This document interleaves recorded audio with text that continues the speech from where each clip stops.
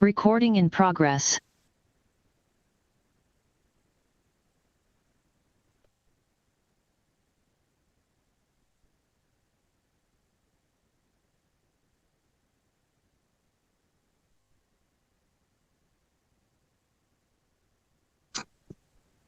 Good morning, everybody. Good morning, colleagues. May I just get an indication from Secretariat? Am I audible? Am I clear?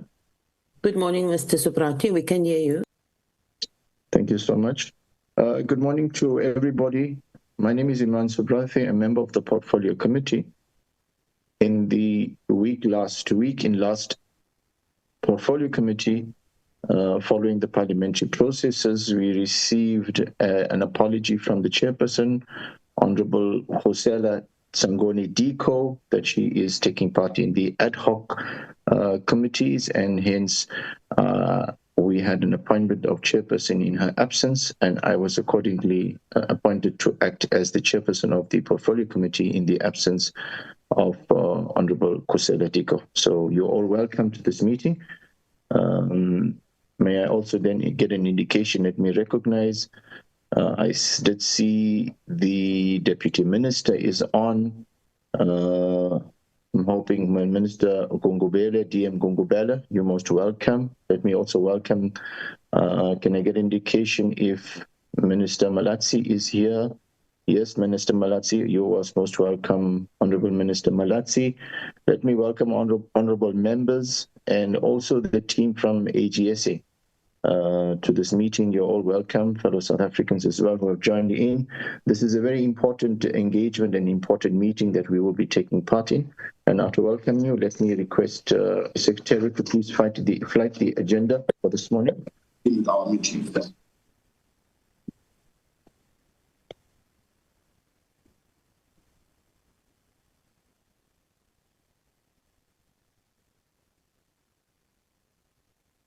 Thank you so much, Secretariat. Before we move into the adoption of the minutes, may I just get an indication of the apologies for this morning's meeting, please? Apologies, Chair, we are here. No, thank you very much. Good morning, Acting Chair. We have apologies for the chairperson of the committee, Ms. Songeni. I understand. Sorry, just hold on. Just one moment. Hajira, I cannot hear you. There's somebody else who needs to get muted. May I please request, if you are not speaking, to remain muted? Sorry, Chair, that is Ms. Shweshweku that is on. Thank you, Chair. Thank you so much, Secretary. Just be vigilant. So if anybody is talking, we're not going to be able to adequately record. May I please then request again that the apologies, Hajira? Good morning, Acting Chairperson. As you indicated, we have an apology for the chairperson of the committee, Ms. Diko, as well as just to note that the Minister has asked to be excused at 1 o'clock today. Thank you. Thank you so much, Hajira. Honorable members, we have the agenda before us. We have the adoption of the minutes of the last meeting. Then we're going to... There is a hand, Mr. Subrati. Sorry, thank you so much for that. Let me just... Okay. Yes, Honorable Bodlani. Chair, good morning to you and good morning to the meeting. Could you please note the apology of Honorable Shara Singh? She did state that she is writing exams today. Thank you so much, Honorable Bodlani. That is well noted. Honorable members, we have the agenda before us. We have an adoption of last week's minutes to do. Thereafter, an important part of this morning's discussion will be the briefing by the AGSA on the 2024-25 audit outcomes of both the Department of DCDT and GCIS and MDDA. Thereafter, we will get into the next part of the session. As we begin the BRRRE process, we will receive the annual reports of the department. And I think we have 5 entities and their financial statements for the 24-25 year end. And as we had taken a decision in our last that we will spread these entities over a few portfolio committee meetings so that we have sufficient time for engagement. We want to appreciate that this has been given effect to, that we are not rushing it all in a single day. May I then please get an indication if we can please adopt this agenda, honorable members?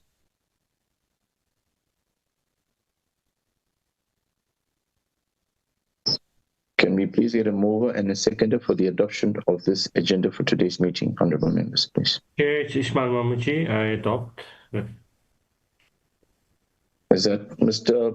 Honorable, sorry, Mr. Ismail? Yes, Ismail Mamuchi from Post Bank. I thank you, the agenda to be adopted, Chair. Okay, no, thank you, Mr. Mamaji. It's the protocol. We will call upon the honorable members of the portfolio committee. They will be the ones adopting the agenda. All right. Thank you so much. Mr. Matafa, Honorable Matafa. Good morning, Honorable Chair. I rise to propose the adoption of the agenda for today's meeting. Thank you, Chair. Thank you. Thank you, Honorable Matafa. May I please get a seconder for the adoption of the agenda? Chair, I second the agenda. Thank you, Honorable Chabaleng, for the seconding the adoption of the agenda. Thank you so much, honorable members. With that agenda adopted, may I then let us go into the first item, which is the minutes of the last meeting that we had last week. Hajira, there was one correction I had requested you to be done. I see that has been done. Thank you so much. That has been done. You can go through it not too fast, but not too slow either. Thank you. We've had a chance, the minutes were circulated, so I would assume members have had a chance to look at the minutes and input any corrections. If not, this is an opportunity for you to do that. Hajira, thank you. Thank you, Hajira. Next. Thank you, Mr. Subrati. So it's minutes 7th October, and we just have the attendance on the first page. On the second page, we had the procedure where we adopted the acting chairperson, and just on the second item, the adoption of the fourth term program with some items identified by members that we added. In addition, on the third item, we adopted our Q3, Q4, 2024-2025 expenditure report. We had amendments to it, and that report has been sent for ATC publication. We also considered our report on the MNOs. We still have amendments to it, and this still needs to be sent for ATC publication. And then there were a few matters arising. Thank you, Mr. Subrati. Thank you so much, Hajira. Yes, so we also had an exceptionally productive meeting last week in which we adopted the 2 reports, as well as we adopted a very jam-packed parliamentary program, committee program that sees us in this term also having committee meetings on Friday. We did apply to the House Chair and permission was granted. So that was the minutes of last week. Honorable members, may I please request, if there are no further any inputs for amendments, may I please request for us to adopt this minutes. Honorable Matafa, your hands are up. My apologies, Chair. It's a legacy hand. I'll bring it down. Thank you. Thank you. Honorable members, those with the minutes, please may I request for us to adopt those minutes. Someone to move for the adoption of the minutes. I move, Chair. Thank you, Honorable Bodlani. May I please request a seconder for the adoption of the minutes?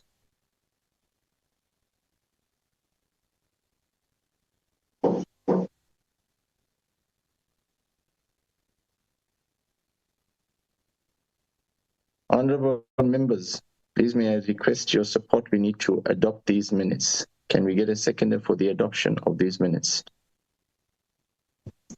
Matafa moves, Chair. Thank you, Honorable Matafa. Thank you, honorable members. With that, the minutes and item 1 on the agenda is duly completed.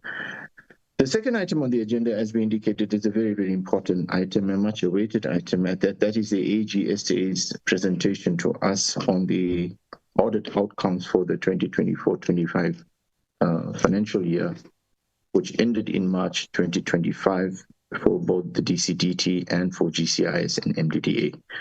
Before I call upon the AGSA team, may I afford the Honorable Minister of Communications and Digital Technology, who I've seen in this platform, for some opening remarks. Honorable Minister Sonia Malatsi. Thanks, Chair, and congratulations for your appointment. Look, the AGSA will get into the substance of the matters, but what you're going to be seeing, which they will share in great detail, is a demonstration of the portfolio's mixed progress. There are 3 clean audits. Several entities have improved in terms of their audit standing, but there are still some serious regressions and an indication of persistent control weaknesses that we are going to be paying a lot more closer attention to in order to improve the situation. The root problem demonstratively across areas where there's regressions is linked to key vacancies, weak consequence management, in some instances non-existent, and a repeated non-compliance with supply chain requirements. So that is what is causing a lot of the regressions that are prevalent in the entities that have regressed. The clean audits with the department, NEMISA and SENTECH, improvements were in SITA, which moved from a disclaimer to a qualified opinion. Postbank and BBI improved to unqualified with findings. The regressions are linked to AGSA and USAASA. And one of the other things which I think even the portfolio has been grappling with is the financial health status in some parts of the portfolio. BBI continues to be flagged as a growing concern, uncertainty along with the South African Post Office and the SABC.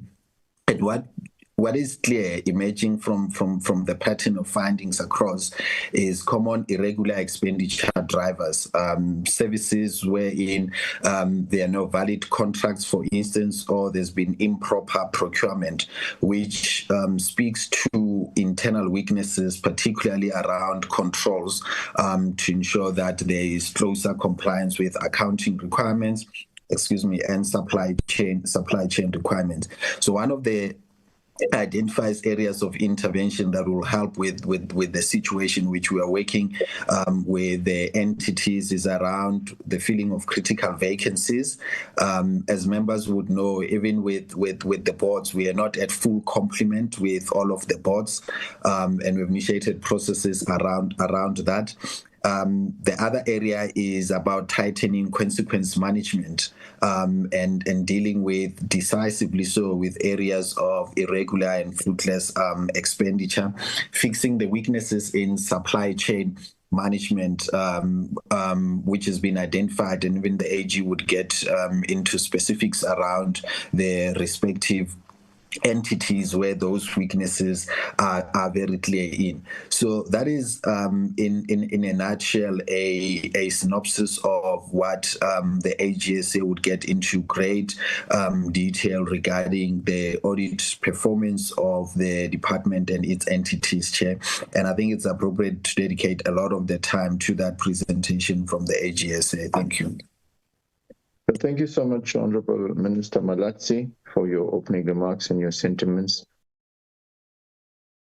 May I now invite the team from the AGSA. Let me just recognize the following members whose names have been given to me. The team will be led by Ms. Tabelo Musinyani, who is the business unit leaders.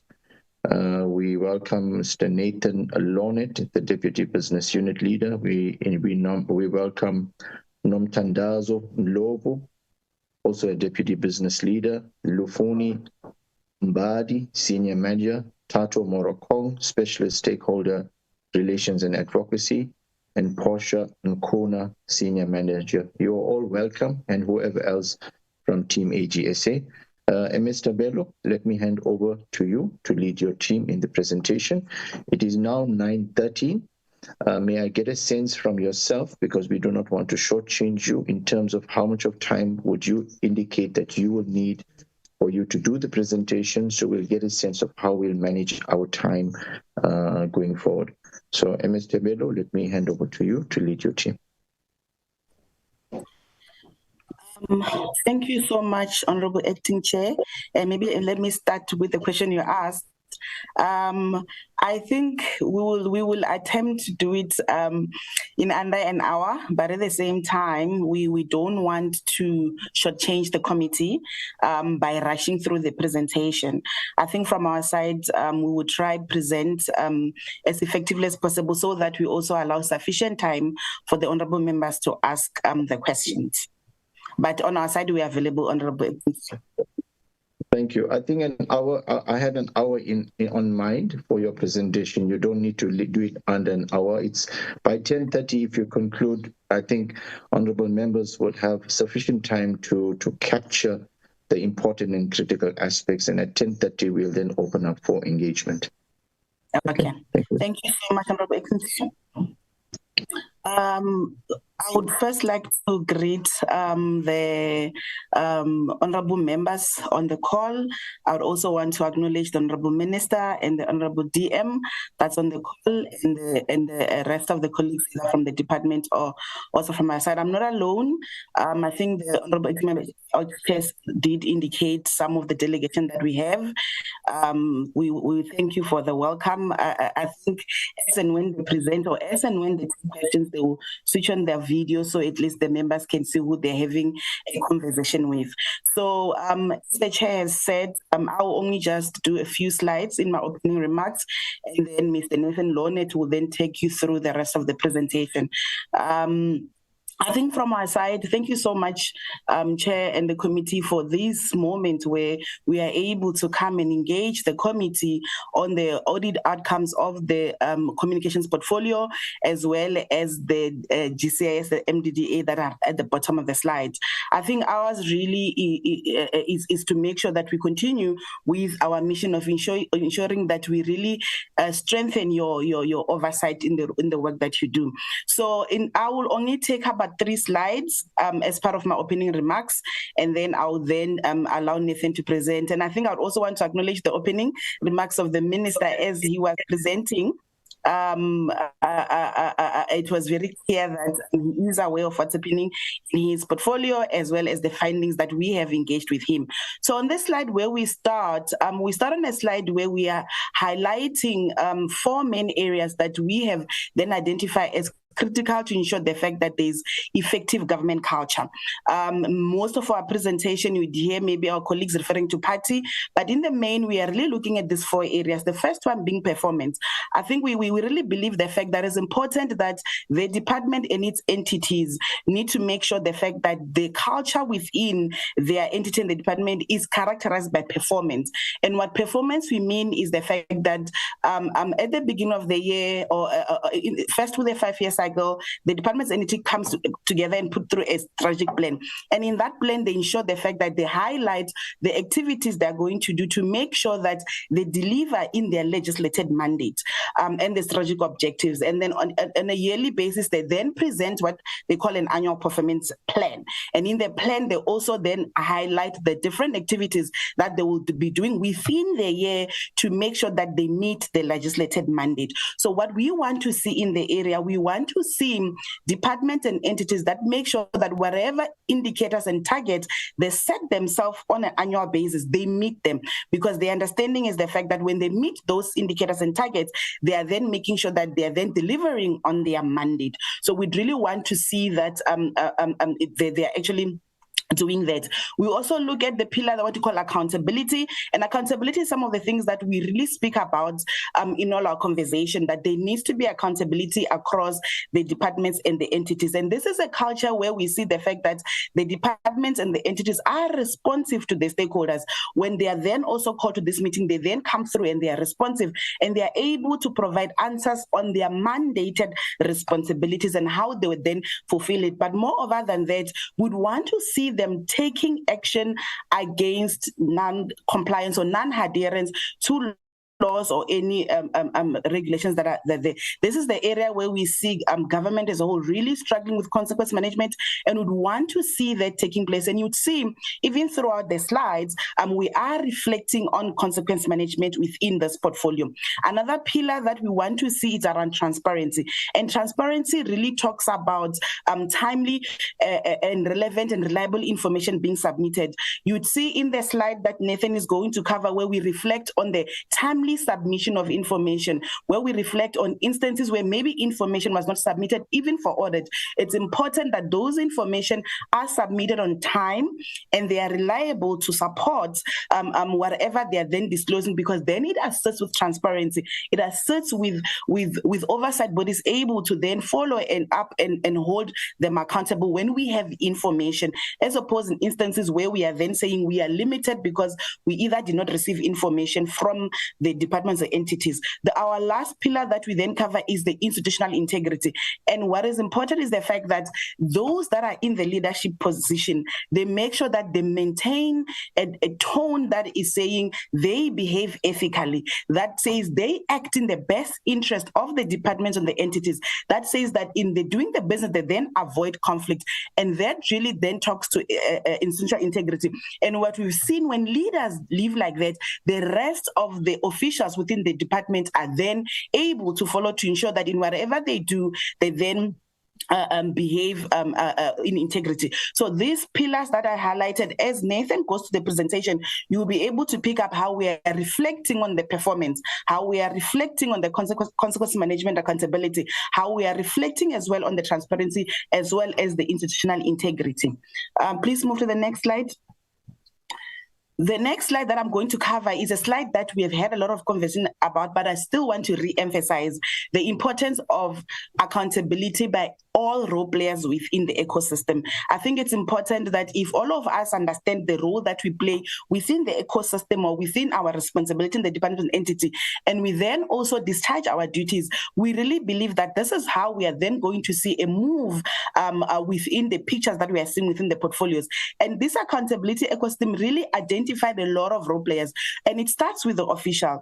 I think most of the time when we engage maybe with the executive authority and also with the accounting officer, but it's important that we also start with the officials themselves, those that are responsible with the day-to-day responsibilities of making sure that they discharge the mandate. They need to make sure that whatever they do within the department, the entities, they do it according to the laws, the regulations, the policies that has been established. We also then look at senior management. They also really play a critical role. When we have conversations around consequence management, most of the time is the fact that when we reflect on the senior manager band, what we are saying in this instance is senior managers need to make sure that they train the officials that are reporting to them, they empower them, they create an environment where they are also able to perform. However, in instances where there is non-adherence or non-compliance, the senior management needs to hold officials accountable. So most of the time when things go wrong, we need to then, yes, we look at the officials that transgress, but we also need to have a conversation with the senior manager to say, were you able to, did you make sure that you empower them? Did you make sure that you train them? And are you holding them accountable? We then look at the accounting officer supported by internal audit and audit committee. And I want to elevate the role of internal audit. More often when we come and present, the question then asked the fact that, AG, you always come a year later when things have happened. And we then elevate the fact that all departments and entities have an internal audit unit. And that internal audit unit is actually available on a day-to-day basis for the departments and the entities. And we are emphasizing that the department, the entities really work hand in hand with the internal audit because they are able to proactively raise some of these things. And when they do raise the matters, we are also urging the departments and entities to make sure that they then respond and act on the matters raised by internal audit, so that by the time we as the Office of the AGSA come a year later, all those issues that internal audit has raised has also been addressed. Internal audit also has audit committee, so we are urging them to say those plans that the internal audit table at the audit committee, that they interrogate them and make sure that they are going to help the departments move into the direction that we want to see. I think on the right to also then have support and oversight. I won't dwell mainly because this is part of the process where we are seeing us today engaging Parliament as well as other role players that then support. In the middle of this of the structure, we then are seeing us as the Office of the AGSA, us to reconfirm our responsibility that we will continuously audit within our mandate, and while we are auditing, we'll provide insights. And you'll see in some of the presentation Nathan is going to cover, there are some insights that we are elevating for the purpose of the committee in their oversight responsibility, and where necessary will influence. However, where we are seeing things not moving, will enforce. And in the presentation, you will see a slide on material irregularities. This is where we were then enforcing, because we were realizing that things were not moving within the entities and required us to exercise our powers that we received. At the bottom, we are also then highlighting active citizenry. It's important that the citizen that we serve also do their part. The first part of them doing their part is them complying with the existing laws and regulations that we have. I think you would see in the presentation somewhere where Nathan will also maybe highlight from the SABC with the licenses. It's important that the citizens then comply with the laws and regulations. However, they are also then play a part of holding accountable the leaders that they've elected as well. So it's important that the citizens as well do support government as a whole if we are going to then see us moving in the rest in the right direction. So I will stop here with my presentation. Nathan will then cover the rest of the presentation, and you'd realize that we start our presentation with reflecting on some of the commitments that were made in the prior year.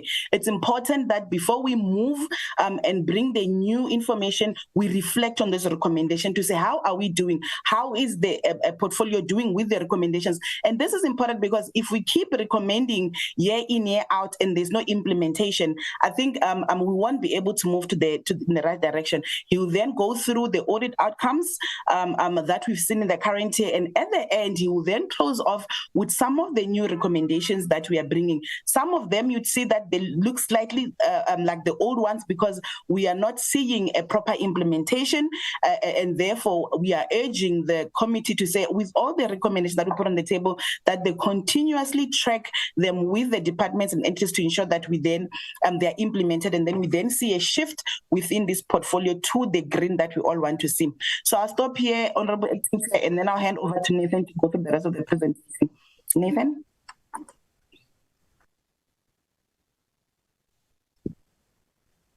Good afternoon, Honourable Chair. Good afternoon, Honourable members. And then Honourable Minister, Deputy Minister, and the rest of the leadership that are on the call. Thank you. I'll just show just want a confirmation that you can still see my slides and you can hear me audibly. Thank you. Yes, yes, Nathan, we can hear you and we can see you clearly. Okay, perfect. Okay, I'm basically starting on slide 5, as Tabelo has indicated. What we've captured here is the key recommendations that we've highlighted in the prior year. Then we just have some reflections on the right-hand side, where we then show the progress in terms of what is the progress on some of these matters. If I can just highlight a few, so the first one, we did note that there should be a combined action plan that needs to be addressed. There was one that was developed by DCDT chairing, creating an integrated audit action plan where all the entities came together and they came up with the plan that is then monitored by the CAEs across the portfolio. So there has been progress being made in developing, but the key for this plan is the plan was then developed earlier this year, but we need some time to actually yield fruit in terms of closely monitoring and making sure that it actually translates into favorable audit outcomes. Maybe if I just highlight another one, there was some governance challenges at Postbank relating to the information IT environment. We're happy to report that there was a CIO appointed in the current year, as well as some improvement in some of the key controls in the IT environment, even though there is still some areas that need some improvement.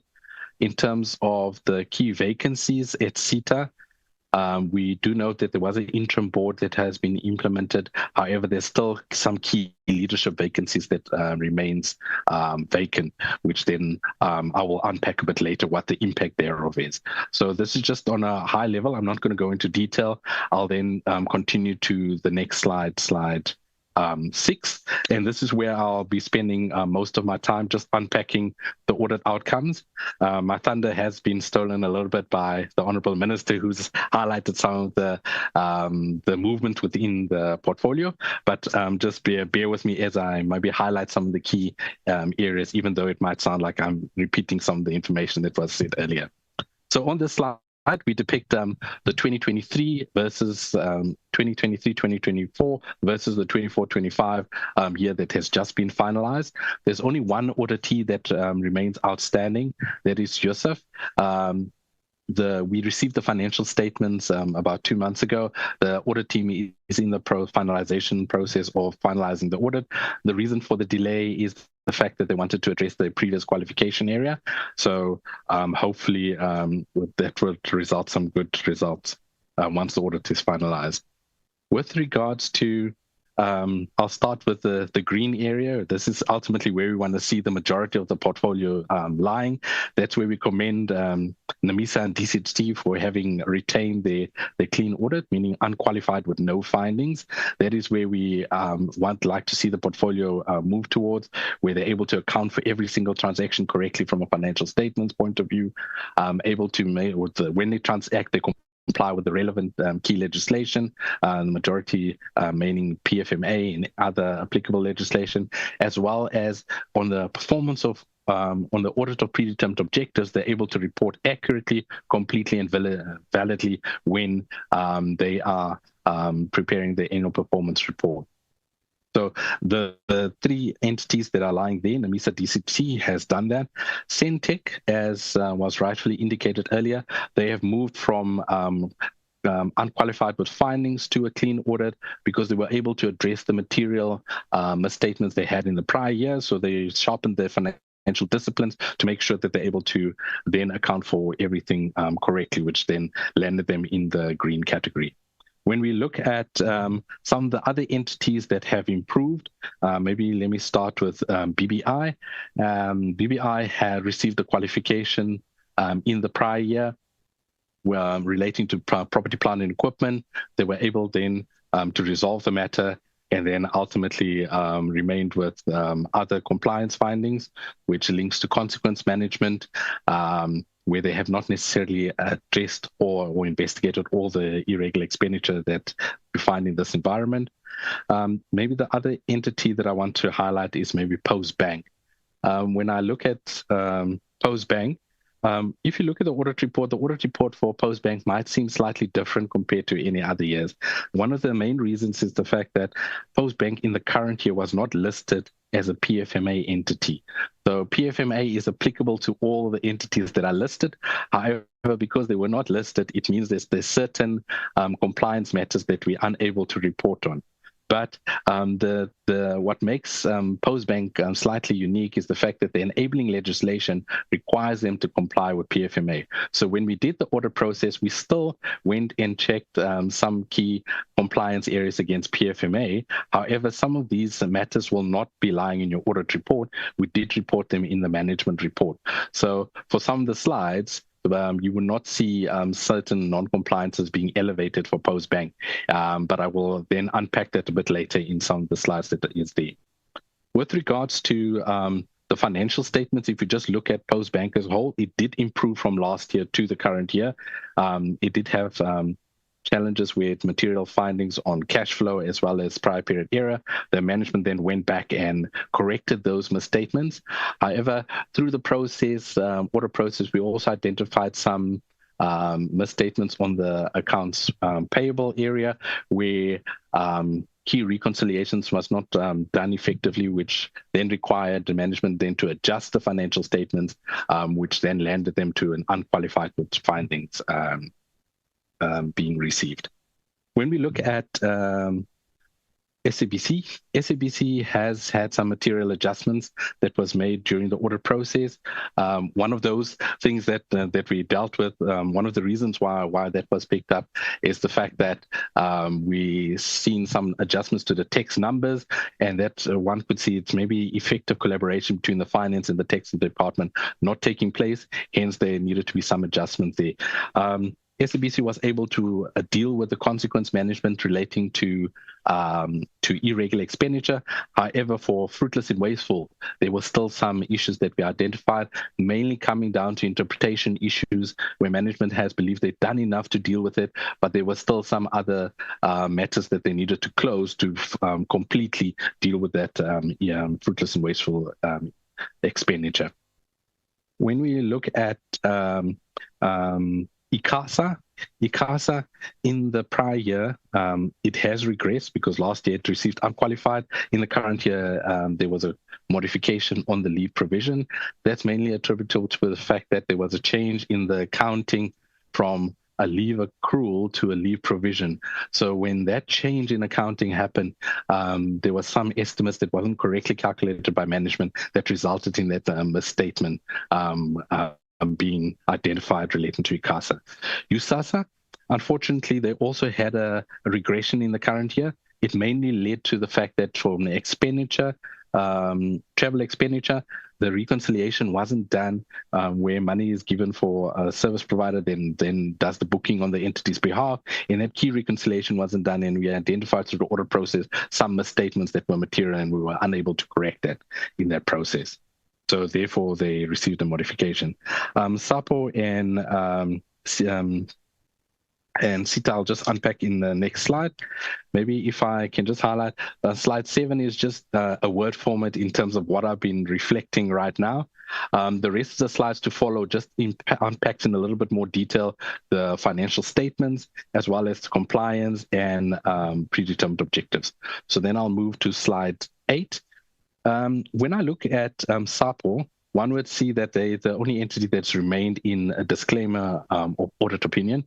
The main disclaimer is attributable to the fact that they have some going concern challenges that still remains.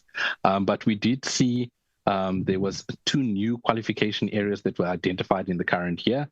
One being retirement obligation. That's where we had some issues with the input data that was used by the actuaries to value the obligation. And ultimately, that exercise of adjusting and correcting that, there wasn't sufficient time during the audit process to correct that, hence that qualification remained. When we look at the other qualification on heritage assets, maybe if I can just give some context why that one came to be is, through the cost-saving measures that the entity has implemented for SAPO, one would then realize when your expenditure decreases, your materiality would also then automatically decrease. So it meant that some of the balances that previously were not material, and it wasn't necessarily on management's radar to focus on those balances. In the current year, because of the cost containment, reduction of employee cost, the materiality dropped, and then that made heritage assets material. And there wasn't sufficient work done in terms of valuing that balance correctly. So hence that is one of the new qualifications that remain. When we look at SITA is the other improvement also in the portfolio that moved from a disclaimer to qualified with findings. Some of the, maybe it's important to highlight the fact that the audit for SITA was finalized quite late last year. So it meant that there wasn't a lot of time for management to go back and address all the material issues that was identified through the audit process. So through the quick wins, they were able to address some qualification areas, but some of the other matters, for example, property, plant, equipment, intangibles, assets, some of these cost of sales, they needed a bit more work where they unfortunately, we're not able to correct them during the cycle, but then we'll run over to the next year to spend some time to make sure that they correct these material misstatements that were identified. If I move to the next slide that talks to audit of predetermined objectives, we had 2 entities that had material findings there, one being SAPO. One of the indicators that we looked at, we realized that some of the source data or the source data that we had to look at and audit, it contained docket information, post-bank information, and SAPO. So because of that and some other challenges with the data, we were unable to validate the information, and hence the material item remained on that indicator. With regards to IGSA, which was the other entity where we had some challenges with one indicator, was that the system did not retain some of the key information that we needed to validate the information that's being reported in the APR. So because of that limitation, we were unable to then reperform and validate the amount that's reported in the financial statements.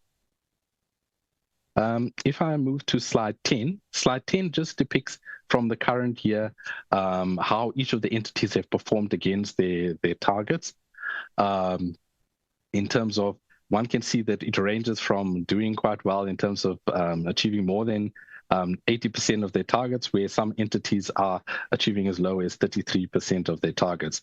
One of the key things that we've noted is the fact that for specifically linked to the likes of SITA, Postbank, SAPO, we have customers or other service providers, it does erode the customer's confidence in making use of their services when you see that annual performance targets are not achieved.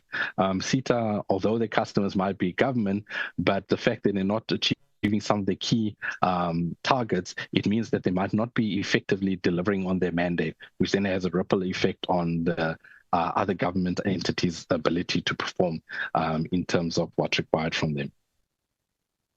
If I move to the compliance slide, I'm on slide 11 now. I'm just going to highlight some of the issues that does not relate to irregular expenditure and consequence management. So because there's slides that unpack them as to follow.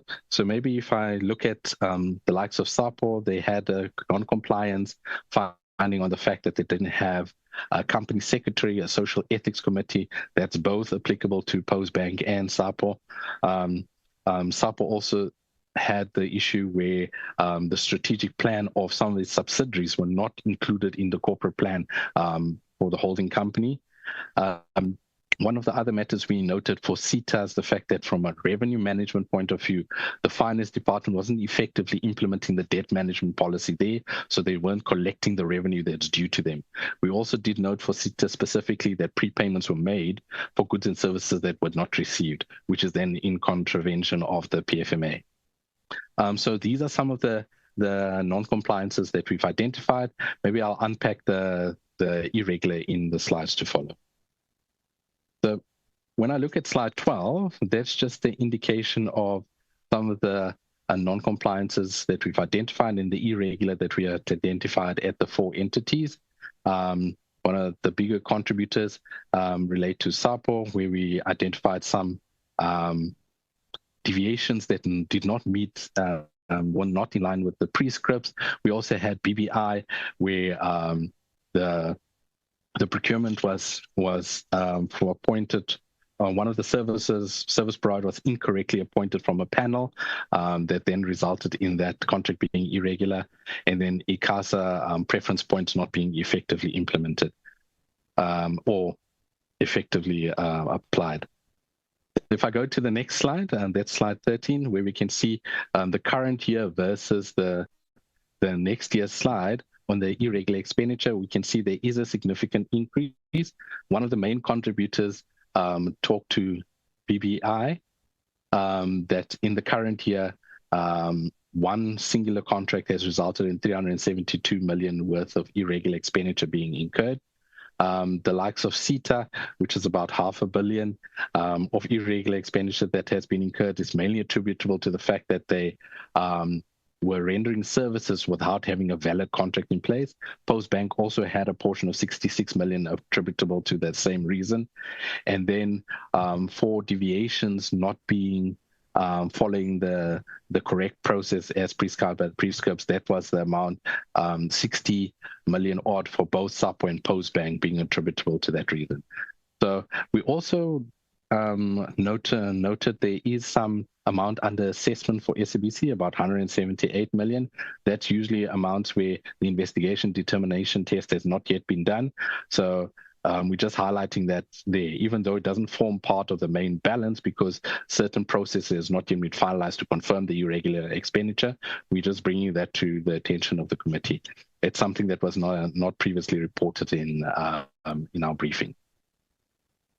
Then if I move to fruitless and wasteful expenditure, one would say, but compared to the irregular expenditure, it's a significantly small balance.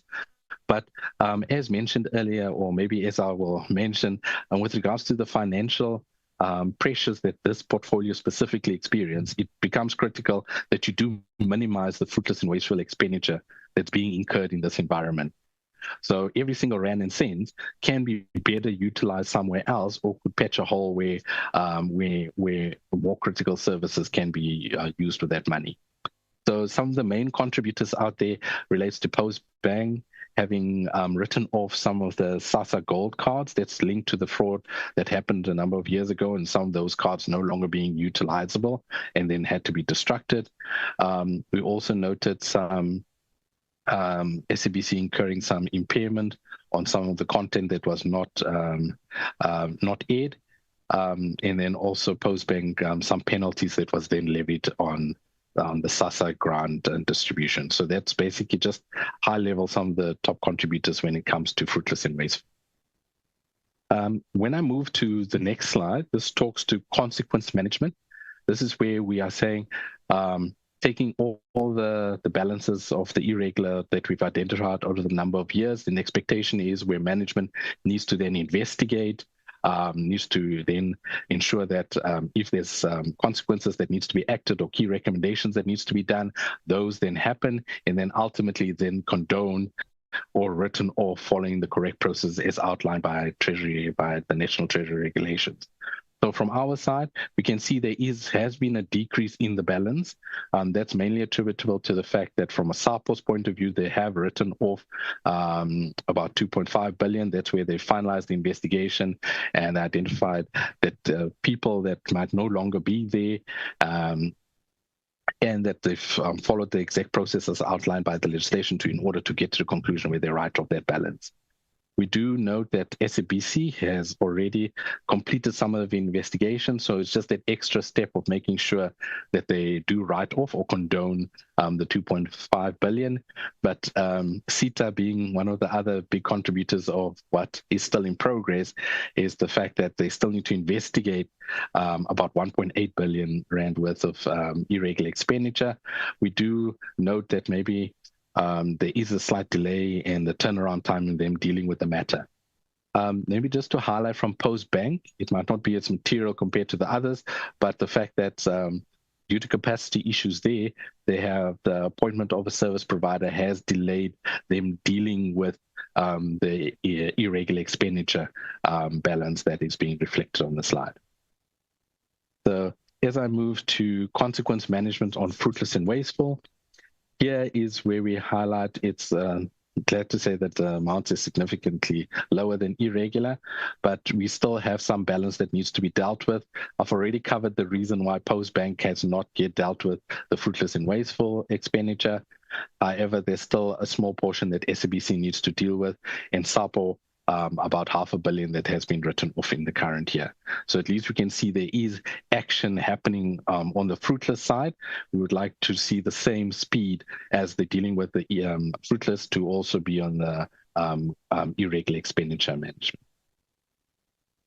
As I move to slide 17, this is where Tabelo highlighted earlier that we'll just spend also a minute or two just unpacking the financial health of the portfolio.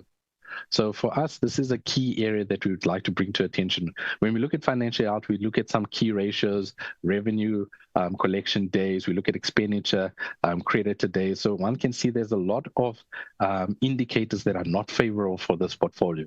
But the one that jumps out and just creates a little bit of a concern for us is the fact that 8 out of the 12 entities have ended in a deficit. So meaning that the revenue is not sufficient to cover the expenditure that's being incurred by these entities.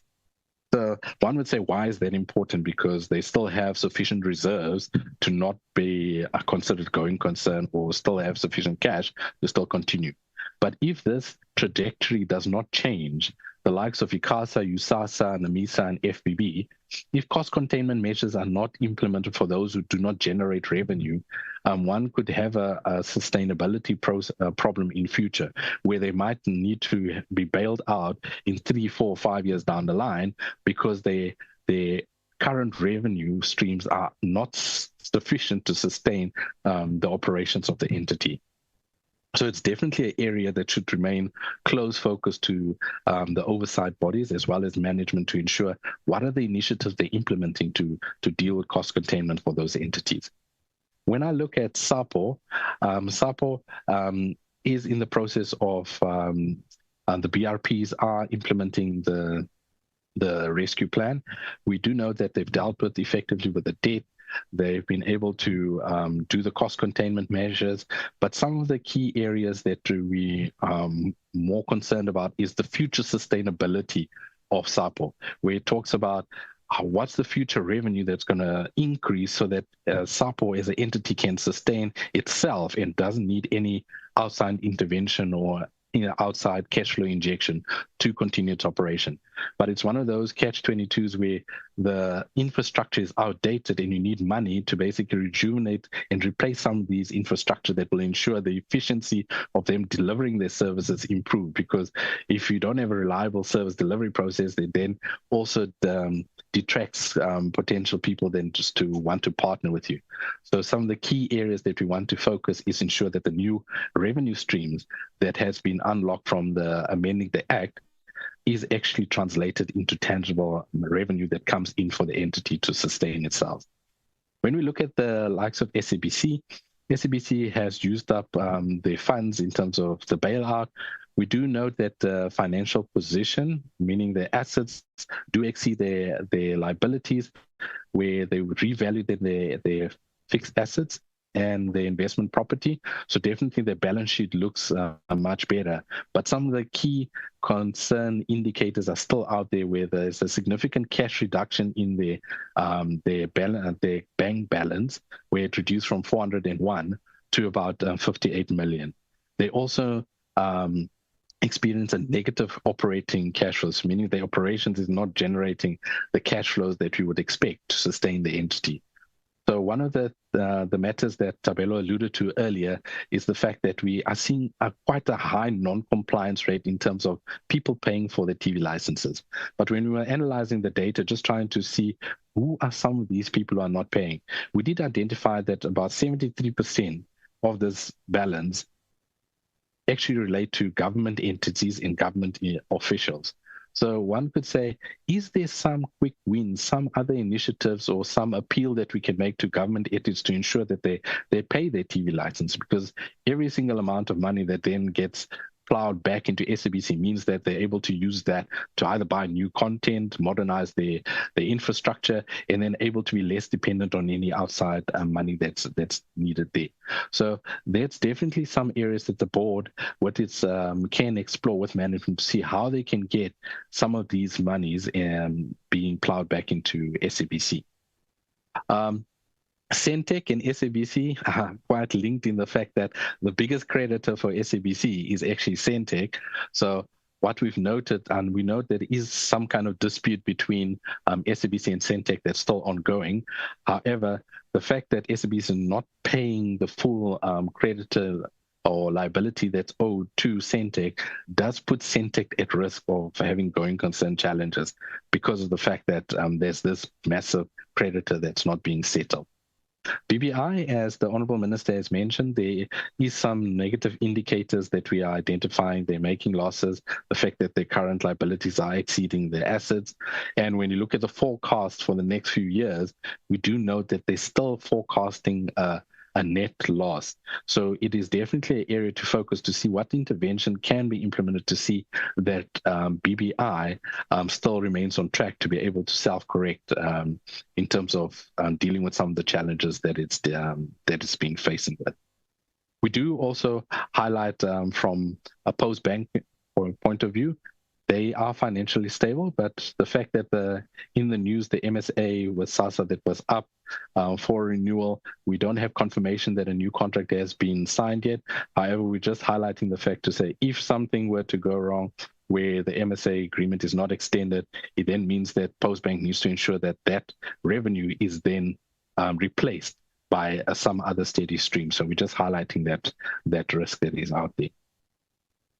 Then moving to slide 18, when we look at the portfolio as a whole, there's mainly three things that we worried about in the IT environment. One being there's a lot of key vacancies in the IT space, which then means that the necessary attention is not given by the personnel that needs to be there to monitor and ensure that there's the controls weaknesses that we've identified as AG is addressed.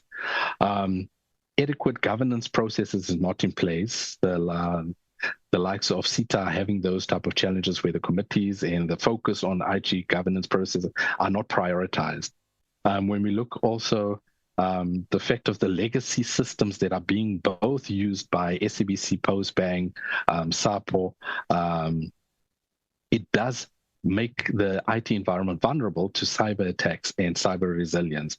We would remember that in the past, Postbank was then victim of a cyber attack.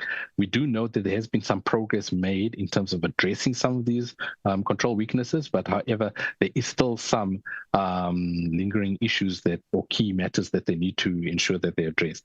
We do also highlight the fact that there was MIs raised specifically on Postbank to deal with some of the control issues in the IT environment that is being tracked and linked to those MIs, and there is progress being made. I'll just highlight that on the MI slide says there.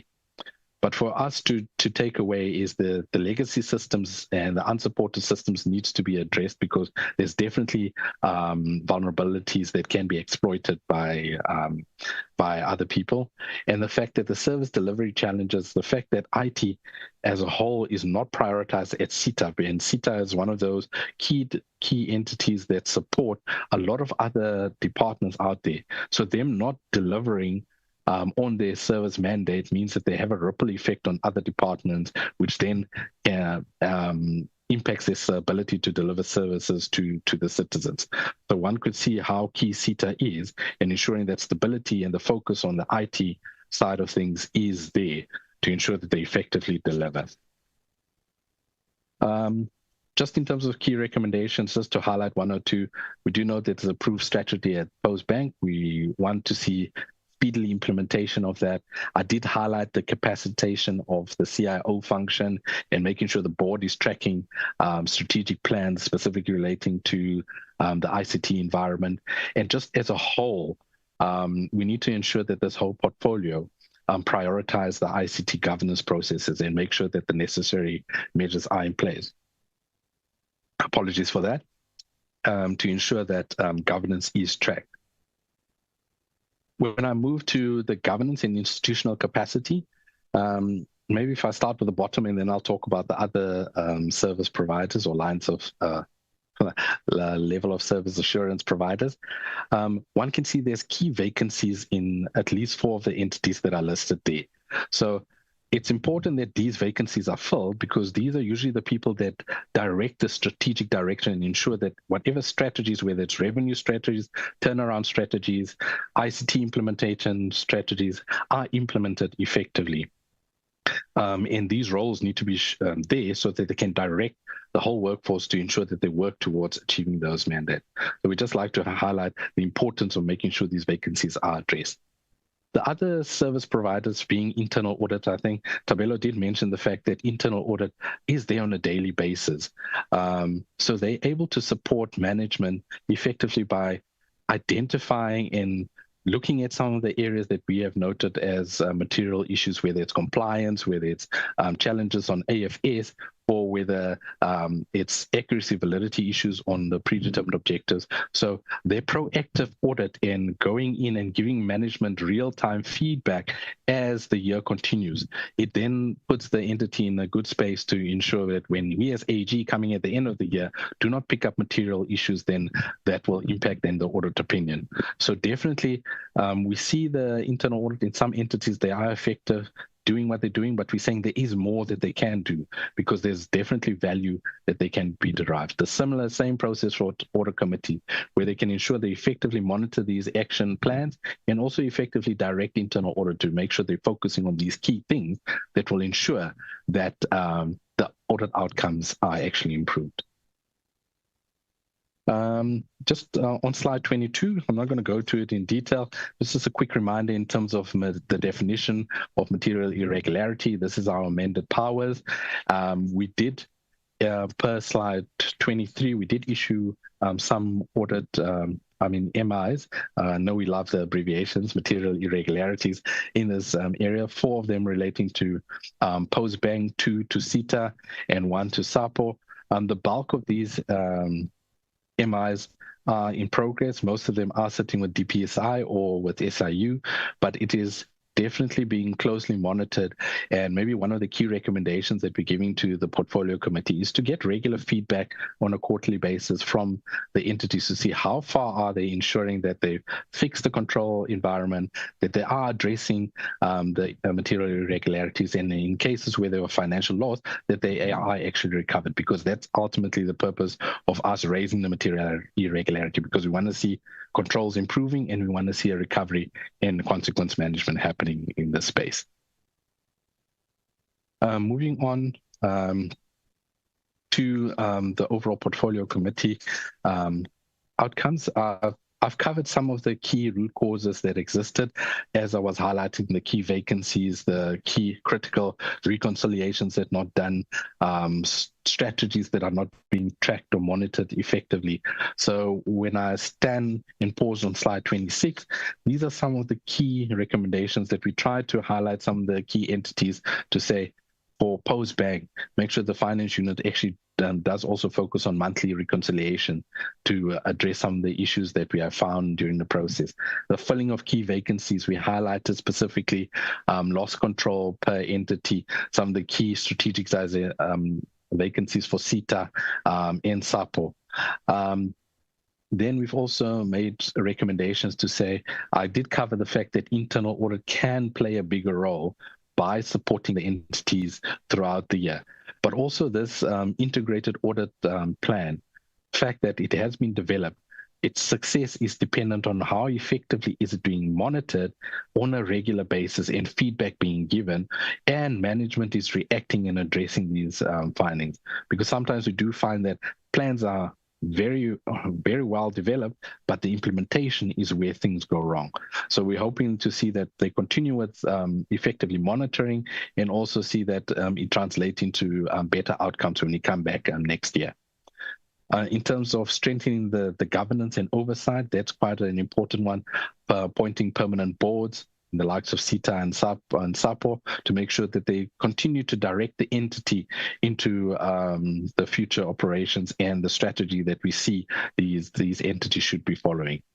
And dealing with consequence management is definitely a key issue that we want to ensure happens, because a culture of not dealing with transgressors, that means subtly giving permission to other employees to not follow the rules, and that has a devastating ripple effect on the entity when people believe they do not have to follow the rules and regulations that apply to them.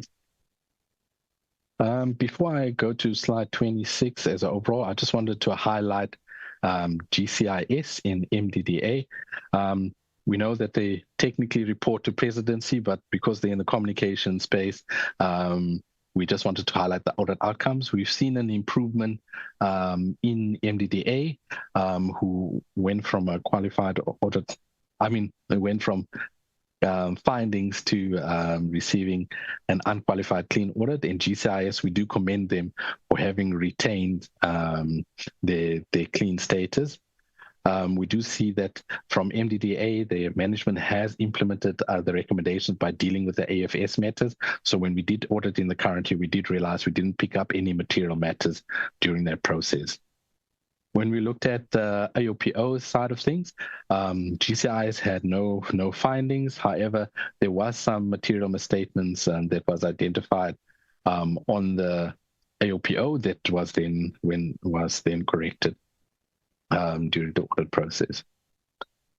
That, if I just move back in terms of the last slide, yes, I'm on slide 27. This is just some overall messages that we are recommending to the portfolio committee, where we're saying, when we call the entities, please get an update in terms of the audit action plan.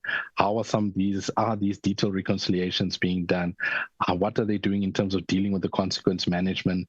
More importantly, the strategies that are being implemented by the various entities, whether it's a turnaround strategy, whether it's a new revenue strategy, how are they translating into supporting the financial sustainability of the portfolio of the entity itself?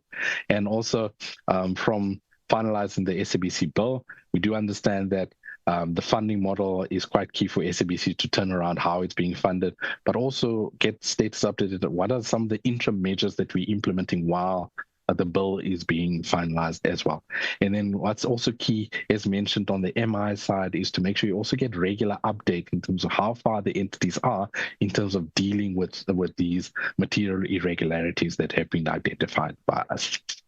With that, Chair, I know I'm a little bit earlier, but this wraps then the presentation from our side. We'll then see if there's any questions to follow. Thank you.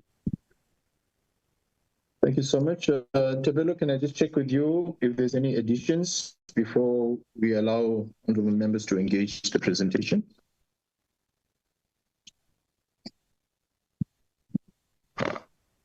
Thank you, Honorable Acting Chair. No, I'm covered on my side.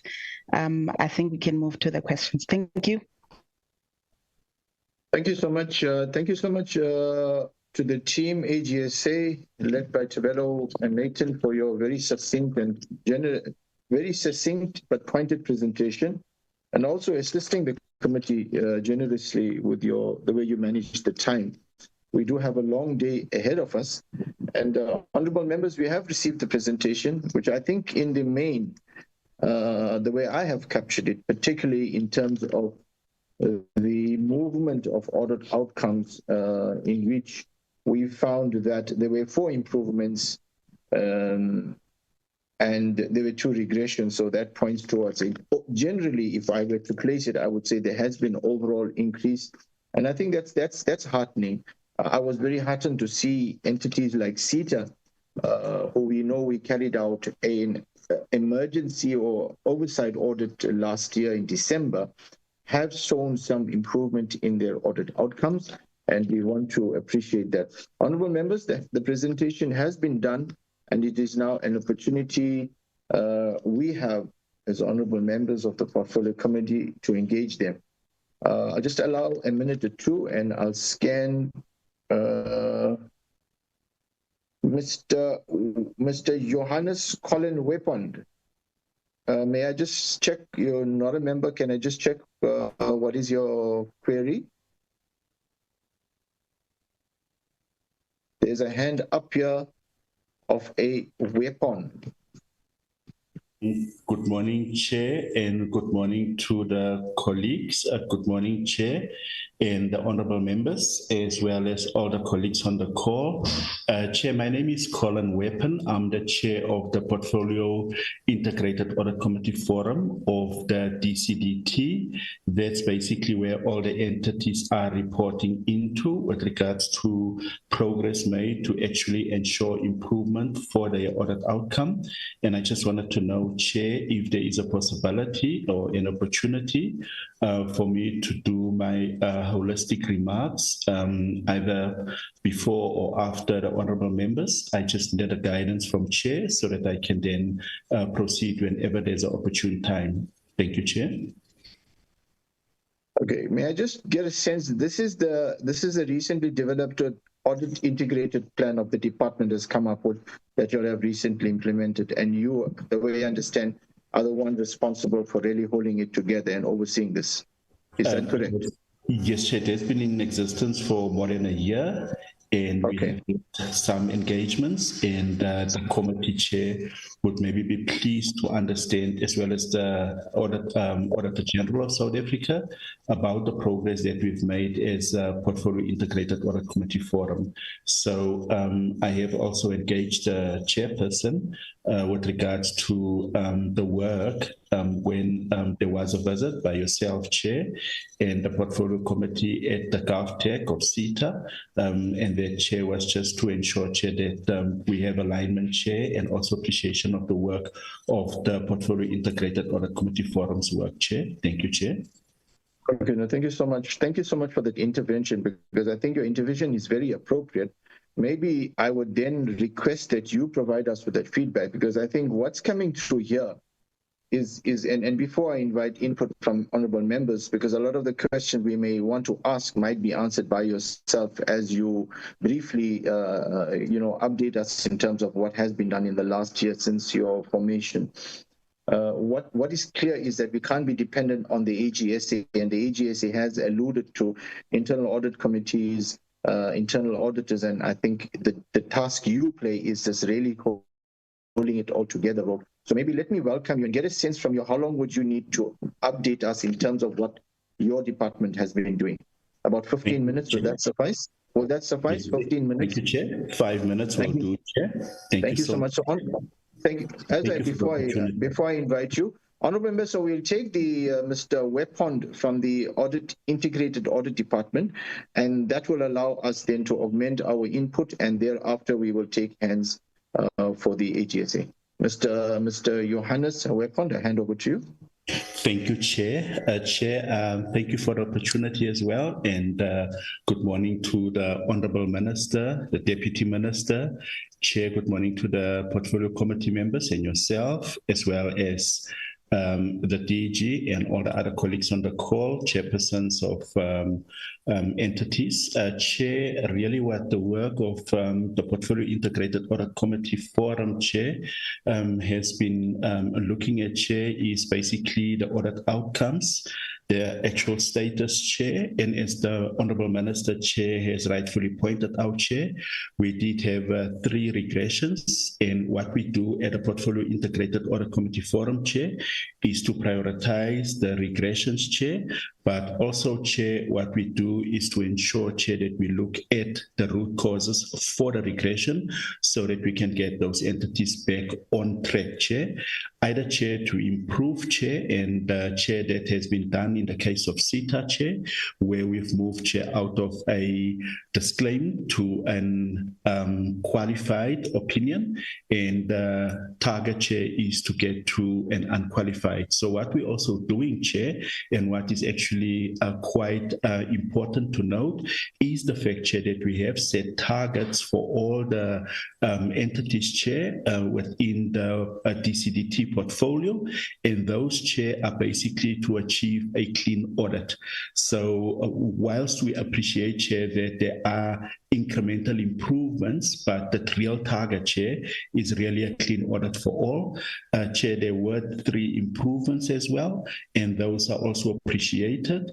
And what we can safely say, Chair, is that we also monitor, Chair, the going concern status, Chair, of entities, Chair. And what the AG usually does, Chair, in some instances, is to then point out, Chair, that there might or could be material uncertainty with regards to the going concern status, Chair. And there are really, Chair, in our portfolio, 4 high-risk entities, Chair. 1, Chair, would then be SAPO, Chair, based on the fact that they are currently undergoing a business rescue process. The second one, Chair, is with regards to the SABC, Chair, and their financial status, Chair. And Chair, by design, Chair, and because SENTECH is out money by the SABC, they also have some challenges, Chair, in that regard, with regards to some material uncertainty, Chair. And then we also have, Chair, your BBI. And Chair, for us, Chair, it is really to understand what are the root causes, and then, Chair, to also ensure from the Portfolio Integrated Audit Committee perspective, Chair, that we do make recommendations, Chair. And some of the recommendations would be, Chair, how can we as a portfolio leverage off each other's opportunities, Chair?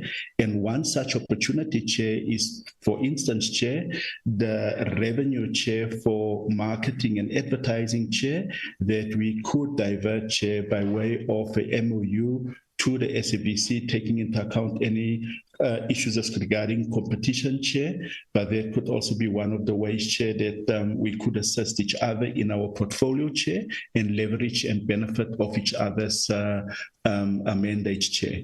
Chair, the second aspect, Chair, which is also very important, it is the accountability ecosystem.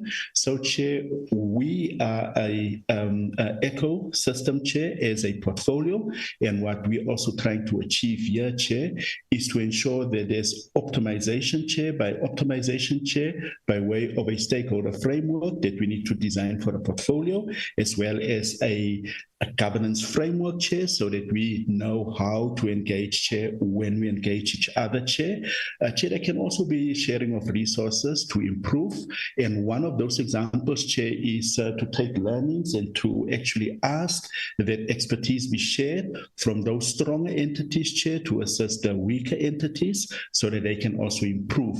Chair, what is also important to know, Chair, is that we have our quarterly engagements and we do report to the Minister, Chair, and the Minister, Chair, has been quite helpful, and he has also provided direction, Chair. He has also assisted, Chair, on many occasions, Chair, with regards to ensuring, Chair, that he attends, Chair, and provides his input and feedback, Chair. Chair, we have a dashboard, Chair, that we could share with the Portfolio Committee, Chair, so the Portfolio Committee can also understand and appreciate the work of the Portfolio Integrated Audit Committee Forum. And Chair, this would also assist, Chair, that we continue our engagement and discussion, Chair, at this level, Chair, so that the AG, Chair, is also appraised of our work at this level, Chair, of the Portfolio Committee. And Chair, I'm not going to duplicate, Chair, what the AG has been presenting, Chair, and I'm also not going to duplicate what the Minister has been presenting, Chair, but safe to say, Chair, that we appreciate, Chair, the opportunity, and we'll also provide the detailed report to the committee after the Minister, Chair, has approved the report, Chair, to yourselves, Chair, for further consideration, Chair. Thank you so much, Chair. I'll stop there. Thank you so much, Mr. Weapon, and let me welcome your input and your additions, and let me also welcome the formation and implementation of this forum, the Portfolio Audit Integrated Forum. And I think that is the lacuna that we face not only in this department, but I think in many departments. Often we find that we have all these recommendations and action plans and audit findings and recommendations, but the question is, where does it find implementation and who follows this through? And part of what I think the AGSA has indicated to the Portfolio Committee is to really get regular feedbacks in terms of what recommendations they have made to us in this meeting. We as a Portfolio Committee, we ensure there's a mechanism to follow up. And I think the Portfolio Audit Integrated Forum will fulfill exactly that need for this Portfolio Committee. So let me appreciate your intervention. It would appear from what I've gathered, your interventions has assisted, for example, an entity like SITA to move in its audit outcome. So there has been an impact that we have clearly seen. Let us welcome that. And also then recommend to the content advisors that as we plan our program for next year, we allow at a timely basis for the Portfolio Audit Integrated Forum to present before us in terms of how are we tracking, particularly focusing on the audit outcomes and the recommendations that we have received here. So thank you so much, Mr. Weapon, for your presentation and updating this Portfolio Committee. Honourable members, I think that has been a refreshing and welcome introduction by the department. The fact that we know now as a committee there is this structure in place that focuses on improving and assisting our entities improve their audit outcomes and really drawing from the expertise. And what I understood there also was ensuring that there's greater interoperability and communication and sharing of resources, skills, and know-how. And what I also gathered is encouraging that there is, because what we find is that, and this has been coming through, and we've seen it in the, for example, in the creditors' repayment period, I think it was 239 days overall, and I think probably SABC would have been one of the significant contributors to that increase in terms of the debt that it owes to SENTECH. Part of what I gathered from Mr. Weapon's presentation is not only do they focus on audit outcomes, but also encourage the business to business and improving that kind of relationship that these entities have. We have Post Bank and we have Post Office, we have SENTECH, we have SABC. So managing these relations is crucial. And I would think, Mr. Weapon, you will also then also include that as part of what you seek to achieve. But members, let me now allow you the opportunity to engage the presentation. I did see Mr. Honorable Matafa, your hand was up earlier. I'll be happy to recognize you if you are ready to come on whilst we wait for other hands. Honorable Matafa, if you're ready, I'm quite happy if you can hand over to you. Honorable Badlani, I have recognized you, but let me allow Honorable Matafa first, then Honorable Badlani. Honorable Matafa. Thank you very much, Chair. Good morning to you once more, and let me also greet the Honorable Minister and Deputy Ministers, Honorable Malatsi, Honorable Kungubele, and all the members on the platform and the guests. Chair, mine is going to be very brief, but maybe to start appreciating the work that the department has put in supporting the entities that would have mentioned in the AGSA report, and to ensure that there is improvement in some of the audit outcomes, and also awareness on how to tackle the regressions. Now, Chair, having said that, I'm just interested to ask maybe three simple questions. The first one comes from the slide on 2023 to 2024 recommendations. It is stated in the slide that all but ICASA would have developed audit implementation action plan.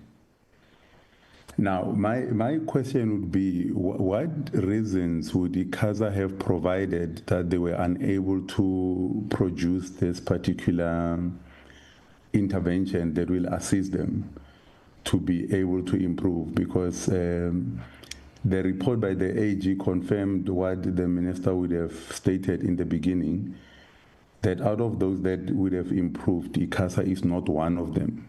And my thinking is that maybe if an action plan was in place, they would have also registered an improvement. So the question on that one also is, what is the current situation? Do they have it, or are there efforts towards implementing such? The second point, Chair, is to welcome the quarterly monitoring efforts by the AGSA on the implementation of the above-mentioned action plans. Now, we note that the post-bank financial statements were submitted late, even though there were improvements, and we commend that improvement, considering the difficult circumstances that the post-bank find itself, especially as it is affected by the challenges that the South African Post Office is facing. And we really appreciate the pain that Postbank is going through to ensure that it does do what is mandated to do. But the question is, it is stated that there are incomplete governance processes that would have led to the late submission of the annual financial statements. Now, the question is, again, what is the situation currently as far as those incomplete governance challenges or processes are concerned? Are we seeing effort to complete these processes or to correct whatever challenges that are hindering the progression in these governance processes? Chair, my last point is on the high-risk auditees, which are facing a risk as far as the going concern status is concerned. I know from my past deployment in local government that the AGSA is able to deploy resources at the point of presence or at the location of the auditee. Is it possible in this instance to support what Mr. Weapon indicated, that they have prioritized the high-risk auditees by placing resources, if they have obviously those resources, in the point of presence for these auditees, so that auditing is not in arrears, is done continuous, to ensure that by the time that the reporting cycle ends, the necessary adjustments were made in between the opening and the closure of the auditing cycle, unlike picking up the challenges at the close of the auditing cycle. And Chair, let me also thank the AGSA for the work that they do. It is not easy, we know, I also served in the AG portfolio committee, and we know the challenges that you go through. But thank you for a sterling presentation. And thank you, Chair, for the opportunity to participate in this discussion. Thank you, Honorable Matafa, for your questions. Honorable Potlani. Thank you so much, Chair, for the opportunity, and good morning to the Minister, the DM, and all the colleagues on the call. Chair, I think for me, I'm really encouraged because the observations that the AG and the report that we are receiving from the AG today is really observations that we make continuously as a portfolio committee. So it simply means that we are on par with the AG in terms of doing our work on oversight of the department. I think for me, one of the biggest issues that really jump out for me is the issue of AGSA systems, where it is especially mentioned to say that creates a vacuum in terms of governance, and that meant that they were not able to produce information that could have at least made them have a better outcome. And I know we've had reports from AGSA with regard to this in terms of how they are going to improve systems. But I just thought I would flag it as an irony to have an entity within the DCDT having a lower outcome because of ITC governance systems. But I would say that just as a by the way. Chair, of course, we do welcome the improvements that we have seen with DCDT and across the entities, and noting some where there has been a regression. And I do think, Chair, the AG report is going to really help us engage better with the department and the entities. I do want to also reiterate the call by the AG to say the boards not being having a full complement of board members pose a risk to governance in the entities. And I don't know what more the minister can say and the department can say to give us some comfort to say this is really being dealt with on an urgent basis, because it also makes it difficult for us as a portfolio committee to know who to hold accountable. If you're going to be having acting MDs, acting board chairpersons, acting board members, how urgent is this being treated? And is the timelines to it to say for this, where there's gaps, there's going to really be a fast move and the gaining momentum in terms of ensuring that we capacitate the board?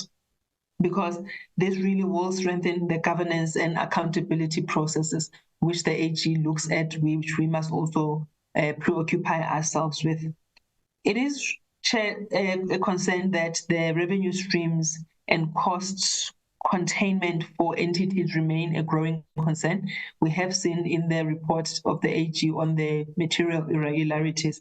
And I think this brings me to my point to say, consequence management is a term that we really use at every second meeting.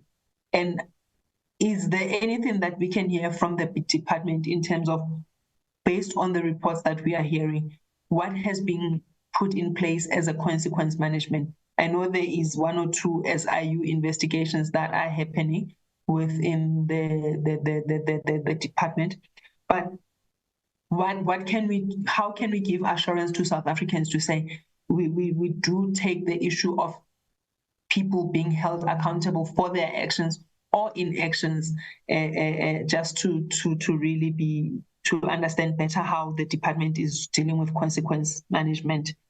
And maybe to the AG, and with the appreciation of the inputs by Mr. Weapon, would the AG say to this portfolio committee they are satisfied with the levels of internal audit? Because those are the ones, obviously, that are concerned with the day-to-day operations of the department and the entities. Is there anything that can be done to capacitate those? And again, Chair, you are correct. We can do better as a portfolio committee in terms of tracking the material irregularities to ensure improvement. But my last point, Chair, is to the department. We hear about high vacancy rates in key positions. What is the main reason for that? Does the sector have a skills shortage, or does the department have a capacity issue?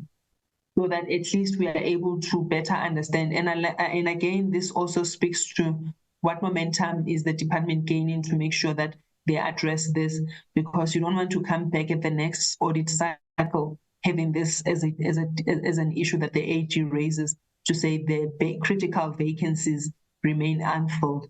So where is the gap that is making this to be an issue? Thank you, Chair. Thank you, Honorable Bolani. Honorable Delisha. Thank you very much, Chairperson. Good morning to you, the Minister and the Deputy Minister, and the delegations from different entities with us this morning. Just to pick up on the point that Honorable Bolani was speaking on, Chair, and I think this is something that we all notice, because she does state that in our meetings, we always talk about consequence management. And I think there's a near total collapse of consequence management. And it shouldn't be like that, because that's why there is never an end to the things that we see and we shouldn't be seeing. The report repeatedly states that investigations into fruitless, wasteful, and irregular expenditure are not done. Or when they are done, no one is held accountable. And it shouldn't be like that, because this reflects a culture of impunity for those entrusted with the funds of the public. And another thing, Chair, the key SOEs like SAPO, SABC, and BBI are technically or functionally bankrupt. Billions in irregular expenditure remain unaddressed. Fruitless and wasteful expenditure, like the 2.8 million lost by Postbank. These are the things that highlight like a really gross negligence. And it's not something that we cannot highlight. The entities are failing to meet their core mandates. Every time they come in front of us, this is what I see, that they are really failing to meet their core mandates. SAPO's service delivery is collapsing. The SABC is failing in its public broadcast mandate. And the SA Connect project rollout of broadband delays, it's directly denying the citizens, especially in rural areas. And we talk about this all the time, but it comes in front of us. These are the things that we debate, I think, since I started being a member of this committee, and nothing is being done. Like there's no difference in the reporting that we see, and it's reflected again in the AG's report. And this report also details the uncompetitive and unfair procurement processes.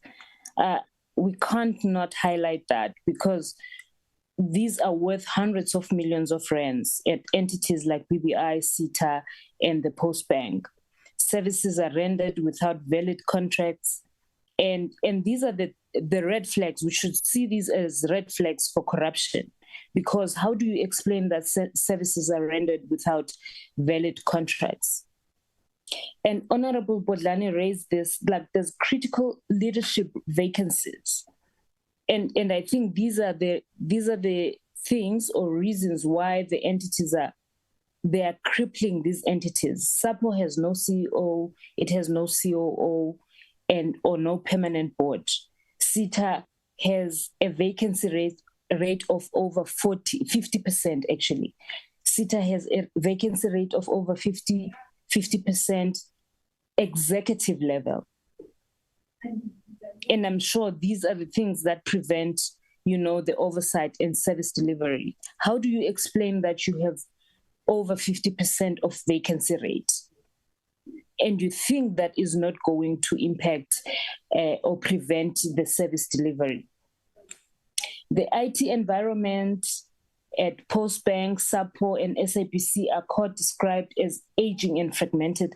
And I can attest to this because I think about last month, I went to the SABC in Gqeberha to just do an oversight at Umhlobo Wenene.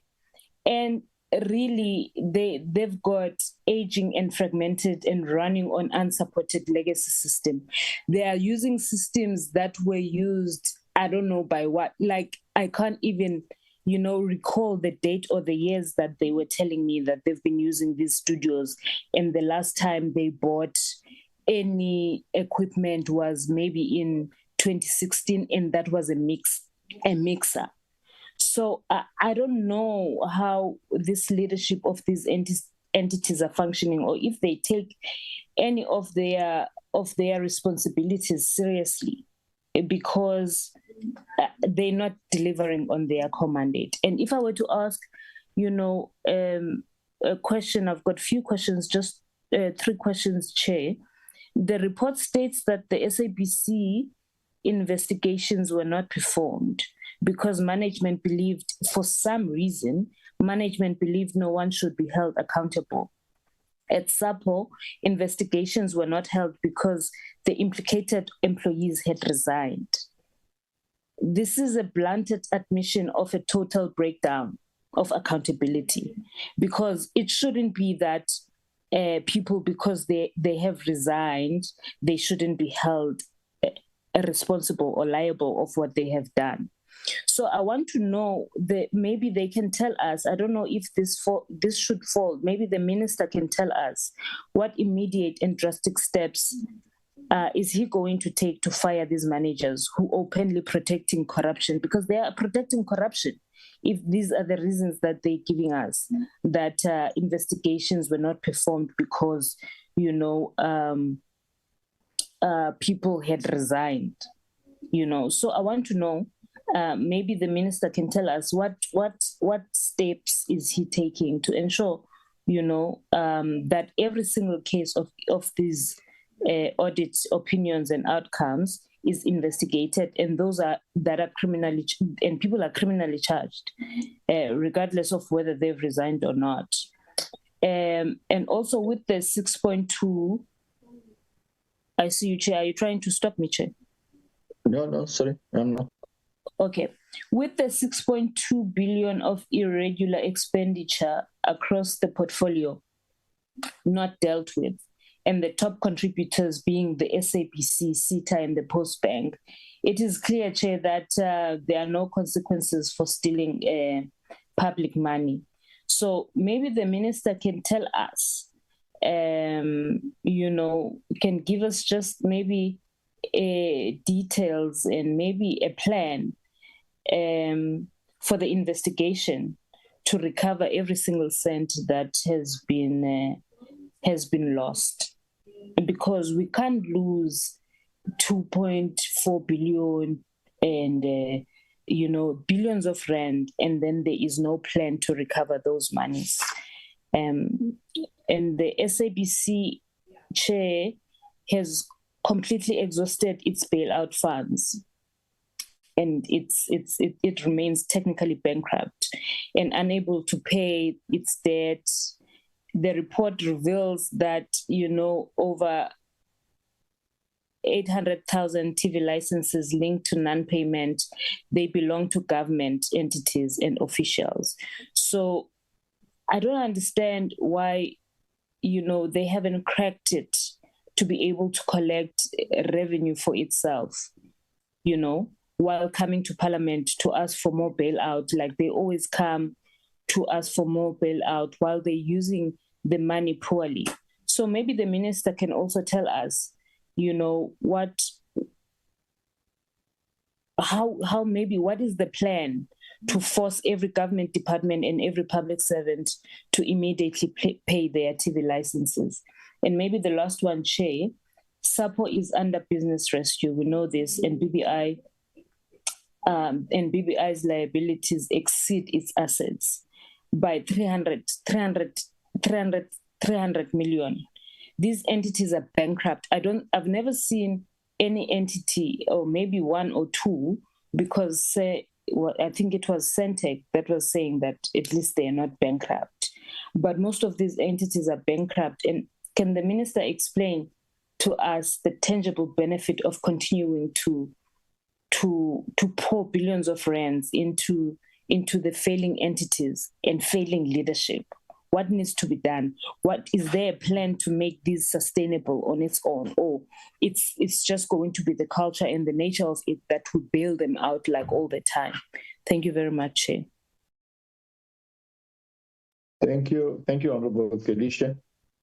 I'm just checking for further hands. There are no further hands. And maybe before I allow the AGSA and the department and the minister to respond, let me just also add my few reflections on it. I also wanted to welcome the audit outcomes and compliment the GCIS on the consistent clean audits, and also the MDDA, which reports into our portfolio committee on their improvement in their audit outcomes.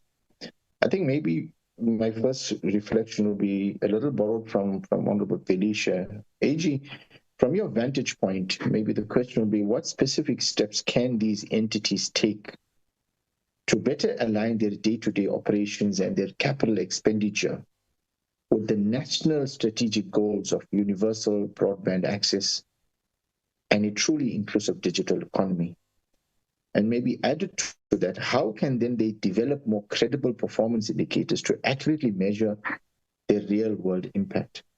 Because I think it's part of your role is, in addition to the clean audit, how then does the AGSA audit impact? And I think that's what Honorable Felicia, how does it audit impact in aligning with the strategic objectives of this entire department? What is the reflections of the AGS around that? Now, beyond just identifying issues of compliance and non-compliance, maybe what are the underlying causes? And I think you did talk about that, but I probably want the high-level ones. What would you say are the underlying root causes that these entities must address to achieve clean audits? And more important, to build a culture of good governance and consequence management, and that's been featuring quite strongly. And maybe aligned to that, has there been, from an audit perspective, a look at the cost of governance across these entities, across these boards, how often they meet? Because ultimately the manifestation and the results, these boards have been put in place in order to drive, and what we've been talking about, vacancies, these boards have been put in to drive. Has there been an audit of the cost of governance and the level of governance and attendance at meetings? Many of the entities, they operate in a very highly competitive and a fast-moving sector, and whilst carrying significant financial burdens. Maybe based on your audits, what would be the most critical operational efficiency measures that these entities can implement to improve their financial stability without compromising their public mandate? And I want to pause to highlight that I noted the significant increase in your irregular expenditure from about, was it 700 million to over 1 billion, largely because of a BBI contract of 372 million. We will be engaging the entity after this, on the agenda for today, and we certainly would want to understand what was the nature of this 372 million contract, because we also want to ensure that, I think Honorable Felicia mentioned that, public funds are being, maybe there's a reason what has happened, that 372 million contract, is it a single contract? Are there many contracts? We do think, in all fairness to the entities, we need to understand that. And also we noted that there are 7 MIs issued, and whether the AG or the departments or the entities, when they come to us, we would like to understand what are the nature of these MIs. I know there's 4 for the Post Bank, 2 for SITA, and 1 for SAPO, because our understanding of an MI is when we fail to recover it, or when there is failed for a process, the ordinary process, to rectify the error, then the AG has now, in terms of the Public Audit Amendment Act, the ability to issue an MI. So I think when it goes into an MI, as a portfolio committee, we should be tracking this MI, because it is something that the AG has now utilized its powers to issue those, and we should track it. And maybe lastly, before I land, maybe related to another word that has been a problem in the 7 administration, and when we look at various entities, the issue and the high reliance of consultants. And through that, we've seen and heard of instances where consultants have been in the system for years, but there's been no building internal capacity and transfer of skills. And maybe my question there would be, does the AG look at these emerging concerns within the government space and take a closer eye at it? And if not, then maybe that would be something that I would be keen to understand. And I think, and a heads up for the entities, as you will be presenting, we would be keen to understand the level of dependency on consultants and maybe how much of internal capacity building is taking place. And lastly, AG, is maybe looking ahead, what would you say are the most significant emerging risks that the department and its entities are not adequately preparing for? And maybe what concrete steps do you think they should take into account in building resilience and to safeguard the critical digital infrastructure for our future? Honorable members, in the absence of any further hands, let me just do a quick check.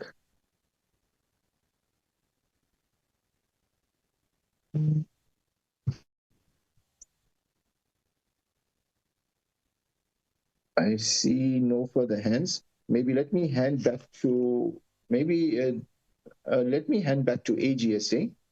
and then we will get the department, and thereafter maybe Minister Sodi Malatsi can then close the responses.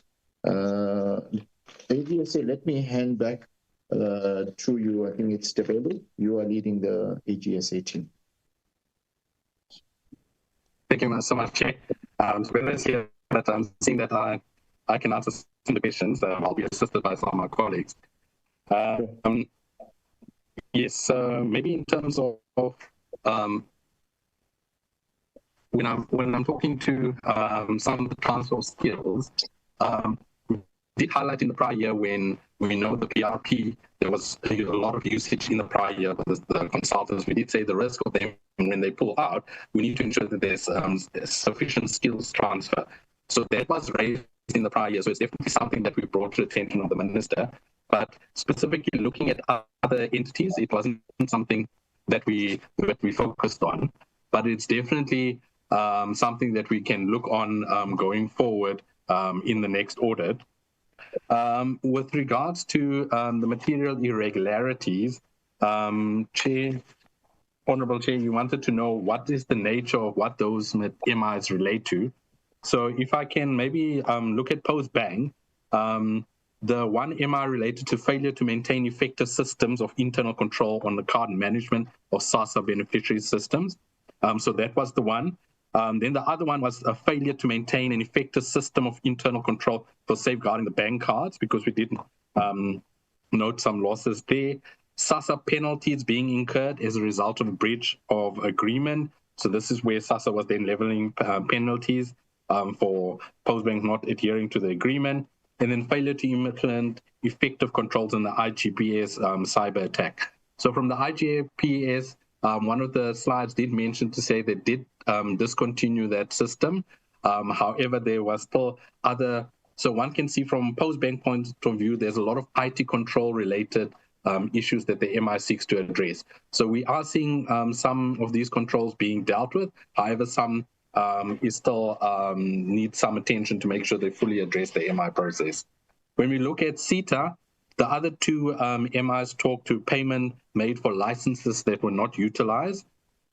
This matter was handed over to the SIU, who is basically also continuing investigation on that one. And there was also payment for services not delivered. That is the other MI that was issued from SITA's point of view. And then the last MI talks to SAPO, which says the lack of implementation of effective controls. This is when the SAPO and Postbank was still one entity, and the SAPO was in charge of the distribution of grants, where that MI is arising from. Then the other question that spoke to the cost of governance. When we audit, we basically are checking the validity of the expenditure that is being claimed. So from that point of view, we might have tested it, but we didn't specifically focus on saying the number of the meetings that are being held. It is definitely something that we can continue to look into, but one would note that some of the entities did move from really had a lot of qualification, moved to an improved. So we're not saying that there could be a warrant for why there's many meetings, but some, when we were having informal discussions, some of those reasons were the fact that they had to meet with management and understand how these corrections are being done. But it's definitely an area that we can go in and look into in future. Then, Honorable Minister, Honorable Chairperson, I think the other questions, most of them were comments. I think there was one question that asked if AG can deploy resources at some of these entities. I think from our side, what we will do is we will stay close to the member or the person, Mr. Weapon, where he indicated that this committee has been established, and then we will see going forward how we can leverage and also communicate with them and also get regular update to see how it can complement the work that we are doing so that we ultimately benefit a bit more from them. When we were talking about, I'm just trying to see now, did I miss a comment? In internal audit, I think I did make the observation to indicate to say at most of the entities, the internal audit unit is established. If you look at in terms of are they having meetings, do they have an audit plan, those basics they are getting right. But when I was giving my message, we clearly said that there is more that internal audit can do in the space of whether they, because they are there on a daily basis, they are able to check some of these things or not things when I refer to some of these matters that we've identified to probe management to get an update and also ensure that we address these matters earlier so that it doesn't come at the end when there's not sufficient time to address some of these matters. So that's what we're saying. We're saying they are in existence for the majority of them, but there is definitely more that they can do to support the entities in going in doing what's expected. One of the other questions was saying that what are some of the root causes, key recommendations? I think what I captured in slide 26 that talks to recommendations and maybe slide 25, what are some of the key root causes? One can clearly say we try to be very specific with each entity to say what are the key things they must focus on. The likes of the turnaround strategy for SABC, the revenue strategy, that's where key attention needs to be paid to make sure that everything translates into payment. SAPO, their turnaround strategy, we know that they want to raise more money. So that is where their focus needs to be to make sure they're driving the new streams of revenue. SITA, where we indicated the strategic direction, getting the leadership buy-in and making sure all the operations are focused on delivering on what they have been established for. So we do believe that the slide 25 and 26 does cover most of what are some of the key things. If the entities focus on them, then they should be able to address the majority of the items that were noted. I think in the most, I have covered most of the questions. Chair will advise because I think some of the other questions might be directed to the entities or to the minister, as was noted by the other honourable members. But I'll take guidance from Chair. Thank you. Thank you, Nathan, for your responses. I think there were a few comments that were not responded to. I can't be specific, and maybe I can just, as I invite the department to respond and the minister to respond, and maybe yourself, Nathan, before I do that. And the reason I focused on MI, because I did note it also that you had 4 MIs on post-bank, failure to maintain internal control, breach of agreement. I think they were penalized. And the reason I'm saying that is we've had oversight over post-bank since we've come in as the 7th administration. And honourable members would agree that we have seen a progression So, if, for example, from my understanding is they have not been penalized for 18 months successively in terms of the breach of the agreement. And I think that's talking to the MSA agreement with SASA. I also know that they've invested over 500 million in terms of their infrastructure of IT, which this committee has had oversight over. So that is where the conundrum is to kind of reconcile these MIs to what the oversight that we have seen. And maybe the question for you would be, these might be older MIs, like the breach of agreement took place 18 months ago, if that is what it's referred to. And they have invested in a board and they've invested in infrastructure. So maybe, is this MI, when will it be reviewed? So that, because what I'm catching here is this is not what we have seen in our oversight in the last, since we've been here last year. So maybe that's a response I'd like to get from you, particularly with regards to the Post Bank. And maybe when I do invite the Minister and the department to respond, I think what was very clear is the telltales are that I think 8 of our entities that you indicate have now, 8 out of the 12 entities have experienced a loss. We noted that there's an increase in the debtors' days. We also noted that there is an increase in creditors' repayment period, which all points towards a challenging financial circumstances. And I think hence the need for the entities to find alternative revenue models and sustainable revenue models, other than just being wholly and totally dependent on state funding.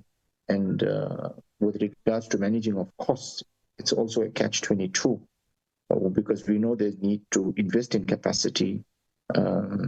We've heard, for example, one particular entity was unable to reconcile travel expenditure. And one cannot assume that travel expenditure reconciliation is not a huge task, but it necessarily means you need to have a person dedicated to do that. And that necessarily means a cost. So whilst we need to contain costs, we also need to ensure that key vacancies are filled. So maybe, Nathan, let me allow you just to respond on my comments on the Post Bank, and then we'll go to the department and to the Minister. Honorable Chair. Yes, ma'am. I will take some of the questions. So unfortunately, I had a little bit of technical glitch, so I had to leave the meeting and come back. And that's why Nathan took some of the questions. Like I said earlier, we are not alone in the call. There are some of the colleagues on the call who can respond to some of the questions. But I think with the MI1, you are right, Honorable Chair, some of these material irregularities on Post Bank are old. They come from way back in the process. I don't know if Honorable Chair and members are aware that there was a time where there was a cyber attack that also took place at the Post Bank. And then as we were then engaging, what we did with the response, when we then get some of the information, we did some, I want to call it a special audit, where we were really trying to unpack and understand what led to some of the things that we are seeing in the Post Bank. So as we were then looking at some of the complexities of that cyber attack, we then also then raised some of the MIs, and I do know that as we're unpacking, there were the referrals that were then made to the Hawks, because we realized that it sort of had some criminal element as well. So one of the recommendations we were giving, we really wanted Post Bank to relook at their whole IT governance structures, and then also impact some of the IT modernization projects. So when you then look at the work that they are doing, there were a number of steps that they had to comply with, together with also the variation order that then also came from the Reserve Bank. So because the MI was raised then and there were specific steps we had requested that Post Bank should then implement. So this is where when you then reconcile, and then when they then report back that they've implemented action plans, what we then do is we then go and audit some of those action plans, and then it also then gives the time delay. So until there is a completion of the action plans that we had, or recommendations were included on the MI does remain open. We are seeing improvement, and I'll allow my colleague Bonzo, who is our IT specialist, to also give feedback on what are the improvements we are seeing on the system. But for us to resolve the MIs, we need to be satisfied that some of the work that they are doing is closing the matters we had then raised on these MIs, and then these MIs would then be closed. So that's why you are still seeing some of those post-bank MIs there. There was also a question around the emerging risks that I think the Honorable Chair asked. I think on my side, with the portfolio, I would then refer the Chair specifically to our slides 6, 17, and 18, where we were raising some of the issues around the financial health and some of the issues around IT as well as governance. So for us, if we are to summarize the risks that we are seeing, even though some of them have materialized, but those are the areas we really want to see the portfolio working on. And we do understand that a lot of that work is not going to be done maybe in 12 months. Some of them would need a long implementation. But we are really, in those two slides, we are elevating the message that when you look at the financial health within the portfolio, with some the way it's materialized and some where we are raising them as risk, as Nathan presented around some entities where we are seeing them starting to incur losses. That's the risk that we really want the portfolio to then look at, to say, what can we do to turn around the situation before it's too late? I think the one of the risks we're also elevating is around the IT. So if you are to ask me the two maybe emerging risks that you must look at, is mainly on those two slides, to say, before we then see the challenges that we saw in other entities, let's see how then the IT is improved. Let's see how then the financial health of the portfolio is then improved. There was a question around ICASA and why they're not part of the integrated plan. I think my colleague Siyanda will cover that part. They do have their own action plans, but we were referring on this consolidated one. I think they will. My colleague will answer that on why was ICASA not included there. And then I'm trying to reconcile, Chair, to make sure that we do not miss any question that we had picked up.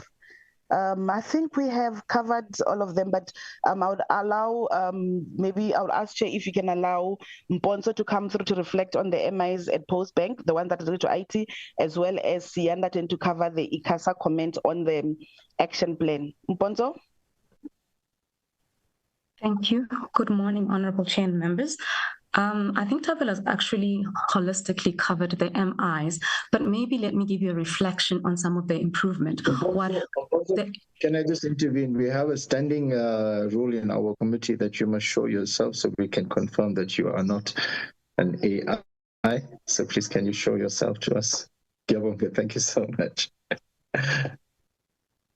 My apologies. I dived right in. There, I am not AI, but we could still do a deep fake even with me, but hey, let's move on, Chair. Yes. So, Honorable Chair, I'm not going to the detail with the process, but I just want to highlight that with these MIs coming from 2021, if my memory serves me well, as Tabelo has rightfully mentioned, we've been on a journey with the Post Bank and how they have implemented our recommendations and implemented certain controls to address the MIs. The MIs were multi-pronged, so to speak. They did not only list one control deficiencies. It was a combination of control deficiencies from the cyberspace, from the IT infrastructure, from the application controls. So yes, you're quite right. There has been controls or investments made. Even as we speak to some of the legacy systems, some legacy systems have been replaced, but some still remain.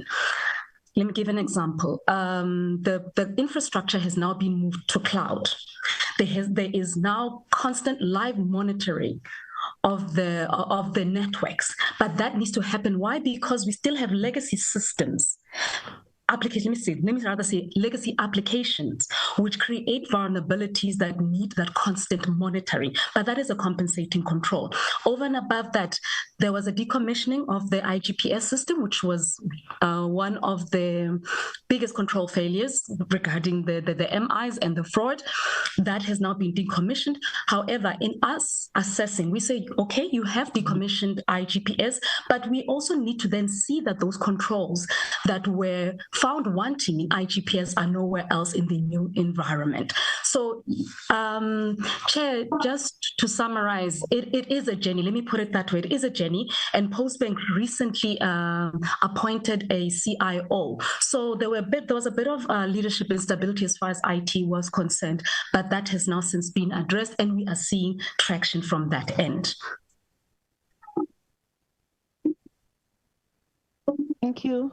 You too. Thank you, Mponso. Honorable Chair, with your permission, maybe let me allow Sianda to come through. And yes, Sianda, please show your face. Thank you very much, Paul, and thank you very much, Honorable Chairperson. Mine on AGSA will be very, very brief. Yes, AGSA has developed, or it does have its own audit action plan.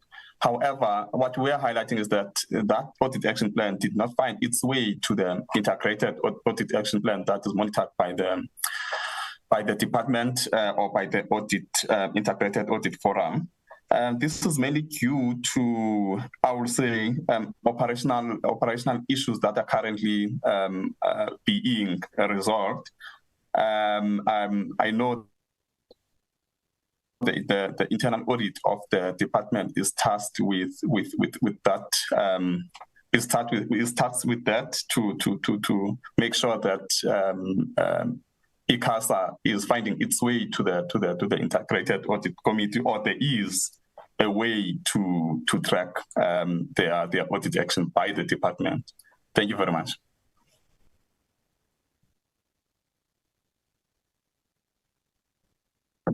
Tabelo? I think that's it on our side. I tried, as we were talking, Chair, I was trying to reconcile the questions. However, if there's a question that we missed, Chair, we would humbly request that maybe we are reminded and then we address it. So I tried to reconcile the questions that were asked, because we do know that some of the members, as they were engaging with us, some of them were giving reflections of the presentation, and some of them were then referring the questions to the department. I had a specific question on the BBI 372 million irregular expenditure. It had a significant contribution, and that was not responded to by the AGSA. We will raise that and take a deeper dive when we engage the entity, but maybe the AGSA, because since in your report you have indicated the irregular expenditure, this has contributed to that, and that wasn't responded to. I wanted a bit more detail surrounding that 372 million, because the impression it creates for ordinary South Africans who listen in and get the report and listen in is that there's this huge irregular expenditure. And one has to also then get clarification. What is the nature of expenditure? What was the opportunity given to the entity to clarify the matter? That is one. And also that is why I wanted to make a point of emphasis on the Postbank. And there has been an acknowledgement that Postbank has moved, and we must acknowledge that. But the fact that it still stays at four MIs is a poor reflection on Postbank, and we need to therefore, as a committee carrying out oversight, raise this so that there is proper qualification. And maybe as I ask you then again to respond to the BBI query, then ask the question, when do you think there would be a sit down with Postbank around those four MIs to see that have we moved away or have we not? Because as I said, from our oversight for the last year, we have seen a move in the right direction. Thank you, Chair. We do apologize for missing the BBI one. Sianda will assist you with the response. And I think maybe just on the last comment around when will there be the engagement with the Postbank, the engagements are continuous, Honorable Chair, to try to then make sure that the MIs are eventually resolved. There's continuous engagement with them. But as of now, I can't really say exactly when it's going to be resolved. But we are really hopeful that by the time we meet again, Honorable Chair, that those findings then we will be resolved. But I'll ask Sianda to take the BBI question. We do apologize, Honorable Chair. All right.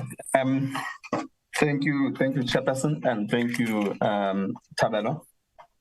Maybe before responding to that, I think maybe with regard to PPI and SENTECH, we might have forgotten to highlight the fact that those two entities are actually Section 4.3 entities where we as AGSA opted not to audit that ourselves, but the other audit firms do the audit. But however, we do acknowledge that they are accountable to this committee.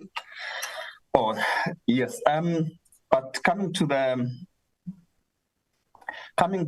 question of the contract, yes, the contract relates to one supplier.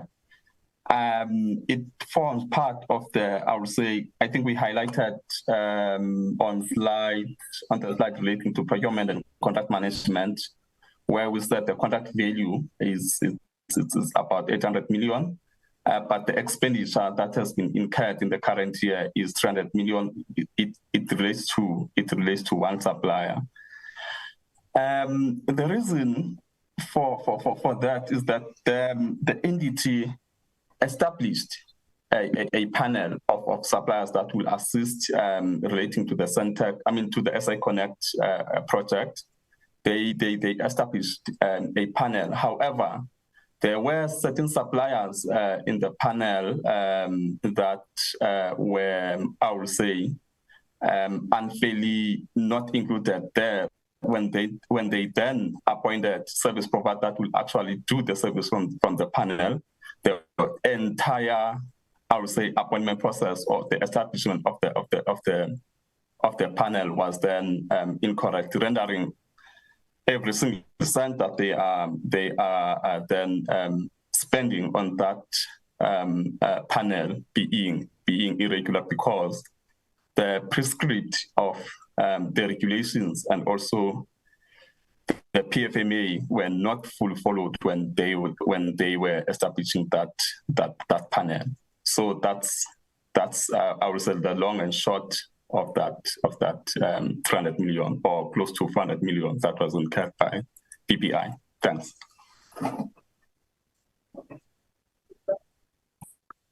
Well, is that it from you? Yes, Chair. Thank you so much. Maybe as I invite the department to respond, I also note that this will be tracked by, as I indicated, we will be requesting BBI to give us a detailed explanation into what has now been described as an unfairly included contract. I think we should allow the entity to respond to that, given the significant material amount that has been involved, and so that we can rectify the perception and get clarity on that matter. DG, let me hand over to you, and after yourself, we'll invite the Honorable Minister Malatsi to respond.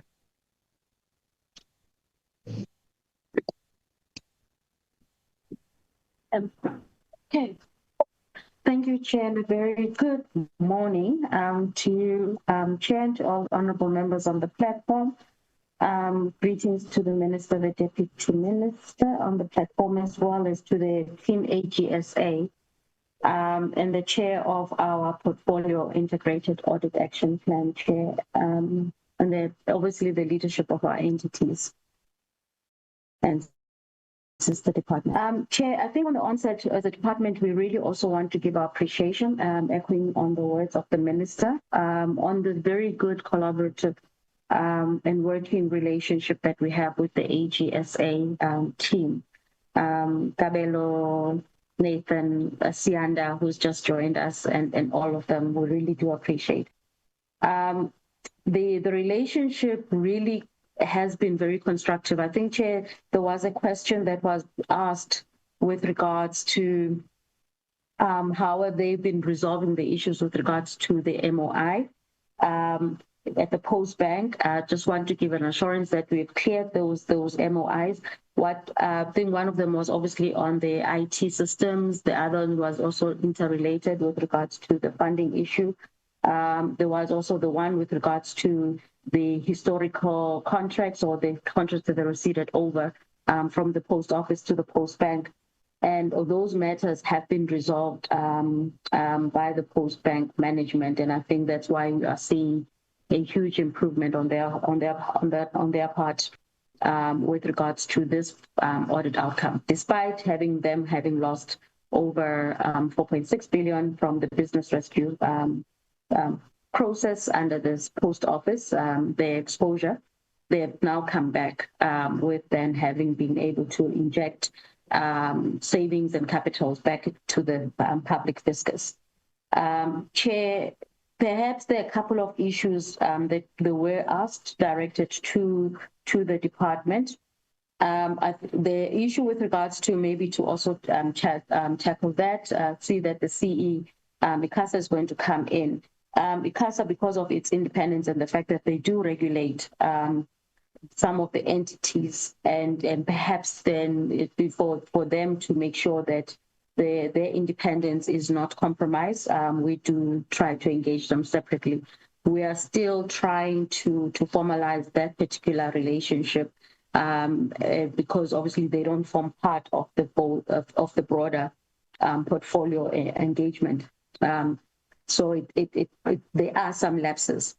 One thing that we are also appreciating from the fact that the AGSA, as I said, the same team basically audits most of our entities, is the lessons learned. And those lessons learned are what we have now incorporated within our governance framework on the portfolio integrated audit action plan, related obviously on the issues related to the irregular consequence management as well as loss control.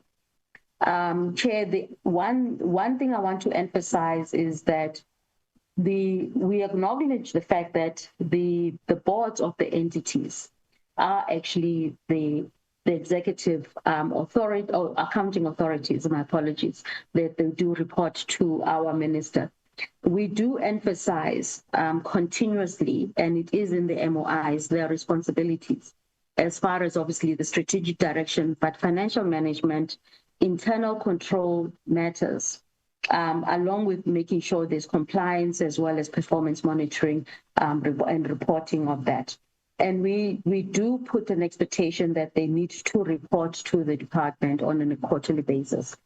This relates to, I think, the issues that Honorable Bodlani as well as Honorable Felicia were raising on consequence management. And what over and above that, because we have acknowledged the fact that within our integrated audit action plan, we have basically incorporated all the matters that came from previous audit outcomes and the AGSA report. And we actually monitor it on a quarterly basis through then the CAE's forum as well as the CFO's forum and including my CEO's forum that I have with the entities. And we ask them to make sure that they do not only do the tracking, but they do their reporting back to us. As indicated, it is still in infancy stages. We do note significant improvements. In some areas, we've been able to, as I said, benchmark and do lessons learned amongst each other in order to be able to clean that. But now, over and above that, we've also now introduced a governance matrix, honorable members. The minister approved this governance matrix in August. We've socialized it with the entities. The entities have already started to report against that. Amongst the issues is that the issues of this consequence management. So we're not just wanting you to report on what consequence management, but we actually want to see it being trailed, implemented, and making sure that there are no repeated findings. In some of the instances, we've also observed the fact that it's been about a lack of either an establishment of the institution, like some don't have loss control committees, and in other instances, as you said, is not being following through ultimately. And I think that's what Honorable Bodlani as well as Tolisho were saying, that we want to now see the disciplinary aspects of it. We want to see the recovery. And I want to give an assurance to Honorable Tolisho. Public service and public funds, or even assets and etc. It is the responsibility of us as an accounting officers to make sure full management and effectiveness of them. And in the instances where you find that there is some level of non-compliance, and even if the people have left an institution, it's still the responsibility of the accounting officer to follow through and pursue those matters.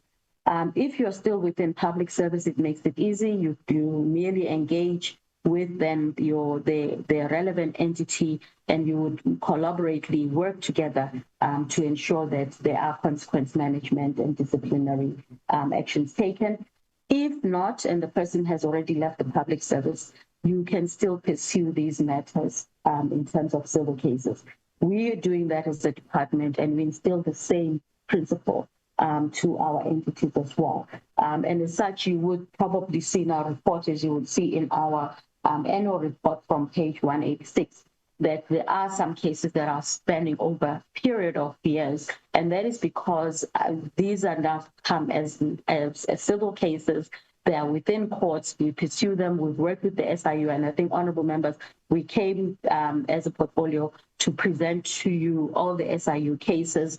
You know where the statuses those are. We're working with various authorities in order for us to pursue and to obviously bring these matters to a conclusive conclusion and the recovery of public funds.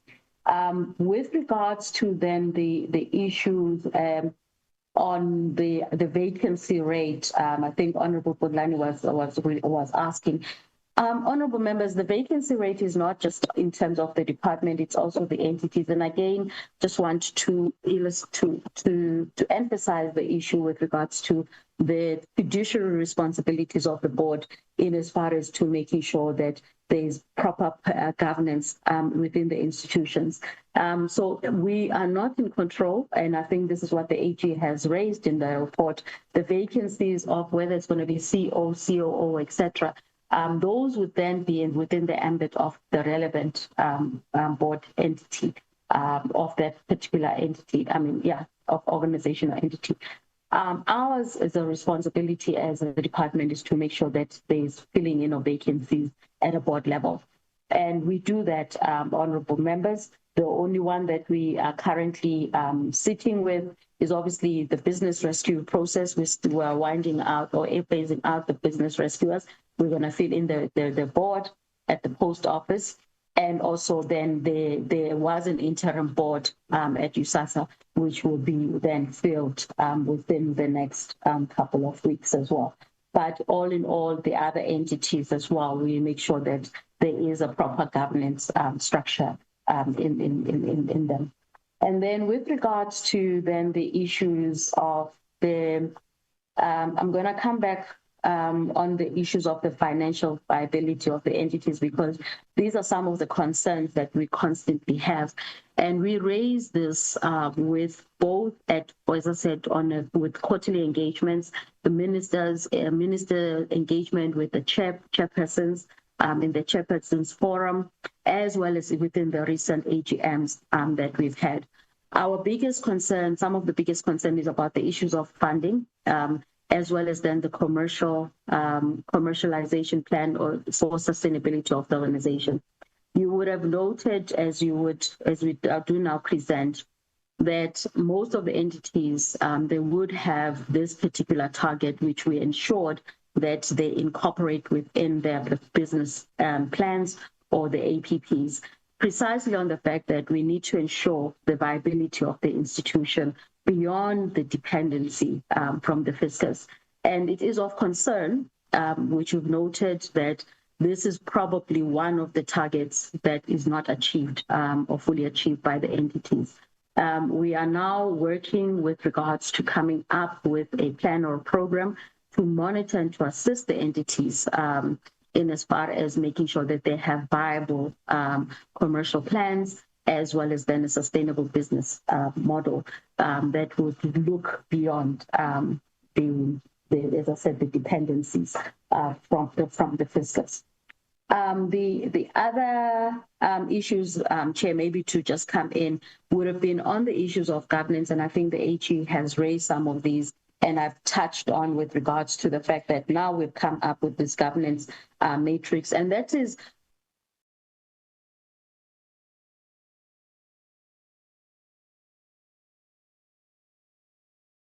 I think by and large, Chair, and I just want to indicate that we are quite concerned with regards to some of the entities in terms of the excessive board meetings that they have, the overreach that sometimes they do have, as well as then obviously the excessive cost to the entities on those board fees. And we're also looking to regularize that. But to give an assurance, we do conduct board evaluation assessments. The reports are brought to us. We do provide then the summary to the minister, and the minister subsequently thereafter would meet with the relevant minister or the deputy minister would meet with the relevant board to address then the issues that have been raised.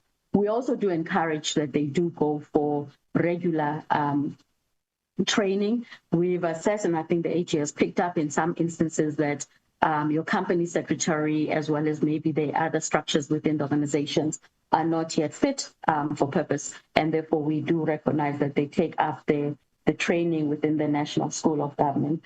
And then, as I said, at the AGM meetings, we have been very thorough in as far as then addressing these particular issues and ensuring that the minister and the deputy minister hold the boards as well as the management of the entities accountable. And we make sure that they are able to report even on previous matters that have been raised, and not just in terms of the current matters that the AG does raise, Chair.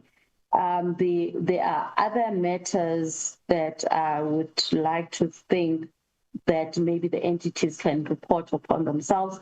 We've also picked up, for if I may, as my last point as well, Chair, the one of the good benefits about having this portfolio as an asset disengagement with the AG has been the fact that we've been able to see the ripple effects and lessons learned. For example, we saw the dependency, the huge dependencies between the post office and the post bank.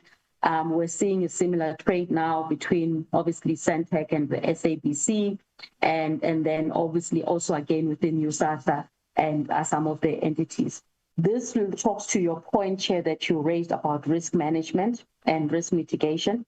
We are also trying to instill from the CEOs forum, which I do chair, to ensure that the accounting, the CEOs, they actually pay much mind and attention to this, because the dependencies that we have, the lack of non-delivery or delivery on time will have implications, and some of these implications we either see them immediate, medium term, or even the long term. And obviously the need for us to ensure the delivery of our targets, because as I said, this interdependency, if one entity is not able to deliver or honor its obligations, it will have an adverse impact, not just on the next entity, but what we are seeing is that obviously the broader government delivery to the citizens, but also then the economy implications or impact it would have as well as an outcome. It may not be immediate, but we do see that those effects that have actually come through. Chair, with that, I would like to then hand back to you and also perhaps the minister and the deputy minister for then their comment. Thank you so much, DG. We appreciate your feedback. Before we call the DM and then the minister to respond, which I'd like to do at the end, I did note and acknowledge the presence of Honorable Singh, who has joined us. We did get your apology earlier. You were writing an exam. We hope it went well. And wish you the best of luck. Thank you for joining us, Honorable Singh. I also note the presence of AG Ms. Maluleka has joined us. You're welcome. I also note your hand is up. But before I recognize you, Ms. Maluleka, let me also recognize the CEO of Postbank, whose hand is up, Ms. Nikki Mbengashe. Nikki, can I recognize you? Your hand is up. Thank you, Chair, and my apologies, Chair. I know it sounds like almost the excuse, and when people say my camera doesn't work, it really doesn't work. Thank you, Chair, and morning to you as the Chair, morning to the Minister, morning to the Deputy Minister, morning to the honourable members of Parliament, and to the DG and her office. Chair, I thought let me clarify, because the question is around the MI, we're proper around Postbank, and just to say Postbank's last audit, there was no MI. I think perhaps that needs to be clarified. There were no new material findings in this last year's audit. The 4 MIs that are being spoken about come from 2021, 2022. It is unfortunate that this leadership has been asked to rectify them. And just maybe out of the 4, 2 were submitted to AG in April as completed from our side. In April 2025, 2 of those MIs as completed from our side. And we're just waiting for AG to complete that.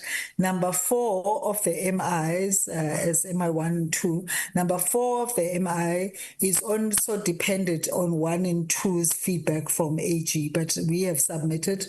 In fact, our report, if you see our report, will say MI completed, recommendations from AG completed from our side and completed. So in essence, the 3 of those MIs, Postbank has submitted to AG. We're just waiting for the feedback, and AG is very aware. And then on the MI on the penalties, this comes from 2021, 2022 as well.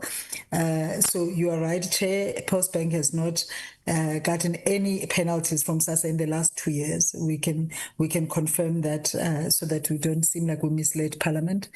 So the MI on penalties comes from 2021, 2022. The difficulty with resolving that MI, and we thank the AG for working with us, is that the payments, Postbank was still to an extent under SAPO. And therefore, in investigating that MI and the recommendations from AG, as some of the recommendations, and rightfully so, say who was accountable, it meant that we had to engage in emails that went back as far as 2022 between Postbank, SASSA, and SAPO. And some of those, of course, are not there because some of these employees have resigned. We even then, but we have now submitted our best report that we can to AG on that, and hopefully they'll be satisfied with our investigation so far.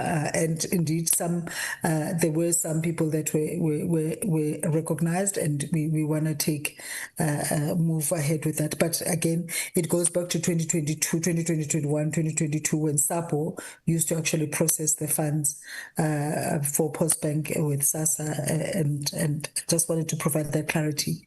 Thank you, Chair. Thank you, CEO of Postbank. I think that was a very important clarification. Sorry, Chair. Yes, Uban. I hope I'm not interrupting. I thought CE would speak on the IT governance framework because it has been highlighted in one way or another in the opening summary. See, my assistant chairperson has requested that you intervene on the IT. I did indicate that during our oversight, we've seen a R500,000 investment in IT. Hence, I think the AG and I think members of the public will take an appreciation that this portfolio committee is aware or has a sense of what is happening, and hence the report that we received that 4 MIs didn't match our lived oversight experiences. And I think this is a useful conversation that we clarify that this is it's a legacy matter, but it needs to be resolved. CEO of Postbank, DM has requested that you comment on the IT, please. Thank you, Chair. And indeed, I think at least our auditor of IT from the other side, from AG, also recognized the progress, great progress Postbank has made in IT in this sense. And I think, again, the AG auditor recognized that most of the IT challenges has been that Postbank in the past, I think before this leadership, this last 2 years, did not have a permanent IT CIO. They've had 5 different CIOs in those 9 years, and I think again AG recognized that they're seeing now that there's continuity and permanency in that sense and improvement. The biggest, I think, the IT improvement. Indeed, we have invested $500 million in Postbank IT infrastructure, which is why we were able to pay non-disruption in terms of our grants in the last 2 years. It's because of those investments. Of course, there's more that's needed, but I think we've absolutely have done, and I think again qualified with external auditors who've qualified us certification like PCI DSS, which talks about our IT infrastructure, how we protect our customer information, the Visa certification in terms of how qualified our card is, also resolving the variation notice compliance issues that we have resolved and it was in the IT capabilities that we can produce what we now regard as a compliant card, the black card, the Postbank black card that's in the system. Thank you, Chair. Thank you, CEO. CEO, don't step offline as yet. I think whilst we have you on the line, there was a question that came through surrounding the MSA agreement with SASA. And AG has flagged that as an area of concern, and if that is withdrawn, it would affect the sustainability of Postbank. Postbank will have to find alternative revenues. Maybe can you update this committee in terms of what is the latest surrounding that SASA? I think this would be an appropriate time because it was raised by the AGSA. What is the latest? Because the last we heard that the Department of Social Development, SASA, had requested that it be terminated on 30th of September, and that has passed. What is the latest at the moment? Thank you, Chair. We're happy to report that indeed the 30th of September came, but the MSA is still in existence.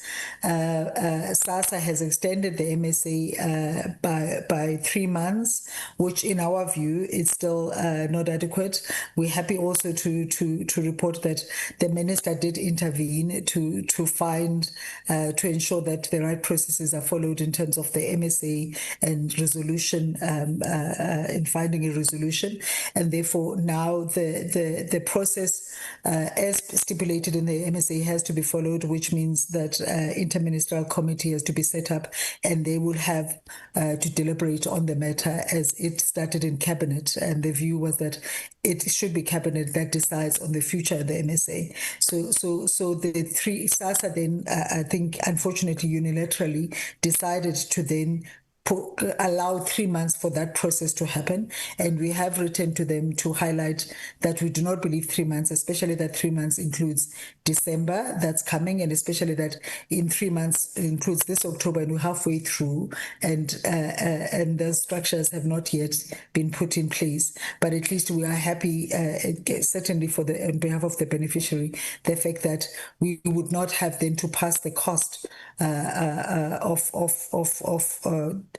dispersing the grants to them, and therefore that is still protected for now until the IMC deliberates on the matter. Thank you, Chair. Thank you so much, CEO of Postbank, for that clarification. I think that was a useful input. The IMC is one of the dispute. The interministerial committee is one of the dispute resolution. So thank you so much for that input. Let us move on to. I have been informed there is a hand up, and it reads MS Maluleka. Your hand is up, and I understand that to be our AG. Who is? May I recognize you? Good morning, Honorable Chairperson and the members. Chairperson, I would like to take the blessing, but I'm Siamo. I'm the CEO of ICASA, not the AG. Oh, Siamo. It's the same name that's misleading, Chair. I apologize. Yes. Thank you for that. Chair, greetings to our Honorable Minister, the DM, DG, the AGSA team, and everyone on the platform, including our chairperson of the Audit and Risk Committee.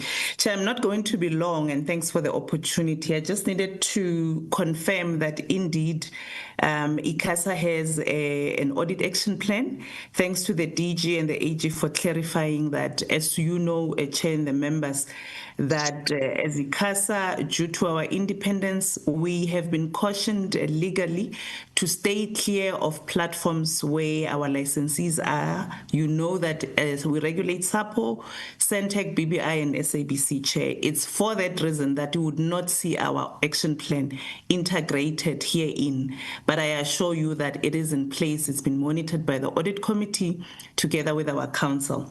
Chair, while I have the floor, I need to allay your concerns and fears around the regressed audit opinion.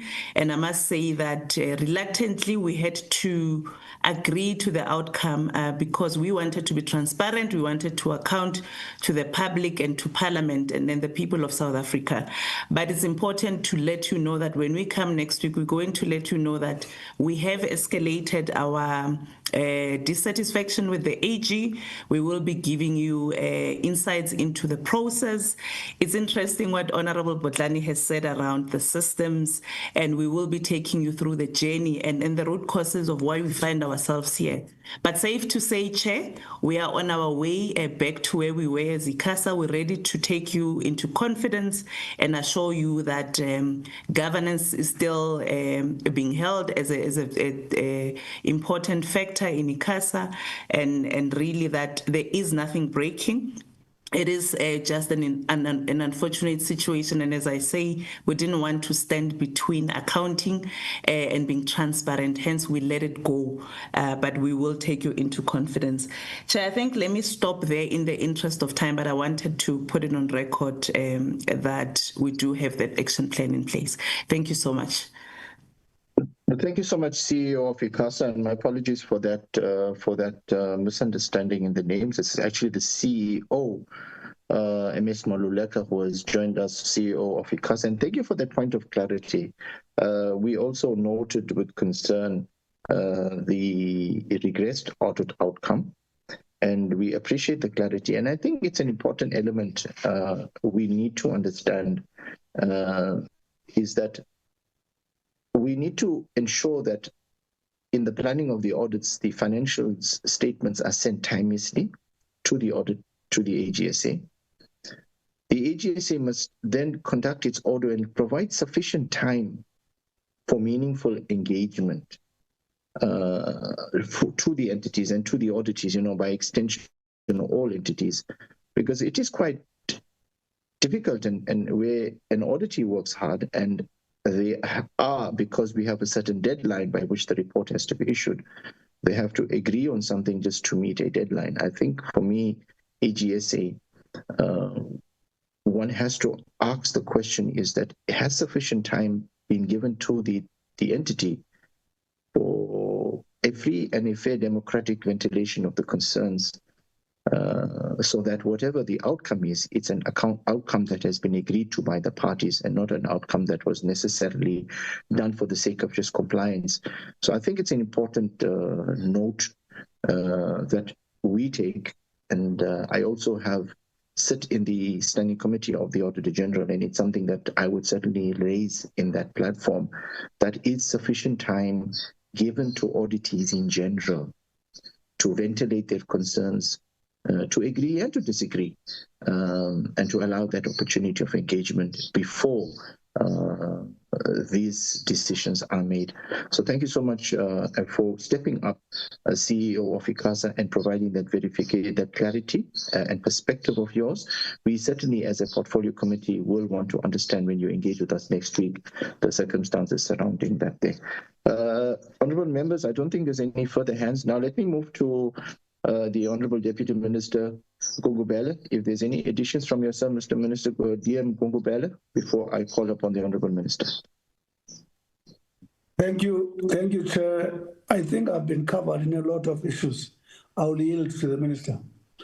I'm looking forward to what the Minister has actually convened, the review of the entire planning of the department, which will be more and properly result-oriented. Over and above that, I'll yield to the Minister. Thank Thank you so much, DM Gungubela. Let me invite the Honourable Minister Salim Malatsi, for his closing reflections and sentiments. Mr. Malatsi.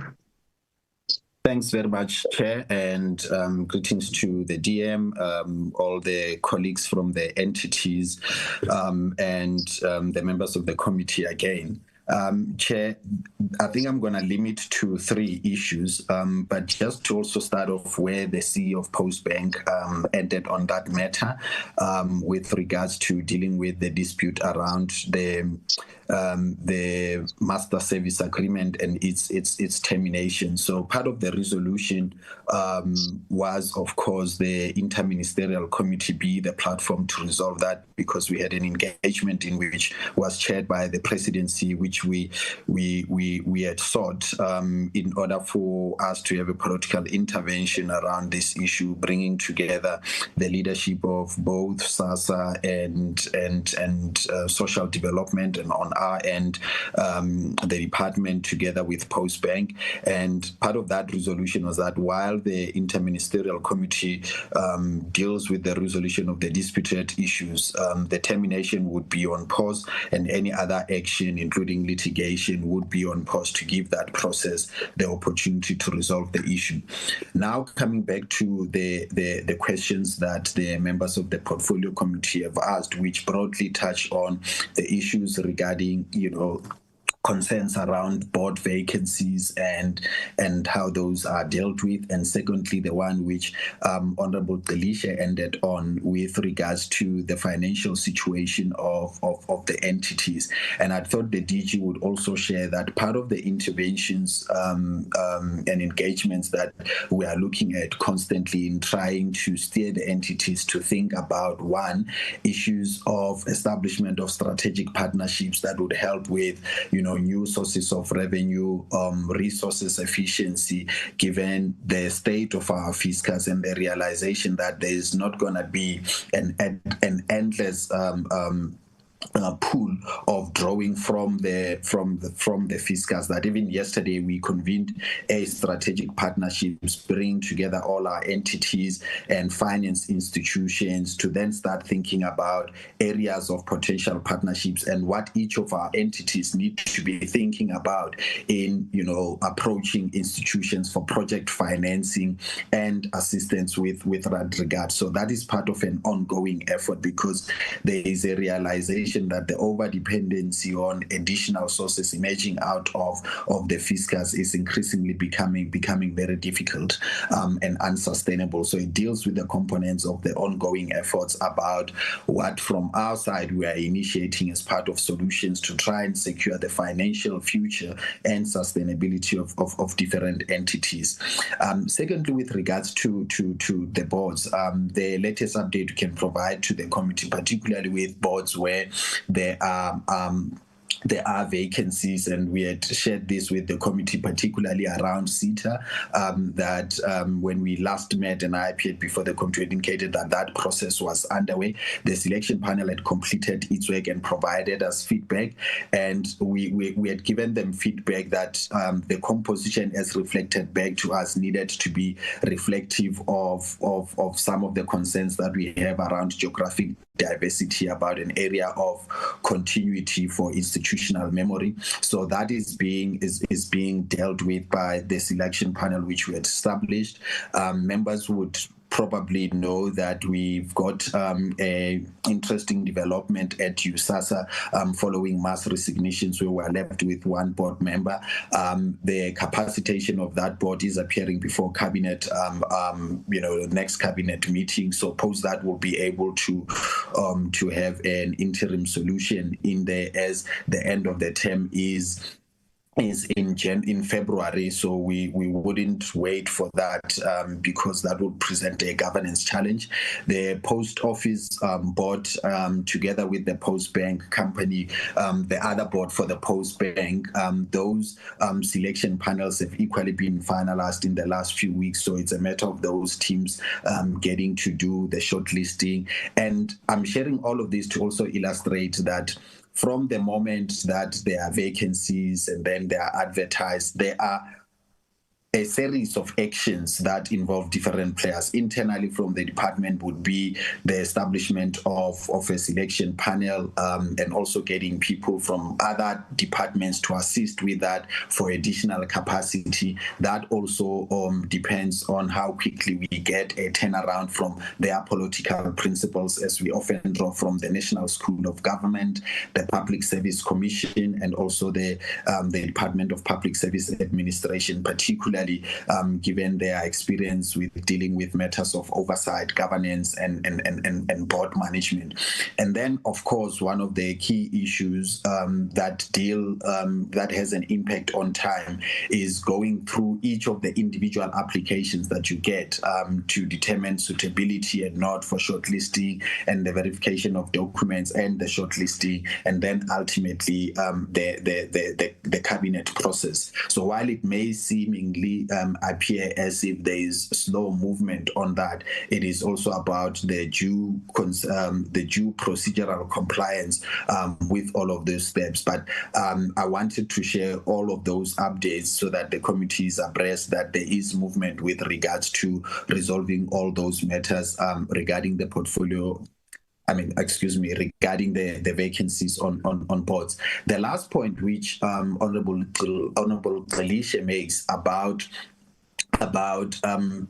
areas and issues of financial, I would say financial misconduct as and when it appears. I think, our approach is that we will hold the boards accountable, and the board should hold the executives and the management accountable where there is no compliance or no actioning on issues historically that have either been raised by the AG or where there are recurring measures. And part of the interaction, be it in the quarterly governance engagements and reporting that we engage in the department, we raise those concerns and engage with them robustly. So in terms of what our expectations for good governance are. And I think we take the observation from the AG in terms of more robust focus in areas where there hasn't been improvement and where there have been regression, so that we can move together and move steadily, so that this progress continues on an upward trajectory and we don't see any regressions. Thanks very much, Chair. I'll leave it at that.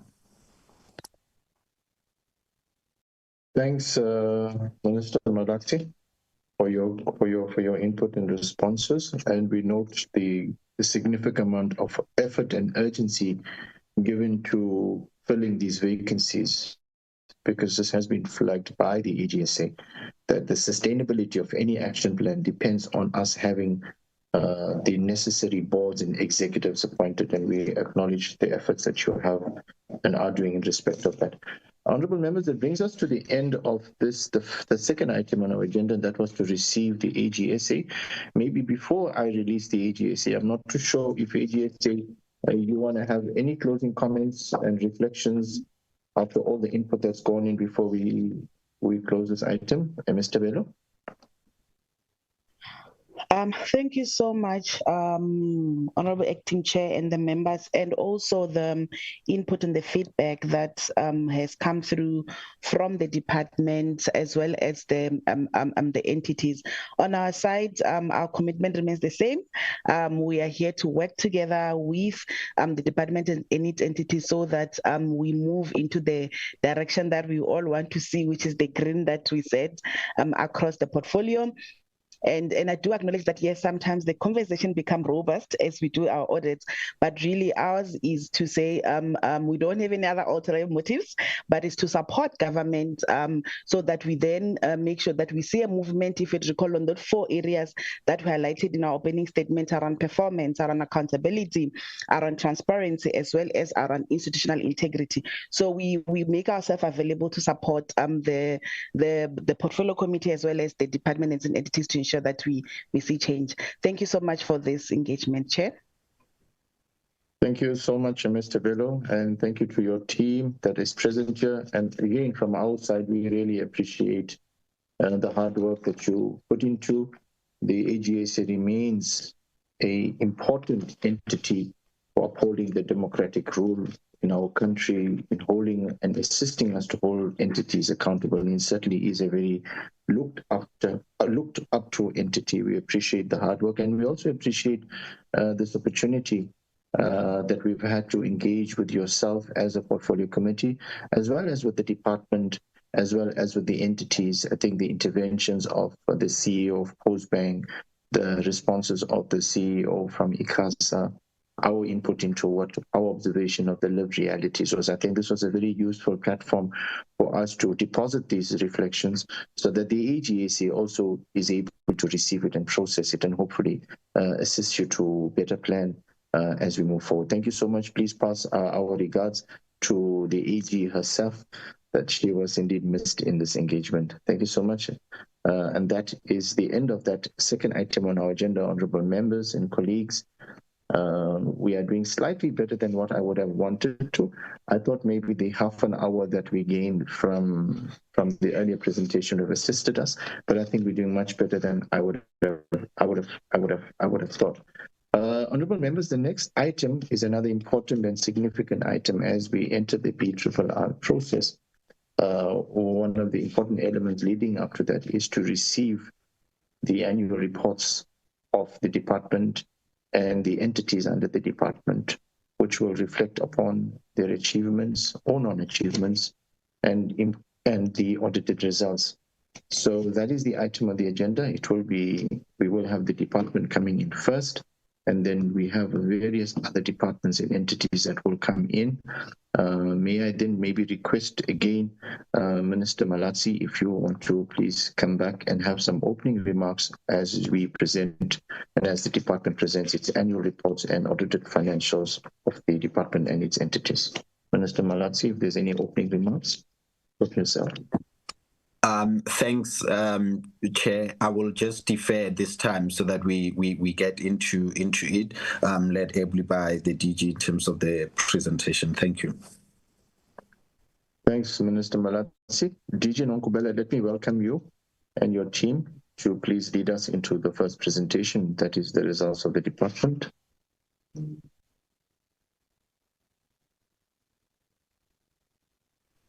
Yeah, thank you, Chair. And once again, a good morning to you. Chair, because of the time, and I take it that the presentation as well as the report itself has been circulated. I'm going to do a high-level overview. And then on the financials, I'd like to hand over then to the CFO to take us through. So we'll basically cover the slides up to right. Okay, we'll just go through it.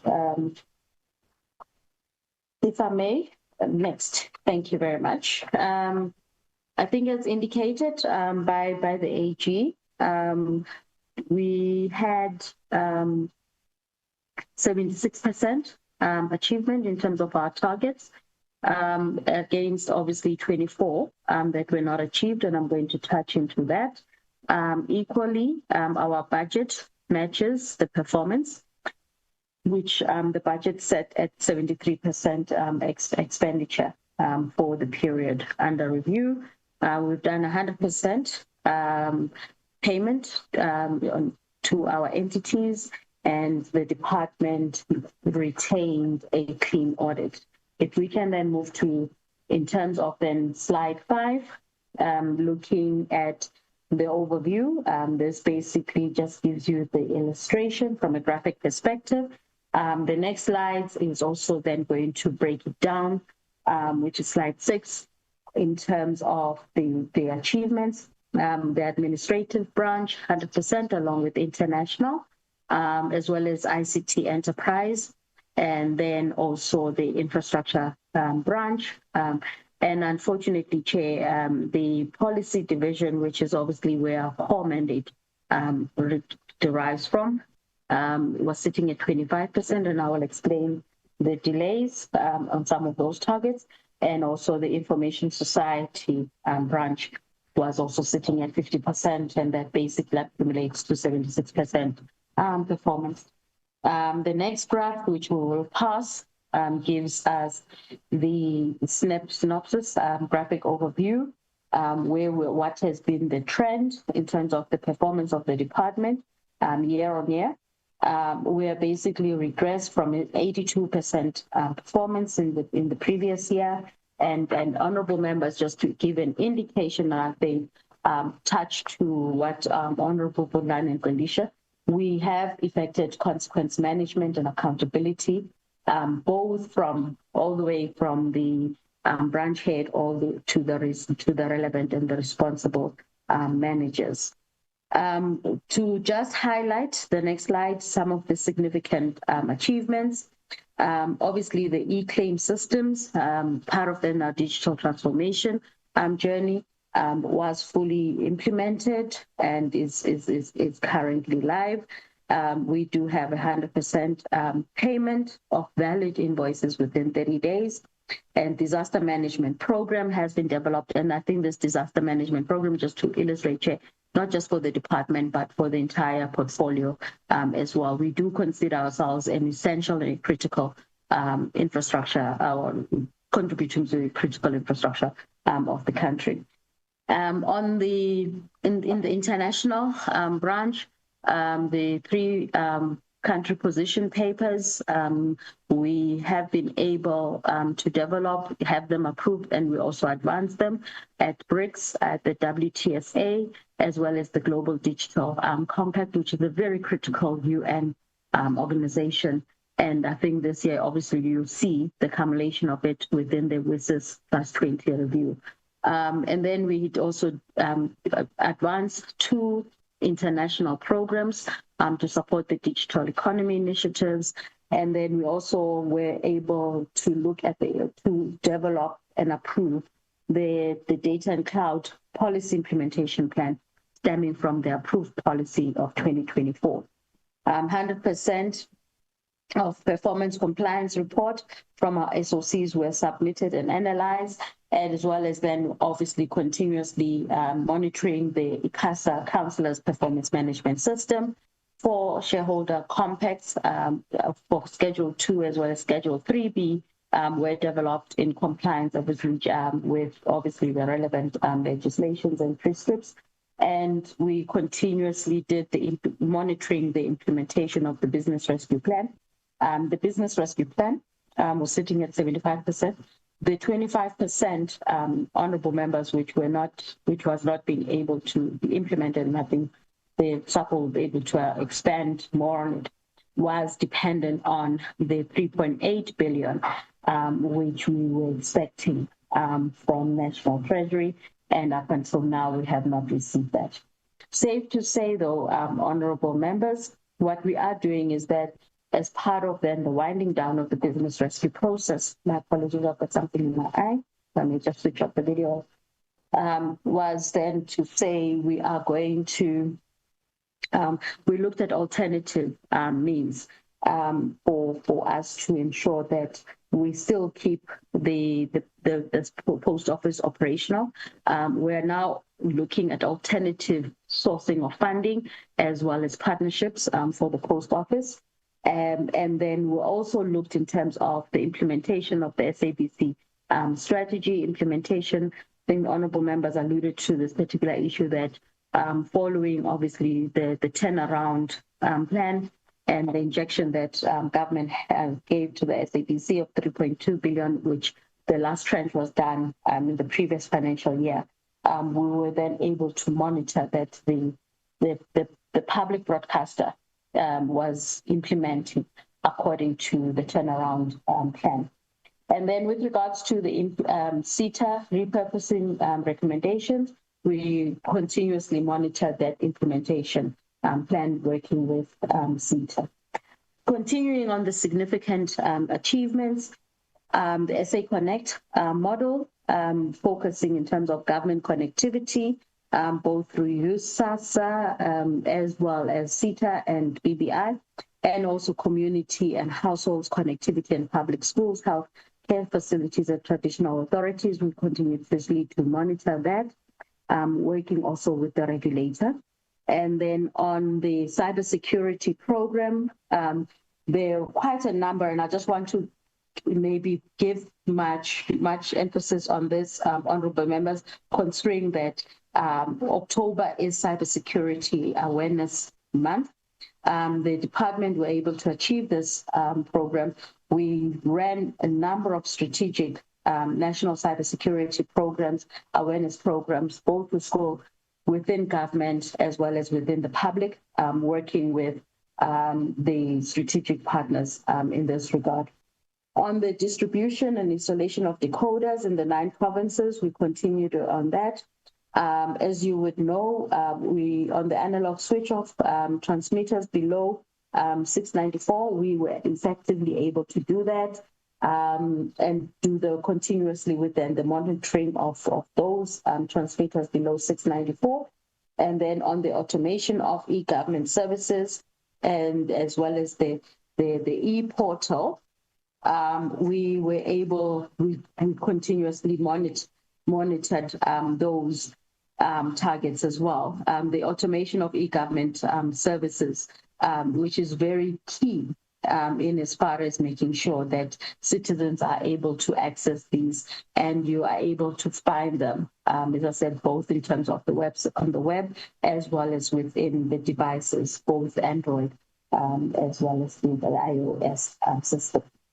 And then on the digital and future skills strategy program, working with NEMISA, honorable members, we were again able to ensure that we fully achieve this particular target and working, as I said, with NEMISA as well as other strategic partners, including the multinationals. And then on the draft National Artificial Intelligence policy, and this was developed within the financial year. Some of the areas that we've lagged behind in as far as not achieving according to the time frame, then we had a delay with the audio and audiovisual content and online service bill. As you would know, that was published end of June. And as I said, unfortunately, we're not able to achieve this. If you could go to the next slide, please. We're not able to achieve this within the financial period.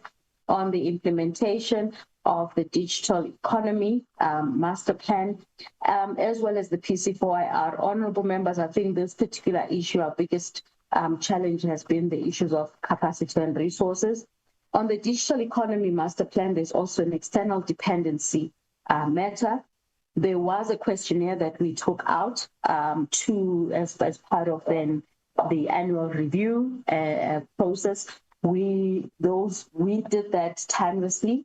The collation of the information unfortunately spanned beyond the reporting period, and that is what led then to the target not being achieved by the year end.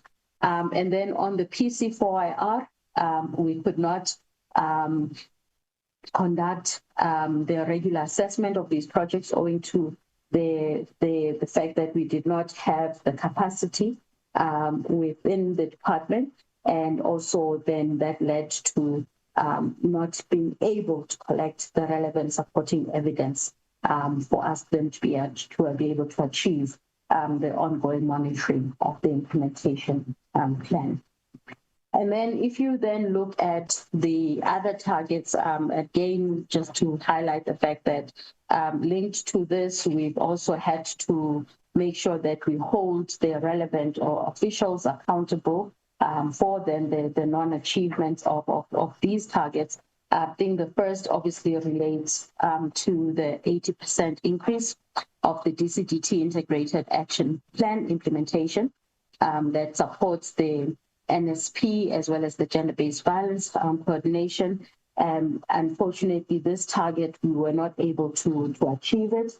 The coordination of it fell through and also not being able to meet it within the time frame. This also relates to the 2 monitoring reports on the participation of women, youth, and people with disability. Notwithstanding, I must indicate that our programs do incorporate the issues with regards to ensuring the participation of women, and that's why we need to make sure that we do the adequate measurement of it and we're able to account fully to the public. as well as then ensuring the participation of youth as well as people with disability, and including obviously the beneficiation from a procurement perspective and SME development perspective. We also were assisted in this regard with regards to the measurement report that the AGSA was able to produce. Unfortunately, that fell through post the reporting period. And obviously, the other aspects with regards to then the measurement, whilst we were able to collate what the department was doing in some of our entities, it was not sufficient in as far as the required portfolio of evidence required for us to be able to achieve this target.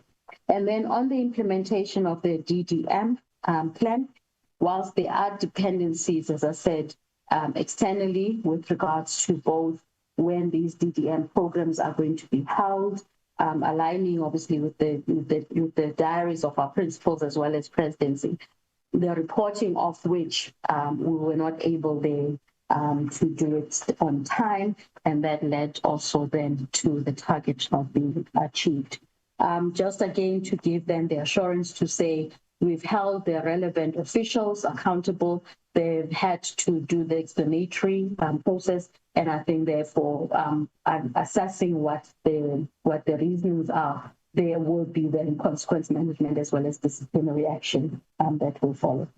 If we then move to the financial information, I would like to call on the CFO of the department to take us through the last couple of slides. Safe to say, perhaps to highlight the issue of the fact that with regards to our integrated audit action plan, there is continuous monitoring of this, as well as ensuring that not only do we then address the issues raised from the audit, from the AG, but also from our audit committee as well, and making sure that we continuously review the relevant prescripts and ensure that the relevant structures, including the critical ones like the loss control, as well as other governance structures, are in place, and they do meet regularly, which they do. I'd like to call on the CFO, Ms. Refilwe Mafolo, please, to take us through the financials. Thank you.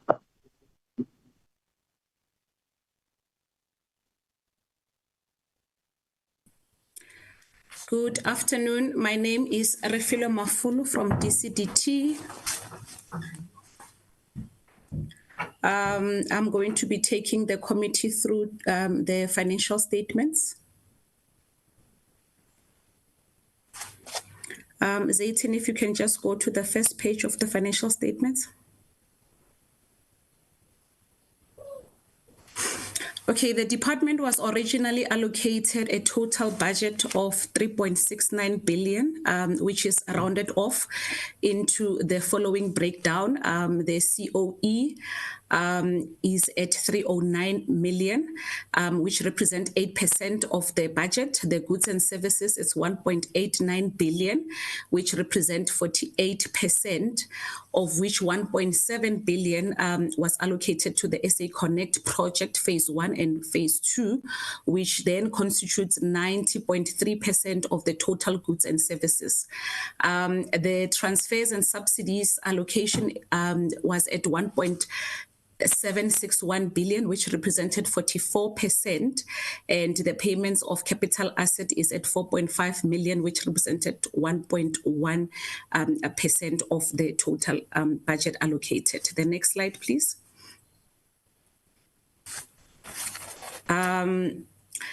Then the budget allocated per the program sits as follows, and I will take the presentation as read.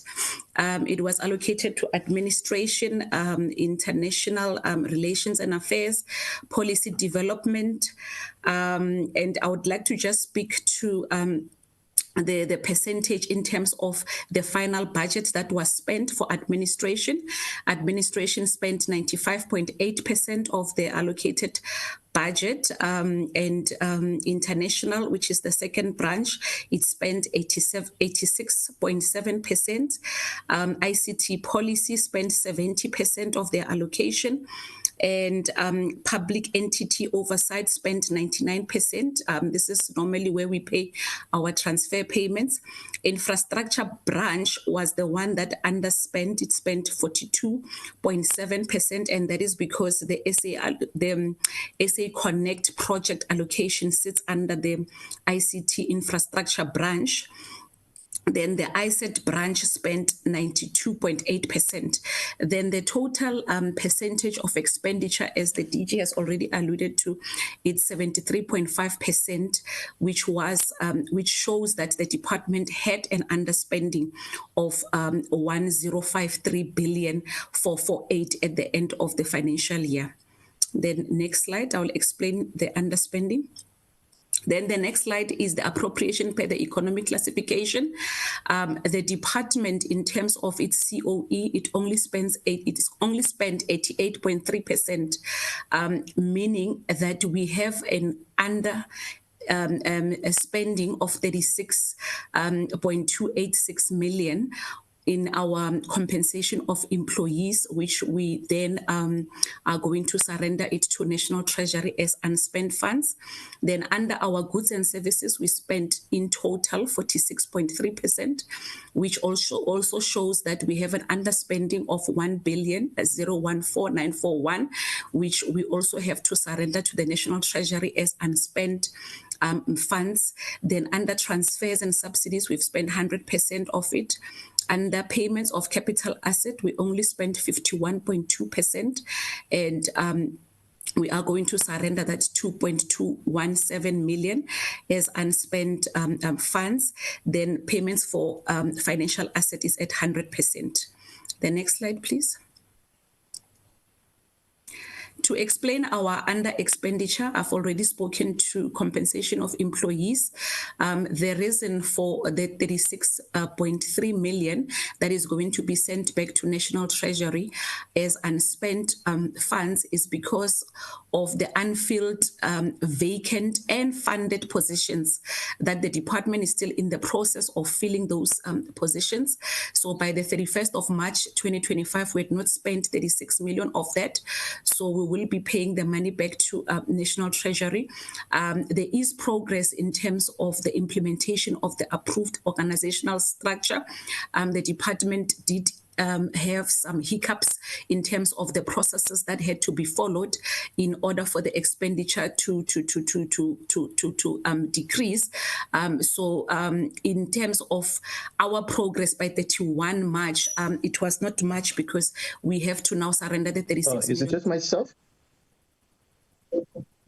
CFO, can I request that you switch off your camera because I seem to be losing you.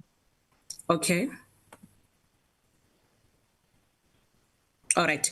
Then under goods and services, the underspending is sitting at 1.015 billion, of which 1.005 billion relates to SA Connect project.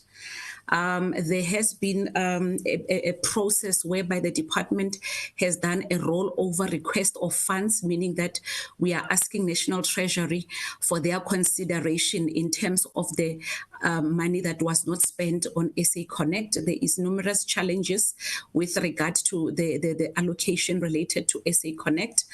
Then under payments for financial assets, there was delays in terms of procurement and acquisition of laptops that did not materialize in the 24-25 financial year as planned. Hence, the reason that there was this underspending of 2.2 million. The next slide, slide 25. Then just to highlight on important amounts on our financial position, on the unauthorized expenditure of the department, we still have the amount of 4.7 million under the unauthorized that still remains there in our unauthorized balance. We are still waiting as a department for we await the final bill on unauthorized expenditure to be passed on the matter before we can clear this 4.7 million. Then under our cash equivalent at the end of the financial year, we as a department had about 156 million. which mainly represents our COE allocation and some allocation for the SA Connect that was still sitting under the department. Then on our prepayments and advances in 23-24 financial year, we have an increase in terms of what is lying there, because the amount that is lying under the prepayments and advances is representing almost the amount that we had to pay for the SA Connect implementing entities, which is BBI, SITA, and SENTECH. We have dispersed advances to these three entities. By the end of the financial year, the amount that has been dispersed as prepayments was not yet reconciled, meaning that the entities had not yet spent the amounts or had not yet expensed the amounts on their side. So it still continued to show as prepayment and advances at the end of the financial year. If you can just go to slide 25, please. It has jumped back to 24. Then in terms of our voted funds to be surrendered, the amount there is showing a huge balance of 1.053 billion, because it contains the balance of 1 billion for SA Connect project that I have already mentioned, that we are requesting the amount to be rolled over by National Treasury. Then under other payables, we showed amounts that were received from AGSA that by the 31st of March 2025, we had not yet paid them to National Revenue Fund. So we then made the payment subsequent in the 25-26 financial year. Then under the loans, we show the big amount of the SABC interest-bearing loan of 27.4 million. A letter had been sent to National Treasury to repeal Section 28 to 30 of the Exchequer Grant of 1975, and we are still waiting for feedback in this regard. Then this is our transfer allocation. We do transfers to USAASA, USAF, and NEMISA, Film and Publication Board, SABC, SAPO, and we also do transfers to foreign and international organizations. By the end of the financial year, we had made all the transfers, which translates to 100% expenditure versus the budget that was allocated. We had made all the transfers that were due to the relevant transferees. Okay. Then lastly, I think this is the end of my presentation. Lastly, to just answer in terms of our unauthorized expenditure as a department, we have 4.7 million. In terms of irregular expenditure, it was sitting at 89 million at the end of the financial year. Our fruitless and wasteful expenditure was sitting at 251,000.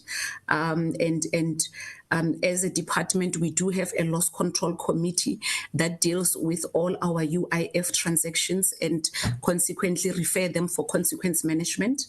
And in terms of our audit actions, we are sitting at a fairly low number in terms of our AGSA findings. Out of 11 findings, we've resolved 4, and 7 are outstanding and are work in progress. Then for our internal audit findings, out of a total of 314 actions, we have resolved 175 actions, which translates to 63% resolution. And we do work together with the CAEs and the CFOs of the department in terms of the Integrated Audit Action Committee that was discussed by the portfolio chairperson, Mr. Advocate Wepont. Thank you. That is all from my side.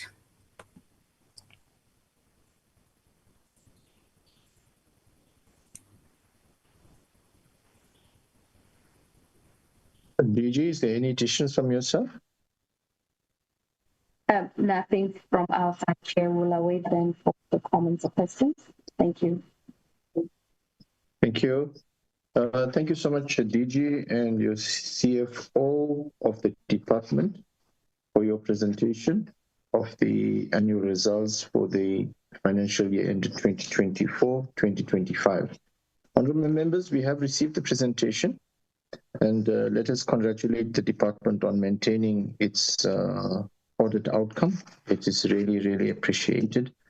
The floor is now open for us to engage. I thought what we would do is we would first engage the presentation of DCDT, and then we would engage two entities at a time after we have engaged DCDT, so that we manage our time effectively, and also so we don't diminish the level of engagement of every single entity. So that is what I'm suggesting.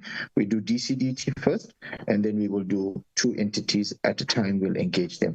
So I invite honorable members to please indicate if you would like to engage with us. Mr. Wepond, I see your hand is up again. Chair, thank you so much. Yes, Chair, this is in my capacity as the chairperson of the audit committee for the department. Chair, I just wanted to come in and just to also confirm, Chair, that the department has developed a audit action plan which is integrated. Chair, the approach to the audit action plan, Chair, is to look at all those areas, Chair, where there are recurring findings so that we can then analyze the root causes properly. We've also, Chair, embarked on a process, Chair, just to effect consequence management where findings are not implemented timelessly, Chair, because that was one of the cries.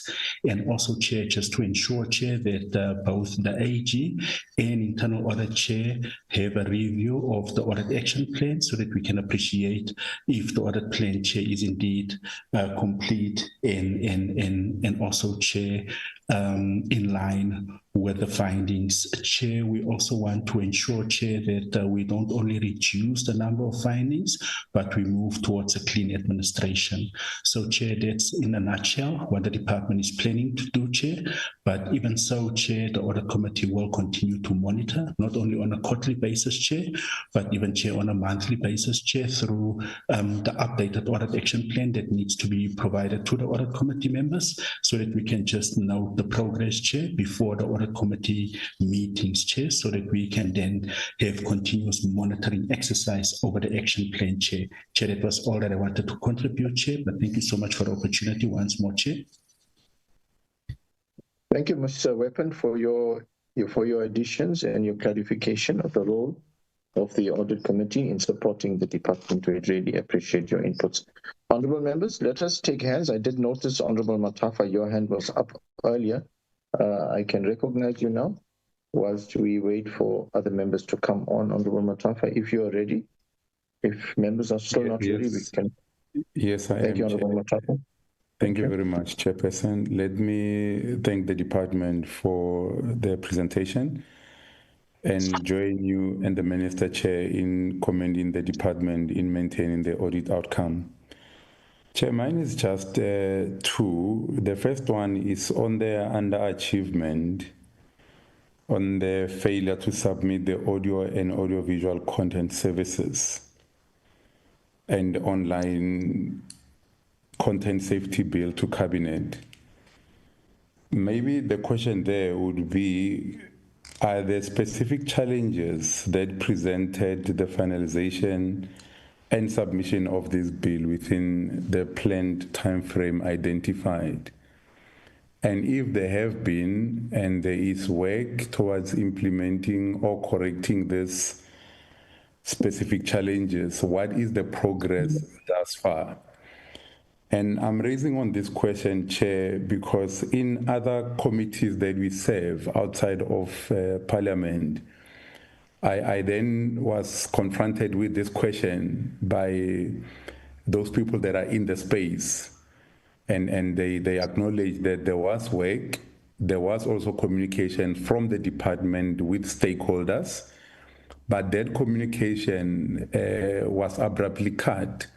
So there was no continuation in terms of updating those stakeholders in terms of how far the engagements were, particularly on the submissions that the organized stakeholders would have made to the department as far as the bill is concerned.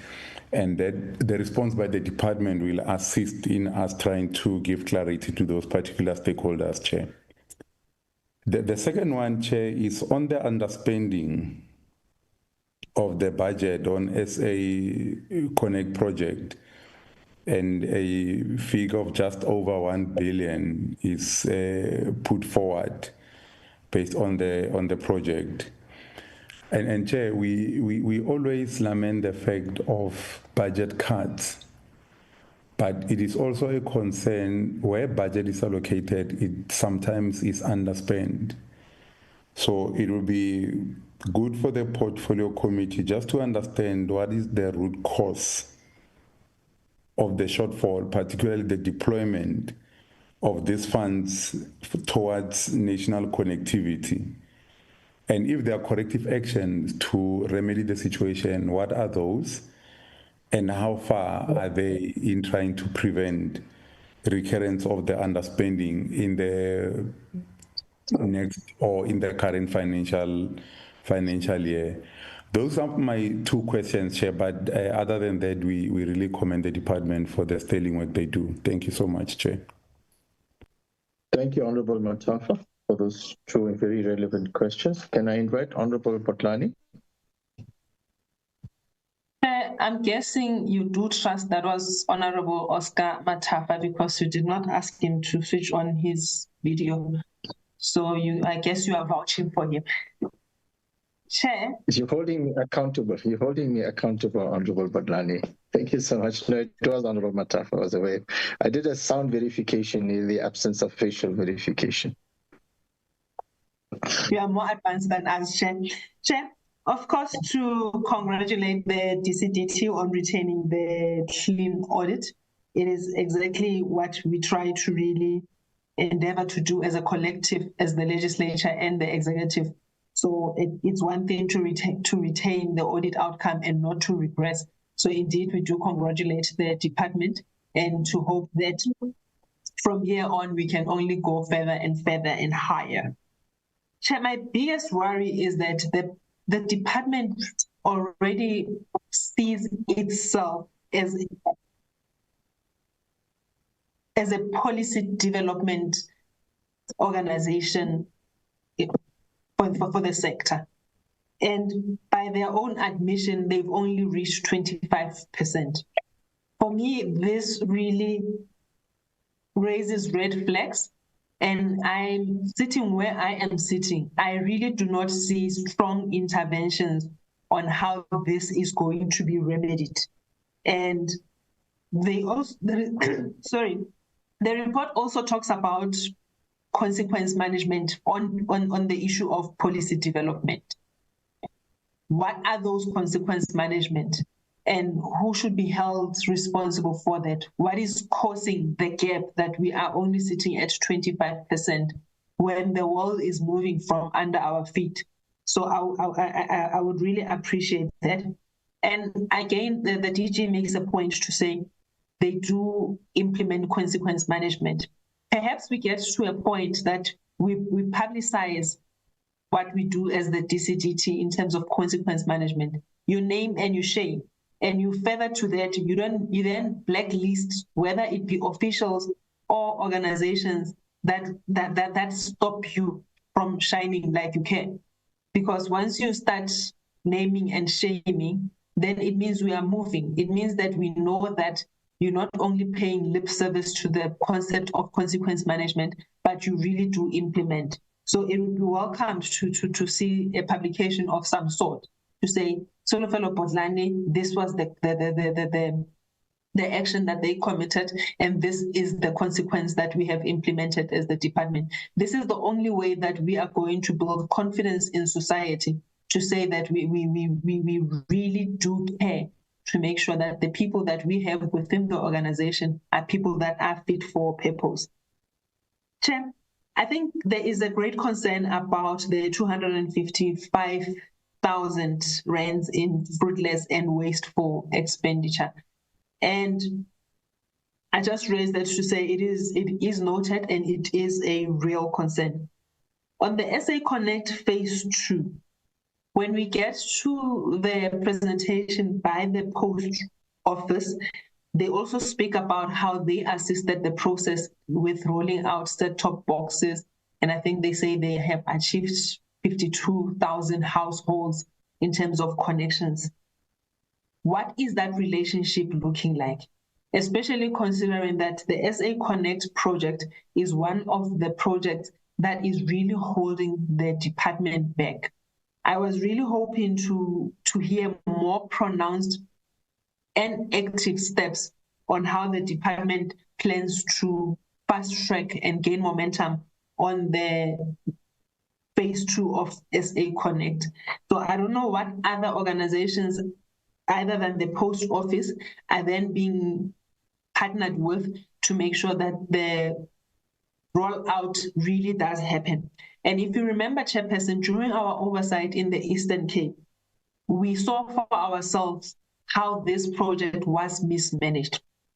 Where are we sitting where we are sitting, especially considering the governance issues that we have of post office, where they remain under business rescue? Are we only going to rely on the post office, or are there any other entities and organizations that are assisting? And what is the situation with the installers? Because that was also part of the problem that was also raised with regards to the rollout. And the conversation, Chairperson, about the request for the National Treasury to roll over the funds has been happening for a significant number of months. I can't remember how long, but I think it's long enough. And in my head, I thought by now there should be some sort of feedback from the National Treasury. If I am incorrect, how far along are we from getting an answer? What is the expectation in terms of getting the reply from the National Treasury as to whether they will roll over the amounts as per the request or not, so that at least we know at which point do we stop saying we have requested National Treasury to roll over the funds. We are awaiting the response. Plans to enforce stricter project management on the rollout. I think also noted in the report by the department, they also talk about plans to enforce stricter project management on the rollout and expenses within the department.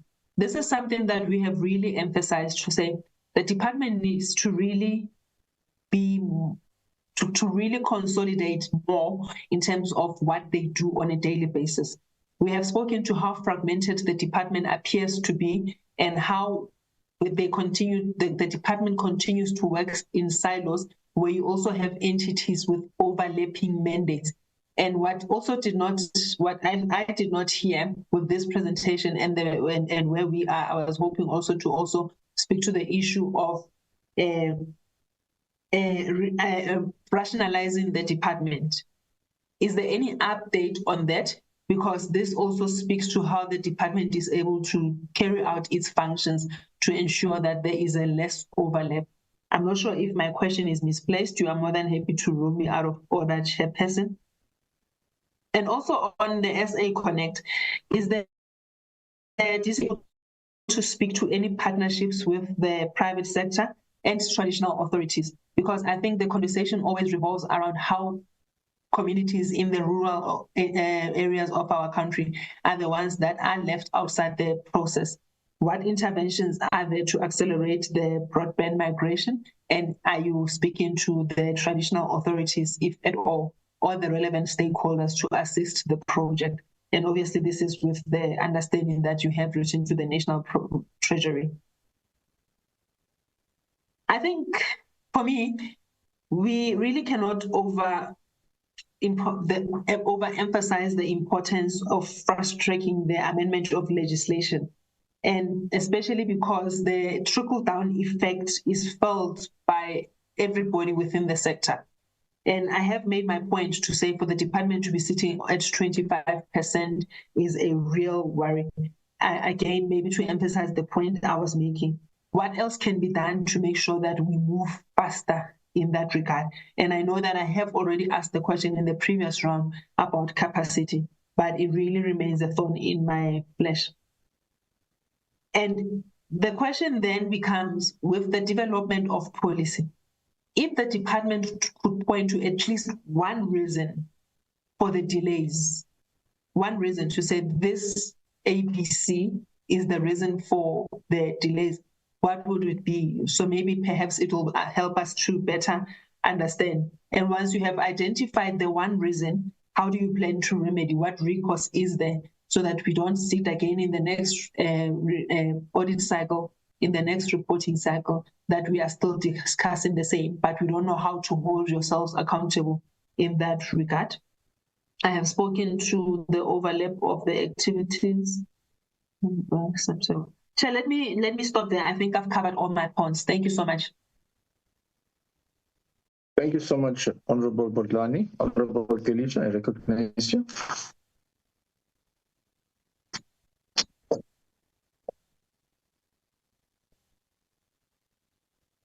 Are you recognizing me, Chair? Yeah, well, yes, Honorable Felicia.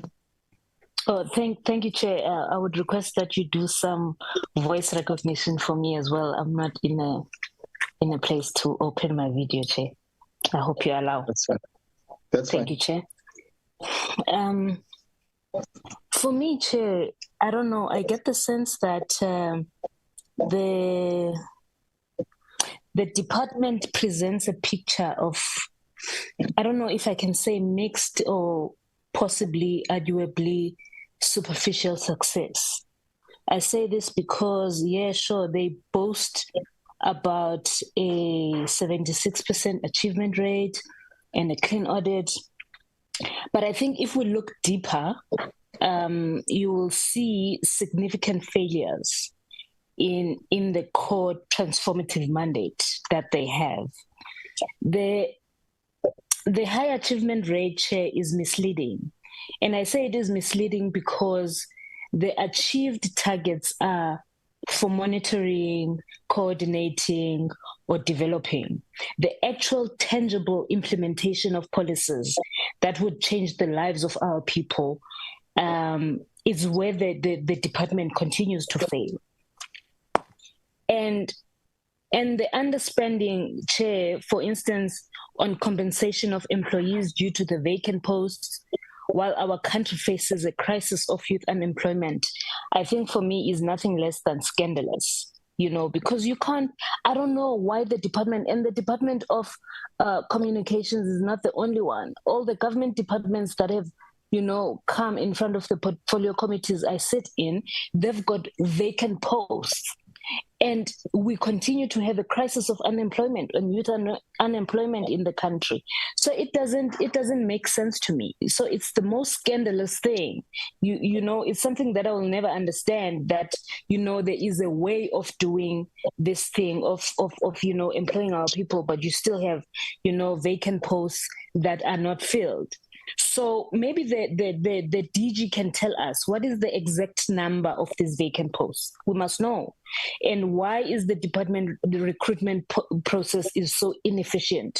We need to know this, because why are they not filled?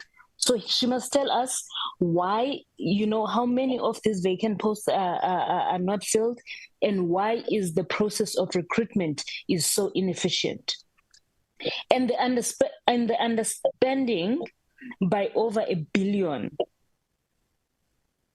specifically related to SA Connect project, Chair, is disturbing. And it should be disturbing because this is a project that is meant to connect our communities.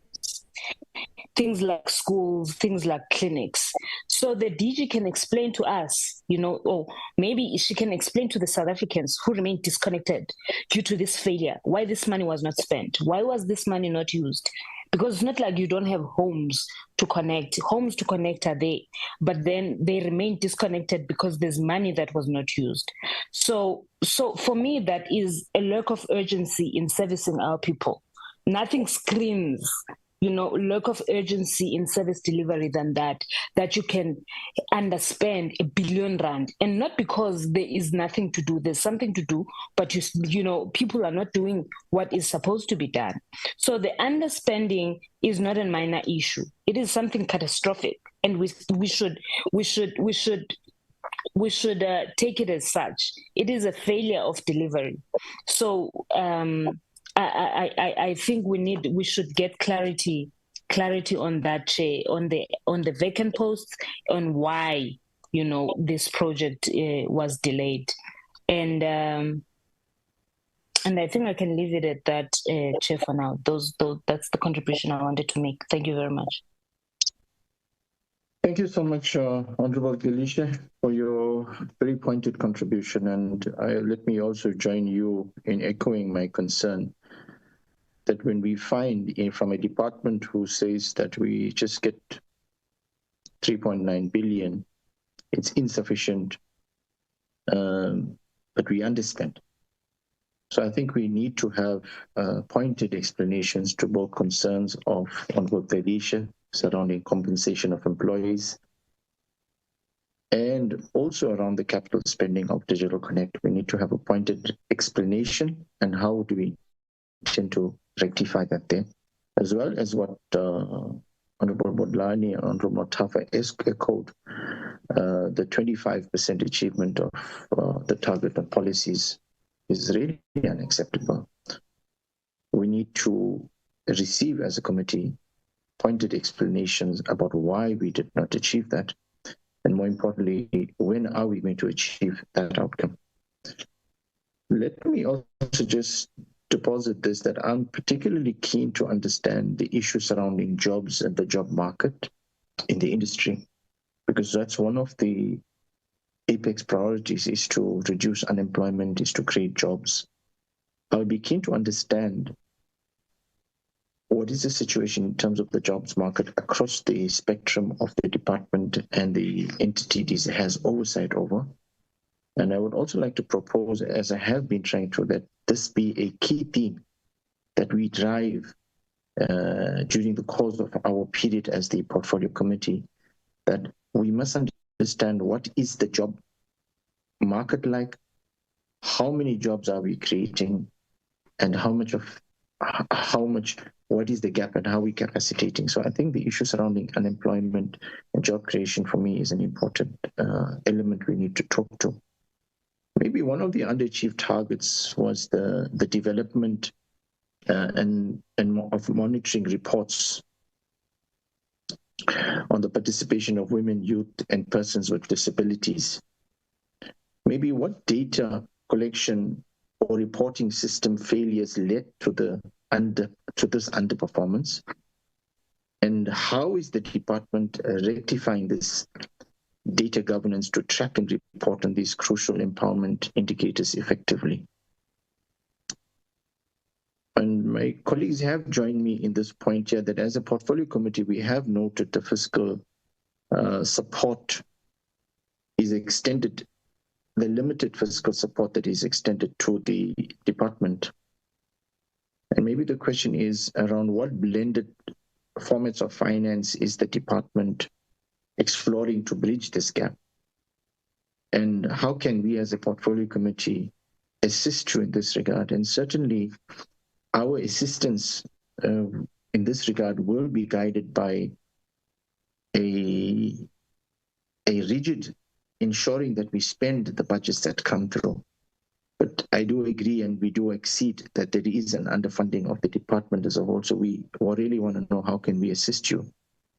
And are there any programs to capacitate our boards? And you may have noted earlier when I engaged the AGSA, I spoke about the cost of governance.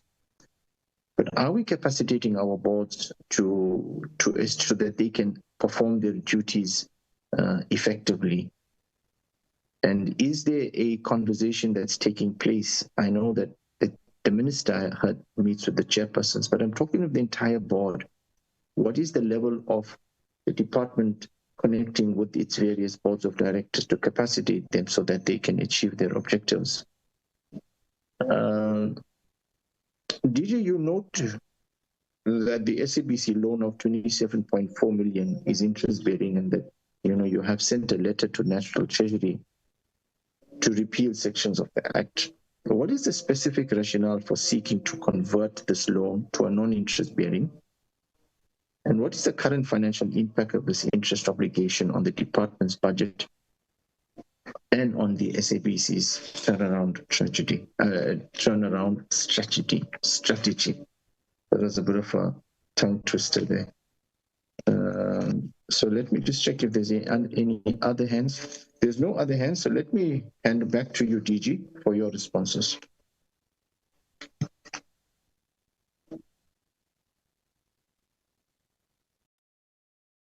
Thank you very much. May I have permission, please, to switch off my camera? I think I'm also having some bandwidth problems. Yes, yes, you may. Thank you very much. Just then to respond on the questions, and thank you very much to the honorable members. To Honorable Matafa, the issue of the audio and audiovisual bill, as I indicated, the minister, we signed off, we gazetted the draft audio and audiovisual bill in early July, and then we had initially closed the comments date in August. There was a request, honorable members, by industry players for an extension, which we gave an additional month extension. It closed on the 26th of September. We've received 61 inputs from industry, quite substantive inputs. We are currently busy now looking at those inputs and comments with our intent then to finalize the draft, analyzing and then expecting to finish and then submit the draft through then the minister and the cluster onward to cabinet and then for tabling to the parliament. Honorable Matafa, you would then ask maybe what are then the delays, and probably linked to the issue of honorable question by Honorable Bodlani, and maybe why we're sitting at 25%. Our policy and legislative process does require extensive consultations, honorable members. We are not making these policies in a vacuum. We have to make sure that it caters for and a balanced approach with regards to the needs of society, obviously aligned to the NDP as well as the MTSF, as well as broader constitutional objectives, but making sure at the same time that we are also plowing to ensure the growth of the local industry sector, as well as also the growth of our GDP. Now, there are obviously vast interests that I've highlighted, and therefore constantly you would find that even beyond the inputs, which I think the audio and audiovisual, I want to be absolutely clear to say it has been in the pipeline for a long period, along with the fact that, as I said, there would be continuous interests that come up, emerging issues that do come up. You're also seeing the continuous growth. When we started the policy, we were merely talking about the fact that we want to grow the industry, especially your local content industry. And we really thought traditionally there, it was about plowing it onto the existing audio and audiovisual platforms, and the pillar of it being broadcasting. And then subsequent thereafter, obviously emerging technologies, you now start seeing various platforms. Beyond those platforms where we have to define them one way or the other, you're also then seeing the growth, as I said, the emerging of other new social media platforms as well, like your TikTok, etc. What do you mean by the content on those? How do you regulate the content in those, etc.? So it's constant. And then there are issues with regards to misinformation, fake news that could be distorting that information. There's issues of piracy that also come into play, and obviously just making sure that there's issues of fair play and the right compensation as well. And along with that is the need for us to protect our growing market in South Africa, whilst we acknowledge the fact that there are these external players in the ecosystem, and that requires thorough engagement with them. They would also need to know our policy position so that we don't shock the market. We don't want necessarily to create a policy, and I just want to maybe spend a little bit more time on this issue, because I still remember earlier on in a couple of years back within the department, when we were talking, and that's the reason why we came up with the rapid deployment policy.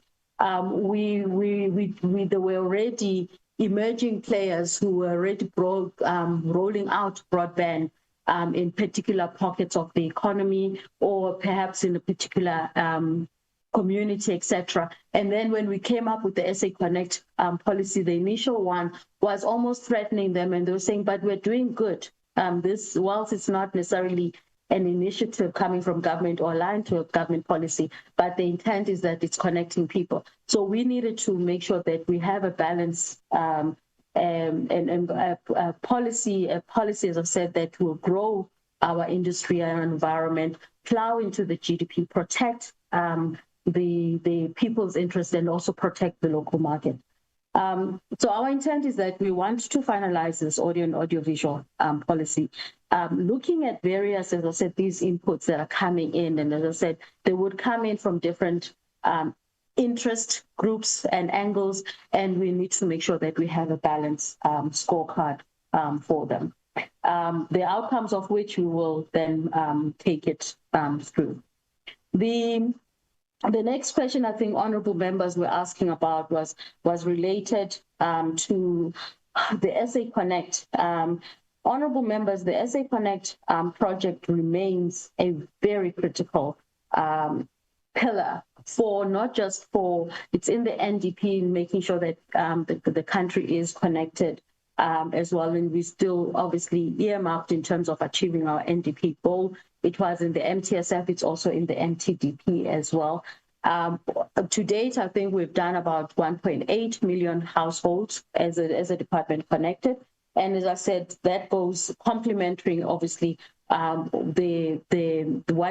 was already there that was done by the industry. But our focus, and I think that's what honorable members, especially honorable, I think Sobrati, Felicia,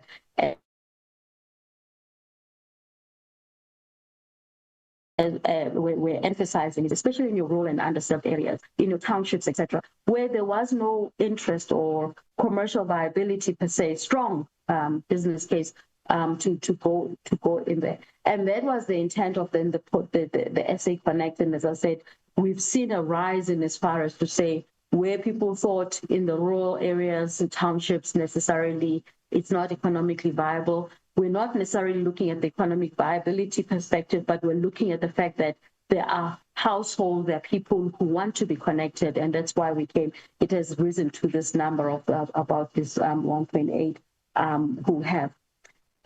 The challenges that we faced in that particular SA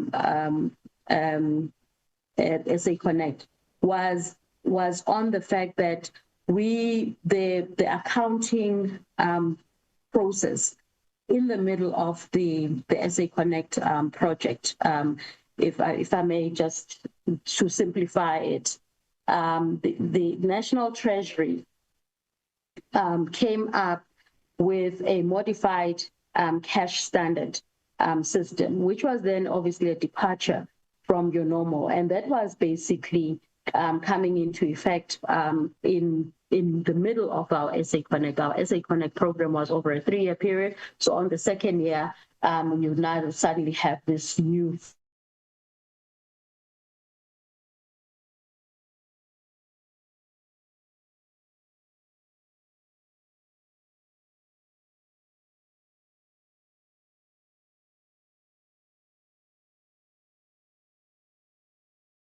Is it my weak connection? Yes, no, it's not your weak connection. We also lost DG.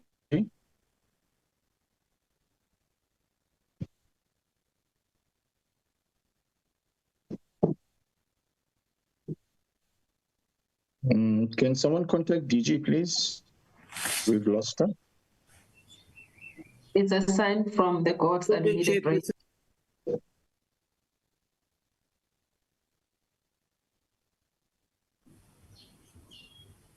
Okay, I'm not so sure what happened. Are you able to? Yes, now we can hear you. We can hear you. You need to go back about 2 minutes, please. A minute at least. Okay. All right. Apologies for that.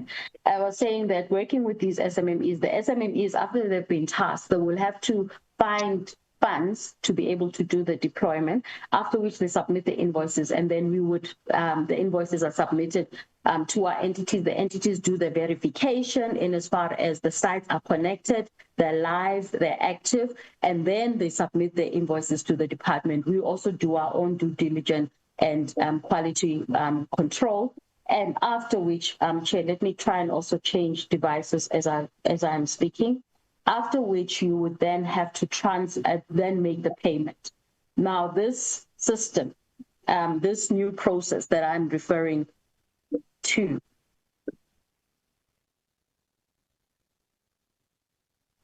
this system that I'm referring to, Chair, had then required that we only expense the budget post the invoices, as well as then quality assurance of it. And this then resulted, as I said, because of this particular change in the middle of the project itself running. And the project itself, as I said, was expected to run over 3 years, but the budget allocation itself was then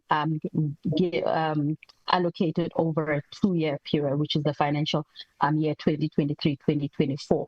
Those particular disparities, we tried to engage National Treasury on them, numerous letters to try to ask for us to be exempted and to basically try and complete this project in what we had started and commenced in its formula. Unfortunately, National Treasury was not able to grant us that. It therefore required that, I think this is the question that was asked by Honorable Bodlani, that we had to request a rollover budget. We are not in control, Honorable Bodlani, on when National Treasury is going to make that determination. Normally, it is associated with then the period of the adjustments that is currently underway now. We are still waiting on that particular process and for the rollover to unfold.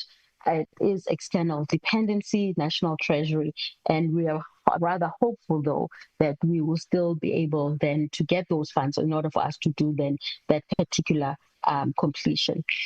There has been some adverse impact with regards to this particular one, the delays, as well as the fact that, as I said, the SMMEs have gone out of their way. They made payments. And there's a lot of risk associated with then this particular non-payment. We are trying to mitigate that. It's been difficult because the only funding that we received thus far is for the phase 1 SA Connect, which then services the baseline of the previous connected points. The BBI and I think SENTECH are going to then elaborate with regards to then the further implications and the impact on this and what does that mean. But we are hopeful. As the Minister alluded to, we are still, because we had already prepared a project proposal for SA Connect Phase 3. And as I said, growing on the success of us being able to connect the unconnected, connecting the household as well as the villages, towns and townships. And we've seen, as I said, the growing demand and uptake with regards to our program because obviously the cheaper services that we're able to deploy for the citizens. We made an application for the SA Connect Phase 3, which is also under consideration, whilst also, as I said, looking at the alternative partnerships as well as other funding models and approaching both the DFIs for funding as well as our international partners as well. Perhaps then to move on this and talk on the issues with regards to the consequence management, and I'm also going to invite our head of HR to also weigh in on this particular issue. We do take the issues of consequence management, Honorable Bodlani, quite seriously. In fact, because the reporting cycle is both monthly as well as quarterly. At a quarterly, after a quarter has landed as closed, where there are no achievements or significant achievement, and especially if then they're also recurring, we do take consequence management issues. Letters are being issued. We instruct the branch heads to take the necessarily disciplinary action against those who haven't. HR is assisting in that particular regard. And then we also take it further in as far as then making sure that we follow through in terms of then the disciplinary. And I will invite the HR to perhaps come in on this at this point juncture, and maybe while she has then the platform, honorable members, she will also then allude or unpack the issue that I think Honorable Delisha raised about the high vacancy rate. Where are we with regards to the advertising, and how then are we ensuring that we do the recruitment? I'm happy, very happy to indicate that we've done an extensive recruitment drive with regards to youth in the department. It has improved drastically in terms of our statistics, and I make it intentional that we do go out and make sure that we recruit youth, and there has to be substantive reasoning, substantiated motivation as to why then we would not recruit a youth, and especially, as I said, in terms of the entry level positions as well as other positions in the department. Chair, with your permission, I'd like to invite the head of HR, and then I will still come back with the CFO to respond on the other issues, as well as DDG Mashologu. I think on the issue, on the question that you had asked with regards to the empowerment targets. Thank you.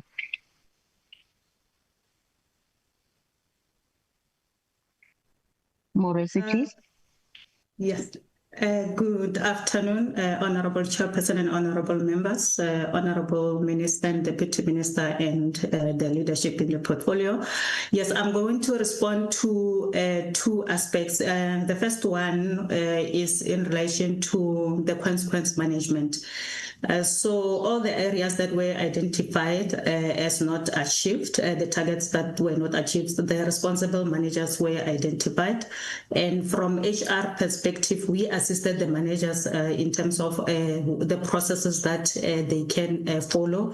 And we even went further to assist them in terms of writing the letters of intent to discipline, because from HR, we wouldn't know the nitty-gritties and the factors between the supervisor and the employee in terms of what happened.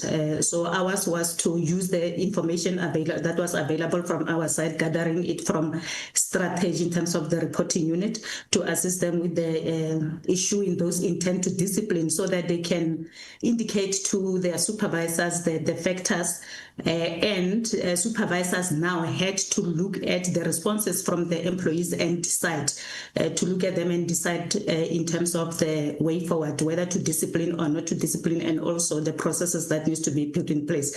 So what had happened is we've done that. The employees responded to the supervisors, and the supervisors had to now consider and take action. That's where the process is at this point in terms of the supervisors advising HR based on what they have considered in terms of the content, because it becomes difficult for HR to discipline like the actual action from HR, because we are not supervising those people. We don't know what was happening. And also in terms of the legislative prescripts, is the responsibility of the supervisors to manage discipline and performance, but as HR we support them. So I'm comfortable that from HR perspective we have supported the managers, but the managers, they need now to hold the employees accountable in that regard, and we as HR we are available to assist them in terms of the process that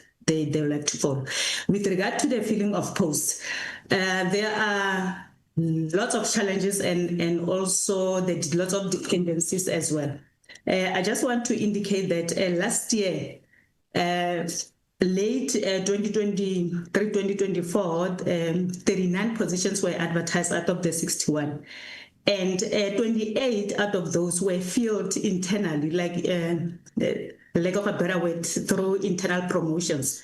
So if you advertise 30 something, then 28, you fill them through internal employees. It means that you created 28 vacancies as well. You did not make a difference in terms of closing the gaps.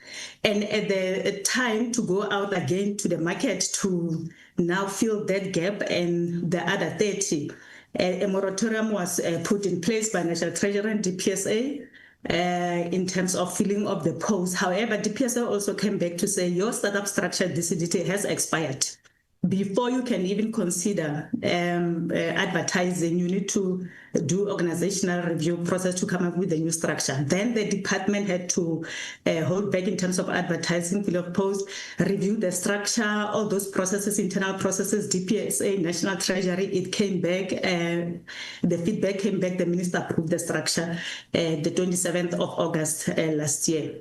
Now from there, we had to do the matching and placing, because before you match the employees into the new structure, you wouldn't know which posts are now vacancies. So we needed to match first, and then the remaining posts are now the vacancies that we can advertise. We went through that process. It was a very complex and difficult process because it affected all the employees and lots of consultations as well. Then you had to wait for appeals. Employees not happy with their placement, you deal with the appeals. After that, then you consolidate and say the vacancies. Then we came up with 73. After coming up with the 73 vacant list, we had to go back again to DPSA to request approval through our minister to the Minister of Public Service and Administration to advertise. You write submissions, you send the request to DPSA, you wait. Whilst we are waiting, we are doing job evaluation, because now all the posts, they don't have the updated job profiles. So job evaluation, we do the grading. And at last, June, July, we managed to advertise 30 posts that we are currently in the process of filling. The selection committees have been approved. Some of the interviews have started, and the shortlisting is underway for some of them. So we have a robust plan that is being monitored through ESCO and MENCO, just to make sure that at least for the first batch, the 30 that we have advertised, we push on that one. DG, I will pause on.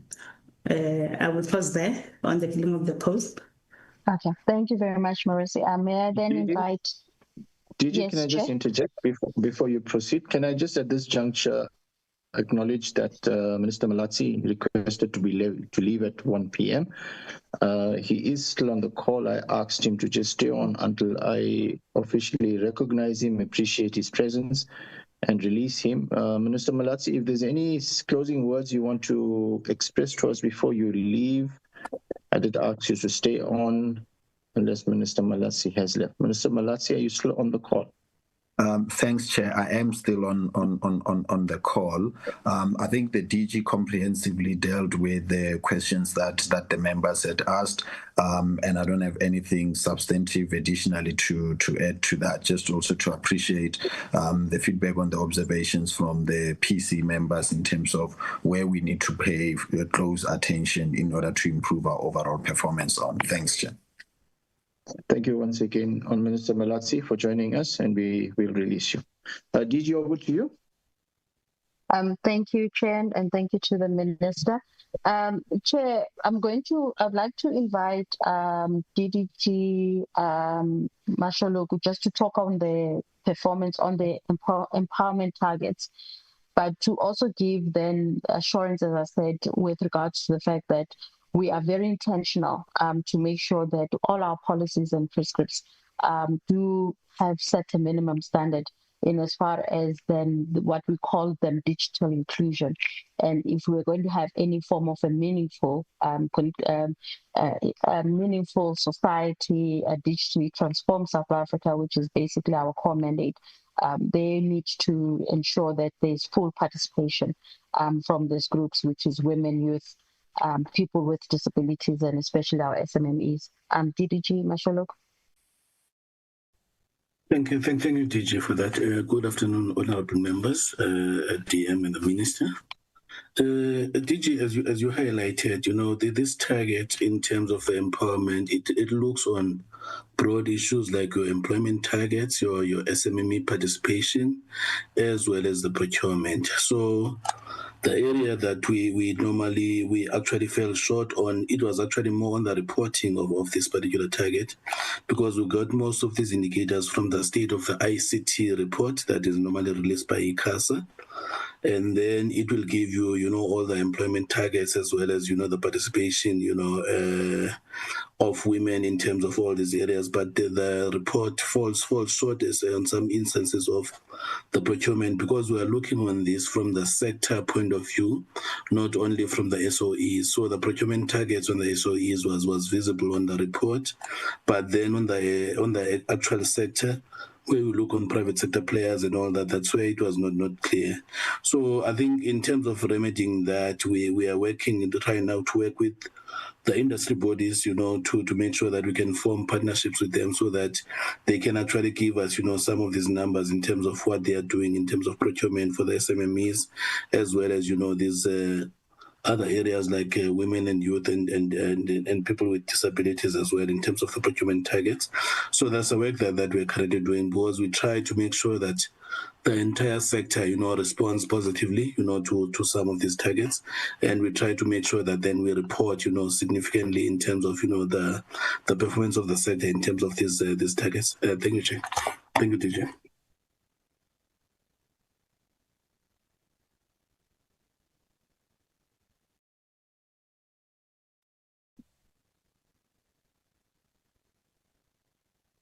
DG, back to you.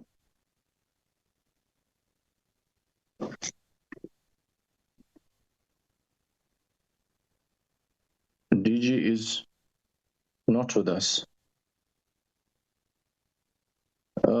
As we wait for DG to respond, may I then invite the Minister DM Gungubela. Are there any additions you wish to make whilst we wait for DG to get back before we charter the way forward for the remaining part of the program of the committee?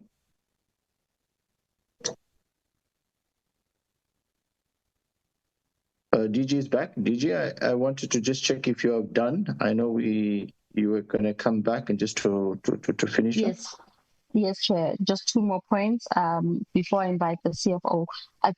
Perhaps just to clarify, I think Honorable Budlani was talking about the role of the post office as far as the SA Connect. Maybe just to clarify that the post office is playing a critical role on the BDM project, which is correct in this rolling out of the set or storage of the set-top boxes, as well as originally they were then also doing the registration.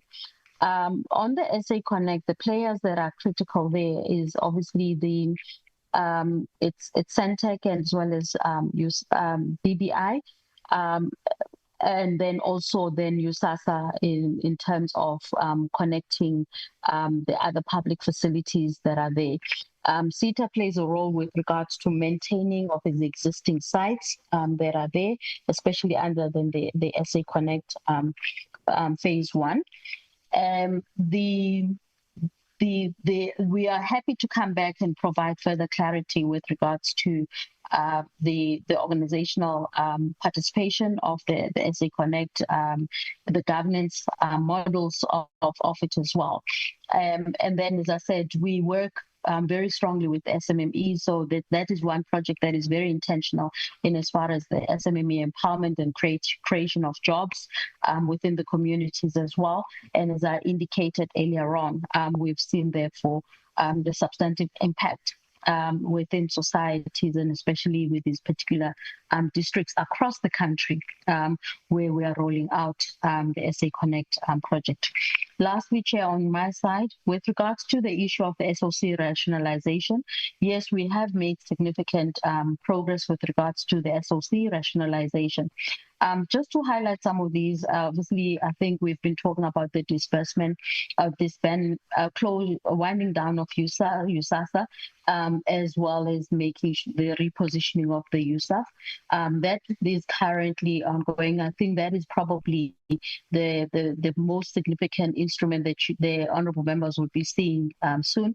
We are in the final stages of the consultation within government for that, taking it there after which to cabinet, and then we will then introduce the proposed amendments to Parliament. With regards to the merger of the BPI and SENTECH, it is in our APP for this financial year, and similarly, as I said, within the repurposing of SITA as well.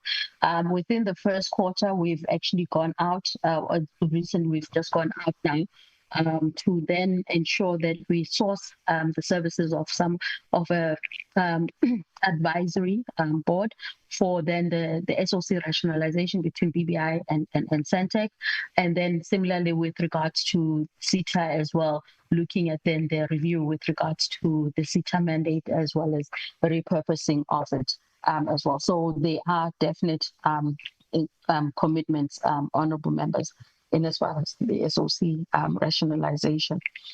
I would like to give then the CFO just to quickly unpack the issues with regards to underspending and as well as even underfunding, Chair. And maybe she can also touch on when we talk about the underfunding. We make numerous applications to National Treasury. And we've done so for the medium-term adjustment and also just funding for our entities. Unfortunately, we're also very much so conscious of the fiscal constraints. Up until now, we have not received any additional injections, and I think the CFO would further allude and clarify this position, whilst obviously our entities are in dire strain and in need of fiscal injection. May I then invite the CFO, please, just to quickly highlight those applications that we have made. Thank you.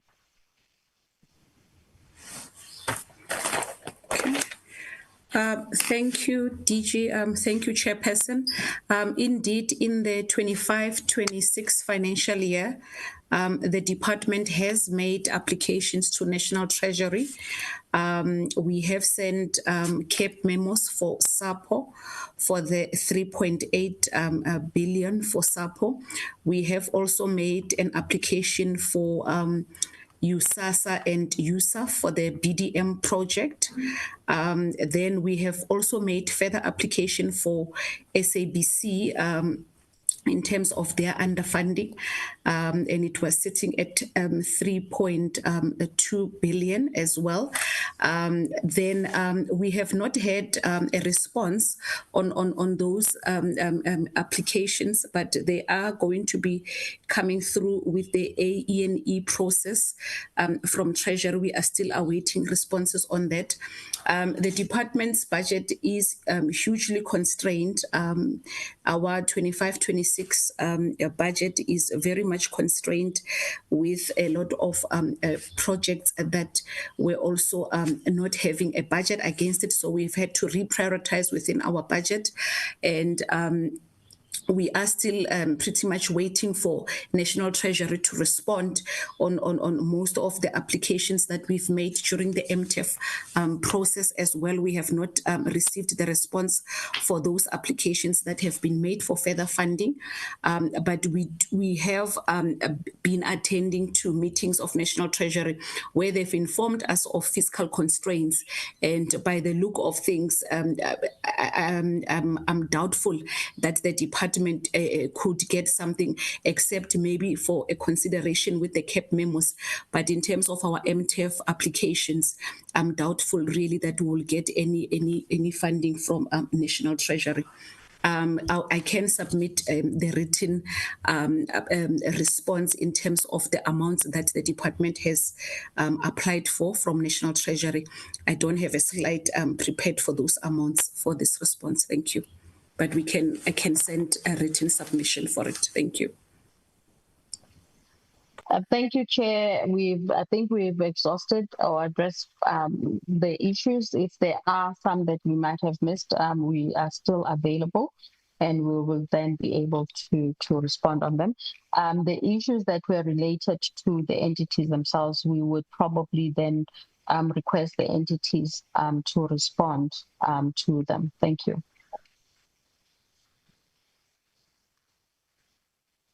Thank you, DG, and thank you to your team for your comprehensive responses to the questions that have been raised, particularly the detailed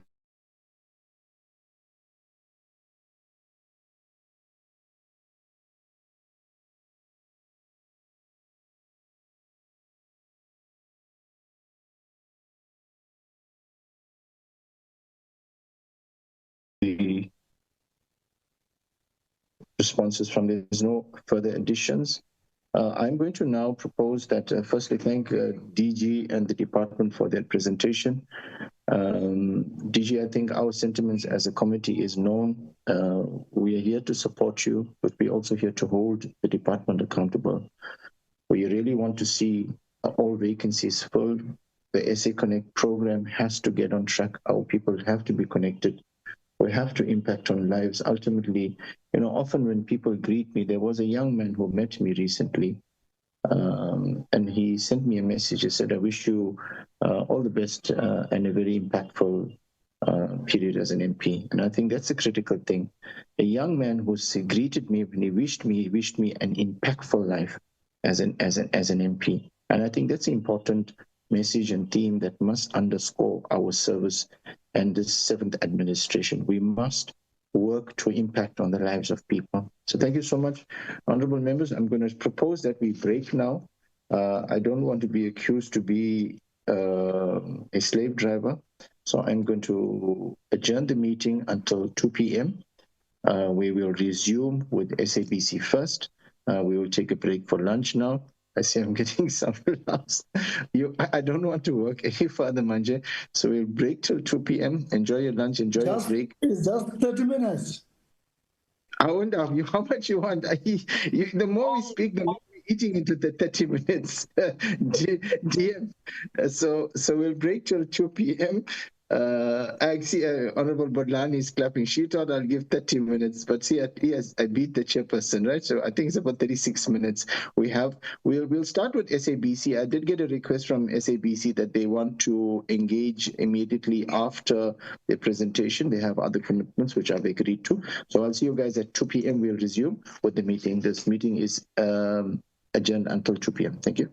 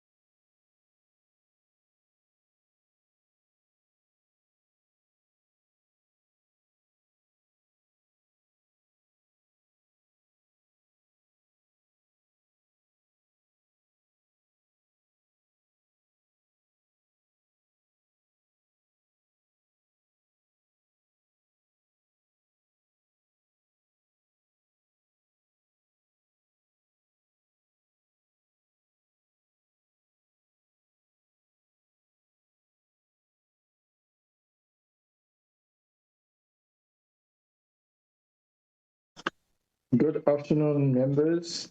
Good afternoon to the members of the executive that might be here and all the chairpersons of the various entities and members of the board and the executives. My time is now 14:01.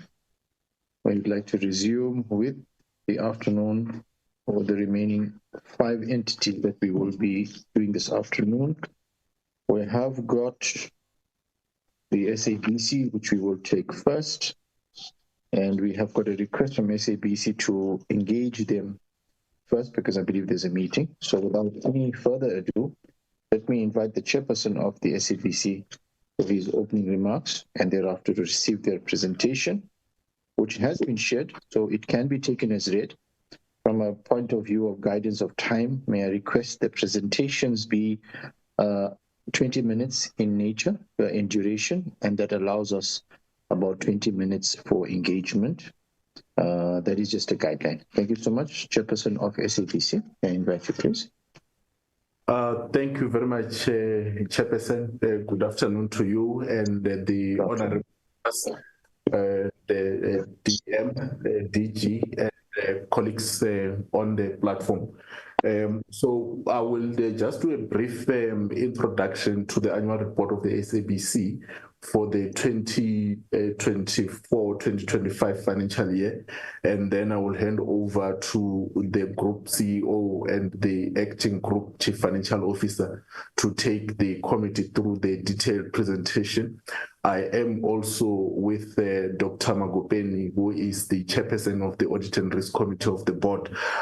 Just to indicate, Chair, that we are bringing what we consider to be a mixed bag of the performance of the SABC for the financial year under review.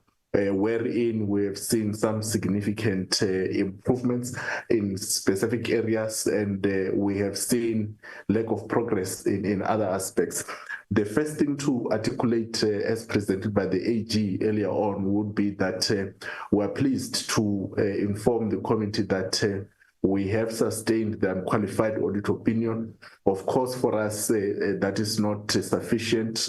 Our aim and our pursuit remains to move to that clean audit, and all efforts are being deployed to make sure that we get the SABC there. But we think that this demonstrates a commitment to good governance, but also to a good implementation of accounting principles and the strengthening of the control environment within the SABC as it were. The other aspect that we would like to highlight to the committee is that there is a notable progress insofar as the SABC ability is concerned in the achievement of the key performance indicators as adopted in the annual performance plan of the corporation. Just to indicate that when the CEO does come in to present, you will note that when this board came into office, it inherited an organization that was performing at about 32% achievement of the KPIs that had been approved for that APP. In the previous financial year, we improved that by about 20% to 52%, and in the current year, we again have improved it with an average of about 23% to 75%. So there is good progress, and it shows that the men and women of the SABC, both here at head office where we are and across the regions, are certainly putting both hands on deck to advance the mandate of the SABC.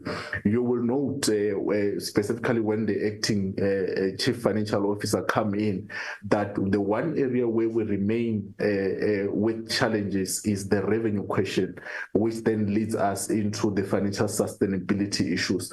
This fundamentally, and I will sound like a broken record, Chair and members, our troubles emanate from the inadequately funded public service mandate, a situation which we are happy to note the progress that the department is doing under the leadership of the ministry, with the service provider having been appointed to develop the funding model, which is critical in making sure that the bill that this August House has to finalize and work with together with the rest of Parliament is something that can future-proof improve the financial sustainability of the SABC. The other aspect that I think it's important to note is that in the midst of all these challenges that I've spoken about, which are largely financial, the SABC has endeavored to deliver on the public service mandate. And despite this limitation of the financial resources and capability, we have put all efforts to make sure that all critical mandatory areas are delivered, and making sure that critical events that speaks to the life of the country and its citizenship are sustained. Just to remind colleagues, despite the fact that we were only receiving about 33 million or so from the IEC to cover the national and provincial elections, we still delivered what we consider to have been a world-class coverage of the national and provincial election, and many other events of national importance, such as the games of the Springboks, the national teams, and so forth. We have gone out of our way to find ways of making sure that South Africans receive this critical public service related programming from the SABC. So with that, Chair, I would want to conclude by saying that indeed it's a mixed bag, an encouraging performance insofar as the key performance indicators achievement is concerned, but we remain worried and hard at work in trying to find solution insofar as the revenue generation and improvement question is concerned to secure the long-term financial sustainability of the SABC. With that, I will hand over to the Group CEO to go into detail on the performance information as it were. Thank you very much, Chair. Thank you to the Chair of the SABC. Good afternoon, Honourable Chair of the Portfolio Committee. Minister, no minister is left, to the Deputy Minister, the DG, and the Honourable members, all protocols established.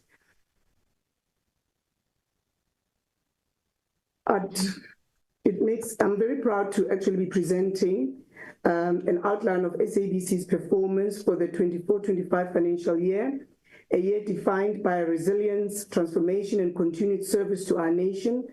Our mandate remains unchanged: to maintain, enhance, and preserve our unique South African identity through universal access to credible programming that reflects South Africa's diversity and unity.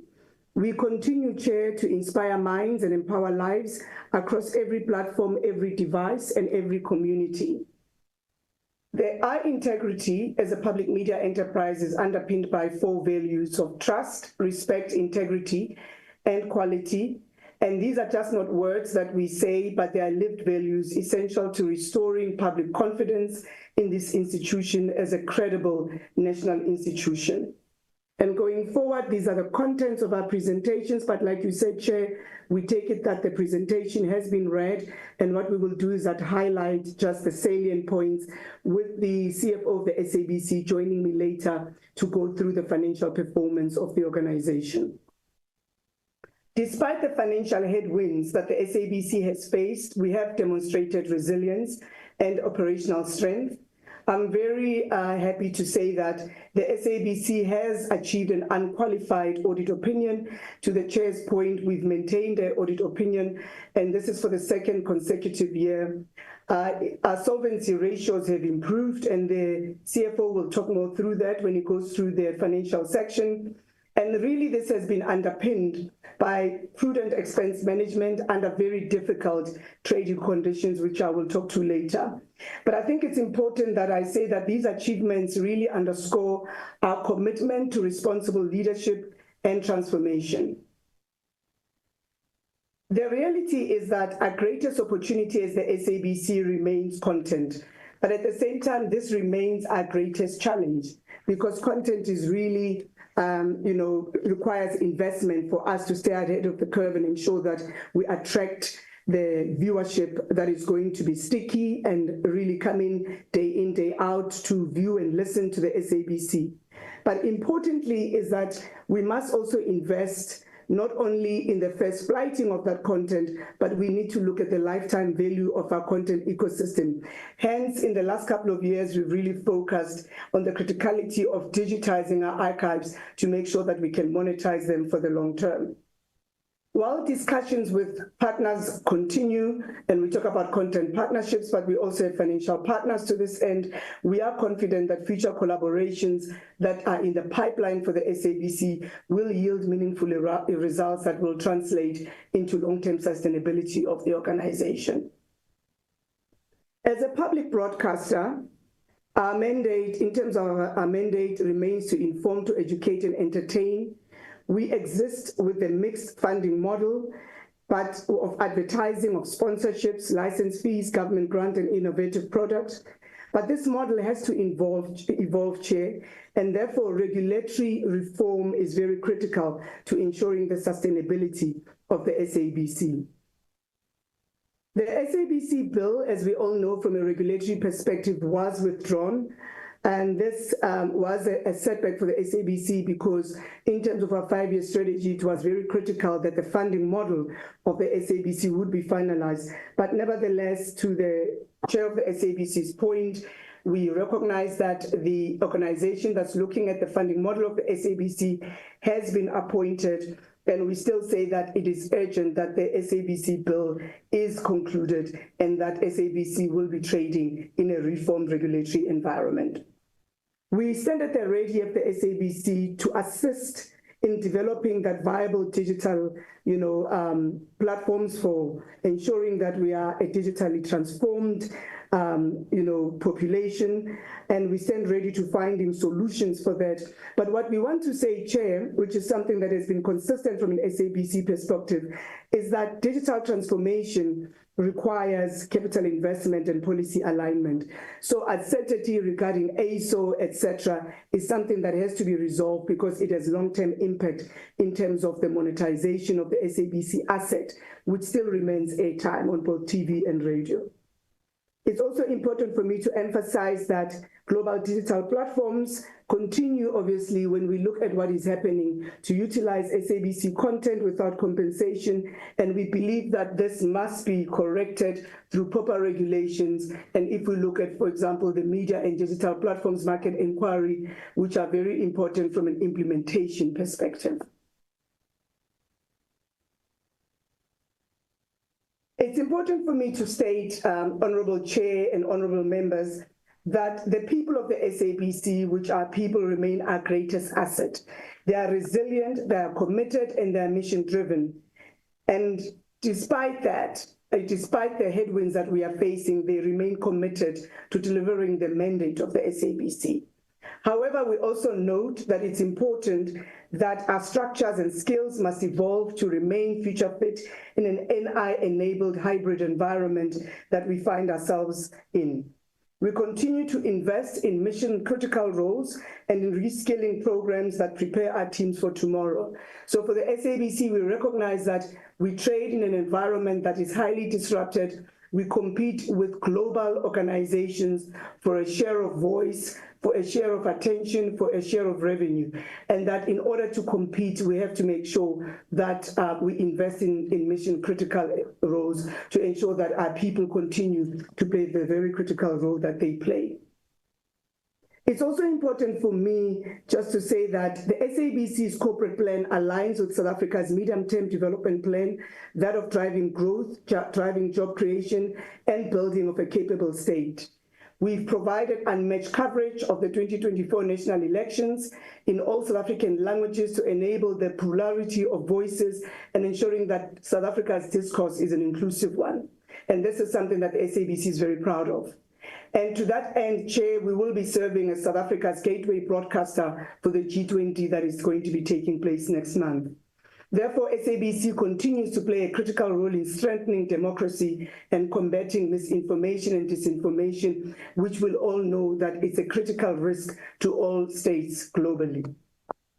From a structure perspective, our dual mandate between public broadcasting service and public commercial service remains, but it's important for me just to emphasize that 55% of our public mandate remains funded, leaving a 7 billion rand shortfall over the MTEF period, and that has an impact in terms of the viability of the institution. Therefore, a sustainable funding model is no longer optional. It's essential for national information integrity because the SABC plays a critical role in ensuring the sovereignty of South Africa, because information is important for citizens to make decisions about their lives. From a public mandate delivery perspective, despite financial limitations, we delivered 100% in terms of our genre and music quotas. From a sports coverage perspective, the chair touched on it. We covered FIFA qualifiers, the Olympics that took place earlier in the financial year under review. We covered the AFCON qualifiers, the ICC T20, and that ensured that access to events of national importance were given integrity and credibility, and that South Africans could all participate in national moments.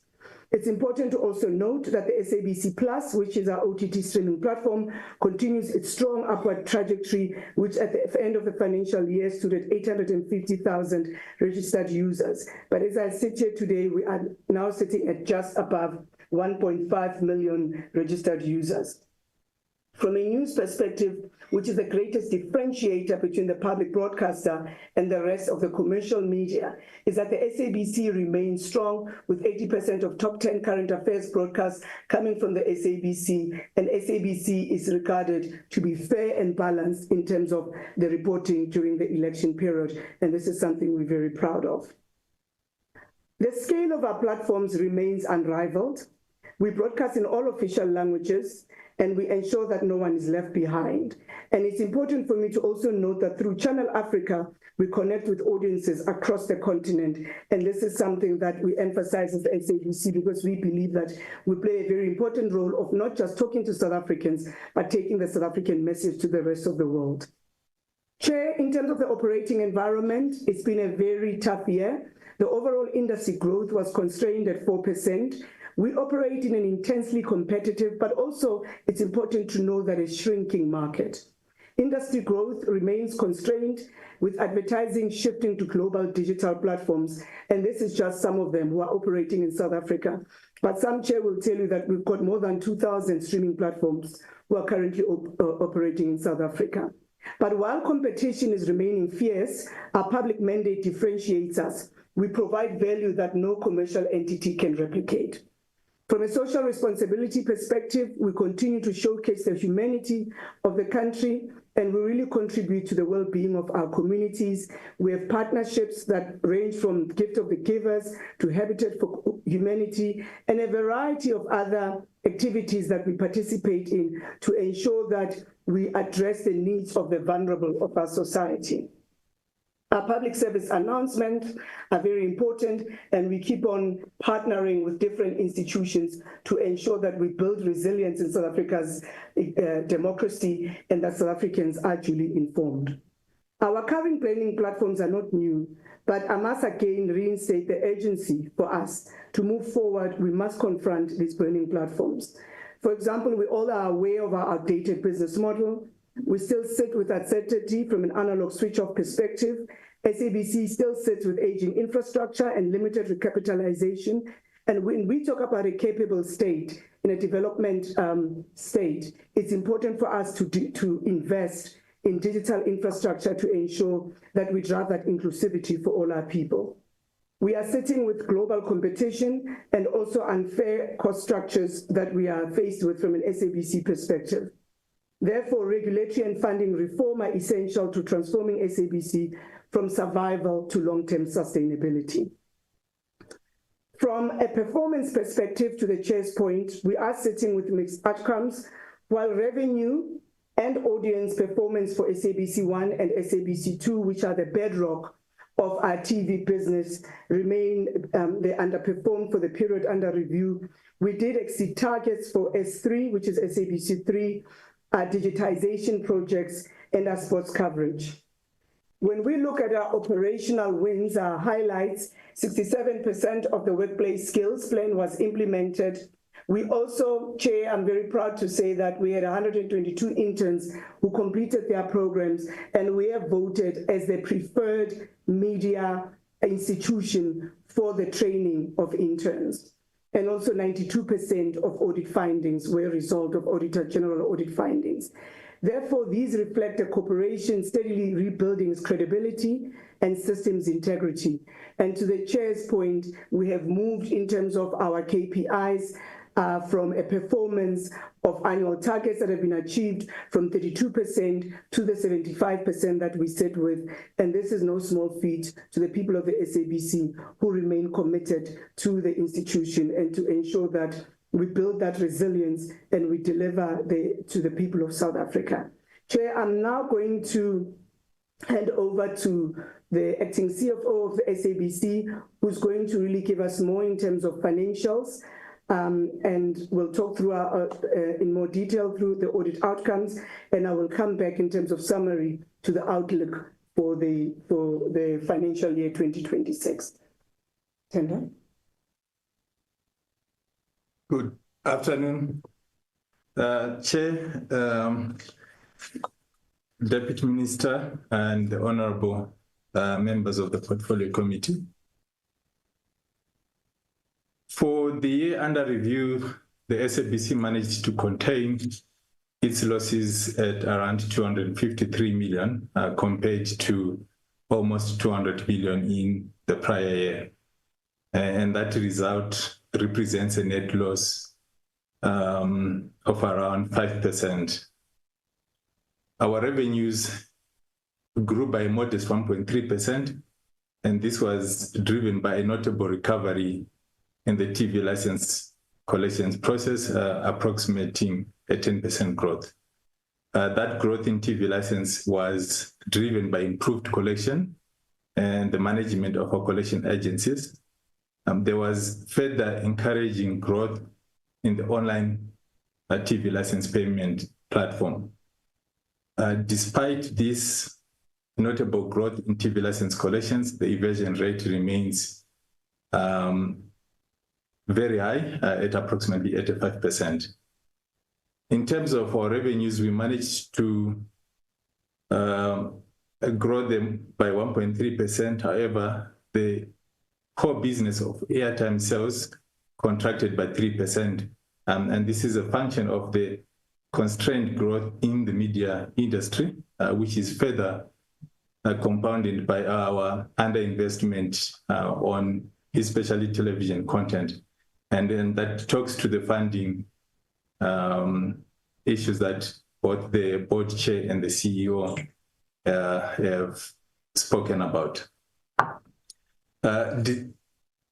Our expenses for the year outpaced our growth in sales, having grown by 3%.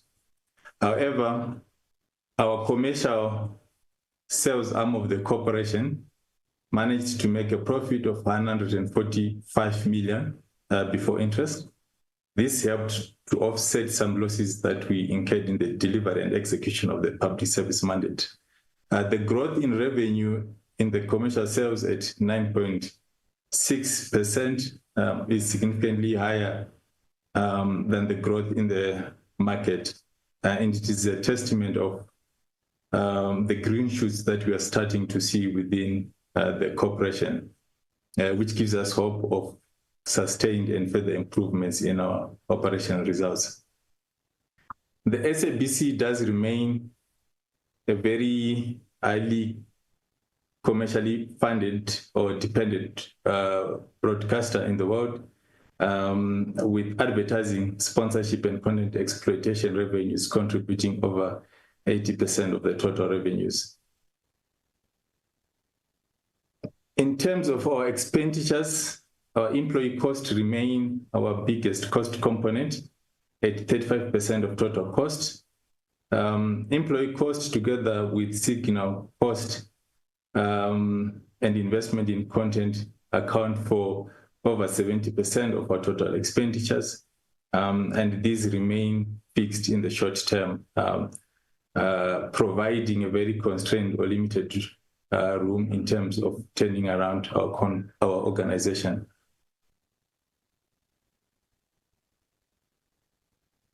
The SABC managed to strengthen its balance sheet over this past period. This was supported by changes in accounting policies on our PPE, but further helped by favorable actual gains on our defined benefit assets. This resulted in our solvency position improving to a net asset position of 1.8 billion. However, our liquidity constraints remain high with significant depletion of our cash resources as at the reporting date. The long-term sustainability of the SABC remains high in light of the funding issues that are yet to be resolved. And it is a matter that both the board and our department assist with resolving. And hence you see that in the qualified audit opinion, the AG has placed an emphasis of matter on the continued going concern risk that we still carry. However, to mitigate that, management has increased its efforts in raising capital in the financial markets, and we are very positive that these efforts will bear fruits in this current financial year post-audit of financial year 2026. And this funding or continued funding constraints that the entity experiences constrain our investment both in the pace that we desire and then the capacity that we need to invest in to renew both our business assets, infrastructure, and changes to our business model.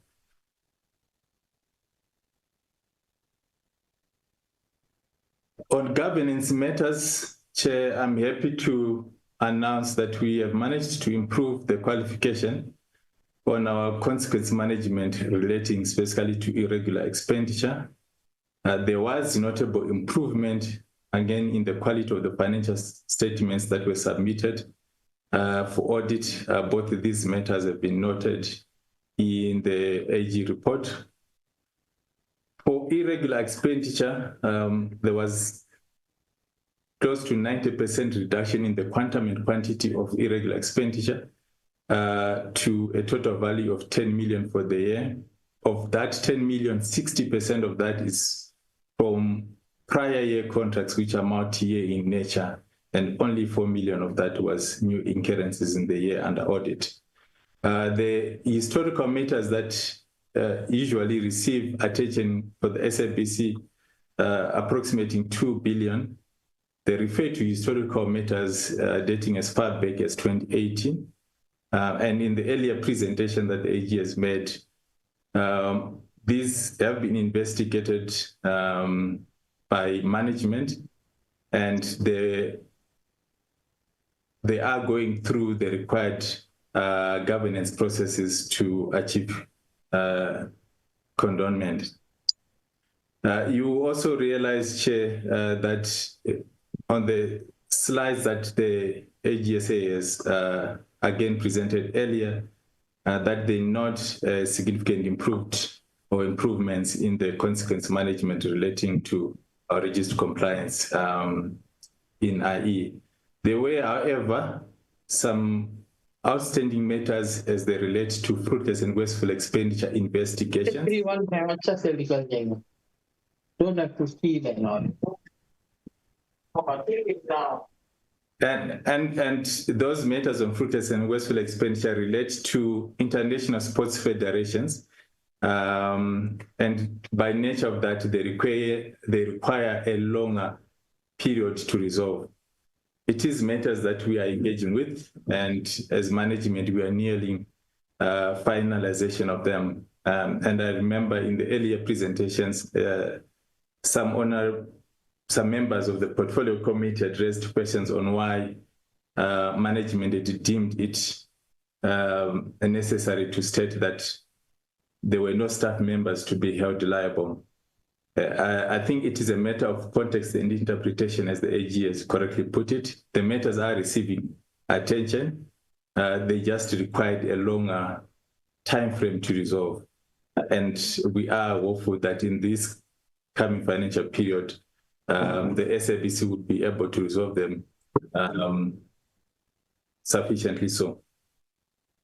As I close, Chair, I just want to note that the improved audit outcome that we have achieved, an unqualified audit for the 2 consecutive years, is not only a testament to the improved governance within the corporation, but it is a testament to the hard work of the men and women of the SABC. And for that, abusing your platform, Chair, I would want to also pass my gratitude to the teams that we work with here at the SABC. I will hand over to the CEO for the finalization. Thank you to the acting CFO. And I think what's important from, in closing, Honorable Chair, and to members of the Portfolio Committee, is that for the FY26 financial year, we are really focusing on shifting to strengthening our leadership and unlocking partnerships and continuing to drive our operational excellence, which has really held us steady against the headwinds that we faced in the last financial year. And just to echo what the acting CFO is saying in terms of the resilience of the SABC people in ensuring that we deliver on the public mandate. But I think what's important for me, Chair, if I can just say that what is the SABC that we are requesting is that we must all move as, you know, as one SABC. I think it's going to be very important that we really look at ensuring that SABC is given the opportunity to innovate, because to innovate, it means that we have to invest in our critical infrastructure in order to drive that transformation. It's important for us to actually drive that funding reform that's very important in unlocking the ability for us to continue to deliver to the people of South Africa from a public mandate perspective as we go towards the local government elections next year. And we've heard from the IEC that we now have more than 450, closer to 500 political parties that have registered. By its nature, it really demands a lot from the SABC, because it is the media institution that gives the platforms for South Africans to be heard. It's going to be very important for SABC to drive that intergovernment collaboration. And I think for us, we are asking for that support from Parliament, from other institutions, because we believe that as the SABC, we are very important in ensuring that South Africa delivers on its duties as a capable state. And we are going to be ensuring that we remain as South Africa's most trusted public media enterprise, delivering to the people of this country as per the mandate that we have been given. I've come to the end of our presentation, and just in summary, we're very happy that we've maintained the unqualified audit outcome, and that as the SABC, we will be working hard to ensure that we move forward to a clean audit. Thank you, Chair. Back to you. Thank you, CEO. CEO, let me just get an explanation. I noted that the presentation today was more of a speech than a presentation. You didn't talk to any slides. Has there been a technical problem there? I think there was a technical problem. I only realized later that our slides were not moving. But yes, it's the same slides that were handed over to you. Unfortunately, very late, that we must have had a bandwidth issue, that they are not moving. And I suppose perhaps it would be better that we switch off the camera, and then in the Q&A, we will put up the relevant slides. Chair. Yes.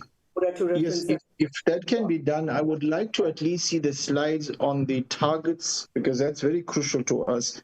And Secretariat, if you can please assist us, I think it would be only prudent that the slides relating to the targets, what was the target and what was the percentage of the target that was met, we should put that up onto the screen.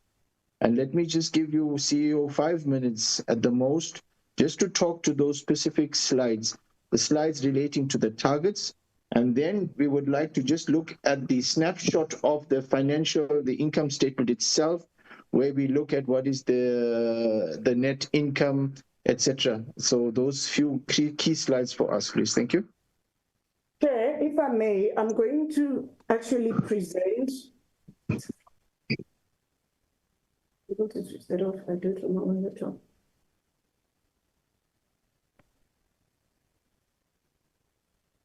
Because I think I need to use a PDF because this is a PowerPoint.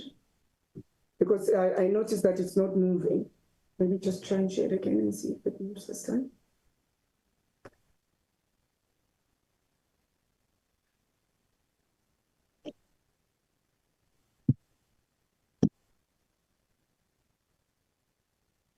Because you have provided us with two. You provided us with a presentation as well as you provided us, we received a narrative.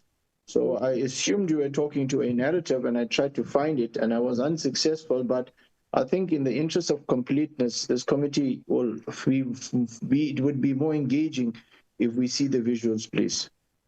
Okay. No, it's understandable. I will put them up on my side. I joined from this browser. Can you mute that one?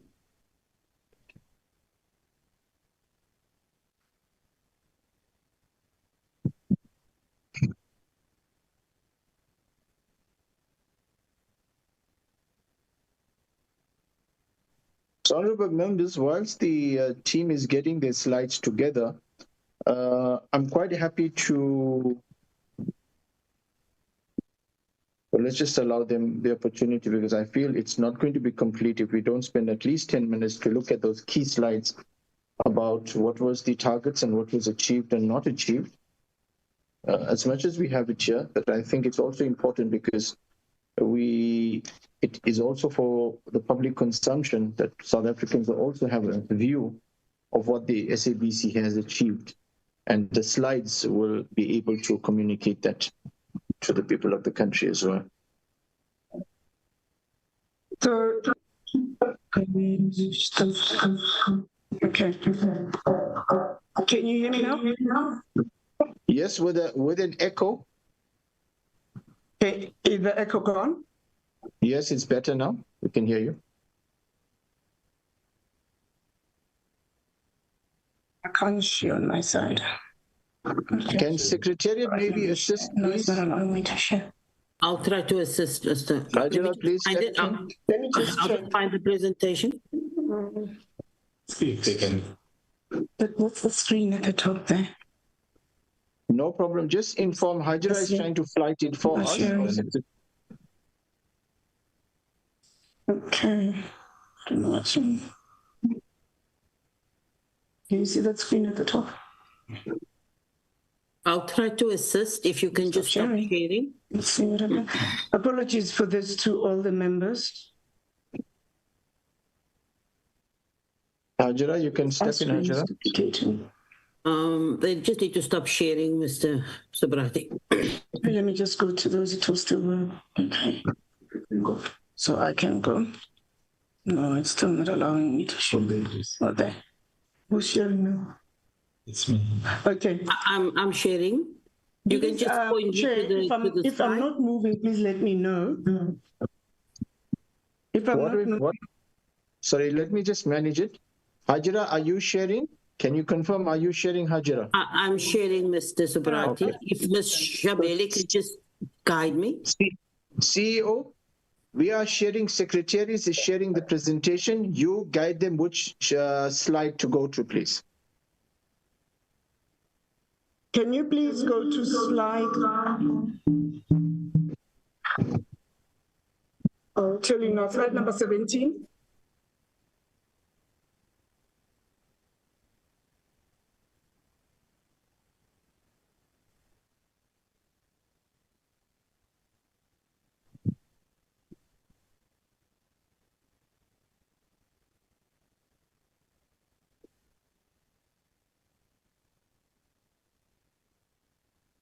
Is that correct?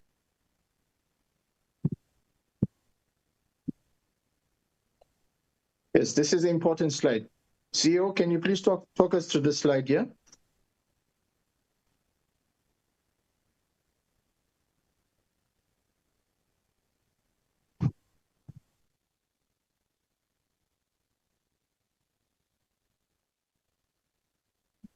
Can you hear me? I can hear you now.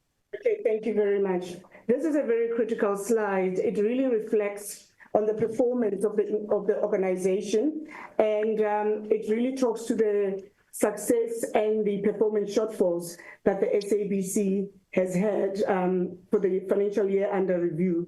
So it has, I must say, what's important from this side is that from a total annual targets achieved, the SABC has progressed from achieving 32% for the financial year 2023 to 75% for the financial year 2025. If I can just point out that while the revenue and the audience performance for SABC 1 and SABC 2 has underperformed for the period under review, we did exceed targets for SABC 3, the digitization of our legacy platforms, our legacy content, and the sports coverage to which we spoke to earlier. From an operational perspective as well, is that we saw that the SABC, and I'm going to move, can you move on to the next slide? So we can see here the 75% achievement rate. I think what's important as well from a people perspective, from the achievement perspective, is that 67% of our workplace skills plan was implemented. And we are very, very proud to announce that 122 interns completed their year-long internship program. We have a very important strategic partnership with the SITA, and SABC was voted the most preferred media institution for the training of interns. So this is part of just the highlights that we're seeing. But importantly, Chair, is a sound governance from the SABC, which continues to show that the corporation is really building resilience and building their integrity and governance, where we are seeing 92% of the financial year 24 audit findings being resolved by the SABC. So this is a very, very important one. We do still, we accept that we are still struggling from a financial performance perspective because the CFO and myself earlier did talk about an industry that is contracting where the growth of the industry is sitting at 4%.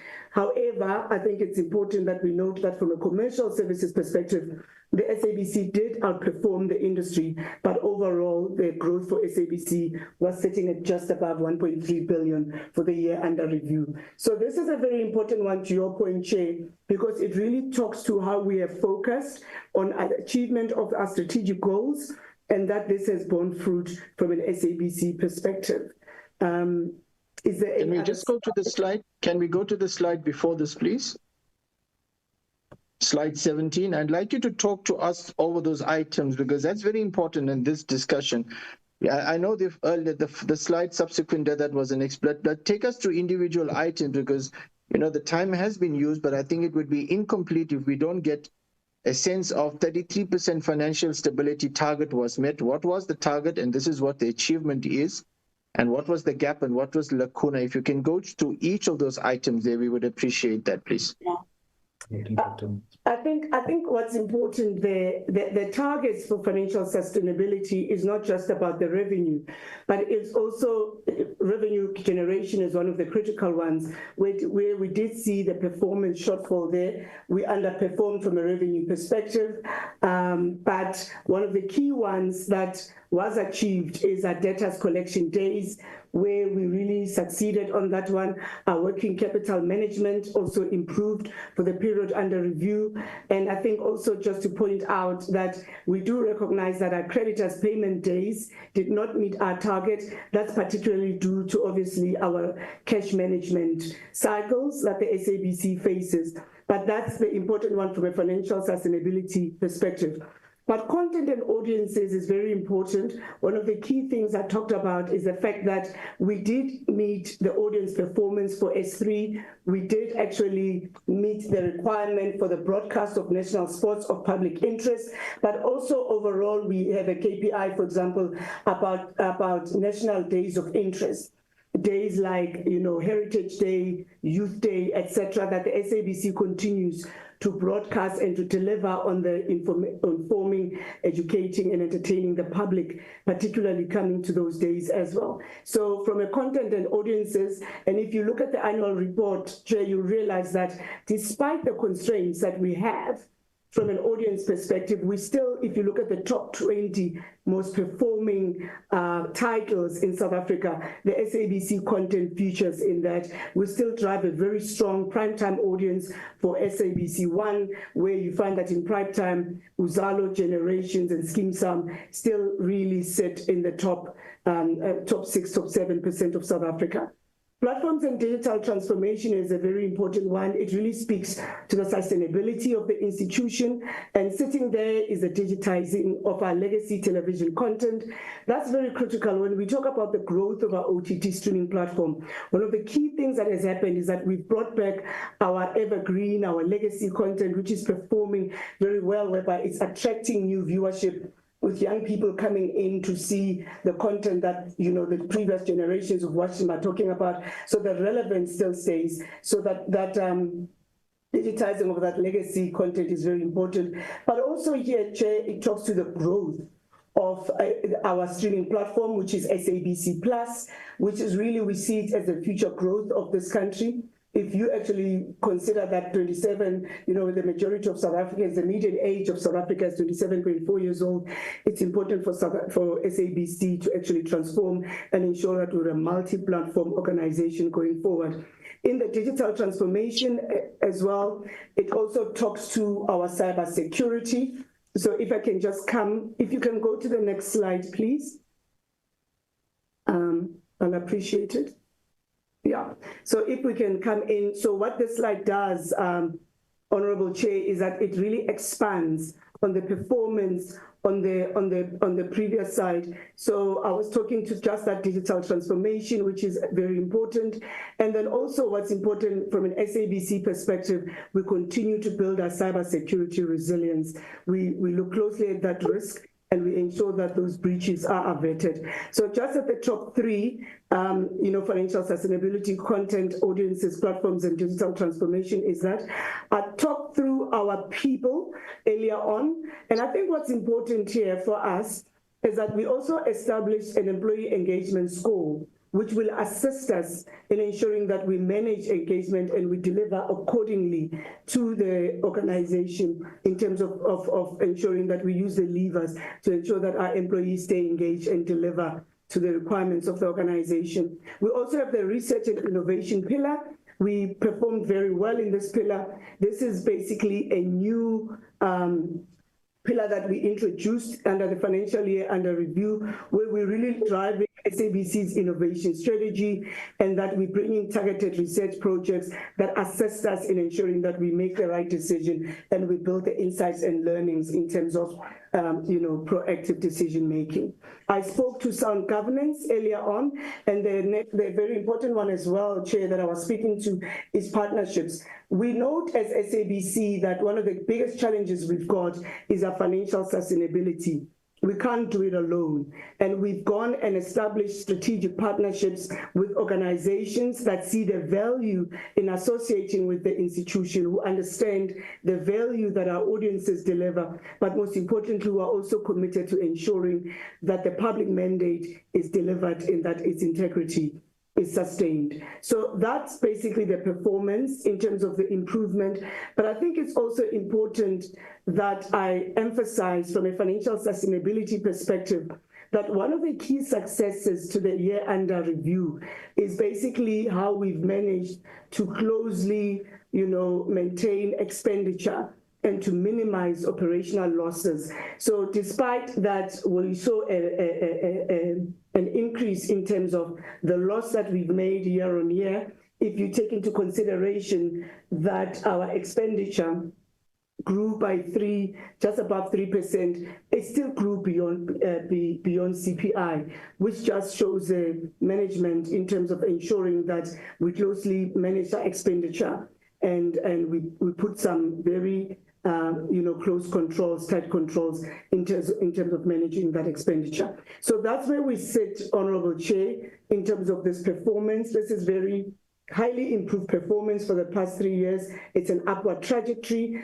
and it's something that as management, as the board, as well as the SABC, proud of its performance. Thank you, CEO. I think that suffices for me. May I then quickly ask the CEO to talk to only one slide, and that is the slide relating to your performance for the year, your financial performance for the year, please.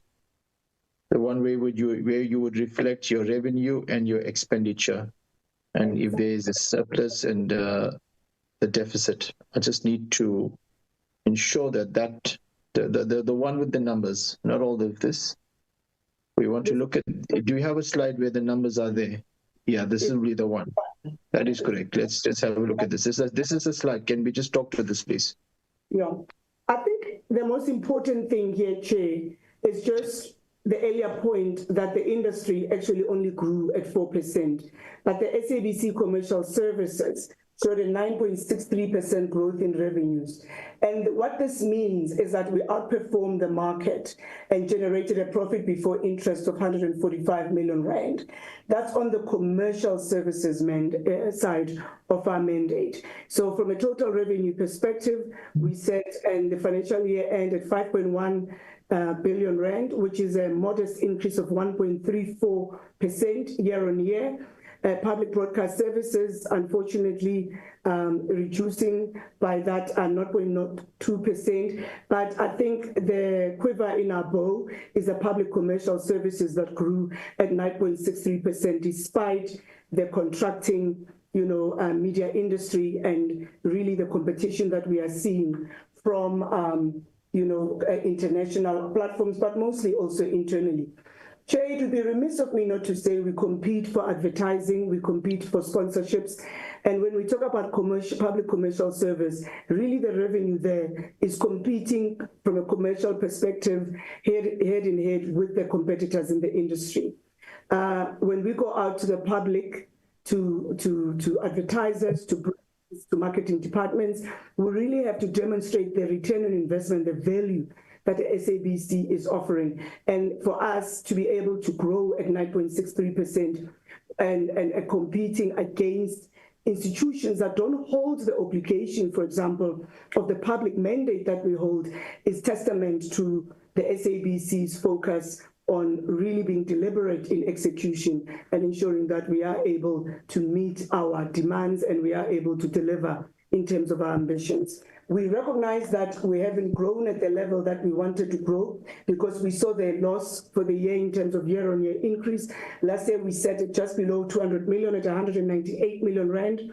For the year under review, our losses increased to 253 million rand, which is an increase of 28%. But again, as we said, we point out that this is despite the headwinds that we faced. And this really shows how management did maintain and manage that expenditure to ensure that it stays below inflation and that we are able to deliver these numbers.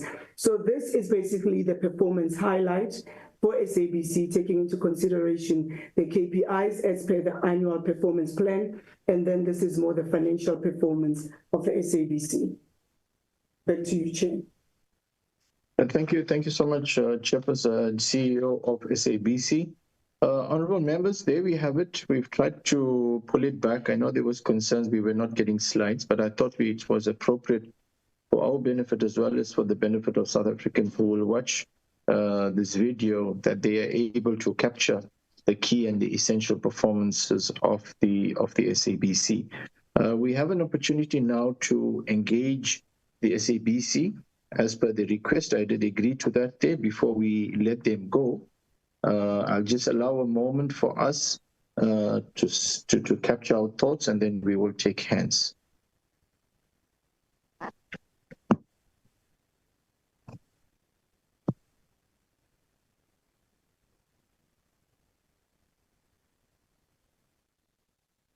Maybe whilst we're waiting for hands to come up, let me just begin on my side. My first question, firstly, maybe let me just begin by appreciating the improvement in achieving the annual targets amidst a very, very difficult environment, and we are all aware of it. That was the improvement from 32% to 52%, and in this year, 75%. So that's the 3-year growth in terms of achieving the targets. Let me also appreciate the 92% resolution of the AGSA findings. On my side, Honorable Delisha, you'll come in after me. Let me go in first. So from my side, I've got a few questions. Maybe regarding the SENTECH debt, obviously that's a very difficult and a critical conversation that needs to happen, and that is why we are pushing for the SABC bill. We are aware that the minister has appointed a consulting firm to come up with a model within 3 months, and that really talks to the entire issue of the funding of the SABC, and particularly the public mandate. But maybe the observation we've made is that the SABC repayments to SENTECH has gone down. Why would that have been reduced, citing the fact that, it has a domino effect and it is impacting on SENTECH? Maybe what are the measures that are being put in place to protect the editorial independence of the SABC whilst waiting for the bill, which is expected to bring about hopefully some financial stability to the entity? The report notes a significant reduction in material findings, achieving an unqualified opinion for the second consecutive year, and I should have complimented the SABC on that. Maybe what are the root causes of the 2 remaining compliance findings, and what is your detailed action plan and timeline for resolving that? The other would be the growth of the SABC Plus to over 1 million registered users is a key highlight, and that must also be celebrated and commended. However, what's the specific monetization strategy of this platform beyond the traditional advertising? And what are maybe the projected targets, if you do have, of revenue to the SABC around that day? Fruitless and wasteful expenditure increased by 48% to 19.3 million, primarily as a result, as stated by the presentation given, due to content impairment for paid impairment for paid but unbroadcast sport events. That is where we paid for the event, but it was not broadcast. Maybe what specific failures in the content acquisition and scheduling process led to this significant loss, and maybe what changes have been made internally in terms of your contract management to mitigate and to prevent such a recurrence? And lastly, maybe my question would be around the TV license revenue. Whilst it grew by 10%, the evasion rate still remains exceptionally high at 84%, and this revenue stream is inherently volatile. Maybe what concrete new strategies are being developed to fundamentally overhaul this outdated collection system and reduce the corporation's heavy reliance on revenue source, which is largely perceived as inequitable and unenforceable? And also noting a very important point that came out in the presentations earlier. I think it was the AGSA mentioned that when they took a deep dive into the clients who are not paying license fees, they found that a significant amount of state entities are not paying that. And maybe linked to that, are we aware of these state entities who are not paying? What is the value? And have we made any effort to reach out to them to get their license fees paid? Honorable members, those were my inputs and contributions. Honorable Delisha, I recognize you now. Thank you very much, Chairperson. I think, Chair, the core issue for me is that, and this is an issue in the, how I understand it, what I see is that the public mandate of the SABC is being, strangled by the financial model. And this is an issue for me because there's a persisting and consistent failure, Chair, to fund and modernize SABC. And I find that as a betrayal of its legislative and constitutional mandate, which we all know it will be to educate, the people, inform the nation, and entertain all of us. So I look at this report and it states clearly that the annual cost of the public mandate is 2.1 billion, but it is only 55% funded. And for me, this creates it creates a very, unwillingness or maybe my understanding is that I find government is legislating a service it is unwilling to pay for. Because you can't say to me, or when the SABC comes and says, the public mandate is 2.1 billion, and then you only find 55% of that, because then the report states that this creates 7 billion unfunded mandate. So we have a government that is legislating a service that it is unwilling to pay for. And the withdrawal, Chair, of the SABC bill it should be seen as a critical failure, because that's what it is. I say this because the bill was meant to replace the broken TV license with a modern, equitable public media levy. And this delay, coupled with a lot of things, the delay in analog switch off, for me, indicates a lack of political will. And I think we raised this as a committee, that there is a lack of political will to secure the future of the SABC. Because if you delay these things and you withdraw the bills that are supposed to assist and help the SABC, you are threatening to secure the future of the public broadcaster. That's how I see it. The report also notes, Chair, that the global digital platforms, they use SABC content, especially, and we've seen this, we've raised it. So you've got a global digital platforms that use content of the SABC, especially news, without payment. And this represents a massive leakage of value. You've got South Africa's public assets being exploited by profit, by multinational corporations without compensation.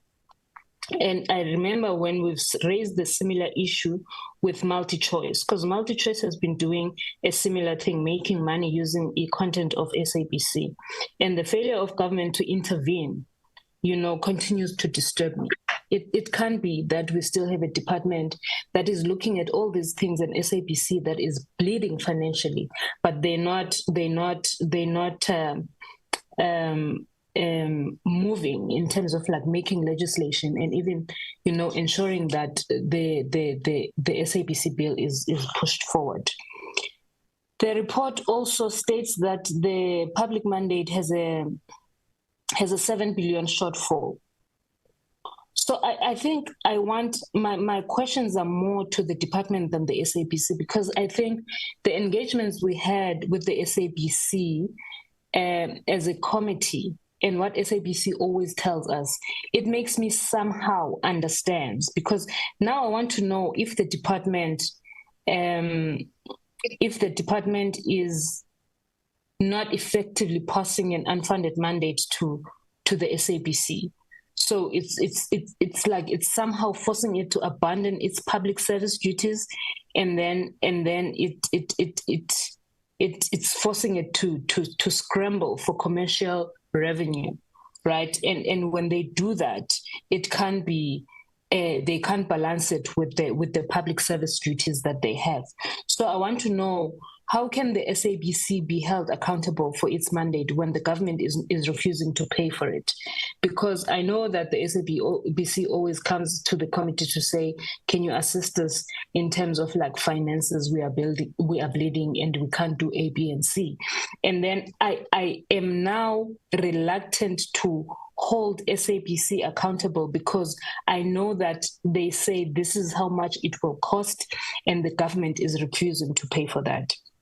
So I think, Chair, it's safe to conclude that the Department of Communication is failing in its mandate to ensure a viable and independent SABC. And we have to say that, because we don't see, yes, they talk about, the CEO talks about the improvement, they've improved here and there, but in reality, there is no improvement in terms of the finances of the SABC. It has failed. The department has failed to provide a sustainable funding model. It has failed to pass critical legislation to modernize the public broadcaster. It has failed to protect the SABC's content from being exploited. I don't know how many times before I even was a member of parliament or member of this committee, it has always been a conversation. How is the department not protecting the SABC content from being exploited by these global tech giants? And it's something that we still talking about to this day. The department has allowed the analog switch off to be delayed. I'm going to put it, I know I should probably put it on the SABC as well, but I put it on the department. I put it on the department that it has allowed the analog switch off to be delayed. And this hinders the SABC's technological progress. We all agree. So I listen to the CEO and CFO, and I'm like, I look at all the failures that the department has done, so that the SABC is not something that we can congratulate. I ask myself a question then, Shay, if the SABC is being set up to fail, because I don't know how it is supposed to progress and actually be something that is being celebrated and actually be an entity that doesn't come for financial injections all the time if it's not being set up. So I wonder if the SABC is not being set up to fail. That's all I have to say, Chair. I don't even have questions directed at the SABC at this point. But like I'm saying, it is just to state that there's just a Department of Communications that is failing in its mandate to ensure a public broadcaster that is public serving. Thank you very much, Chairperson. Thank you, Honourable Gadisha. I think your sentiments are noted, and it is an area of major concern to us. I think maybe what is being celebrated, and in all fairness, is the resilience of the team of SABC. As I alluded to, that despite the most difficult and circumstances and the environment in which they are competing, and a largely unfunded public mandate, they still continue to keep their head above water. And I think it will be amiss if this portfolio committee does not celebrate their resilience. And I think you have adequately, articulated our concerns, which I'm sure the department will respond to, surrounding the issues of the funding model. Honorable Bodlani, can I recognize you? Thank you so much, Chair. Chair, unfortunately, I had to take an urgent call and I missed most of the presentations. I'm just going to limit myself to just a few points. But Chair, through you, please allow me to ask the Portfolio Committee to congratulate the board chairperson of the SABC, Mr. Katu, and another board member, Ms. Patiswa, on obtaining their PhD degrees. Wow. We really do congratulate them, and it speaks to their level and commitment to personal development. And of course, it will be reflected in the work that they do in the SABC. So we do congratulate you, and we are inspired. Chair, I think I echo what you have said so far, to say what we are congratulating the SABC on is really the resilience that they have shown. And this really goes back to the men and women at the top of the SABC who have really pushed against all odds. Nothing in this environment that they are operating under says they should be achieving what they are achieving, but yet they are. So I think for them to have sustained the qualified audit opinion is really something that we really should celebrate. And also to have gone from a 32% KPA in the past, sitting now where they are sitting, again, is an issue of resilience. And I do worry, Chairperson, that the salary bill of the SABC remains high at 70%, and I don't know how we are going to do this. And unfortunately, SABC is not immune to media reports, where we have had reports that salespeople are being let go, which then says, if you are going to do away with such a core function, how do you then operate? So I don't know how true those claims are, but it's something that has been in the media. So it's a great worry that I want to see if the board would be able to speak to that, the CEO would be able to speak to that, to say, is there anything that can be done to bring this 70% figure downwards? This morning, I woke up thinking about the SABC, and perhaps it's one of the things that's also giving some of us gray hairs. And obviously it's our preoccupation as members of this portfolio committee. I thought some of us really grew up on the SABC. And I thought, for me, for example, I grew up on Kirio Kids. I went and I grew up on Take 5, Studio Mix, you name it. And I realized that SABC has really produced a lot of the people that we celebrate as artists in this country today that have been hijacked and have migrated to other platforms, shining. But really, the SABC has become an institution that has produced great presenters, be it radio, be it in the arts, be it acting. So the question was, how can the SABC reclaim that glory? Where are those people that the SABC invested in? And if that content, for example, Take 5, we would run from school too, because Take 5 was going to be something that that was going to be beneficial. In terms of content production, what can be done to really put the SABC on top? With the greatest respect, I hear CEO talking about how our children want to watch the things that we wanted to watch. I'm not a fan of watching Velapi, and I don't think I think you will have mileage up to so far.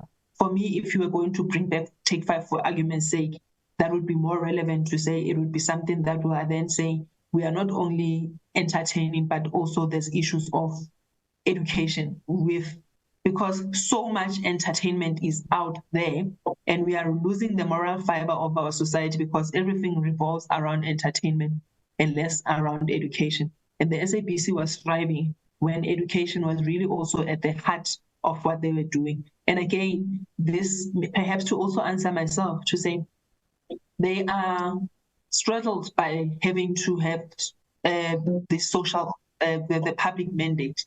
So I'm asking and answering myself at the same time to say, where do you find the balance? So I'm not putting blame, but I'm just really thinking out loud to say they find themselves operating in an environment where the OTTs operate freely. And again, this now speaks to the issue of legislation. I want to echo the words of Honorable Delisha to say the SABC has been failed by the failure to amend legislation. The conversations about the SABC bill came to this parliament at the very last term of the 6th parliament. And by then, parliament was not ready to process it. And at that point already, there were objections from the sector to say this bill as it was not going to assist the SABC to find its feet, especially not on the funding model. And the SABC remains in a critical situation because, again, there's been delays in how we are going to deal with the assistance of the SABC. So that really is an issue. And you have covered me, Chairperson, on the issue of SENTECH and the reduced fees. So I think maybe to phrase it differently, where does SABC see itself in relation to SENTECH? And I know it's possible that SENTECH is going to come into the portfolio committee and raise the issue of the debt of the SABC SENTECH. You have asked that it has been a reduced amount. Could they just speak to that? Is there a will to really pay the fees? How and just so that there's a level of comfort that SABC can give us. Because the point is that if the SABC fails to pay what is due to SENTECH, SENTECH fails through no fault of their own. And I know there's issues of the Competition Commission that have made rulings on this, but I really would like for them to be given an opportunity to really speak more to this. The presentation also speaks about the TV licenses. Again, in the media, we hear conflicting views about what the SABC thinks and views about the TV licenses.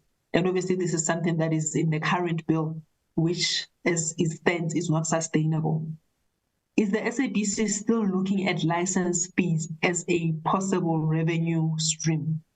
And if so, how? And this is on the understanding that there has been an improvement in the collection of SABC license fees in this financial year under review. Is there still hope for this to really be a stream that they could be investing their resources in? Are the return on investment on the processes really worth it? And how sustainable is that? Lastly, Chairperson, I see the conversations about the SABC going digital. And of course, they would be ignorant for them not to want to find themselves on platforms such as YouTube and all the other ones, all the other digital platforms.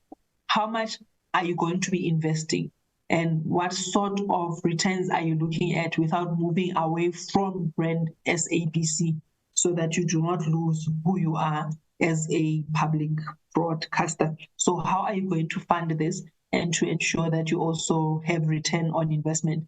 But Lilonke, Chairperson, is really to encourage the SABC leadership to say you have made it so far against all odds. We can only go onwards and upwards. Thank you, Chair. Thank you. Thank you so much, Honorable Podlani. I think that's it from us. Chairperson of SABC, let me hand back to you to respond.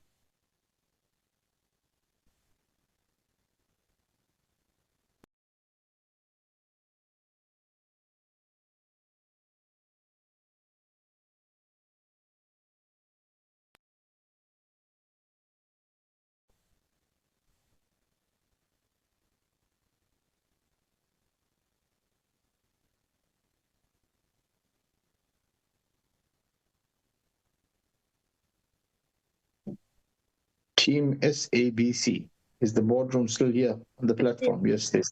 Oh, okay. Sorry, my apologies. I spoke and the mic was off.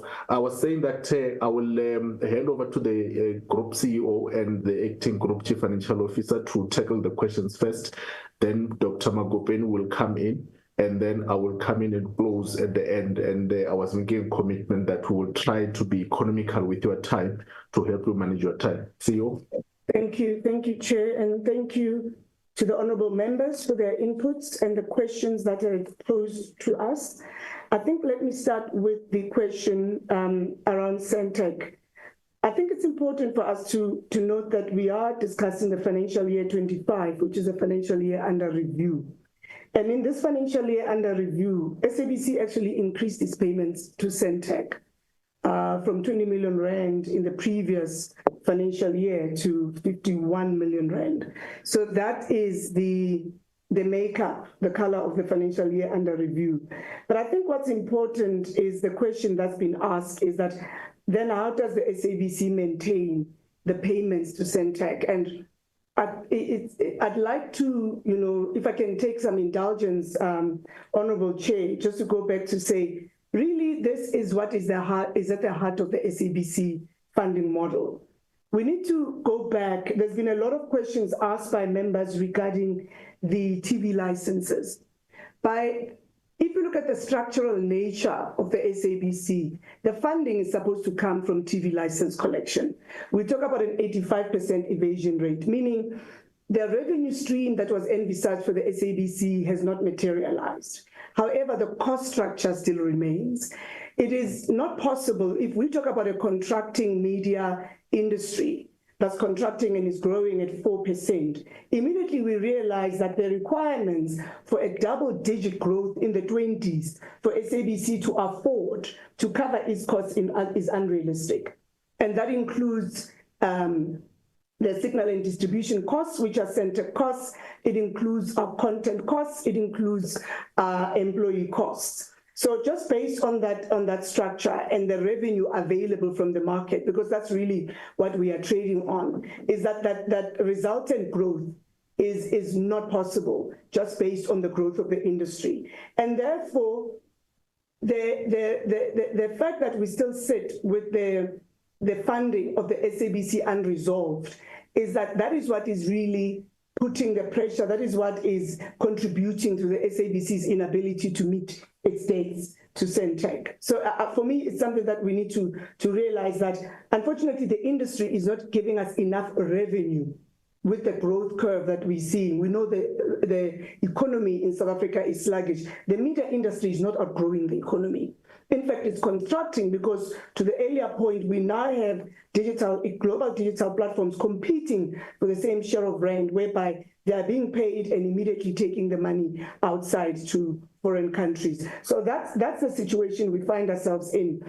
And based on the limitations that we have as SABC, we have tried as much to navigate the challenges that we are faced, and we recognize our inability to meet the SENTECH bill. But as long as the issue of because really, I need to also point out that the requirement of the public mandate requires the SABC to broadcast in each and every language in this country. And it means that we also then have a transmitter network that is very broad in order for us then to meet that broadcast requirement of every language. And that's part of the costs that we are seeing for the public mandate. And that's the cost that you are seeing translating into the signal and distribution costs. Therefore, you can't divorce the public mandate, the funding of the public mandate, and the payments of the costs of the SABC. We talk about reducing employee costs because it's a question that we were asked. But the reality is that if you compare us to other media houses, those media houses are not asked to broadcast in every language in this country. If you look at just solely our newsroom, which is actually the largest newsroom on the African continent, it requires us to actually have that inclusivity and also to ensure that we cover South Africa across, the length of breadth of the country. Immediately, your headcount is higher than the headcount in any other newsroom in South Africa because you require that skill set, that language specialization, that from Mhlobo Wenene to Mungana to Lisedi FM that is required to deliver. So it's important that we look at the structural makeup of the SABC to also understand its costs and to understand why the challenges that we are having in terms of payment of the SENTECH bill in our current revenue challenges. I think it's also important, the question was asked about whether we still believe in the TV license regime. In fact, we don't believe in the TV license regime because we do believe, what we've said consistently is that it's archaic. South Africans don't see the value in it. In a multi-platform world, it's called a TV license, and a lot of South Africans will say we don't watch TV. Even though they consume SABC content online, etc., they listen to the 18 radio stations that are funded by the SABC, are broadcast by the SABC. But by nature, the TV license, South Africans will tell you that we don't watch TV. And then what does it mean for a modernized public broadcaster that the SABC needs to be? And then I'm going to move also to the question also to keep in the theme of our employees in terms of the sales team. I think it's imperative we always say that in order for us to compete effectively, we believe that's why we've just had the workplace skills review. That's why we're saying we need to find the right people for the right job at the right time, is that we recognize that we need to structure ourselves to be fit for purpose for a highly disrupted media world. So what we've done is that we've introduced a new sales operating model. And by virtue of the labor laws in this country, in order to effect a change such as that, is that we had to go the Section 189 route. The communication that we've held, the strategic thinking, was never that we're getting rid of the sales department. In order to reconfigure the sales team, it meant we have to follow the labor requirements, the processes that we are bound by being an institution that operates in South Africa to ensure that we are not found wanting. So the SABC is not getting rid of salespeople. It's reconfiguring itself to ensure that we structure ourselves to be able to sell video entertainment, to be able to sell radio. In a world where radio has transformed, we are able to sell digital platforms. We talk about monetization of SABC Plus. SABC, as of, when was it, about 18 months ago, did not even have a digital sales team to sell the digital platforms that, the digital platform will develop, and also the presence on digital platforms. And therefore, it meant that we needed to relook our structure and say, in order to monetize these new revenue streams, what is the requirement for us to structure ourselves as the SABC? So that is what we are doing from that perspective. We are really strengthening, we're building the resilience, and we're ensuring that we also bring in the skill set that's going to assist us to stay relevant and be able to monetize the digital platforms so that we can get the revenue to reinvest in those platforms and be able to stay relevant, to be able to go and acquire the content that is required for us to drive, to drive people to come into our digital platforms, to ensure that we drive that stickiness and that retention of those digital platforms. So that's a very important one. In terms of the key monetization, Chair, you asked the question of those platforms. I said to my colleague, Tendai, it's a tongue-in-cheek response from me to you, Chair, to say in a public platform, I will not be giving away all our strategy secrets, because it is a highly competitive environment that we trade in. But the reality is that we have produced a monetization strategy where we are looking at the opportunities available to us, everything from the programmatic programs to monetize our traffic, to branded integration in terms of our content, to looking at the online advertising opportunities available. So there is a thoroughly thought out plan in terms of how do we monetize that, but what's important is that we need to execute them. And therefore, we need the people who are going to go to market and execute that. But particularly, we also need the people, the data scientists. We also need the technologically fluid people who are going to come in and ensure that we are building those platforms and we are translating that into monetization. There was a question asked about education programs from Honorable Lani.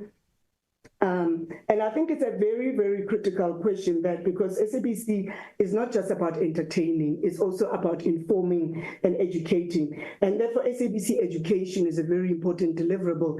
And, one of the key things I'd like to point out is that, in fact, one of the key deliverables for our 19 radio channels is education. I think we tend to look at just video entertainment when we think about education. But if you look at Ukhozi, if you look at all our radio stations, especially the public broadcasting mandate ones, one of the key positioning of those radio stations is actually the education part of it.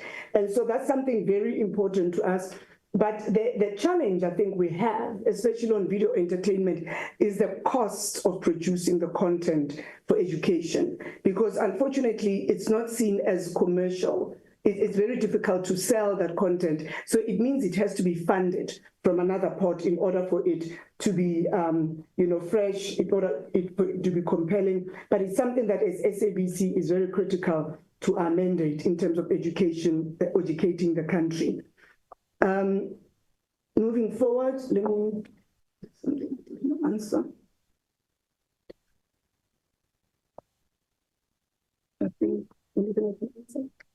I think I'm going to hand over to the CFO to answer some of the questions that have been asked in this. But I think before I go, I just want to point out something very important, Honorable Chair, is that despite SABC's liquidity constraints, is that we continue to manage our operations very prudently. And that, to the CFO's point earlier, we are really balancing, protecting the integrity of our balance sheet. And that's really how we continue to survive as the SABC. And it's something very important that I had to point out, that despite those challenges, we really are managing these operations very prudently. I'm going to hand over to the chair, or to Dr. Makopeni. Dr. Makopeni, through you, Chair, if I may hand over to her.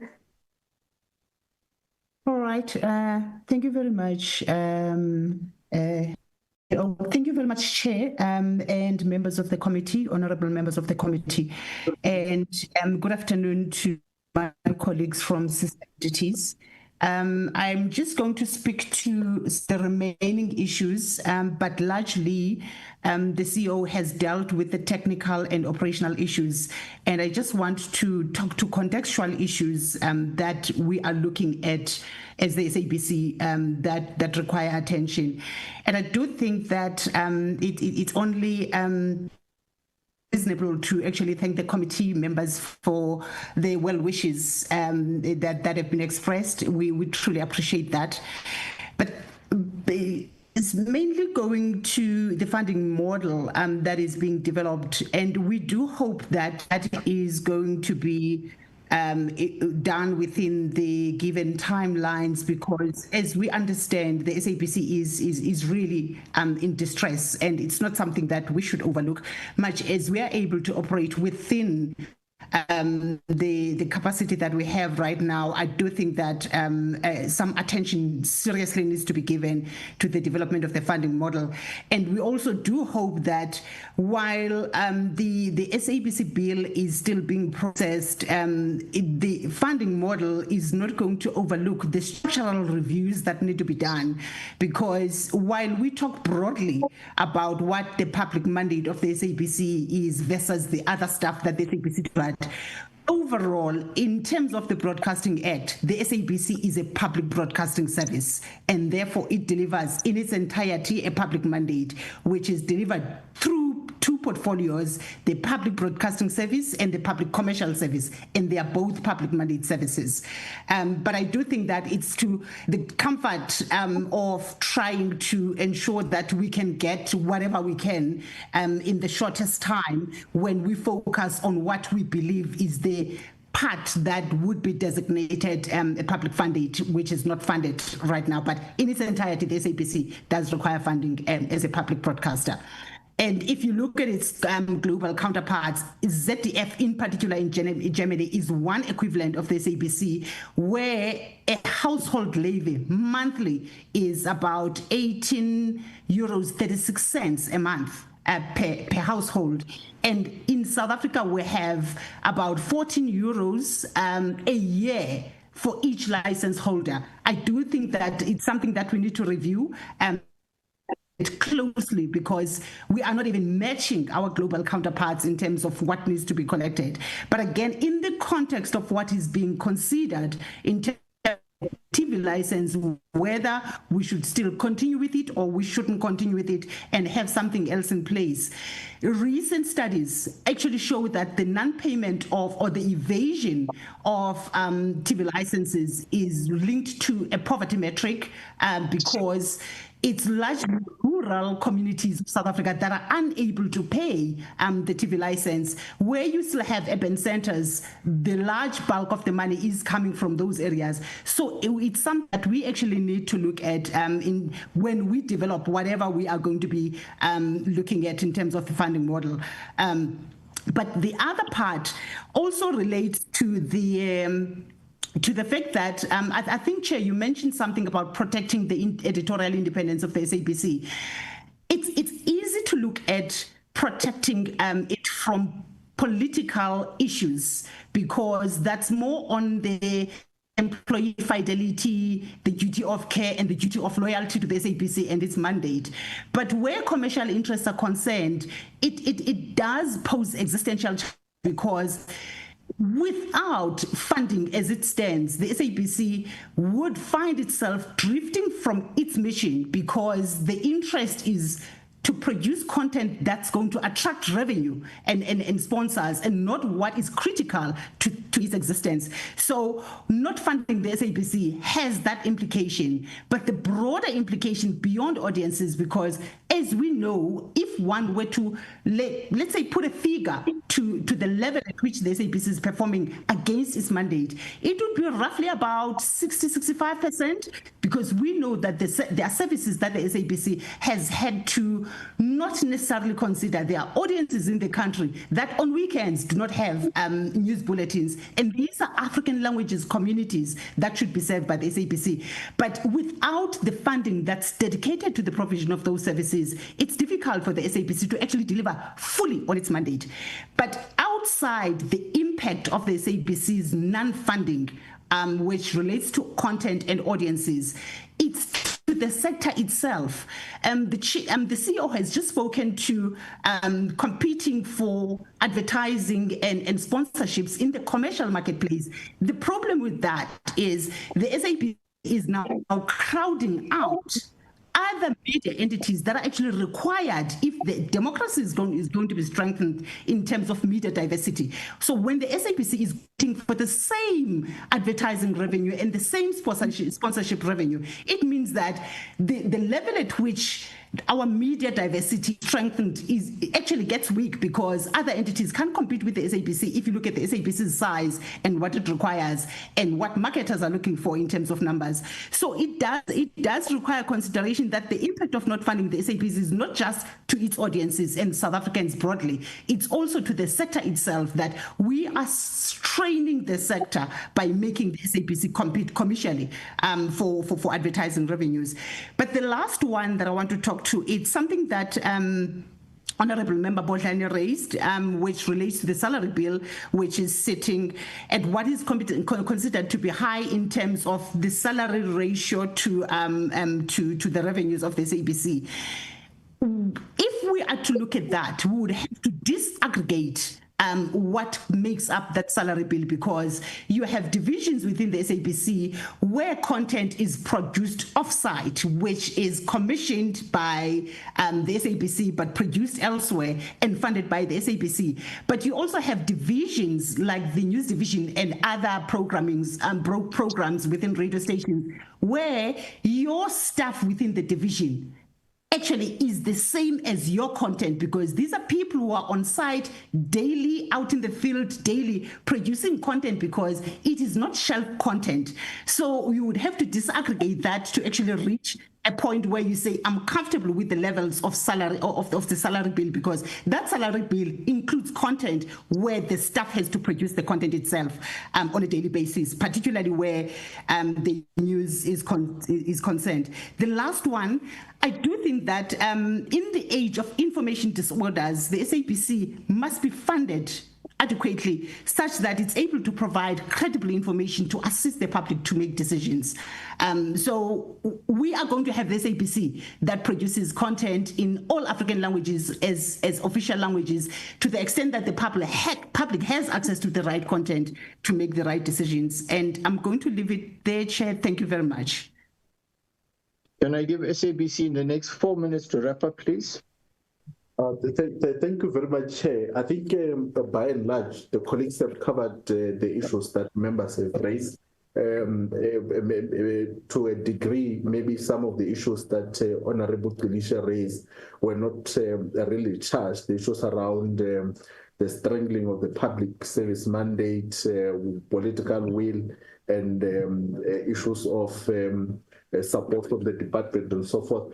I think those are above our pay grade, so we'll leave them. But suffice to say that we do note and appreciate the progress insofar as the efforts in getting the funding model to be finalized within the 3 months period, which is already underway. We're appreciative of that effort. And then maybe one last point, Chair, would be around the issues of the salary bill and the number of staff of the SABC. I think the point has already been touched on to say that by the nature of how we are structured as the SABC, we have to have a high number of staff members if you must, broadcast in all 11 languages and so forth, and also be able to cover regional stories that make sense to the people regardless of where they are. Tell stories of people in Lingana, in Chifuti village, and so forth and so forth.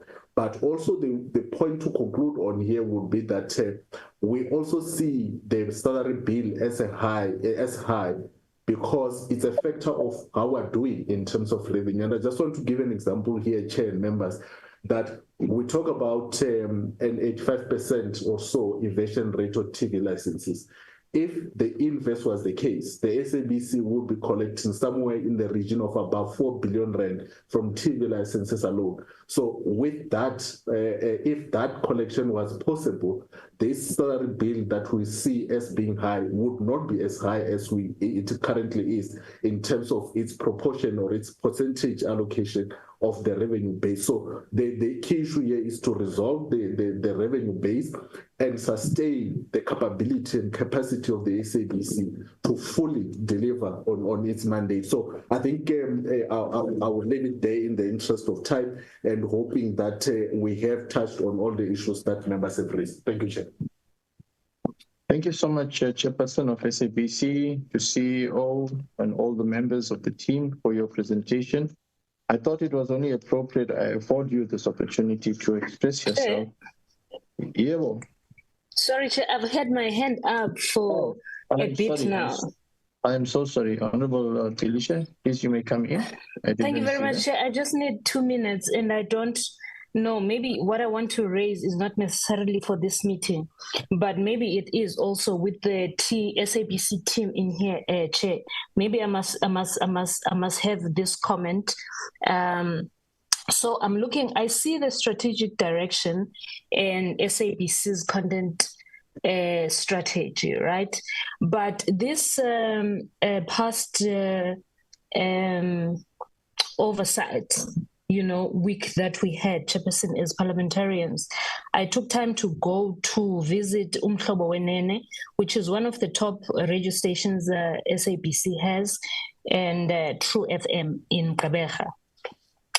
And I maybe want to pose this question to the team of SABC, that maybe structurally, do they think that the clubbing of the radio station works? I just want to understand if maybe they think the clubbing of these radio stations work, like for instance, clubbing the True FM and Umhlobo Wenene together and all the other radio stations that got to be clubbed based on the ISA section that they based this clubbing on. And I ask this because we always sit and discuss SABC's funding model and all the monies that SABC needs, but I don't know also if it really translates like on the ground when you go and visit, like, these institutions. For instance, True FM hasn't been making money for a while. I don't know, like when I went to visit there, I wasn't necessarily given a plan as to how they think that they would make money. Yes, they are clubbed together with Umhlobo Wenene that is making money, but you have another radio station that is a youth radio station with also a mandate, but that is not making money. And what I then saw there is that, you've got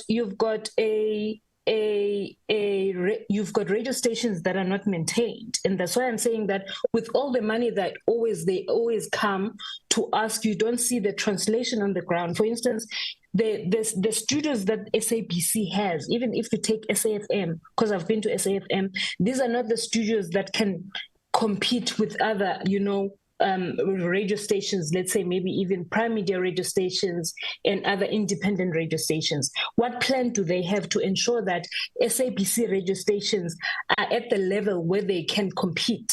They're not even linked. There's something that we've talked about this in the committee. Their shows are not even linked with social media platforms, particularly I will talk about the True FM because it's one of the radio stations that I take listen to, and that they are missing or they are behind in the social trends that are happening, Chairperson. And what then we had there, I was told, and so for myself, is that True FM, for instance, doesn't even have an OB van. The network speed is bad. When I asked them that why they do not link the social media platforms with their shows, they talked about the network that is less in speed. The renovations, they don't even know the last time they had renovations, and the last time they even bought a piece of equipment, which was a mixer, was in 2016. They don't even upgrade the equipment that they have, and we need to take these people seriously when they come to this portfolio committee to say we need your assistance in getting money, because even these things, because we can't say these things are not important, Chairperson. These things are important, when the chairs are falling of the studios of SABC, that should be up for. There's no maintenance when you go and do oversights in these SABC buildings. So maybe when we go do our oversights, True FM was telling me that there are no transmitters that cover audibly around the province.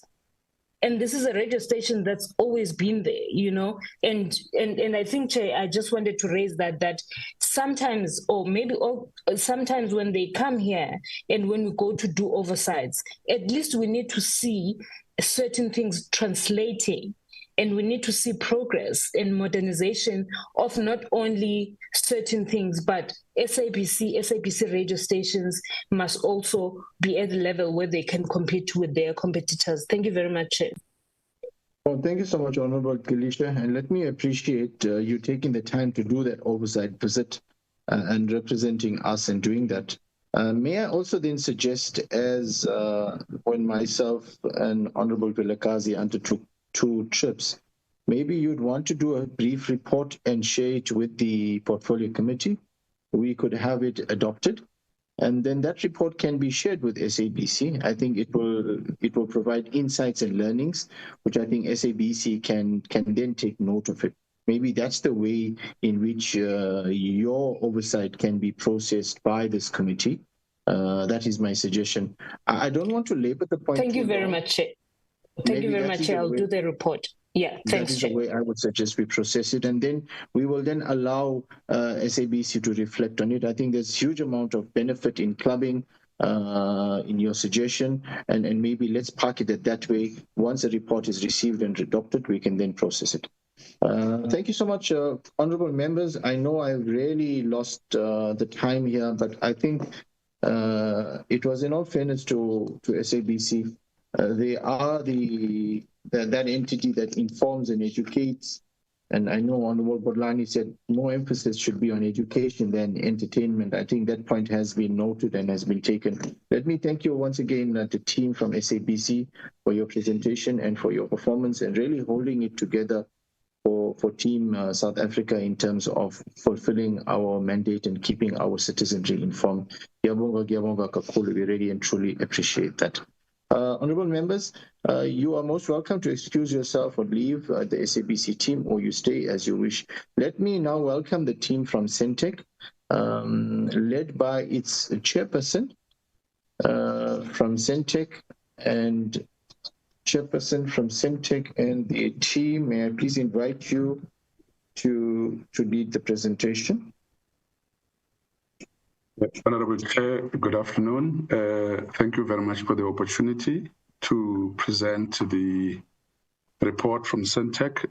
Chair, I am accompanied by the CEO, who will deliver a detailed presentation.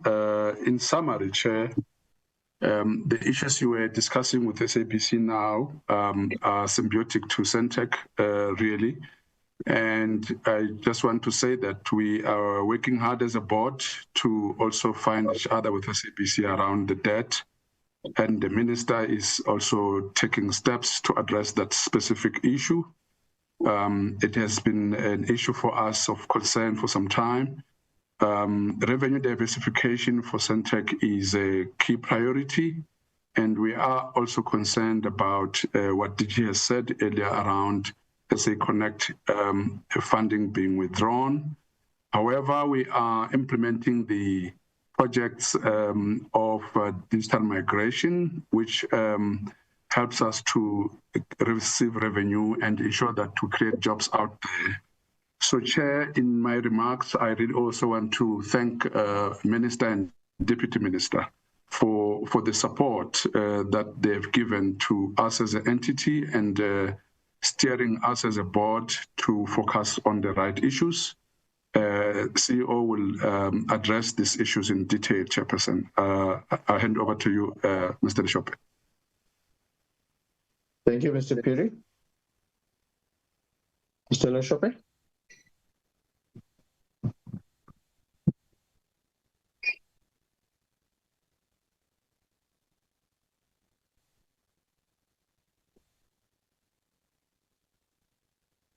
Thank you very much, Chair.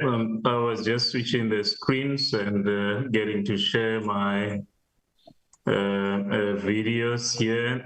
Please confirm if you can see our presentations, Chairperson.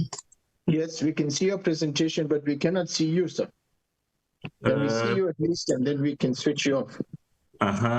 Yes. Can you see me? Please confirm now, Chair. No, we can't see you. You should have very good connectivity. You should have a tower behind you. Yes, we do, Chair. You are indeed correct. Yes.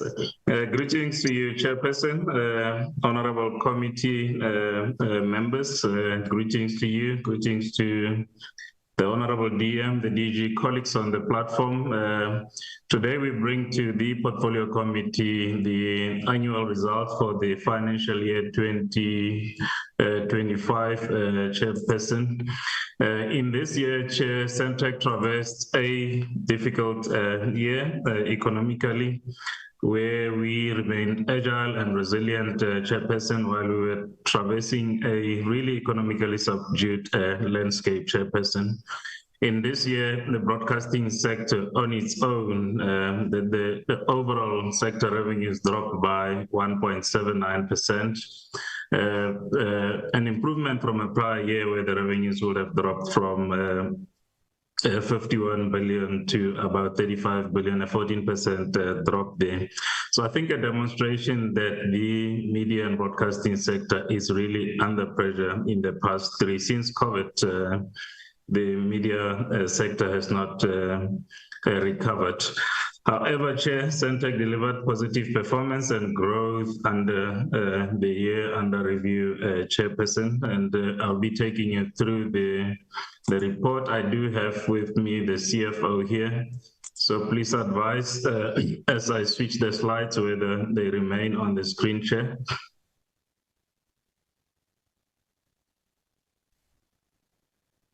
I am now on the slide that shows the performance overview, the overall performance overview of the organization, Chair. Having made those opening comments, Chair, we had set key performance indicators for the organization. There are also overall business metrics that we look at to measure the sustainability of the organization and the outlook of the organization as we proceed in delivering our mandates and our commitments to our key customers, Chairperson. So in terms of the revenue overall for the year under review, Chair, we delivered a total revenue of 1.6 billion. This is a growth, Chairperson, of 16% from a prior year, where we delivered 1.38 billion in that year. Our EBITDA, Chairperson, grew to 410 million from 302 in the prior year. Our brand equity score also growing from 81% to 85% in the year under review. Our earnings before tax and after tax dropped quite significantly, Chair, and this mainly as a result of SENTECH having to make provision for expected credit loss as a result of the debt, the long outstanding debt, in particular where the customer under challenges now. We will come with a little bit detail on the finances when the CFO come in on this particular issue. But it is important for the committee to know the impact of the non-payment of the SABC on the overall performance of the organization, Chairperson. From an audit outcome point of view, the organization achieved a clean audit. This was stepping up from an unqualified audit with findings from the prior year, Chair. And then the socio-economic transformation spend also improving. We are a responsible citizen and want to make impact within those areas that we operate in, Chairperson. We're not ignorant to the socio-economic factors that our citizens out there are facing. Therefore, we are quite focused on the transformation spend as well. Customer satisfaction improved in the year under review from 71% to 78%, Chairperson, and then the payment of SMEs. We also understanding the cash positions and the cash flows of the SMEs are not as strong as the big players. Therefore, we focused on the shortening the payment periods there, an improvement from 14-day to 13-day periods. And overall, against the KPIs, Chairperson, we delivered 85% against the total set KPIs for the year. I'll get into the details in terms of the total number of KPIs and those that we delivered, and some reflection on the challenges we have faced as well. This was an improvement from a 64% of prior year, Chair. Also, lastly, just on the reputation score, we do look at reputation and brand equity as key drivers for market contact. It becomes quite essential for SENTECH as a player in the space to remain quite reputable and maintain a good brand equity score to attract the market, Chairperson.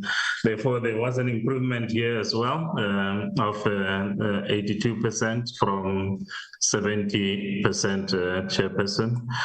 Moving on to the next slide, in terms of the actual APPs, Chairperson, we had a KPI that was the two that were focused on digital infrastructure.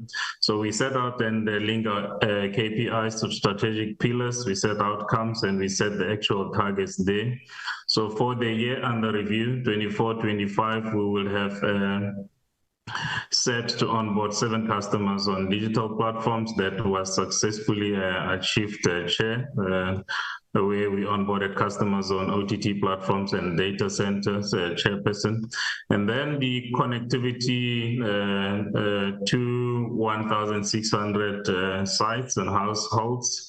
We had a bit of challenge with this KPI, Chairperson, where we achieved 1,292 connected sites. This was mainly as a result of a late start, Chairperson, and a slow identification of the hotspots, which resulted in delays in this particular KPI, which was later, these sites were later delivered early into this year, Chairperson. And then a number of innovative products. The organization has to renew its capabilities for it to remain relevant in the sector that it serves. So annually, we do set deliberately KPIs against innovation and creativity, Chair. So this was also successfully delivered on the 3 innovations there, Chair. And stepping on to financial sustainability, we would have set 30% new revenue target, Chair, and we have delivered 21% against that target. This is against a subdued market of almost pedestrian growth, GDP, declining broadcasting sector revenues, where SENTECH delivered a growth of 21% new revenue, Chairperson. And then EBITDA margin was quite positive, and then we also delivering our strategy and the mandate, having identified a key pillar of commercial partnerships there, Chairperson. And for the year under review, we would have set to establish partnerships of about 100 million, and we have exceeded that target, Chairperson. And moving on to the next slide, Chair, in terms of customer satisfaction, and we exceeded the target. Then I will not spend too much time here, having spoken a bit more on those that we have not achieved, Chair. And then the number of sites to be fitted with green energy solution, we achieved that one. We had also set a target in terms of the allocated spend for CSI initiatives, and we spent in terms of the clean audit, which is something that we pride ourselves with, to always ensure that everything governance is above board at SENTECH. We have been very consistent as far as unqualified and clean audit outcomes are for the past 10, 15 years or so, and we remain to set this particular KPI, and we lead for clean governance outcome eventually, Chair. And then skilling and digital skilling remains also a focus area for the organization. We will have set a total number of activities to undertake there. And we achieved 121% overachieved in this particular area, Chairperson. And then network availability and quality of service assurance towards our customers across all the platforms, we also fared very well, Chairperson. We have a distributed network across the country. manned with dedicated workforce, which manages it over 24 hours, Chair. In terms of the analog television, we delivered way over 99.7, FM radio, quite consistent. And it's evident, I think, even to the committee members that every morning you can wake up and tune to the radio of your choice, and without fail, you do find it when you tune into your car, the Chairperson. Medium wave, 99.95 against 99.5. And then satellite 100%. So the birds and the ground stations have not blinked in the year under review, Chairperson. Then connectivity 99.4, and then the commercial DTT 99.83, Chairperson. And then at this point, I would like to hand over to the CFO to give the committee an overview on financial performance. I will come in at the end to wrap up. CFO. Thank you, CEO. Good afternoon, Chairperson. Let me just switch on my camera. Good afternoon, Chairperson, honorable members, honorable Deputy Minister, and all the colleagues on the platform. I don't know. There seems to be something wrong with my camera. I think it is lagging, but it is on. Okay, here we go. Adjust them audible and visible. So our financial performance for the thank you. Our financial performance for the year ending March 2025, we closed the year on a net loss after tax of 246 million. Even though we had an increase in revenue of 16% from 1.3 billion to 1.6 billion in the 2025 financial year. We also had an increase in our cost of sales, which is a direct correlation to the increase in revenue. So you'll see our direct expenses increased from the prior year from 294 million to 463 million. And then we've got what we call movement in expected credit losses. This is the provision for bad debts.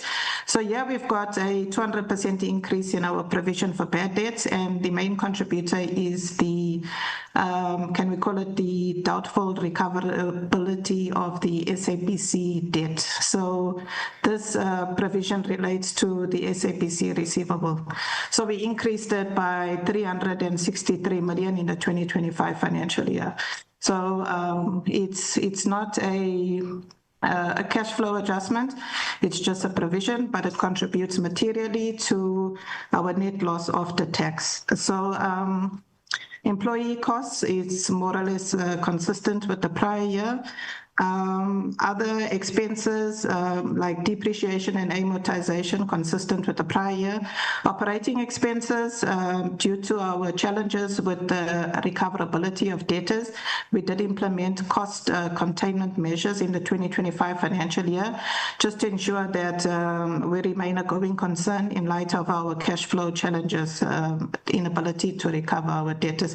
So our operating expenses decreased from the 2024 financial year to the 2025 financial year. It went from 275 million to 237 million. So we're managing our operating expenses quite well in light of our challenges. Our investment income has decreased because as we do not recover our debtors, we are forced to leverage off our cash reserves. So our cash reserves are declining, and as a result, our cash in the bank is not generating the desired return. So you'll see a decline from the 2024 financial year from 124 million to 48 million in terms of investment income in the 2025 financial year. The finance costs, it's just an accounting treatment for operating leases that are recognized as finance leases. So in terms of IFRS 16, we account for our satellite leases as finance leases, and we have to recognize interest on those finance leases. So that's just an accounting adjustment. It's not a cash flow item.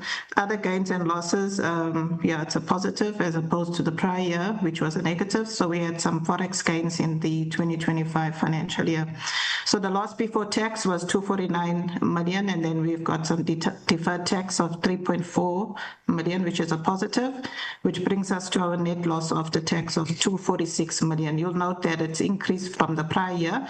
Prior year net loss after tax was 145 million. It's increased to 246 million, and main contributor there is the increase in the expected credit losses. Everything below the line is the revaluation surpluses, remeasurement of defined benefit plan, which is accounted for in our statement of changes in equity. We can move to the statement of financial position. So with our statement of financial position, I must say it's quite flat, very static in terms of movement from the prior year to the current year. I'll just highlight or emphasize on those line items where we had a movement and the reason for the movement. Property, plant and equipment from the 2024 financial year, it has increased to the 2025 financial year. We had a revaluation of our property, plant and equipment. We conduct a revaluation every 3 years. So that resulted in a surplus and hence the increase in the book value of our property, plant and equipment. Intangible assets is just decreased by amortization. Rights of use assets, these are the assets that relate to our finance leases, which are our satellite leases. So we have to recognize the asset in terms of finance lease, and you'll note that there's a decrease from the 2024 financial year to the 2025 financial year, and that is because some of our lease agreements are coming to an end. And then if you look at current assets, not much movement in terms of inventories, tax receivables, provisional tax assessment resulted in a tax refund, which gave us a positive tax receivable of 14 million this year, 2025 years, opposed to the 4 million in the 2024 financial year. Trade and other receivables, and just to maybe spend some time here, this is where our challenge is. Our trade receivables are increasing, I must say, quite at a rapid rate. If you look at the 2024 financial year, it was 1.2 billion. 2025 financial year, it's also just under 1.2 billion. But the reason for the 1.2 billion in the 2025 financial year, it is net of the provision for bad debts. So our trade receivables is 1.2 plus the about 500 million for provision for bad debts. So it takes you to a figure of at least about 1.7 billion before you net off the provision for expected credit losses. And then if you look at your financial assets at fair value through profit or loss, that is a line item that contains funds related to government projects that we're undertaking, like your SA Connect, etc. So those allocations are accounted for in this line item together with SENTECH owned funds. So you'll see the increase from the 2024 financial year to the 2025 financial year, and the main contributor there is the funding that was received for the SA Connect project. Cash and cash equivalents, it decreased from the prior year from 630 million to 595 million in the 2025 financial year. And the main reason for that decrease is this line item has most of our own funds, SENTECH own funds, not ring-fence funds related to government projects.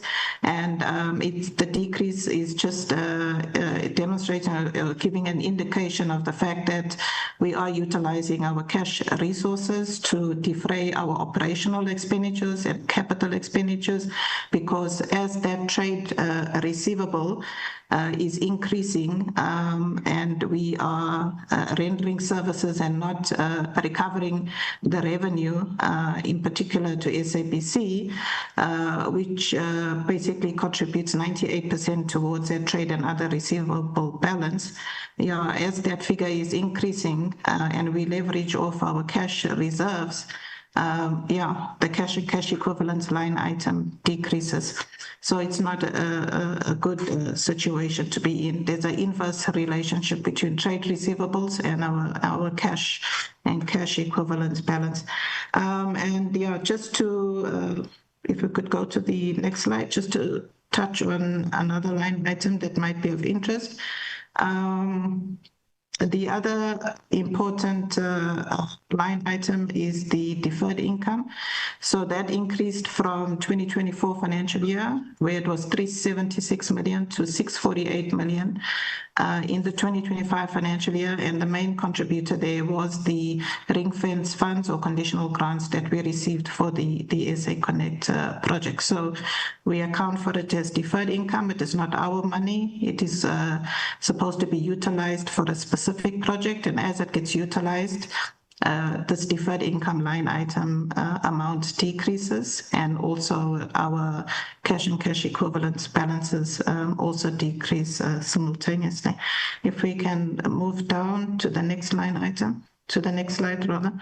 So this is a statement of cash flows, and I'm glad the AG touched on it earlier and emphasized on the fact that a couple of the SOEs or SOCs are generating negative cash flows from operating activities.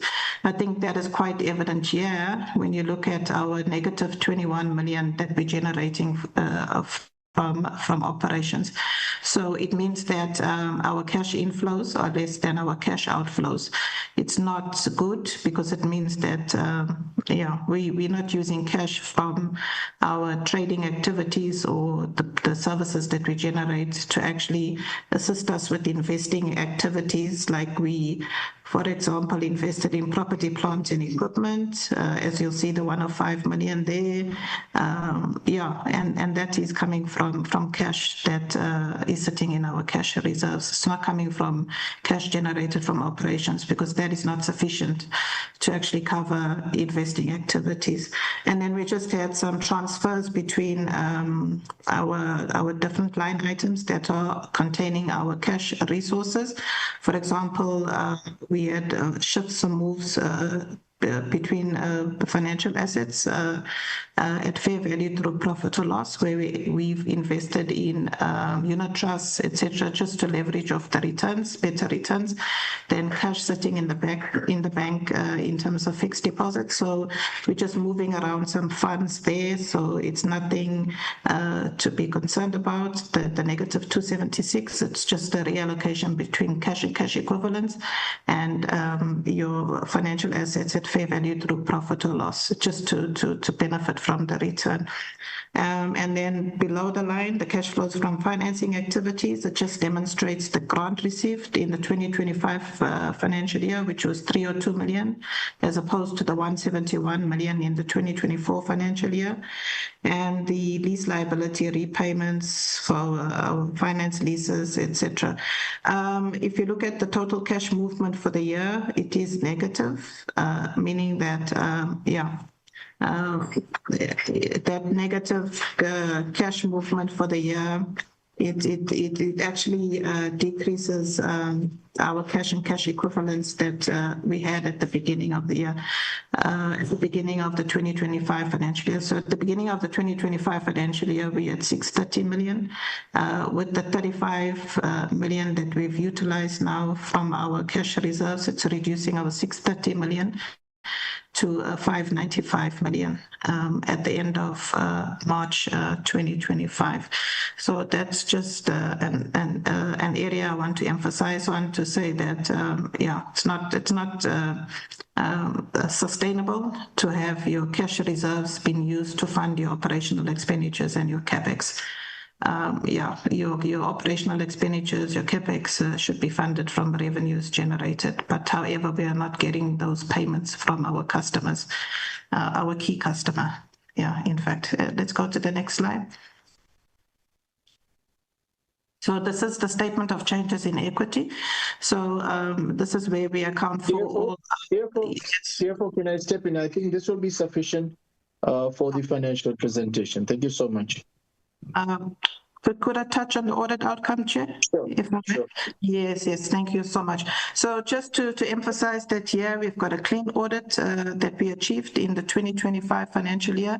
There was a paragraph that was included in the audit report that spoke to a material uncertainty with regard to our going concernability due to the fact that we are not recovering our debtors. And then this is an improvement from the prior year where we had unqualified with findings. And let me hand over to the CEO. Thank you, Chairperson. Thank you very much, CFO. Yes, Chair, as I move towards closing, Chair, we do note what the CFO is recording there, our provision having to provide 364 million for expected credit loss, which is what affected our bottom line quite negatively there, Chairperson. But in the main, we deliver what we believe to be fair and good results for the financial year 2025, Chairperson, with a 16% turnover growth, Chairperson, 85% of the KPIs delivered, and some of them far exceeded, Chairperson, and a clean audit outcome, Chair. So the only real concern for us in terms of sustainability risk, Chairperson, relates to these expected credit loss that we had to provide for in the this year under review. If it was not for this 364 million provision, Chair, we would have recorded a positive profit, Chairperson. So if there's one thing that we want this committee to note from our sustainability concern, Chairperson, it is this inability of the key customer to pay. It is a material and a significant risk that we are facing right now. In fact, simply put, it is a disaster in making, Chair, because we have run out of financial capacity to really aid the SABC account and continuity of the services going forward. As the Chair was reflecting, this issue has been brought before the Minister, Chairperson. And then in terms of the year under review, Chair, I think also just to clarify certain issues here, for the year 2025, Chair, the key customer, the SABC, would have short paid its signal distribution payments by 25 to 30%. The monthly payable invoice in this regard, and the SABC holds the largest terrestrial and satellite distribution network there, which is inherently costly, Chairperson. So the monthly invoice about 67 million for the 25 financial year. The SABC on a month-to-month base paid 51 million there, which was a short payment of about 16 million. I think the committee should just get that clarification there, Chair. This is really a concern for us. We do believe that this matter cannot, the non-payment matter cannot be deferred to the finalization of the SABC bill or the funding model. It is extremely urgent, Chairperson, and needs to be attended to as a matter of urgency. And as I close, Chair, and with our looking ahead statement, Chairperson, the organization in the past year, performance was quite good. We need to treat what I just reflected on for us to remain sustainable. But we look forward with renewed energy and renewed strategic ambition to firmly position the organization or continue doing so as a leading digital infrastructure. Chair, committee members, in this year, we are focusing on accelerating our digital transformation ambitions. We will focus on ensuring service quality continues to all our customers there, all commercial, private, public, and community. Chair, and then in this year also we will be completing the implementation of the organizational design model, which we have made significant progress on already in terms of placement of key personnel, which we would have communicated to the key stakeholders already the chairperson. And just lastly, as part of our broader strategy, we will pursue also bolt-on acquisitions, chairperson. We are focused on diversifying this organization, largely through broadband diversification and bolt-on acquisition in adjacent market and areas of interest. And we will be implementing this collective effort, Chair, to drive sustainability and make SENTECH competitive to create the long-term value for all our stakeholders, the shareholder, the citizens out there, the key customers, the SABC and all the key stakeholders involved. Our real intent is to make sure that there is a shared value for all, including the employees and the portfolio committee as an oversight body, Chair. Chair, we are closing this. I do have my other team members on call as well, Itumeleng Sekgalo, Chief of Strategy and Company Secretary. So as we go into questions and answers, I may be bringing them in, Chairperson. If I could hand over back to the Chairperson of the board. Thank you. Theo, thank you very much for that detailed presentation. Chairperson, this is the story of 2024-2025 financial year, and we hand over back to you. Thank you, Chair. Thank you so much, Chairperson, Mr. Piri. Thank you, Mr. Leshope, and to CFO for your very polished presentation. Let me, on behalf of the committee, congratulate you on also steering a very steady ship despite the circumstances. CEO, your plea to this committee is heard when you say that you cannot wait for the SABC bill and that you pleading for urgent intervention. It is noted. We also compliment you on the audit improvement despite the circumstances that you have faced. And I also appreciate the very polished presentation by CFO, very detailed, very provided sufficient information. I also acknowledge the increase, sadly, in the movement in expected credit losses from 122 million to 363 million. That's about an increase of about 240 million that would have been, that as you rightly pointed out, that contributed to your net loss. Had that not taken place, you certainly would have been in a favorable situation. So we must compliment you on that. We also note the increase in receivables from 2023 from 664 million to 1.197 million, and then sitting at 1.180 million. And as you pointed out, that is largely the debt of SABC that is that needs to be dealt with. Maybe on my side, I will just seek clarity from you, because I think you made an important point, and I probably didn't capture it sufficiently, and I think it's important for all members to understand. We heard the SABC CEO talk about 51 million. I stand to correction. Yeah, so maybe just clarify the issue around the 67 million and getting paid 50 million as you respond, versus what CEO of SABC would have informed us, so that we get clarity in terms of the two, if there's any confusion around that. That's an important understanding we need to grasp here.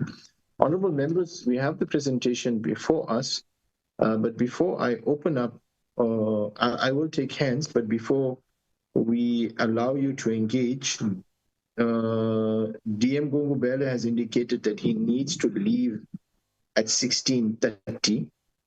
So we want to release him at 16:30. And before honorable members come on, because I know we will then go beyond 16:30, maybe DM, let us appreciate you joining us and being with us.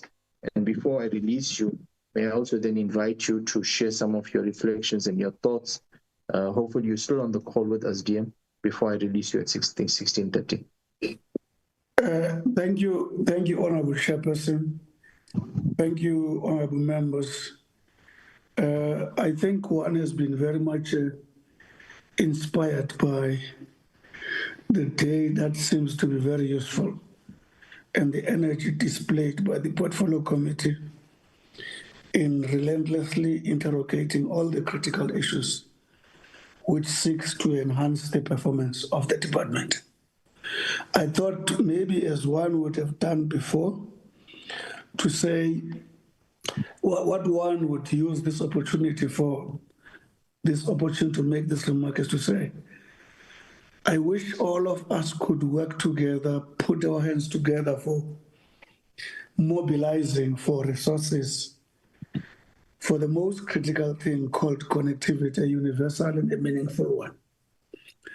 And in so doing, when it is meaningful, it means you are defeating things like access divide, usage divide, skills divide, quality divide, which means we'll be actually focusing on issues like how do we intervene in areas of income inequality, people who are geographically excluded, those through educations are limited, be it age or disability.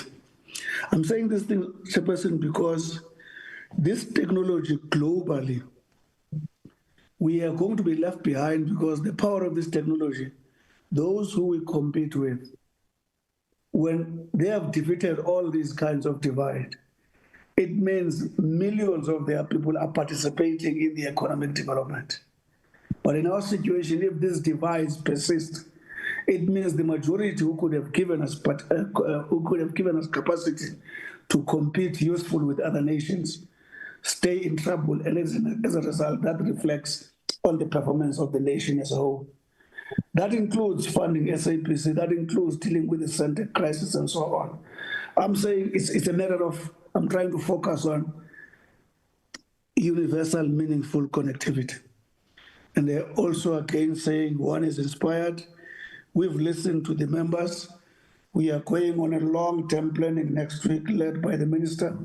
There's a lot of issues that we'll be focusing on to even answer the question, how best do you deal with the little at your disposal? Thank you, Honorable Chair.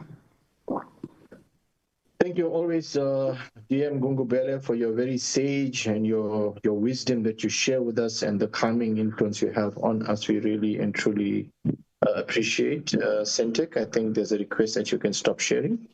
Thank you so much, on the DM. You are released. Maybe before I release you, you could maybe speak to us offline as to how we can advance the plea of SENTECH that they cannot wait for the SABC bill to come through before they are assisted. They are begging us for a lifeline. Maybe that's something that we need to speak to the executive and put our heads together and see how can and what can we do under these circumstances. Thank you so much, dear. You are released from this meeting. Honorable members, I'd like to take hands now to engage the presentation by thank you, Honorable Putlani, stepping in so I don't have to go for you, so I can catch my breath. Honorable Putlani, I recognize you. Chair, my dog decides to bark at exactly the moment that I'm speaking. We can expect interventions from family members as we enter into the late evening shift. We understand. Of course, Chair, to really congratulate SENTECH on a clean audit. I think this really it's a reflection of the leadership that we have at the head of the entity. Their passion for South Africa, their passion for the work that they do is really something that is admirable. So we do really welcome the clean audit. Chair, I think maybe let's start with the elephant in the room. We've just heard from the SABC and we have just heard from SENTECH. My understanding of the situation could be limited, but what we are hearing from both organizations, both sister organizations, is like ships passing in the night. There is really no clarity on where the truth lies. Could we ask the DG a pointed question, considering that the minister and now the DM have just left, to say, what is the department going to do about this? We know that there was a report by the Competition Commission which has aged. It's over a few years, I think a year plus old. So, and nothing has changed. But the reality of the matter is that we cannot afford to have one organization sinking another. Whichever way you look at it, we want the very best for the SABC as much as we want the very best for SENTECH. So how do we then address this before it gets to a point where one organization is sinking? In the same breath, Chairperson, I want to say to the leadership of SENTECH, they have an obligation to that organization, and they must do whatever they should to ensure that SENTECH does not disappear from the face of the earth. Because the reality is, no business can survive when you have one key client. And having had SENTECH surviving with only one key client for these many years, and to quote from Datele Shope, it's a recipe for disaster. So I'm happy to hear that SENTECH is talking about the diversification, and equally happy to hear that we are now gaining momentum on the conversations about the state digital infrastructure company. This again speaks to the rationalization of the entities within the department, where we are going to do away with overlapping. What remains a question is when? Because this has been in the pipelines for so long, and there has not been any real serious movement. So maybe again, this is back to the DG to say, what timelines are we talking about? What can we hold you to? And I didn't get anything on the vacancy rates of SENTECH, and if it would be a concern, if they could just speak to us on that. I think, Chairperson, the issue of SENTECH and how they find themselves in a situation where they have one key client in just as the SABC, speaks to, again, the need for legislative reforms. To say that SENTECH, when we go back and remember that SENTECH was a part of the SABC and there was that split, for a lack of a better word, now they are where they are. It really, while we encourage and we welcome competition, with hindsight, I think this could have been handled better, where perhaps the SABC and the SENTECH terms were negotiated outside the other commercial entities, for example. And I'm not an expert to speak on that, but I do hope you get the point I am making. But this is really being a disaster in the making for the longest time. My biggest worry coming from the presentation by SENTECH Chairperson is to hear that they are dipping into their reserves. How long can they sustain that? And if this is the only way for them to sustain themselves, what is the end game? What is the department doing to make sure that SENTECH does not cave if they are already going into their reserves and they're not drawing as much interest as they could be had they not be drawing from their reserves? This is really a cause for concern. Again, this lies on the shoulders of SENTECH. SENTECH, for your part, something must give. You also have an obligation to the survival of your organization. Chairperson, maybe as a question to say, how does SENTECH balance new business models with their proposal for engaging on OTTs and cloud services in a legislative vacuum? How do they plan to engage those? Have they started? How is it going? And what frameworks are they using to inform whatever they are doing to start their diversification process going with the OTTs and the cloud services? And they talk about EduFan program. I know I'm mispronouncing it. What are the plans to expand it to other rural provinces? I saw they have the Free State and Gauteng. I can't remember what that province was.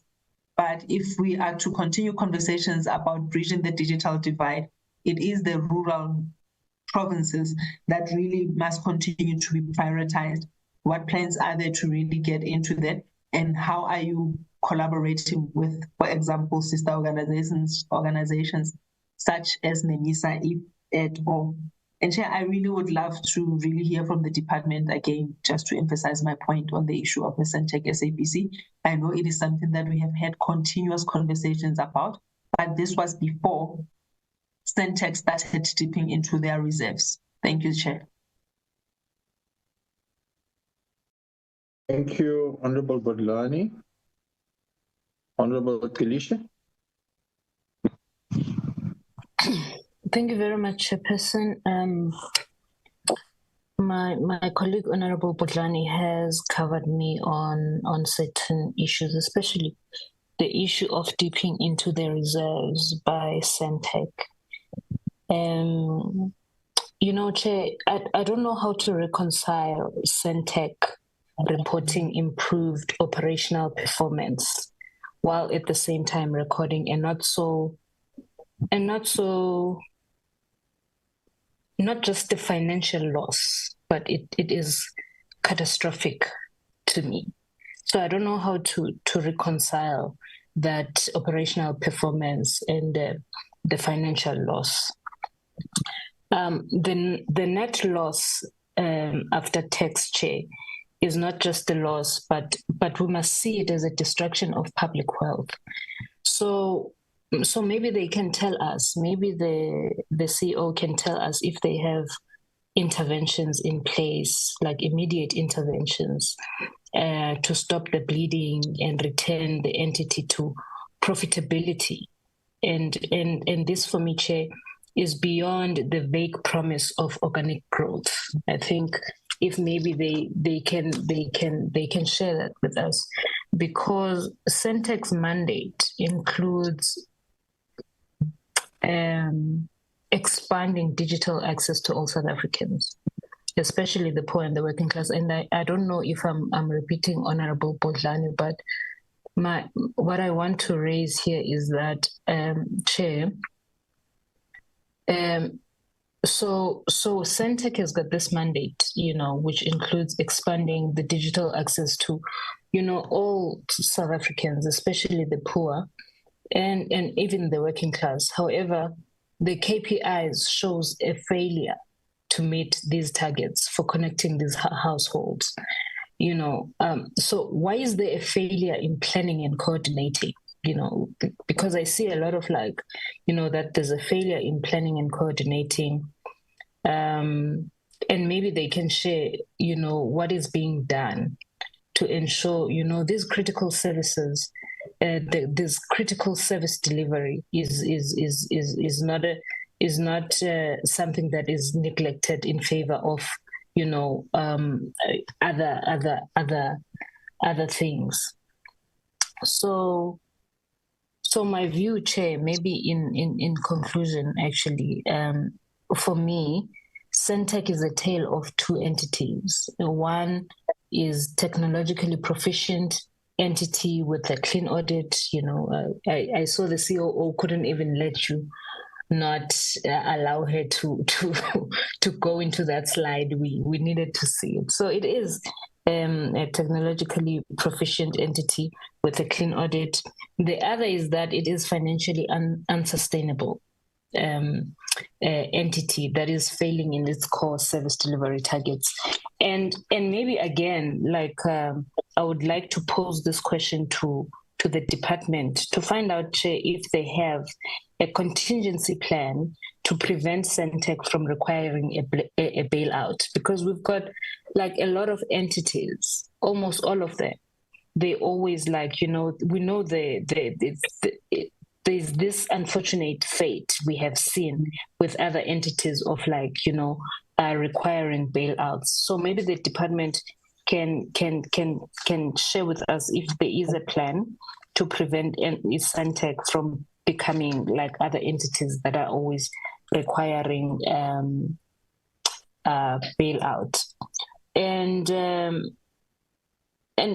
yeah, so I think I do think, Chair, that when things like this happen in terms of financial loss and all those things, we've been talking since we started in the morning about accountability.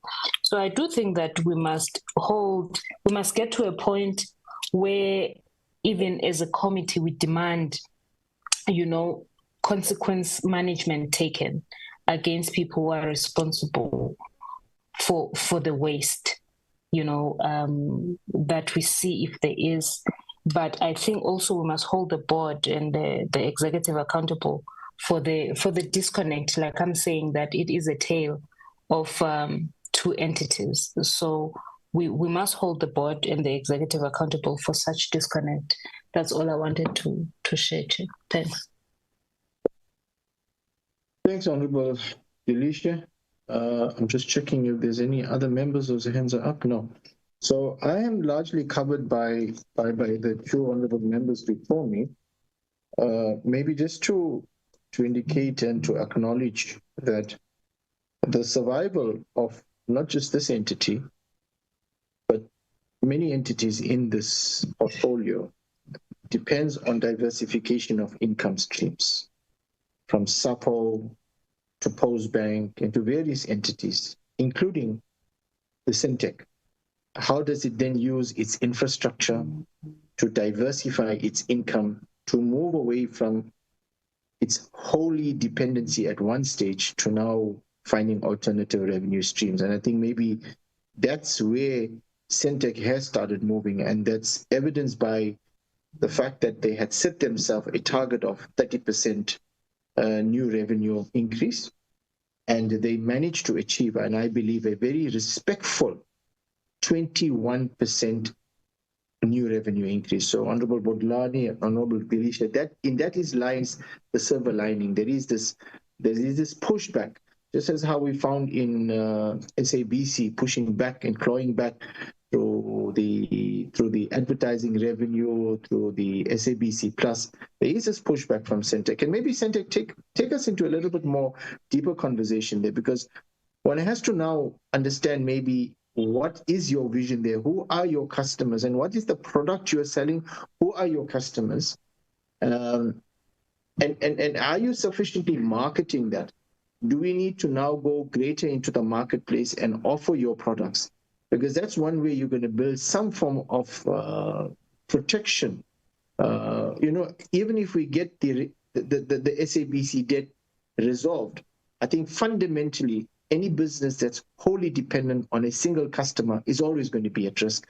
And I think it is clear that we must create diverse and new revenue streams. So I'd like us to just have a closer conversation around that 21%, how you manage to achieve it, and what is your future outlook. I think I noted that it highlights that your presentation highlighted an improvement in customer satisfaction score to 78%, and that's a very respectful certificate, 78%. Maybe around that, I just want to ask the question that what specific service delivery initiatives were undertaken in the past year that directly contributed to this enhanced customer perception, and maybe what are the key areas that still require improvement? CFO noted the financials were restated for the last 2 years, and maybe my query would be, what are the specific line items or the material nature of events of the subsequent years that warranted the restatement of financials, if it was restated for audit purposes? If it was restated for presentation purposes, then that I fully will understand. I think you spoke about the CFO when you went into the cash flow statement, that it indicates a negative cash flow from operating activities, and I think honorable members have talked about this here, and maybe what would be the main reason for the negative operational cash flow. We understand that the loss was precipitated by the non-cash flow item, that is the increase in the provision for expected credit losses, but the actual cash flow deficit, what were the significant drivers for that? And maybe lastly is a question of the future. And I know that SENTECH is an important part of the South African satellite project. And maybe the question I'm asking is, do you have any insight in terms of where that project is? But more importantly, to relevant to this discussion, is how then will diversification and access to satellite connectivity impact on SENTECH and SENTECH's infrastructure that has been created and is available. How then do you balance the two between connectivity via satellite and connectivity via the infrastructure that that SENTECH has put up? And let me hand back to you, Chairperson. In the absence of there being no other hands, I'm handing back to Chairperson of SENTECH to lead the responses. Thank you very much, Chairperson. Chair, I will hasten to indicate that there is no entity in South Africa that could replicate the infrastructure of SENTECH in terms of terrestrial signal distribution. It's a vast network. The country needs it. All broadcasting entities in the country needs SENTECH. So it is in fact in its own market a entity that is historically and currently now cannot be immediately replaced by even any commercial operators at this point in time. So part of its clients include ETV, who is actually paying its fees and the tariffs. So that's one client. There's community broadcasting clients that are there. And Chairperson, so the diversification in itself mirrors the fact that the broadcasting and media market is shrinking due to accelerated digitization and the way in which customers consumes media today. So that is the policy thrust of what informs change in behavior in society. Why is it that SABC is not able to attract 12 or 16 million eyes at the time of its prime news broadcast? Is because of the way in which the market is actually changing. So this is a critical point to make, Chairperson, because at some point, and we as a board are looking at this, we have to find a way in which we accelerate and improve SENTECH's digital infrastructure to service everyone. I think the point was made that broadcasting as a service is a public interest service.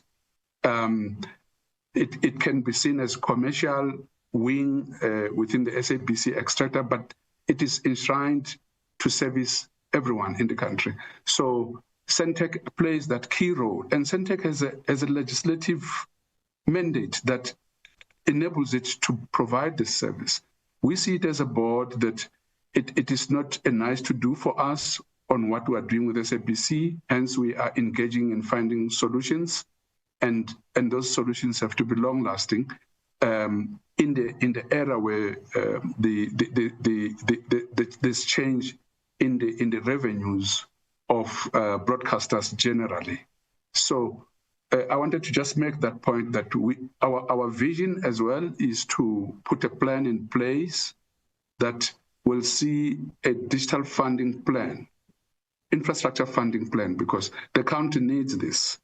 The terrestrial network that was done was initiated around 2010. Up to now, there's lots of technologies that needs to be changed, even on the digital network itself, not only analog. Analog, CEO will expand. It is already obsolete. You really can't do anything with it. But the cost of running these two networks is even worse for the country in general. So that point is quite critical, Chair.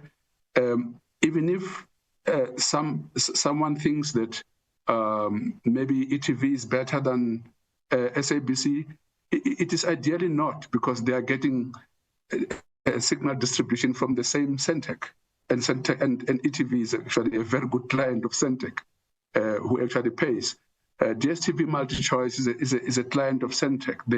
It's just the scale of demand for the towers that they need to cover their customers, basically. So that's the distinction that I actually wanted to bring to the fore in terms of the question. And to Honorable Kadisha's point, I think SENTECH as an entity that cannot easily be replicated, and if you understand market evolution. If you can't replicate an entity and it has a national role that it plays to ensure that what the Constitution anticipates in an entity like SABC, which is an entity that builds democracy, therefore, SENTECH has that symbiotic role of ensuring that that happens. And this is where, as a board, we see our role as ensuring that there should be funding to sustain that role of SENTECH. And as we move to broadband, we're taking advantage of the presence of our towers in various jurisdictions in the country to help bring connectivity, which is another arm of generating revenue. And that's actually taking a little bit longer to come to a formidable fruition, which can sustain the account on broadband. So CEO, you can actually address and CFO the other issues. Inherently in our vision is to ensure that we don't get to a day zero, because that day zero is imminent. I also want to make this point, which sometimes is confused. SENTECH spends money to service the transmission network. That includes personnel, that includes diesel, that includes energy, and that includes equipment replacement. So those costs are not a negligible activity. And therefore, when you look at the tariff that we have, is actually, a tariff that is informed by these elements that we are spending on a month-to-month basis. CEO?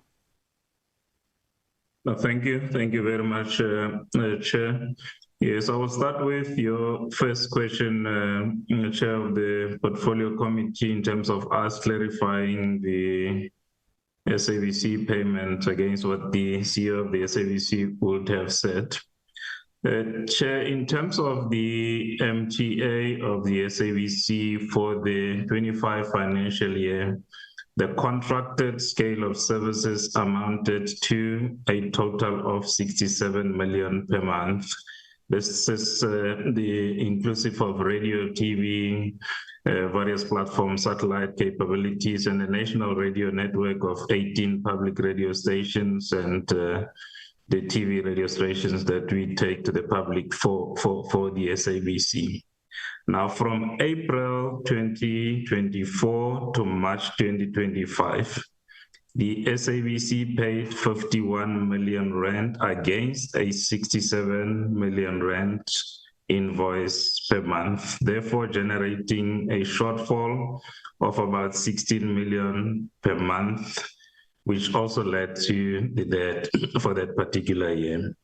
Coming to this new financial year of 26, Chairperson, for April, the SABC paid. For May, the SABC did not pay a cent towards the signal distribution services. And then from June onwards, the SABC then started to pay 20 million rand. 20 million rand is a drop from the 51 million that the SABC paid in the 25 financial year.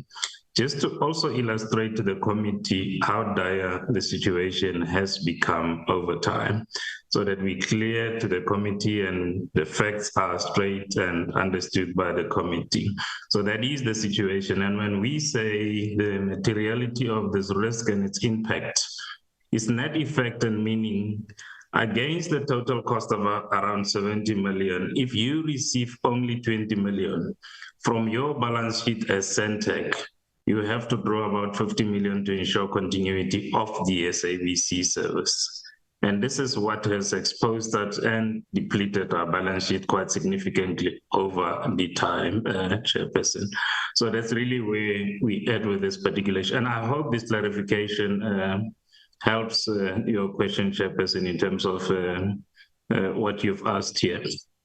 Honorable Watlani's question, yes, I think the congratulations and the message of support, it's highly appreciated. I think to all committee members, the audit outcome also is a reflection and focus on good governance and the high performance. The congratulatory messages are highly appreciated and fuel for us to continue.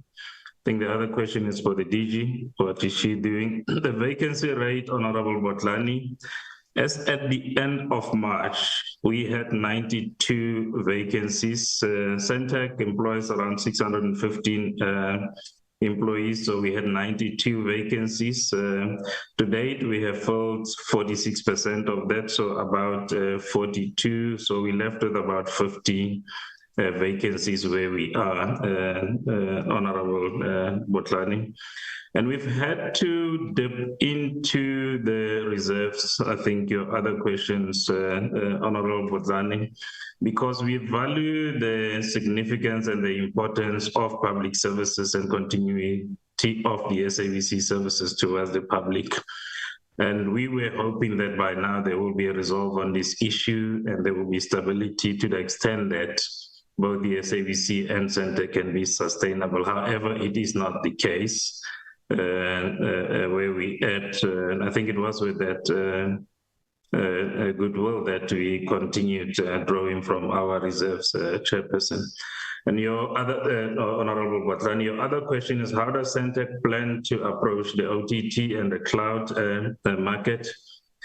As a common carrier, if one refers back to our act and the mandate, we are established as a common carrier to provide signal distribution to the broader market of South Africa.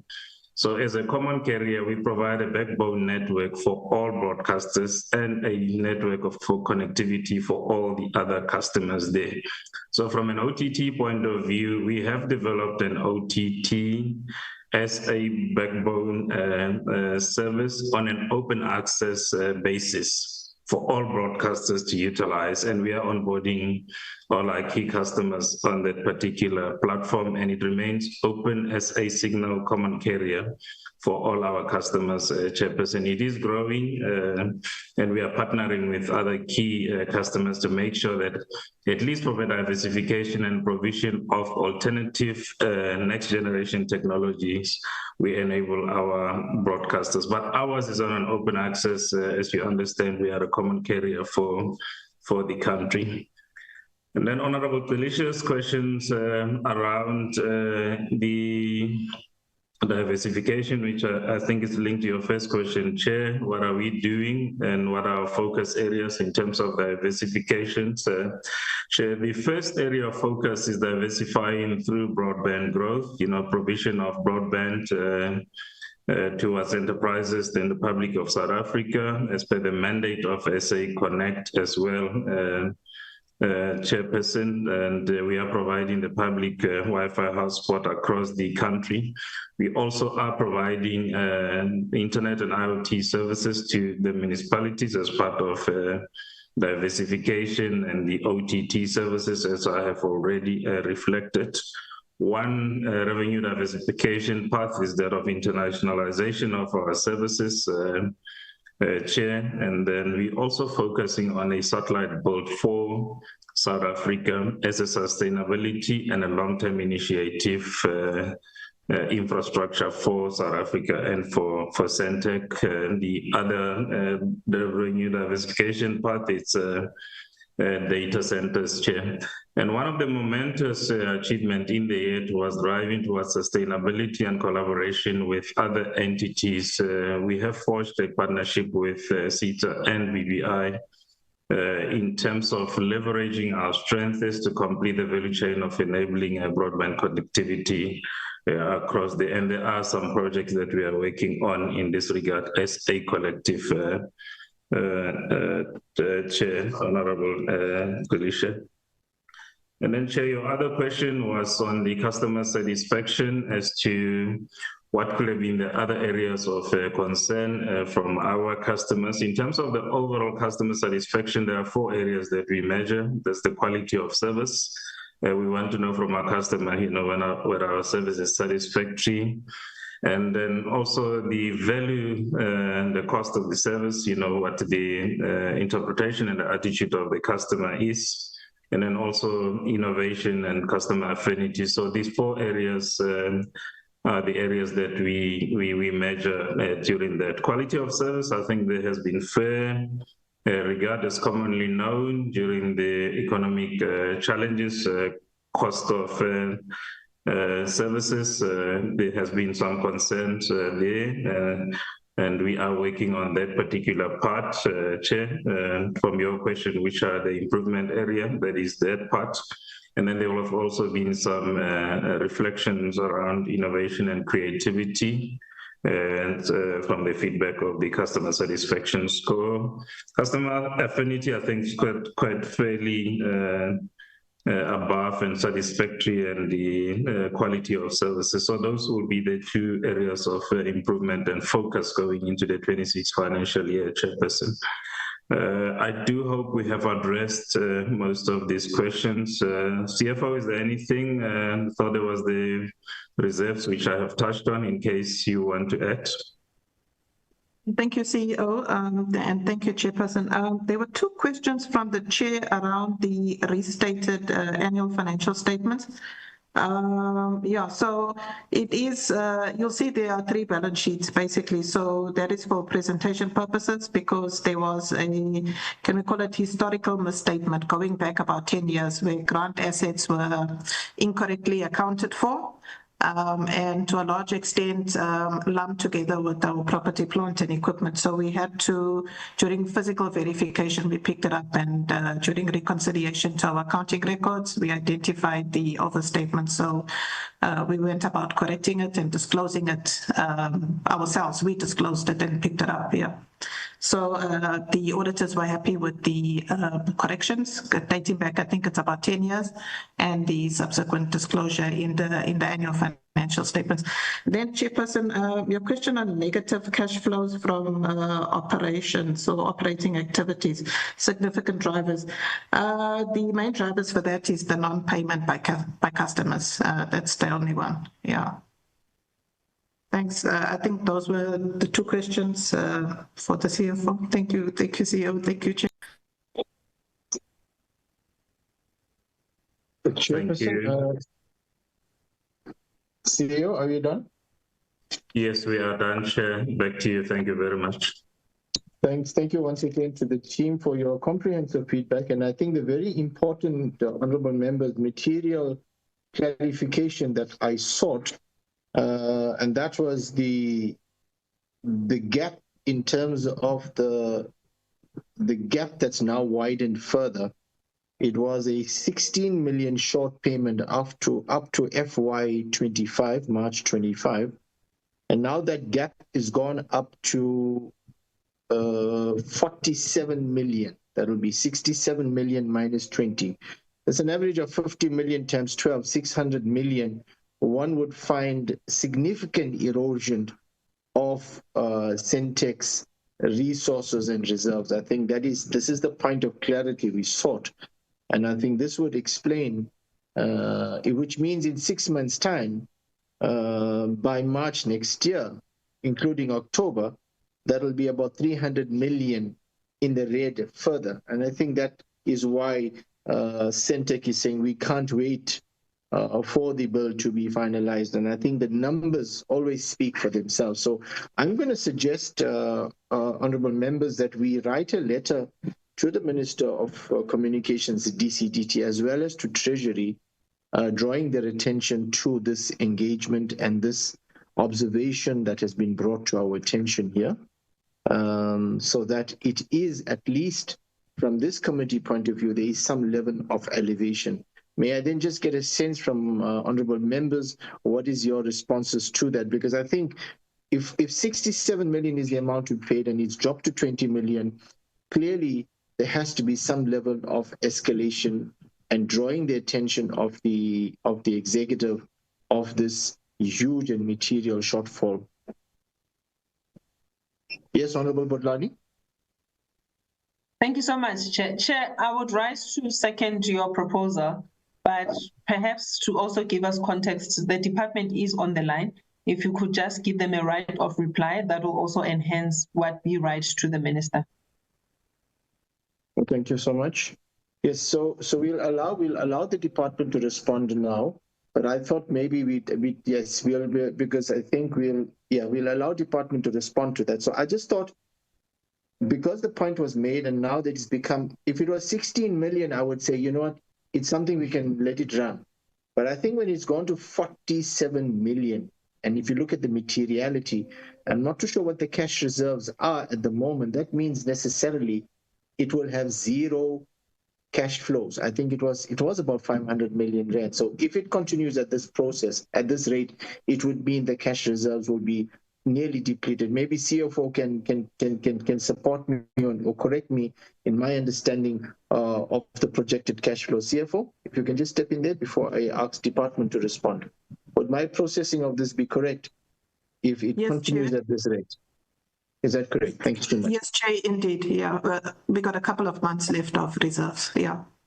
Okay. So I'm saying that as a responsible portfolio committee, this is how I'm proposing we escalate it, and we really ask for answers from the executive. Maybe at this juncture, let's invite the department to respond to this material observation that we have made.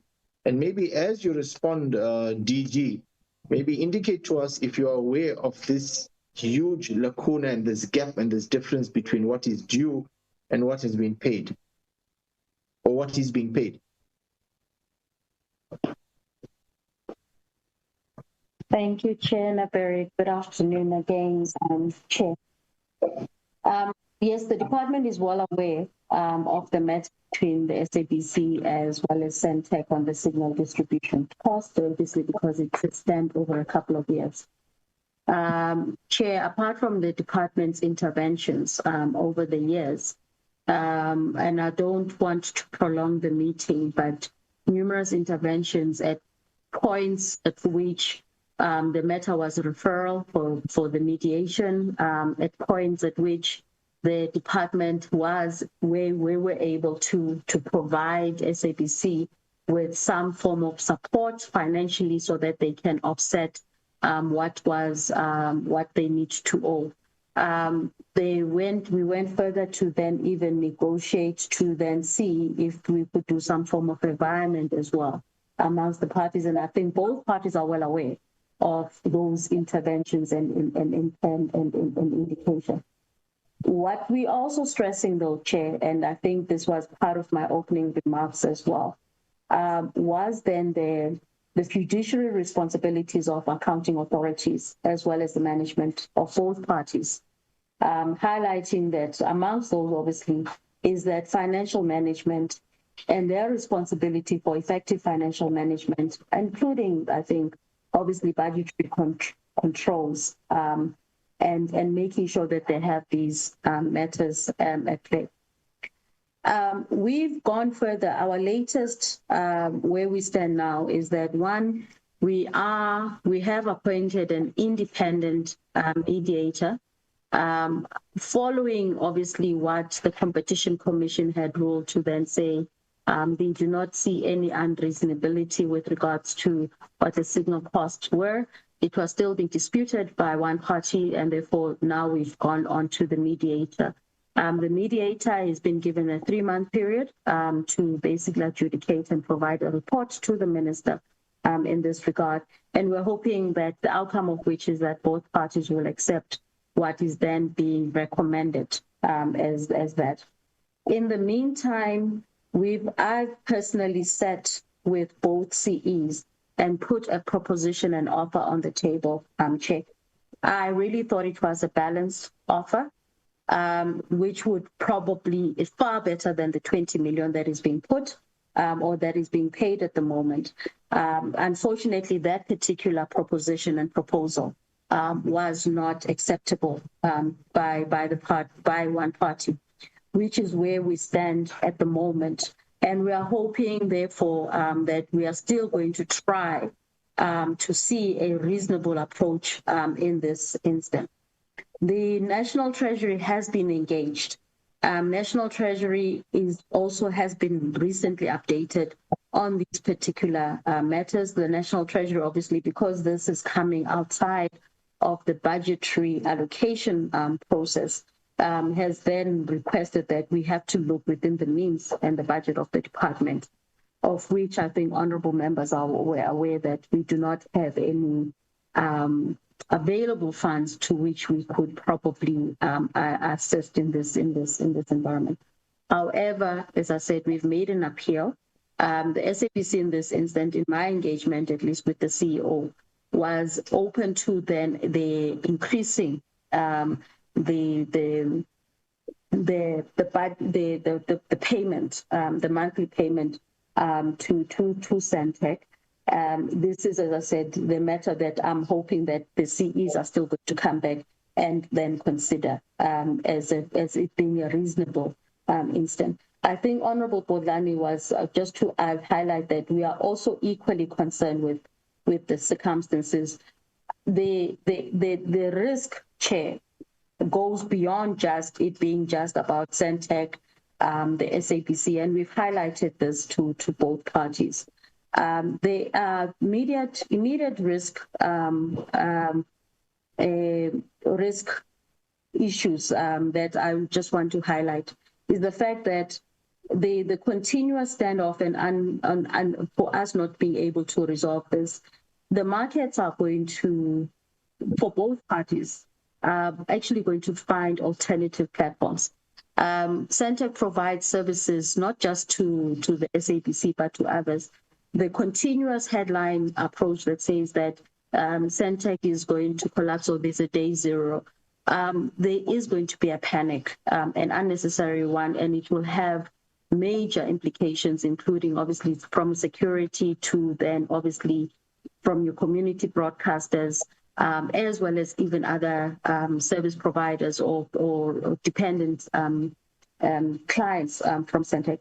Equally on the SABC, we have seen an offshoot with regards to advertisers giving uncertainty as to what then the future of it. And that's why, as I said, immediately we're trying to mitigate that and looking at this particular solution where we are very comfortable as a department that it will have a balance, it will sustain both operations, at the very least for the 4 month period, whilst, as I said, the study is being undertaken and concluded, a recommendation that will come forward. And we are also looking, and we've been imploring both entities to then say, your business model, you must be very deliberate in as far as the commercialization plan and looking at new alternative revenue streams beyond then this particular dependencies that they would have on each other as well. So we are assisting the department. I think there was a question earlier on to say, even from the side of the SABC, what is it that we're doing?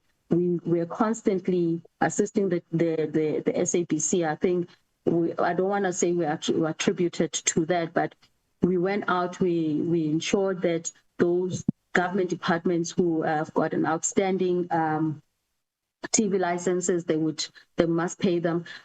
We were looking for advertising revenue streams or clients for the SABC. We've been also engaging the SABC with other government departments in as far as programming as well, that they can probably utilize those particular platforms.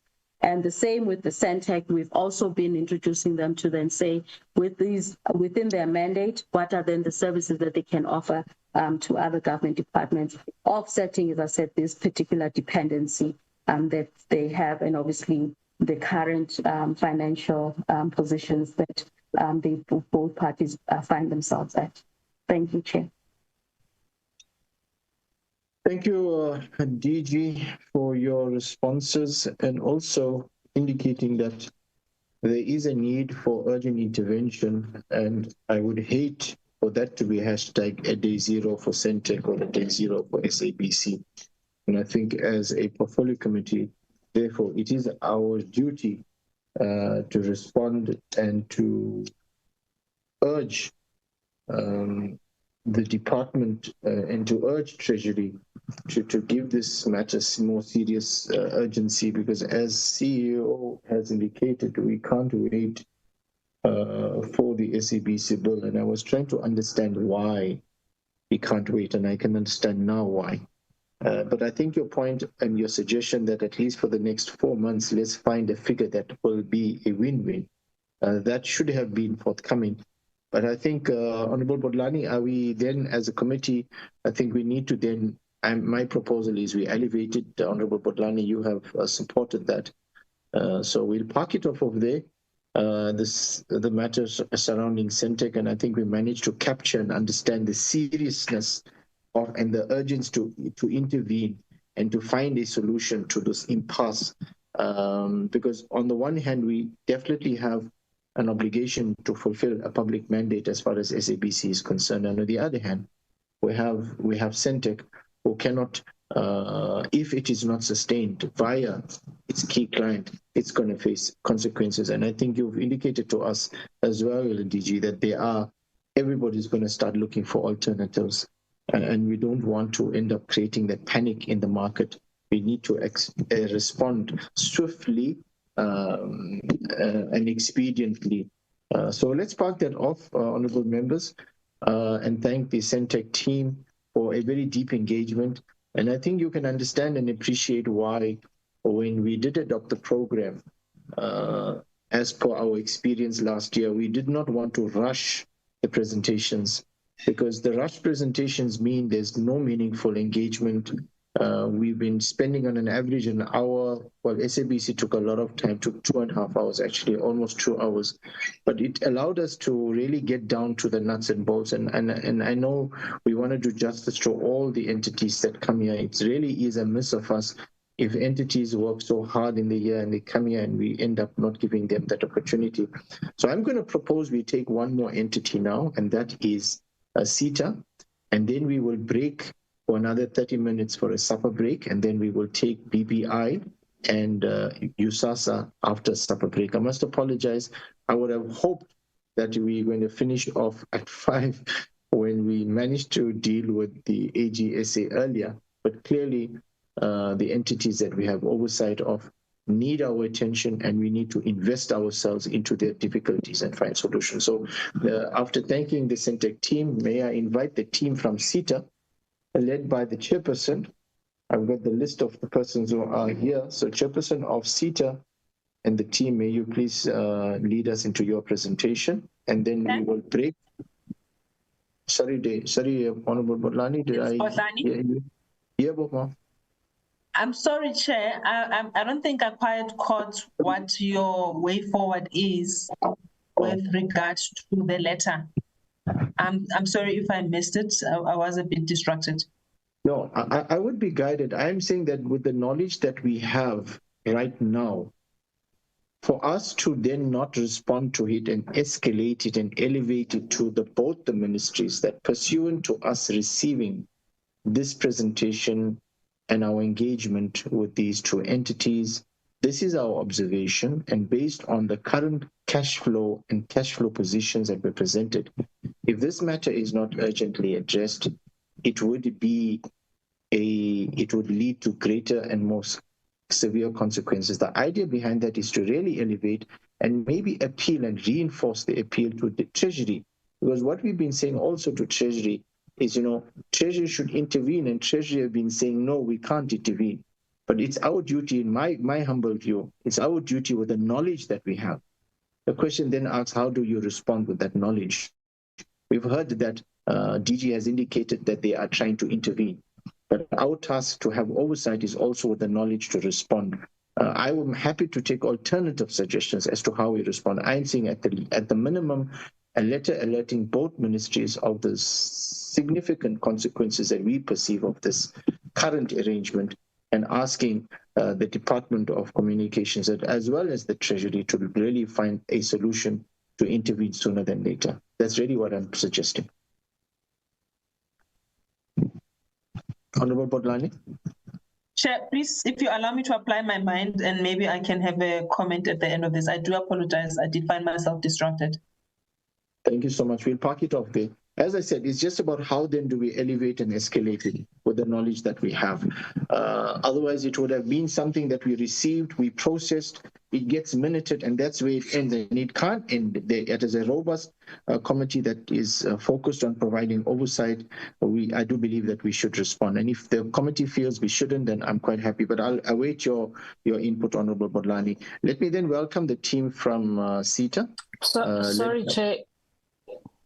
Sorry, Honorable. I'm so sorry. Honorable Kalisha, yeah, Mama. That's fine, Chair. I just wanted to register that I am in support of escalating this issue, that it is an issue, Chair, that we can't just leave it as it is without engaging the department. So I do support, like I was saying, even in that, like, you know, we need to know what is the plan of the department and what is happening, you know, what it is that they can say to us. So I am in support, though when I raised these issues, I didn't have this suggestion that you're bringing to the table, but I want you to know that I am in full support of escalating this issue and demanding, you know, clarity on the issues that are not clarified to us. Thank you, Chair. Thank you so much. Thank you. So let's move on to, if there's no further hands and input, I don't know whether Honorable Bodlani has managed to apply herself before we call upon SITA. No, Honorable Bodlani. Very slow applications, Chair. Don't call me, I'll call you. Okay. All right, Bill Paki there. Let me invite the chairperson of SITA, a familiar face, Ms. Madao, to lead us into the presentation of SITA. And apologizing for the long wait. I hope you'll manage your time properly, and it's only now you'll have been called on to engage with us. No, we've been patient. We've been patient, Chair. Thank you for the opportunity, and a good afternoon to you and the honorable members, the DG, as well as all the colleagues that are on the platform right now. As a team, we're excited that we have this opportunity to present our results for the 25 financial year. And I think, as it has been said from this morning by the AGSA as well as the Minister, it is an improved audit outcome, one wherein we have moved from a disclaimer to a qualification. And I think with that qualification, the backdrop of it is there's also been a reduction in the number of areas of qualifications, around 36% improvement in the areas of qualification. And that just shows that SITA is on track to certainly improve its overall audit outcome. And I think, Chair, that just shows that the team that is at SITA and the efforts that are being put in, and I know there's a number of challenges, and I'll come back later as part of wrapping up in terms of the way forward. But let me pause here and invite the team that's with me. With me is my colleague, Advocate Wipond, who also chairs, among the many hats that he wears in the department, also chairs our audit committee, audit and risk committee. I also have the AMD, Mr. Reddy, as well as the CFO. So I will invite them to present, and maybe before they do that, I also just want to comment. I think the one disappointing thing that you would have noted on our annual report is the fact that our performance has dropped. We are at around 42%. Which is certainly not ideal. The AMD, when he presents, will also go into detail into that and highlight what are some of the things. But I think what's important is that that area of performance information is unqualified. So at this juncture, I would want to invite the AMD to present. I will come back when they are done. AMD, over to you. Thank you, Chair, and good afternoon to the honourable members of the committee and all other colleagues online. If you can just flight the slides. So as the Chair indicated, we have, we can go to the next slide. As the Chair indicated, we have moved the one before this. Yeah, we have dropped in performance over the years from 2021 to 2024-25, with the financial year 24-25 being 42.86. If we can move to the next slide, where we'll go into a little bit of details on the different programs. So we originally reported a performance of 57.14, and after audit it dropped to 42.86. If we go to program 1, we have 4 targets in program 1, and we basically did not achieve any of those targets. And I'll go into a little bit of detail, but a lot of work has been done on those targets, but due to various reasons, we then could not claim these as achieved.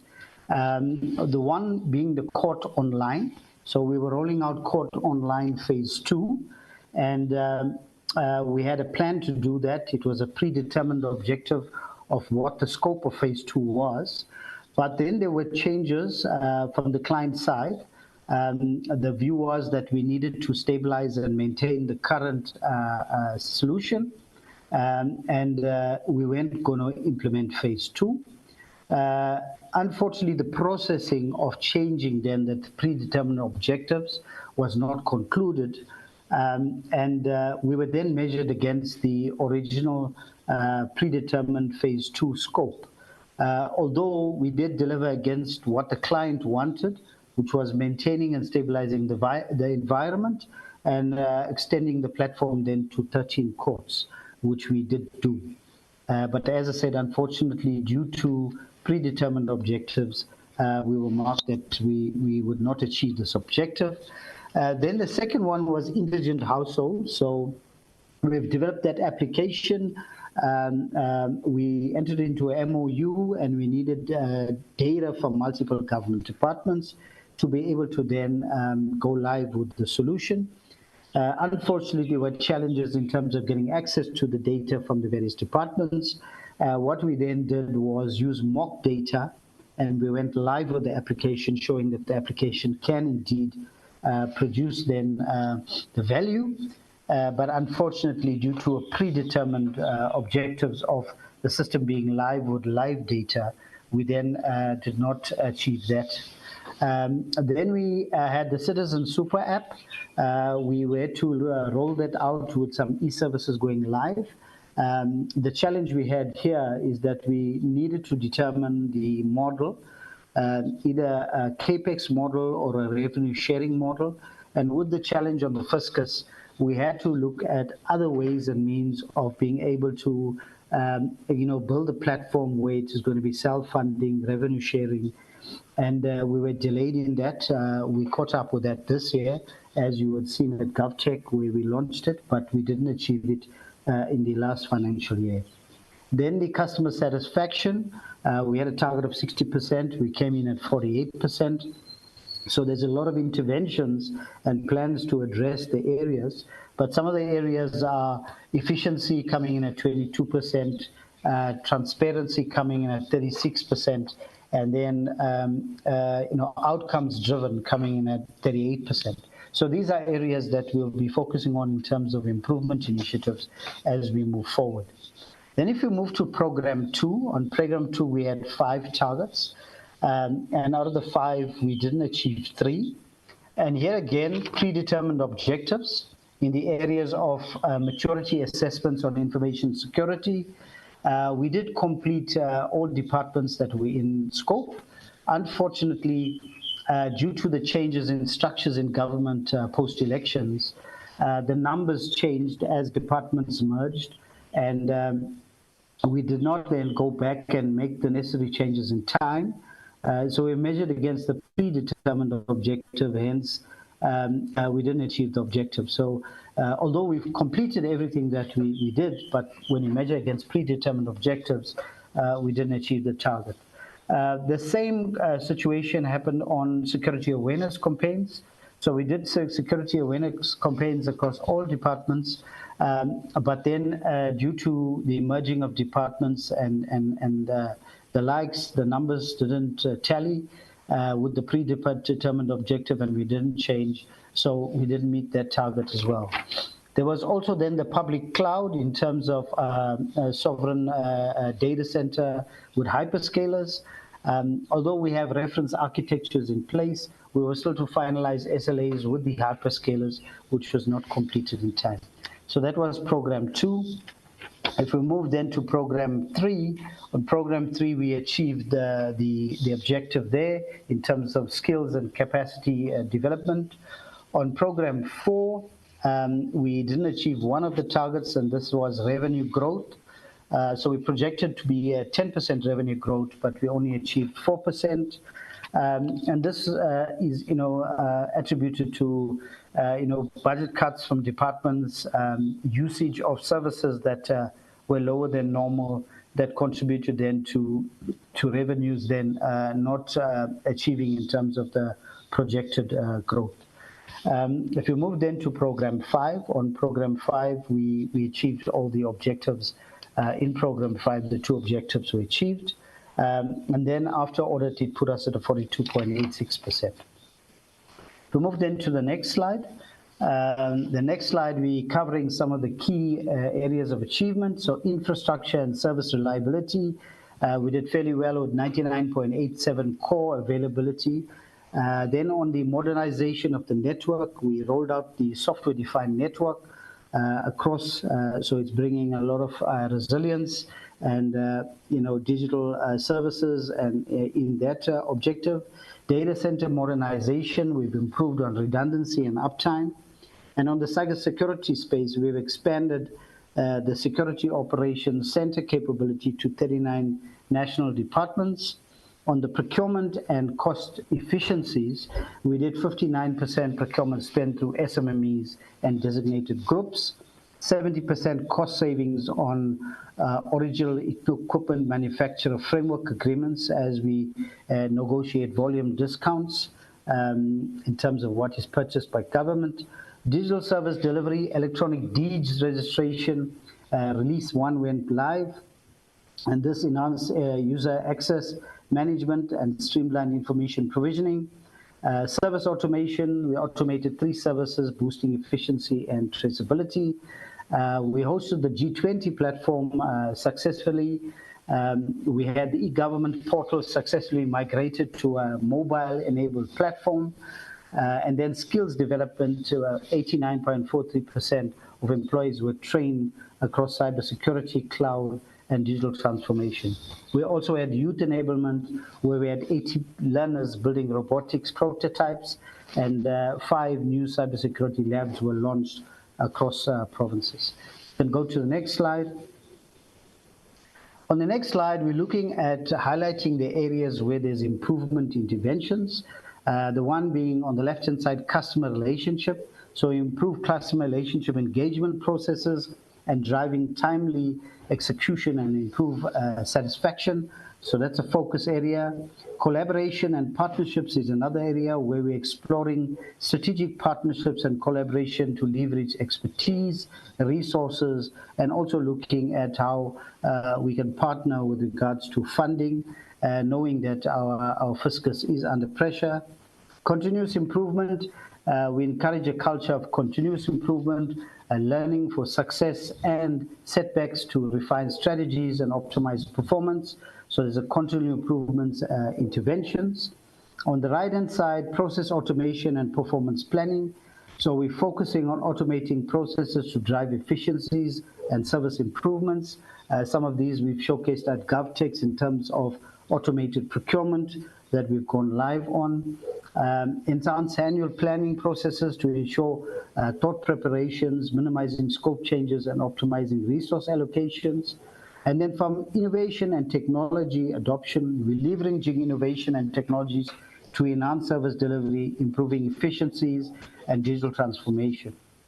From an accountability and consequence management perspective, we're definitely focusing in this area, establishing culture of accountability and consequence management to ensure that employees are held accountable when it comes to delivery of services and APP objectives. You can move to the next slide.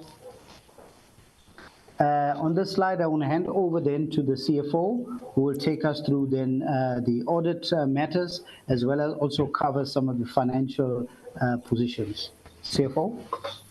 Thank you very much, MD. Afternoon, evening, Chair, honorable members, and colleagues on the call. Chair, this slide just shows a 5-year graphical view of the revenue, the EBITDA, earnings before interest, taxation, depreciation, and amortization, and just the profit after tax. Just looking at the revenue over the 5 years, focusing more on the 24-25 financial year, we closed at 7.7 billion rand on the revenue side, Chair, which represents a 9% increase if you compare to the previous financial year. On the profit after tax, we closed at 415 million rand, which represent about 11.5% if you compare to the previous financial year, mainly because obviously management of cost, which resulted in this profit after tax. And the main purpose or usage of this bottom line is to reinvest into the infrastructure or even buy new infrastructure to ensure that we're able to meet the mandate of SITA. You can move to the next slide. Same, Chair, we're looking at the last 5 years, just looking at the total assets, total liabilities, and then the net asset value. If I look at the total assets, Chair, we closed 24-25 at about 6 billion rand. If I look at the net asset value, we closed at 4.7 billion rand, and the balance being then the liabilities. But more to go into the total assets of 6 billion rand, Chair, half of that number, which is about 3 billion rand, represents accounts receivable, which is amounts that are due from our customers to SITA. The AGSA did allude to, possibly challenges of the budget, and based on the engagement with our clients, the reasons provided for not being able to service their debts when they fall due, it's because of budget constraints. We are working close with our customers to try and resolve these challenges, amongst others, which is part of our debt management program. On a monthly basis, we do write CFO to CFO letter. If that doesn't work, we also have our own MD to the head of the departments, the HODs and the DGs accordingly. And recently we have been engaging with the department, the DCDT, to seek some intervention where obviously we got, how balances of accounts receivable. We obviously wanting to manage this in advance before it becomes quite a major challenge.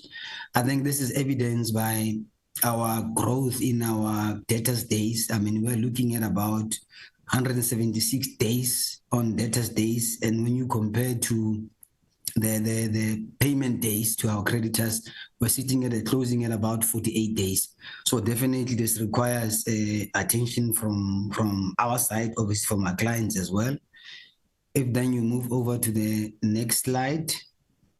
The next slide just provides a summary of the financial sustainability of the organization. We can confirm, Chair, notwithstanding the challenges on the debt collection, not meeting our targets on the revenue growth, we are in a good financial health. We are still able to service our debtors, our creditors when they fall due, but we still need to focus on the increase that we've experienced over time on the debtors balances. I've already spoken to the revenue growth of 9.23%, and the operating margin through that bottom line. I think just evidenced by the indicators, our current ratio stands at 3.17, which really confirms that we are in a good, financial health. We are sustainable. We should be able to, service our due and our debtors when the creditors when they fall due. I think the point I would like to highlight, Chair, is on the cash generated from operating activities. If you look at the previous financial year, we closed at a positive of 238 million rand. But you look at 24-25 financial year, we closed at 155, a negative of 155 million rand. Which really what it means is that we are then paying more than what we are collecting, which is definitely not a good ratio. It means obviously we are, if I can use the word loosely, funding, some of our clients, shown by the negative cash flow from operation activities. Coming to CAPEX, we spend about 423 million rand on our CAPEX program, compared to the previous year where we spent about 424 million rand. It is not where we want it to be. We had planned to spend about 1 billion rand on our CAPEX, but there are plans in place in the current financial year to make sure that we are able to spend what we budget, which is the full amount, billion rand, also for the current financial year. Obviously, I mean, the knock-on effect, if you don't spend on your CAPEX, you run a risk of not having infrastructure that is suitable to enable us to be able to provide, reliable services to our customers. I think, Chair, in a nutshell, there is the summary of the finances for the year 24-25 financial year. Thank you, Chair.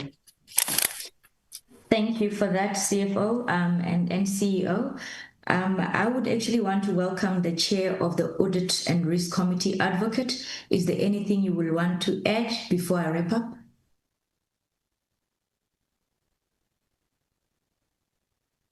Okay, I think I will take it that. Oh, Thank you, Chair. My sincere apologies, Chair. I failed to unmute. Chair, I would like to also just contribute in the following manner, Chair. Good afternoon once again, Chair, to the Chairperson of the Portfolio Committee, all the honorable members, the Deputy Minister, the Minister, and in absentia, Chair, and all other colleagues. Chair, I just wanted to also confirm, Chair, that our debtors, Chair, in the way we are managing our debtors, Chair, is not only out of a fault of their own, they are also slow and inadequate and inefficient debtors management processes, and that, Chair, provides for the problem or contributes towards the problem, Chair, and we need to ensure, Chair, that we put measures in place to ensure that we are recovering, Chair, as quickly as possible, Chair, from our debtors, Chair. Chair, one of the key things that we need to highlight to the committee, Chair, is the most important fact, Chair, about the action plan, Chair, that we are busy designing, Chair, and that action plan will assist us to ensure that there's further improvement, Chair. One, moving out of qualification, Chair, to unqualified, and our chairperson has been quite strict that we cannot stagnate and we cannot regress. And that in its own, Chair, provides us good basis and a tone, Chair, for management, Chair, to ensure that the action plan is implemented, Chair, with the necessary speed. The areas, Chair, that we are not achieving, Chair, and findings, Chair, should then be addressed, especially, Chair, if you look at the gap between 42 out of 100%, it's something like 58%, Chair, and the root causes, Chair, has been analyzed, as well as the root causes, Chair, for the action plan that we are busy designing.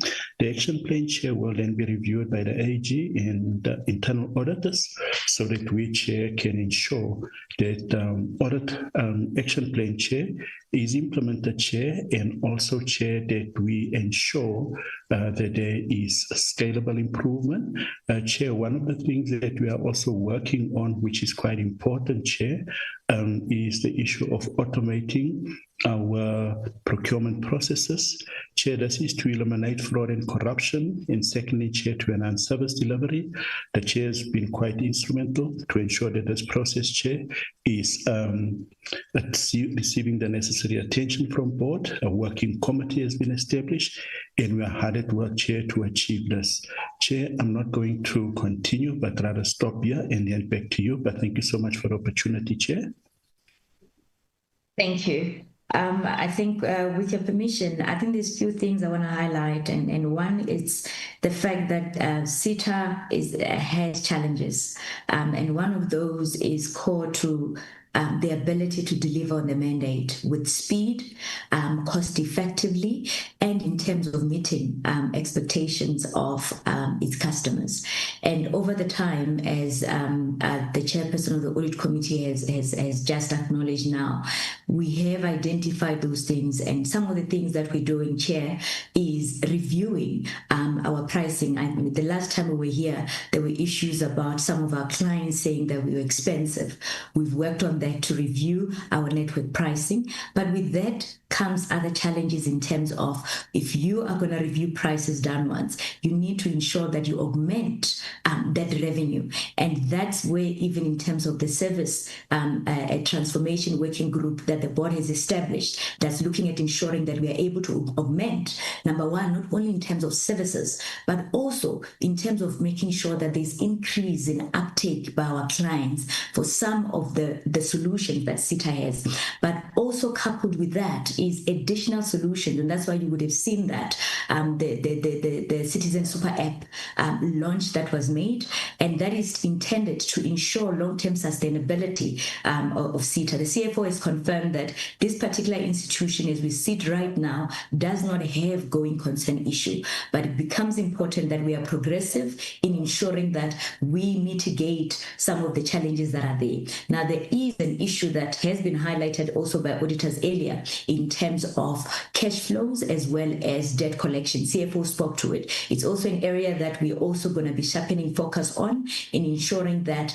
we do not find ourselves, the current negative operating cash flow can be mitigated going forward. Another thing that I just want to talk to, it talks to what AG has said from a governance perspective. There are critical governance weaknesses, and those include enhancement in terms of controls, but also in terms of consequence management. And I think with that, there is also focus in there to make sure that we are able to make traction. Earlier, the honorable members were highly dissatisfied with the extent of irregular expenses and the upward trajectory that was reflecting. So it becomes important that with some of these efforts, some of those particular negative results are mitigated. I think the last one that I just want to talk to was also commented on for various entities is in terms of vacancies, because that also talks to the capabilities as well. It is an area that is receiving our focus,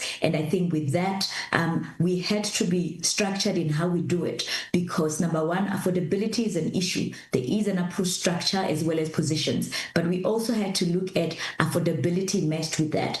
And linked to affordability, prioritize those positions that are necessary for the growth as well as some of the long-term sustainability things that are there. So there was a prioritization that the board decided to follow and in terms of filling vacancies as well. So Chair, I will pause here and I will hand over to you. Thank you so much.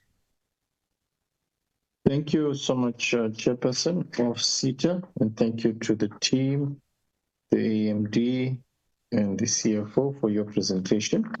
Honorable members, maybe let me just, as a way of appreciating the presentation and to appreciate the improvement in your audit outcome. You were one of the 4 entities in the portfolio, amongst them being SENTECH, BBI, the Postbank, and SITA, that had an improvement in audit outcomes, and I think it's a worthy note of improvement, despite under the circumstances that it has been in the past year. Also, let us also welcome the positive profit of the surplus that you have increased. Your profitability has increased by 11.5% to 414.6 million. We want to acknowledge that, and maybe around that will be my first question. We've heard that despite the debtors days increasing, we heard the statement that it is in a strong going concern position. But the profit of 4.4 million, or representing an 11.5% increase, is not matched by a similar increase in cash resources. We noted from the cash flows that the cash flows from operating activities deteriorated from a positive 238 to 155 million. Maybe one would be keen to ask that it's essential for us as a portfolio committee to understand then what actions are you being taken. And we have heard of the increase in debtors days and the low creditors repayment period relatively. And the question then one would ask is, how then do you ensure that your customers are creditworthy in your vetting process as you take them on? So maybe I would be keen to understand that. Honorable members, I must apologize. I just went into questions without even opening it up to the floor. But I must apologize. I think it's that hour of the day. I was just trying to complement the positive audit outcomes and the profitability And that led to my first question, because the profitability was not matched by an increase in cash flow. Rather, it was at a decrease in cash flow. In fact, from a positive 238 million from operating activities, it went to a negative, and that talks to this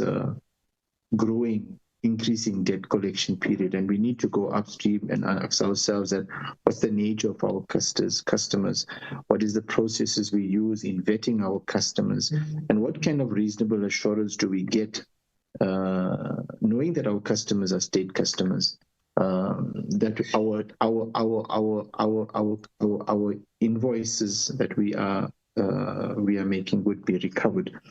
I also then would maybe want to indicate that in terms of the vacancies that we've filled both in the year and after the year, please indicate to us how many vacancies we filled and what was the nature of those vacancies. How did you prioritize in terms of the needs of the business, considering the fact that SITA has to evolve exponentially into a state-of-the-art agency that serves the cutting edge of technology. So the question is, do you have an indication where did you invest in the staff that you have hired within the year and subsequent to year end?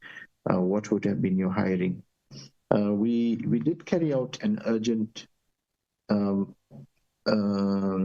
oversight visit in December last year when the board was going to change, and amidst a huge amount of challenges in SITA. And subsequent to that, we know that the PSC is carrying an investigation, and so it's referred to SIU. Has there been any progress reports on that? Is that still ongoing? Maybe when can we expect any feedback on the outcomes of those reports?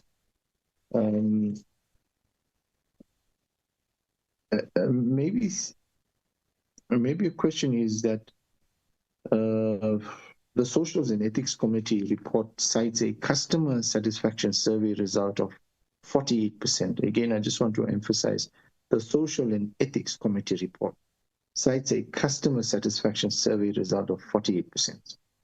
So my question around this will be, what are the main drivers of this exceptionally low satisfaction score? And maybe what are the initiatives that are underway to address the core service delivery issues relating to this poor perception? And, this is one of the things we're all aware of, where there's been this perception that SITA is unable to provide the state of the art, or it's not responsive enough to the needs of its clients. And that's evidenced by this 48%. So, what are the efforts we're making to reverse that?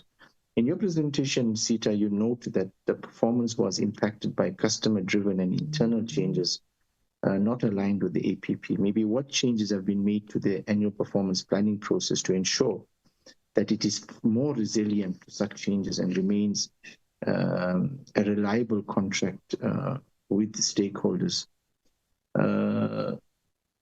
The Audit Risk and the Compliance Committee stated that the improvements are needed for internal audit to identify control weaknesses better. Around that, what specific skills gap or processes failures within the internal audit function have you identified? And maybe what is the timeline for rectifying them to strengthen the overall control environment?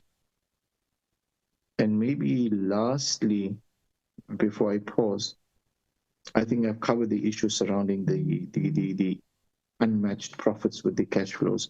Honorable members, I was a little bit unconventional in that I went first, simply because, as I said, I was actually complimenting on the 415 million profit. May I then invite you to also, thank you, Honorable Bodlani. I recognize you. It's best to say good evening, Chairperson. The last time we spoke, it was good morning. Yes, good evening. And Chair, to thank you for steering this ship up to so far.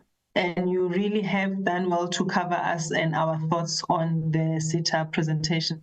I'm almost tempted to say I am covered, but I would not be ending my rendelas. But just to say, Chairperson, we do welcome the improved audit outcome of SITA. and do appreciate where they are as an organization at this point. And again, they've got our full support as a portfolio committee to make sure that they do thrive as a business. Chair, I think at 48% customer satisfaction for me is a big concern, and they have spoken at length about what they are going to be doing in terms of improving stakeholder engagements. So I really would not want to get into that, and also how they are going to improve on internal controls. So the only question I would have is, perhaps again to the department, what plans are there to stabilize the leadership of SITA? We've got an acting board chairperson, we've got an acting managing director. How far are we with making permanent appointments? And this is also something that the minister also spoke to this morning. Is there any update on that we can get, so that at least we know who to hold accountable? And also, how far can SITA tell us in terms of what is happening with the investigation that was initiated by the minister with the PSC? We have not had any engagements with the SITA on that. I know I have personally submitted written parliamentary questions, but is that still ongoing? Maybe are they giving the PSC all the support that is necessary?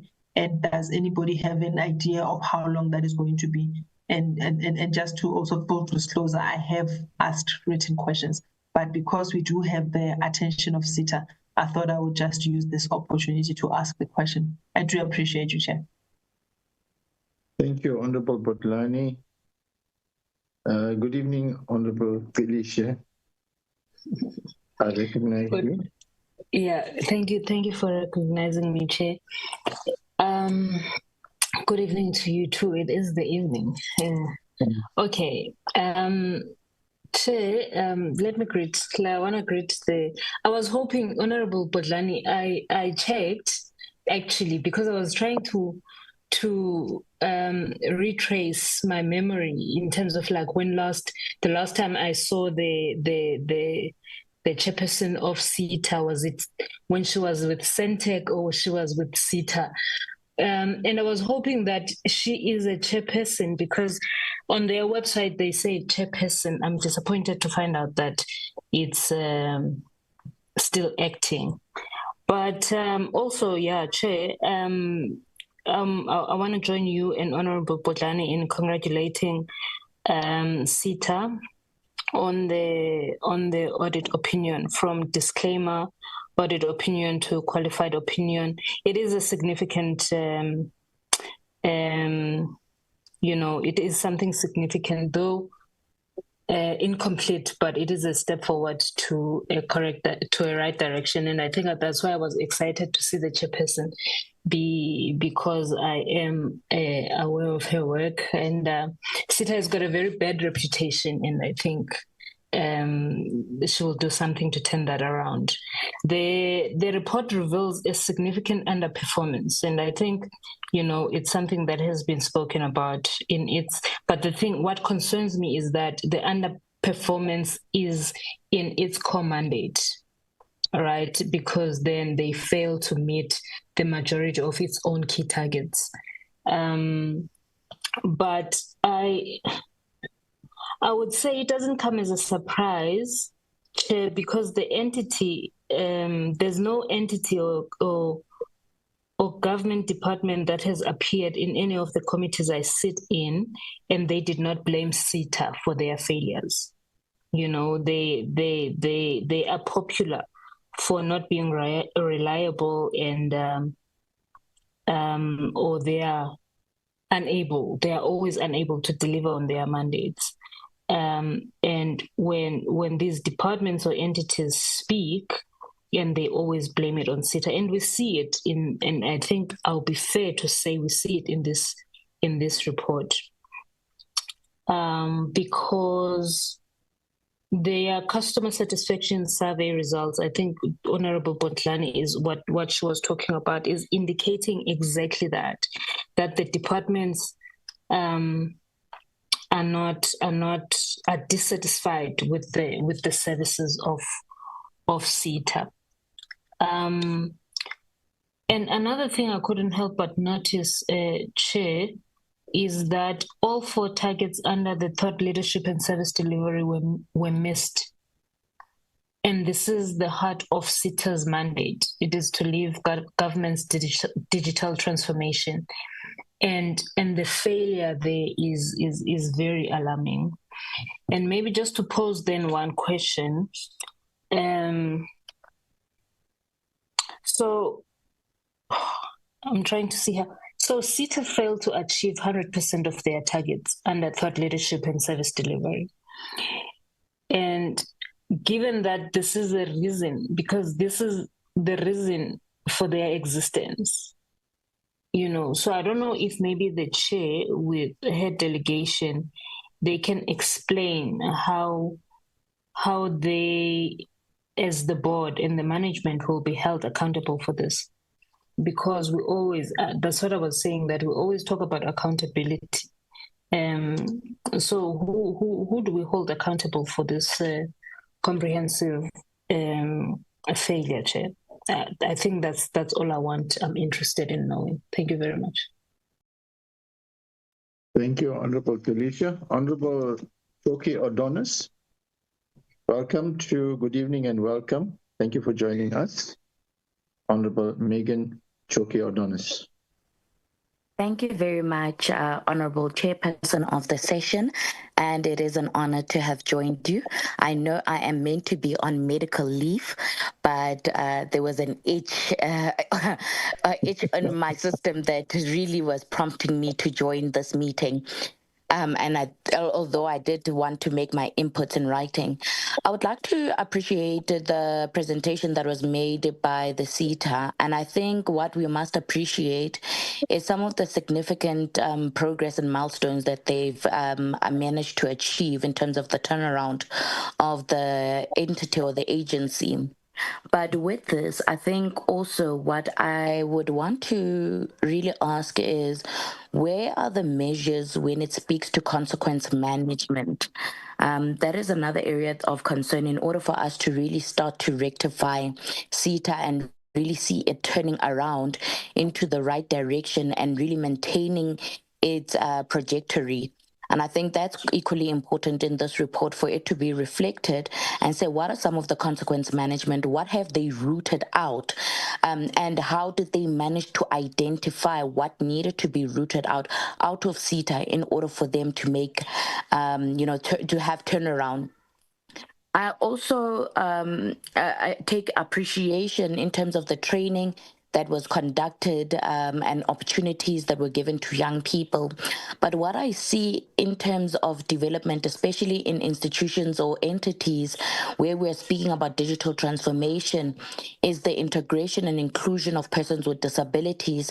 And perhaps we scheme through it as seen to say, how do we ensure that when we are evolving in the digital era, in our innovation and our technology, are we looking at technology and innovation that is not only progressive, innovative, but inclusive, meaning no one is left behind from accessing the services that will be provided by SITA through other entities or government departments. I think I would also, like to agree with my fellow honorable member who spoke before me in terms of we find very much complaints or many complaints that come from government departments in terms of their efficiency being blamed on SITA. Perhaps what I would appreciate as well is to have a record of how many departments are SITA currently servicing, which ones are local in terms of municipal level, which ones are provincial, and which ones are national, so that we have a broader scale and view, an outview of what type of services SITA is currently being provided. And I think, Chairperson, one of the things we really advocate for and we've strongly stood on as the African National Congress in this portfolio committee and other members of the portfolio committee is that we want to ensure the sustainability and longevity of the SITA and not seeing it being privatized. And it is important for us to really see a business case study that speaks towards ensuring that we're able to enhance its ability to service and its ability to also what is this? Not service alone. It did to deliver as well. I think, Chair, when we speak about, I'm just going to go back to one of the questions I asked in terms of the skills development training opportunities that the SITA provided in reflection or in reference to young people, etc. Can I have an indication of this training that was given by the SITA and these opportunities that were given by the SITA? How many of these opportunities actually empowered women, youth, and persons with disability, and actually having segregated data in that regard, so that we can also have an appreciation whether the SITA is also compliant with the Equity Act that is in place. And I think this is one of the things that we must push, not only for SITA, but for all the entities and institutions that fall under this particular portfolio committee to ensure that they are compliant with equity. Are we all in compliant and working towards meeting the NDP goals, and where are we in terms of measuring our progress?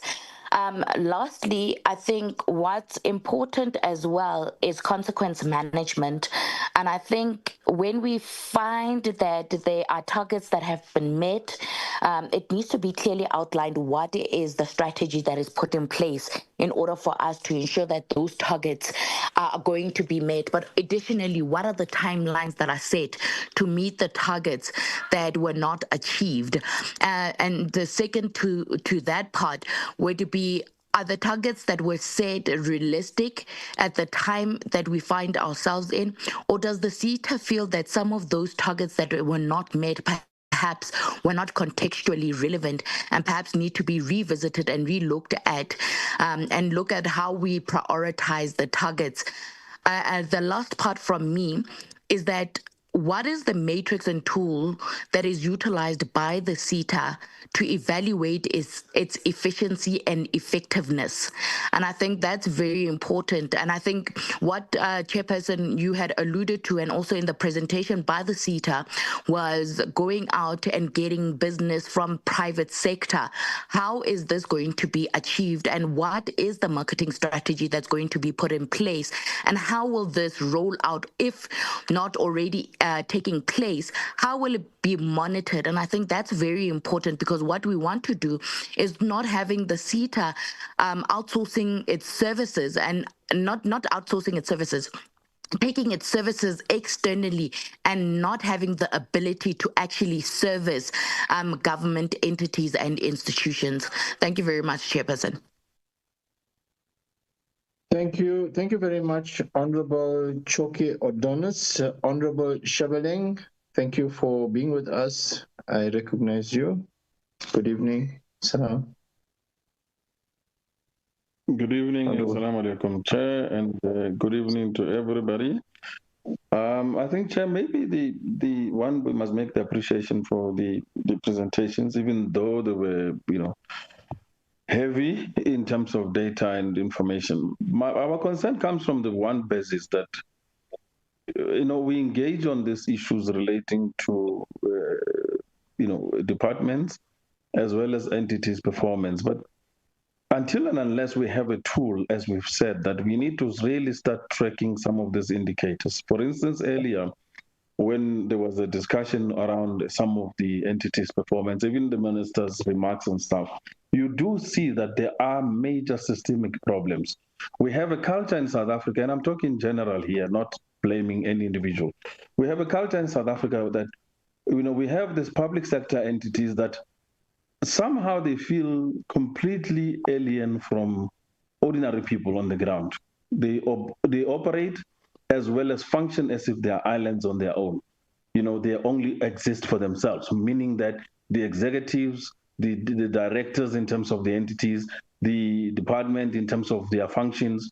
They only do work for themselves, not realizing that actually we operate to serve the South Africans. And as a result, there is no priority in terms of making things work and work efficiently, in a sense that, you know, everyone across the line, from the highest level to the bottom level, you know, if I were to, for instance, give an example with the minister, you know, in our culture where ministers take salaries, but they don't feel the consequences of being paid for something that they are not delivering, because there is a matrix here. The people have given us this mandate to say, come represent us and make sure that you can raise our issues, but at the same time, make sure that our needs, which is the public service environment, are fulfilled. And when you come to these departments, when you come to entities, you keep on getting this lackluster reports that things are not moving, things are not implemented, things are not performed. But at the end of the day, people are picking up salaries. People are picking up income. You know, at departmental level, at entities level, the contracts and offers are being given to entities to supply, but we don't get to see the tangible results. You know, and we've been probing on this thing, and to some extent, we really need to have a carrot and a stick environment where we say, here are the performance indicators, and here is the outcomes that we want to see. You know, because it's really unfair that we pass so much money, billions and billions and billions, in terms of the public fiscus, you know, budgets. It's over trillions. We pass it, and when you come back to evaluate the bottom net effect in terms of return of investment, and I'm sorry I used the minister, it is not Minister Malachi in his personal capacity. I was referring to ministers in general, right? That they would not have a problem receiving salaries, but with underperforming departments. So you come back to, for instance, departmental executives, you come back to departmental management, you come back to ordinary line working environment. And I think at some point, we need to come back to the level of saying, guys, are we taking ourselves serious, or we're just going to do the modus operandi of just whatever it takes, just get along with it and do what it takes? Because I'm not satisfied with what I'm hearing in most of the cases. And unfortunately, I'll be the worst critic in saying that we ought to do better. And ought to do better means that we have to change the culture. It's no longer about financials, it's no longer about programs, it's no longer about projects, non-deliverables. It's really a culture in South Africa now. And I'm going to talk to this culture on a rooted level to say, if we're working in parliament, and you all know we are the most underpaid, highly underpaid, yet we are doing this work to sit day in, day out, travel, go all over oversight, go and see the environment in which our departments and entities are serving our people. And half of the time, those services do not exist. We still come back and still have the gratitude to continue doing this work because we consider it a calling on our side. We came here on a calling, whatever, Mudimo, Baba Matariki, Wadimo, Baba Marakwatwakorona. We left incredibly cushy jobs, environments, high pays, but because the political calling was so important that we want to change the condition of our people, we had to be here. What can we do? I usually say to constituents, our job, if I'm going to work in this space of political constituencies, I must be able to live my constituency better than how white people lived in apartheid and post-apartheid. I must be able to say we've provided them the systems that were better and superior than the white people's lifestyle in South Africa. Yet when I come back to the departments, when I come back to entities, I don't see that agency to delivering the services to that level. You know, and it might be taken at a light level, but this is really serious to say, I think let's start getting back to the fundamentals, the nitty-gritties of getting the culture right, getting the intentions of why are we here? Why are we doing this? I'm sitting here, it's past 6. People are not even interested in this work where they will be sitting past a certain time threshold to be debating things that are not going to even be materialized. But we are here doing it, which means we're serious about what we're trying to achieve, which means we want to see South Africa become a better country and change the lives of our people. Not only that, these services are vital. Talk about SABC. Talk about post office. You know, this was a sly remark, which I took it very personal. When somebody says, oh, post office, does it still exist? I was like insulted because this is a portfolio I'm part of. And the post office brand is my brand. When we talk about SABC, that brand is my brand now. When we talk about the department's work, it's our brand. So when people are now even making remarks like that, and you listen to why they're saying that, you start realizing our work needs to improve and needs to take leaps and bounds in making a difference. We can't be spending billions and getting less than hundreds of rands worth of value that has been already over-invested on. Honestly, Minister, I would really, I really, engage on the hierarchy in terms of the leadership. Minister at level, DGs, departmental CEOs, entities in terms of CEOs and heads of, all of these entities. Let's really improve on the culture and the issues that we're dealing with. SABC needs to come back to life. ICASA needs to get its act together and get the licensing framework right and license out minimum 1,000 licenses for television and terrestrial, whatever. Minimum.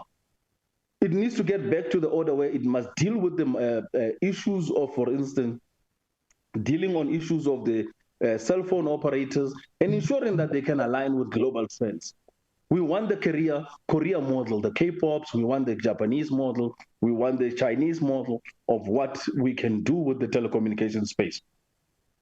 Content, in terms of technology, we want data, we want all mobility, smart mobility, we want convergence. On the issue of SABC, we want to see those television channels operating. Not only that, not just SABC, ICASA creating new business opportunities for new entrants and using that business opportunity to invite multinationals to say, come partner with South Africans, come partner here and we will give you a license to create a partnership with a South African company to create content. We've got the best model in the telenovelas. You've got the K-pops in for instance, in Korea. I mean, not long ago, I'm trying to listen to some music. My own 3-year-old says to me, Daddy, I want to listen to Soda Pop. Soda Pop is a Korean pop culture. They have everything in it for kids now who are already following that trend. What do we have in South Africa to show for? So at some level, I would really appreciate that we must maybe come to an agreement that these are minimum requirements, these are minimum deliverables, and below rather, we cannot accept. So getting to the issues of the fundamentals of turning around post office, the remark was, that is a dead horse, and that is just a dead log. And it was hard-hitting to realize that, indeed, the definition suits the description, but that is not the truth. And I had to correct the people, and I said, no, you do not understand. The challenge is we don't have the current bilateral agreement between intergovernments. The government should be supporting the creation of a proper, or even if it's cooperative retail banking solution and environment, to even be paying out those grants, not only the grants, the RDP housing allowances, using the post office to be paying out all of the other disbursements, using the schools, the educational grants that they give to kids in terms of their schooling and university, TVETs and university. They should be paying it through the post office. Why are these agreements not enforced? We don't need to be going to renegotiate the platform. But the problem sits at the point that there is no leadership interested in making these things happen. And yet we've got the platforms, we've got the environment, but we have opened ourselves to feeling completely almost defeated. The post office has one of the most incredible footprint, whether they own the buildings or not, it doesn't matter. You've got an incredible footprint of a bank in every village and a city and a town, and even the most remotest area. Use those facilities, use that infrastructure, use that environment, and turn around the post office. We can tell you how to do it. And in a proper session where there's a proper workshop, we can engage on these issues, on how you need to get around to turn around these entities. But more than anything else, we appreciate really the DG and the minister, but we want to emphasize that we want to see change. SENTECH and other entities, we have to get our act together. You cannot be a signal distributor and you have nothing to distribute. You're at the breaking point where you're almost shut down. So, this engagement, we really need to get into a boxing club match where we are going to really start taking executives at a real serious level of saying, either we work or we don't work at all, because I cannot see next year's budgets being passed. On this kind of process going on, No, we're going to start holding back budgets and say, no budgets are going to be passed unless you give us minimum requirements and you meet minimum threshold in terms of deliverables. Unless that is done, people are not going to be paid, no contracts are going to be honored, and budgets are not going to be passed. We have to hold a carrot and a stick, and maybe that's the only way we're going to turn around and start operationalizing this environment, corporatizing it, making it professional, making sure that there is efficiency in deliverables, and going beyond the element of saying, no, this is politics and whatever. No. Politics doesn't mean we have to downgrade ourselves to the level of mediocrity in order to make it acceptable. Our people want the services in order to change their lives. I can tell you when I arrived in Johannesburg from a rural village in Khanchabeleng, from Leboakgomo, coming into a city of lights, if it was not for telecommunications, if it was not for technology, I wouldn't have survived. So I just want to say once more that we really need a session. Sorry, Chairperson. Honorable Chabaleng, as you conclude, please. I'm done, comrades. So thank you so much. I just wanted to share my heart. Thank you.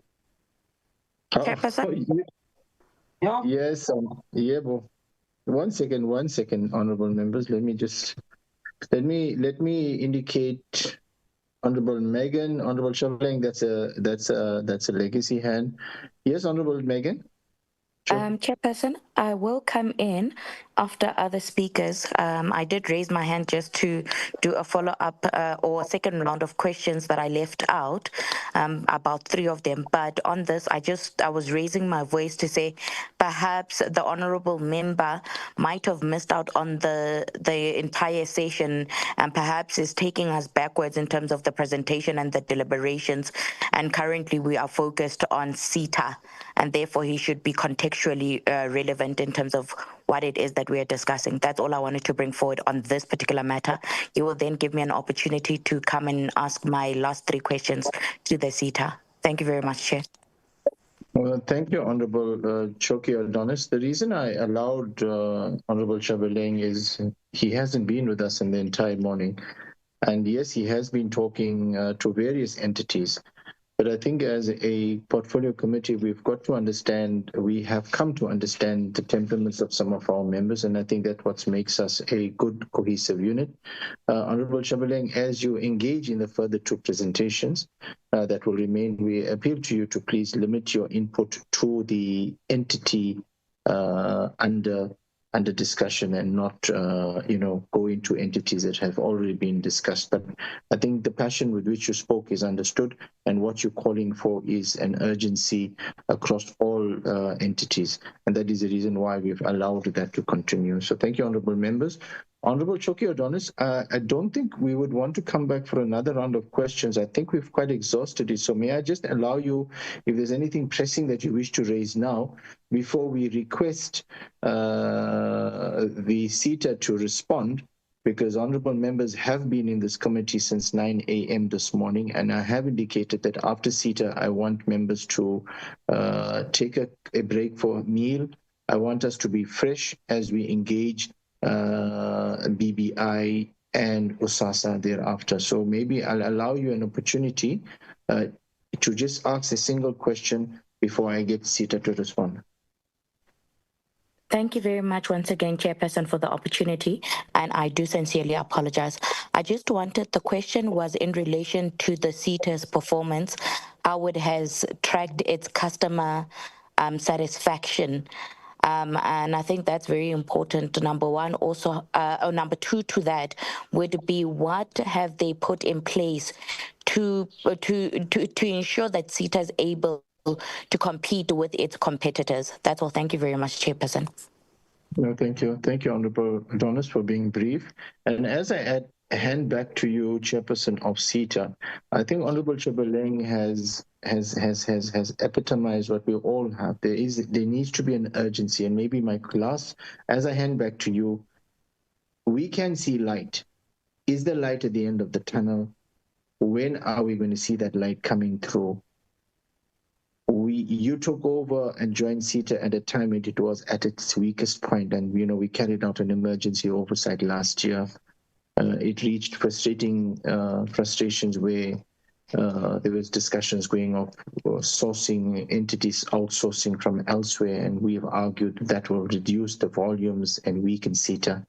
So I think the good intention of this portfolio committee, as we have consistently supported all the entities we have oversight, we really want our entities to shine. We want them to fulfill their mandate, and we want to support you, but it must be reciprocated by an urgency and a commitment. I think that's what this committee is here for, and that is why we are sitting here, and we don't want to rush engagement. We want to have everyone to engage meaningfully and properly. Thank you so much, Honorable Chairperson. I hand to you. Thank you, Chair. I think firstly, I certainly want to appreciate the support of the committee as well as the engagement. As you've said, there is a demonstrated commitment in seeing all the entities do well. I will start with the statement that you just said now, which says, is there light at the end of the tunnel? And my answer to that is yes, Chair.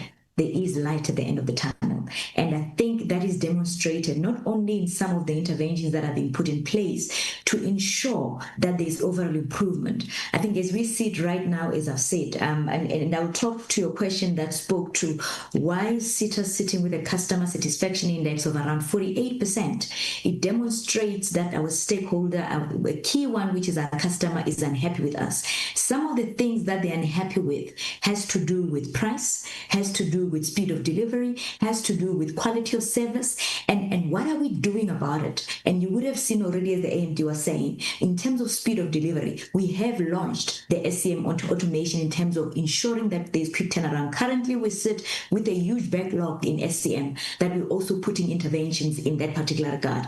In the element of cost, it's been said, as I said earlier, SITA is comparatively expensive, and we have revised our pricing model again to ensure that some of those things that our customers have raised and has resulted in the score that we have are addressed in a systematic manner, such that even when we do this particular review again, a different outcome should come. So Chair, certainly there are interventions and there is a light at the end of the tunnel. So I'll go directly to some of your questions, and my colleagues are also going to come in.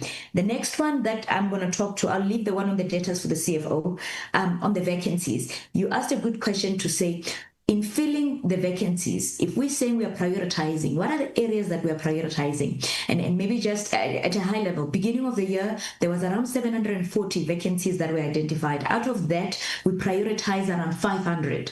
Out of the 500 that we prioritized, 216 were filled.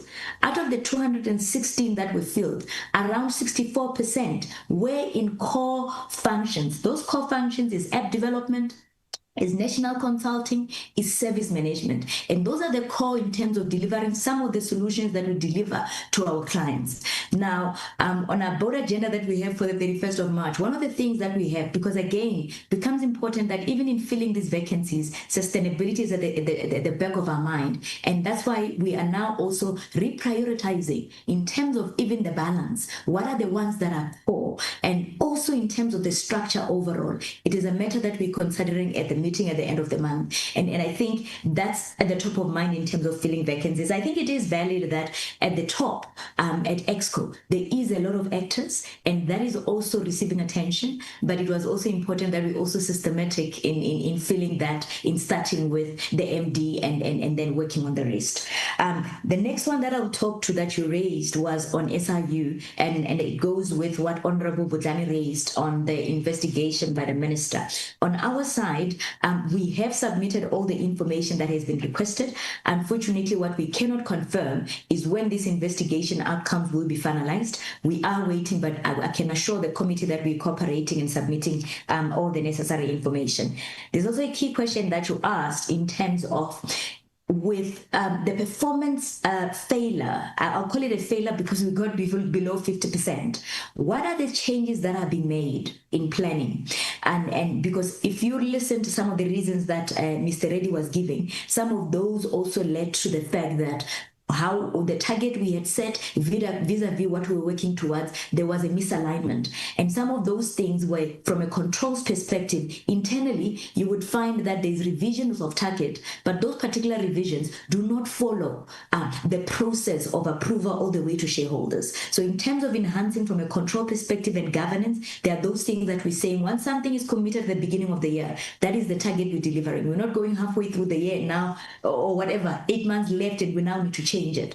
So that's one of the things from a planning and also execution perspective. Another one, which goes to the point that Honorable Kalishe has raised on the fact that the one area where we fail to deliver a single target is the one area that is core to the mandate of SITA, because that is where, in terms of some of the deliverables, was the court online system, was also the indigent register, and those are the things that are core. But what are some of the things from a planning perspective that we've identified that we kind of avoid those? You would have seen, as part of the reasons they've indicated, for instance, that there are third-party dependencies, and how we manage those from identifying those key stakeholders at the beginning, and also managing how we get the information that we need, also then becomes key in that we don't miss out in some of those core areas. The chair of audit committee will talk to the one you raised on internal audit capabilities.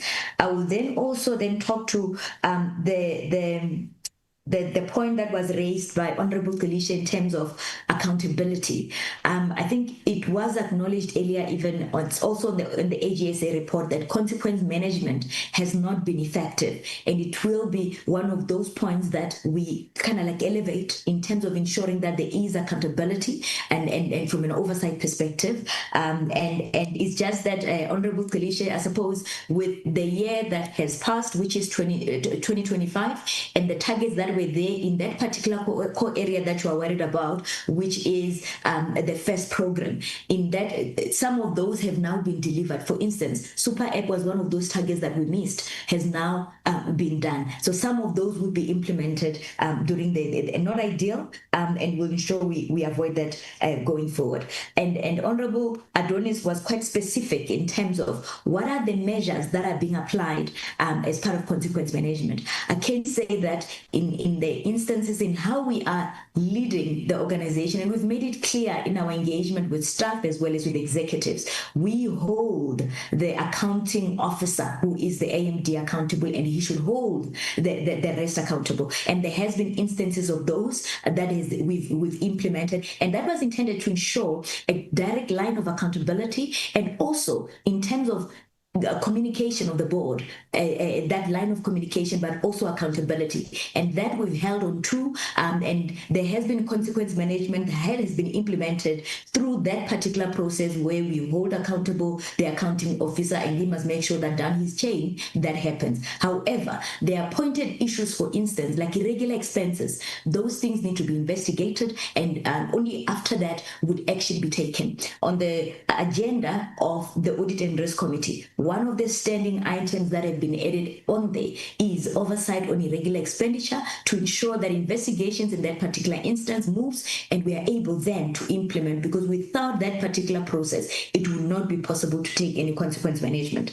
Another one that I would just want to talk to is a point that also Honorable Adonis spoke to, which is complaints of inefficiencies. And there's a lot of those, and there's a lot of truth also in some of those, and I'll say some. And the reason being that we will not run away from accountability where we are wrong. And Honorable Adonis, in instances where there are failures, that's why right now we are having pointed discussions on service transformation that is looking at the value chain from human capital, culture perspective, to delivery in terms of apps and solutions that we have, because I think one of the things is SITA has made significant investment in terms of even developing solutions, e-services solutions, that to date uptake is not at the level that we'd want. But what this has enforced in terms of efficiency,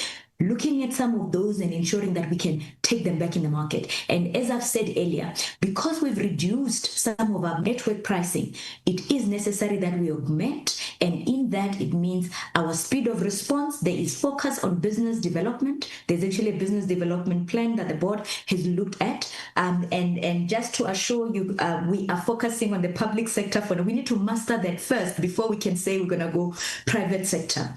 And that's our focus right now.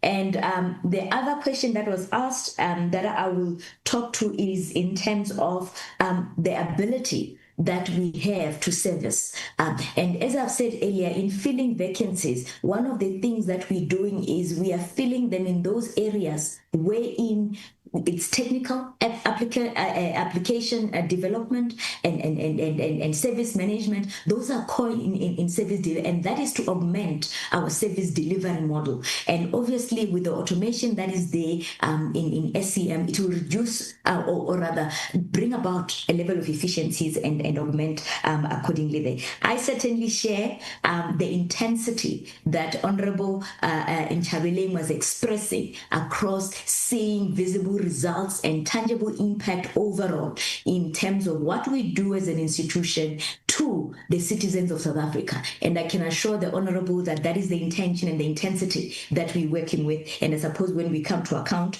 it will come through. I want to invite the AMD as well as the CFO and also the chair of the Audit and Risk Committee to respond to some of the questions. Maybe CFO, you can start on the one of the debtors AMD, please start, and then you'll head over to the CFO. Over to you, sir. No, thanks, Chair. I think you comprehensively covered a number of items. The one I wanted to add in terms of how do we ensure that we remain competitive with industry, we're also ensuring that every solution we take out, we're benchmarking. So we're benchmarking with similar solutions out there to make sure that as we take proposals to departments, we know that we are competitive rather than being faced with being told that we're not competitive. So that's definitely an initiative there. And then we're also partnering with industry to be able to build capability within government. I think that is key. SITA used to be a reactive organization. In other words, we wait for a tasking from government departments to react to what they want. We are now turning it around to look at solutions that can solve the problems of government and take solutions to government departments. And that you would see in GovTech, we had many solutions on the stand to be able to show that we're not going to sit back and wait for tasking. We're going to come up with solutions that government can uptake. So that's a fundamental change. So the super app is there and the e-services as the chair covered. So I just wanted to add that in terms of the fundamental difference in how SITA is taking solutions to government. Maybe I hand them to CFO. Thanks, AMD.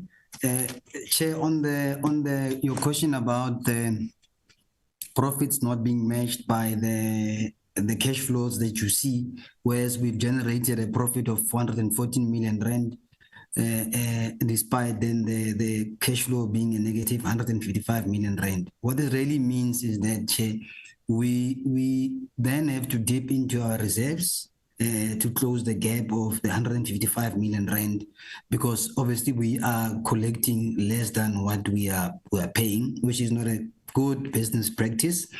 I think which leads then to what are we doing about the challenge of debt collection.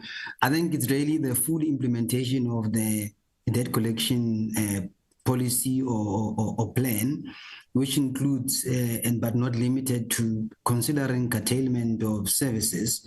Obviously, that will have to be done on a case-by-case basis. You can't just cut all the services without engaging with your clients accordingly, and including then also escalating individual cases through our own minister, obviously to the minister of those departments, just to make sure that the issue of debt collection receives the attention that it deserves. Is definitely not sustainable. I think if we are to continue along these lines, we'll end up having cash flow challenges. But for now, like I indicated, we're still in in a good financial position or good financial health. You also asked about how do we do the vetting process, or how do clients commit themselves to SITA? We do receive government orders when we get some form of confirmation that we can render the service. But what we have experienced of late, even with government orders issued to SITA, we still have clients that struggle to service their debts. And I think the cash flow constraints from the budget constraints is really becoming a reality and it's starting to affect us. So curtailment of services, escalation of services, we are working very close with those customers also to make sure that the services that we provide, fit into the budget that they have without really compromising service delivery. Yeah, I think in a nutshell, Chair, that's a response. Thank you. Chair of the Audit Committee, can you come in on the internal audit capabilities? Chair, thank you so much for the opportunity. Chair, I just wanted to mention, Chair, that indeed we need to ensure that we just recruit more computer-related auditing skills, because SITA is a technology provider.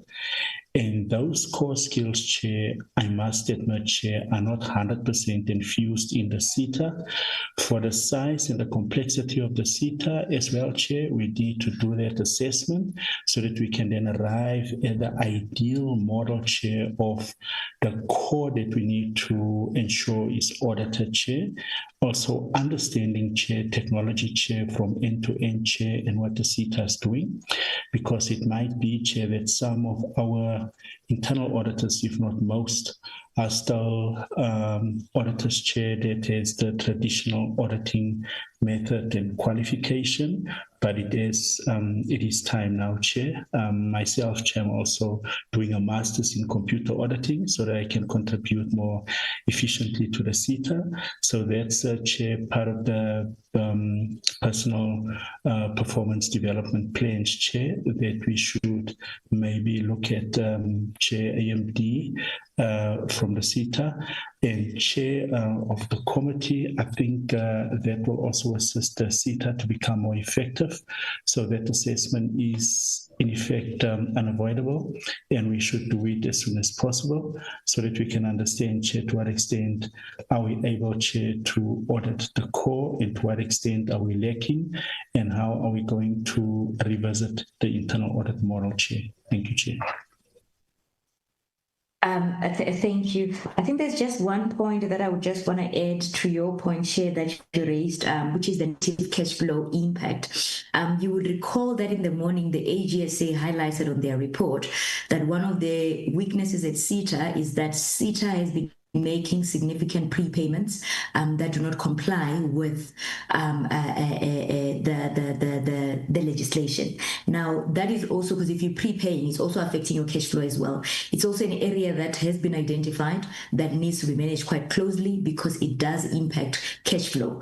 Because if you look on the balance sheet, there was over 100 and almost 177 million worth of prepayments. I think on the internal audit capabilities, if I can also add as well, the chair is correct in terms of the automation of audit processes. But I think another thing with SITA is because there is so much procurement transactions, and a lot of property audits that our internal audit has to do, it then obviously consumes a lot of their time as well. There is a panel, but it does take up quite a lot. When he's saying automating some of these would certainly help, but also the automation of the SEM, that would mean that some of the transaction instead of would be automated. It will also kind of like make the audit process efficient. That will also should be able to release off and make the internal audit process also efficient. I think I will pause here. If there's any question that maybe we forgot, you can let us know.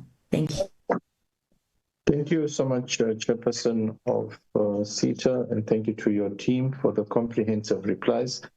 I'm an ever optimist, and I always like to look at the glass half full and not half empty.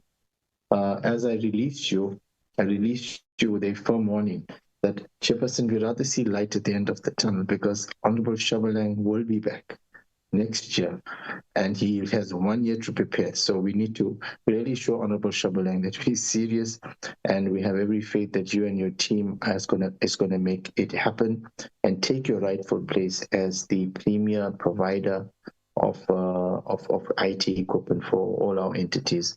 Honorable members, let us thank the team from SITA. I know I have been driving you all, and it's 18:41 now. Can we adjourn till 18:45? Take a break, have your meals, and when we get back, we would like to get into SITA, and thereafter we'll do USAASA. I thank you so much, honorable members, and I really appreciate sorry, did you say an hour break? No. I said 18, 19, 15. 40, it's now 18:41. I said till 19:15. So it's about 30 minutes. I thank you, sir. Okay, thank you. Okay, we'll meet at 19:15. Thank you, honorable members.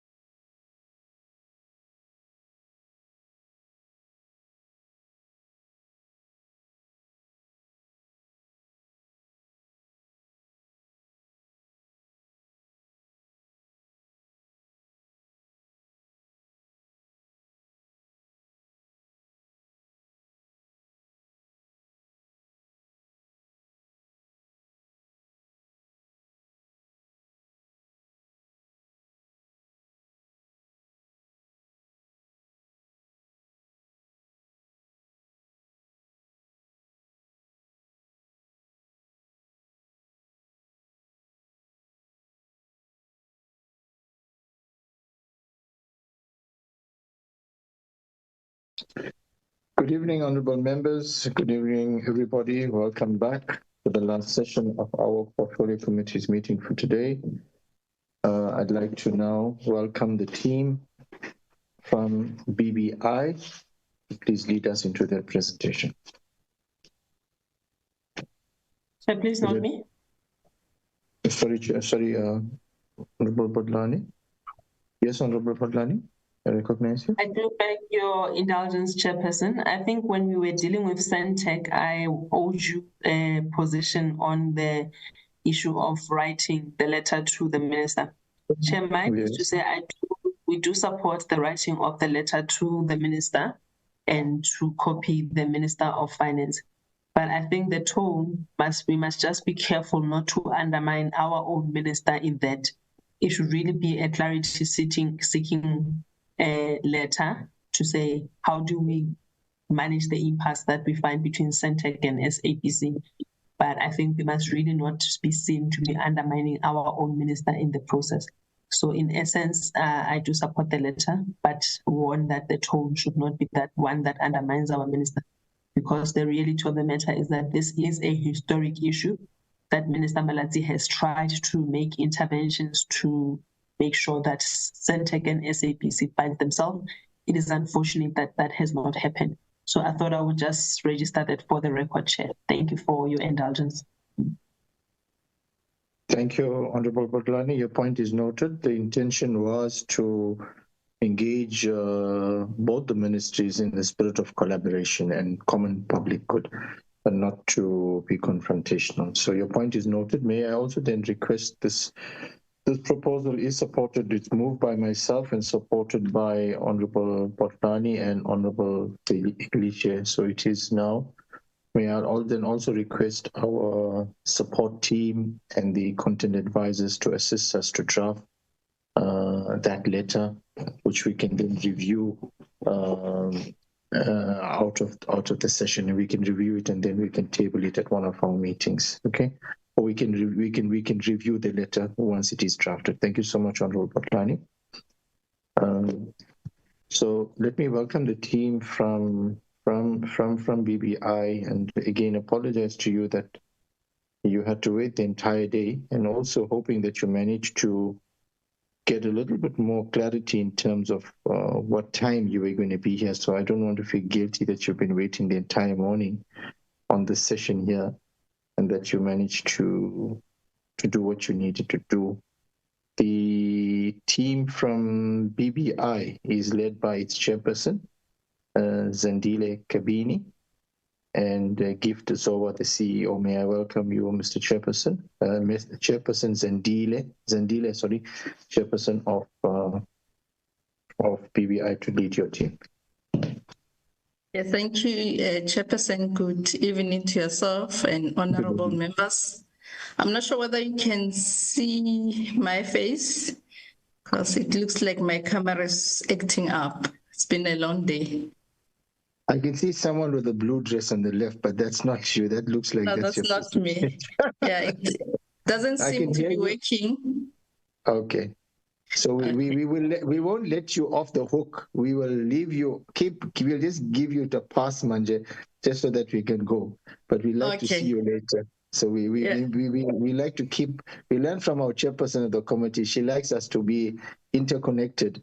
And see one another. But please proceed. You're welcome, and please proceed. Thank you so much. Okay, thank you, Chair.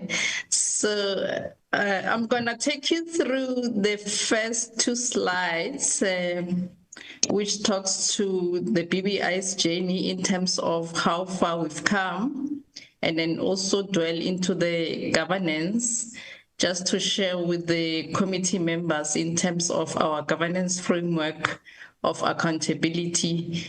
Thereafter, hand over to the CEO, who's going to take us through the rest of the presentation.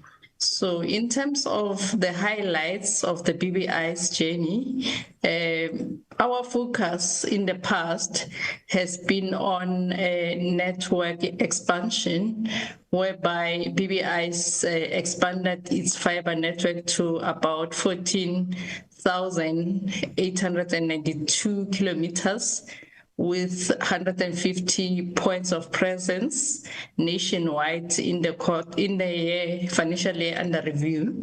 We also managed to maintain our ISO 9001 certification, which aims to support operational excellence. And in the financial year under review, we also developed a commercialization plan. As you've heard from the DG's presentation, that it's one of the KPIs that's required from all the state-owned entities. So we managed to develop one just to ensure long-term sustainability of BBI. And from a connectivity point of view, we managed to maintain about 713 SA Connect sites, as well as about 76 USAASA sites. And we managed to connect 53,000 households with 3,140 Wi-Fi hotspots connected nationwide. From a governance point of view, our governance framework is grounded in KIM 4, PFMA, as well as Companies Act, and we continue to comply to those. We also have a strong oversight through the board, as well as Audit and Risk Committee and other subcommittees of the board. We continue to maintain high attendance and ethical leadership culture, as you might have seen in our presentation, in order to improve ethical culture, accountability, as well as performance monitoring. I'm happy to report that we retained our unqualified audit opinion, whereby its aim is to reflect effective internal control and transparency. Chairperson, I will now hand over to the CEO, who's going to take us through the rest of the presentation. Thank you.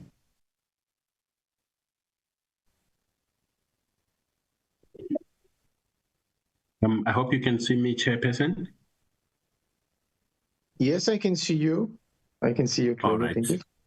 All right, thank you. So in the interest of bandwidth, then I'm just gonna switch the camera off so that you can have a better experience of the presentation.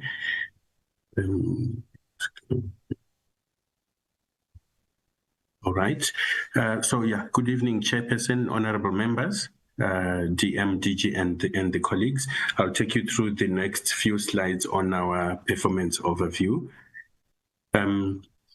I will not go too much to the history. I'm hoping that the honorable members have had a chance to look at that, except to summarize each of the periods where, starting from 2021, 2022, and 2023, we had a 74% achievement of our shareholder compact.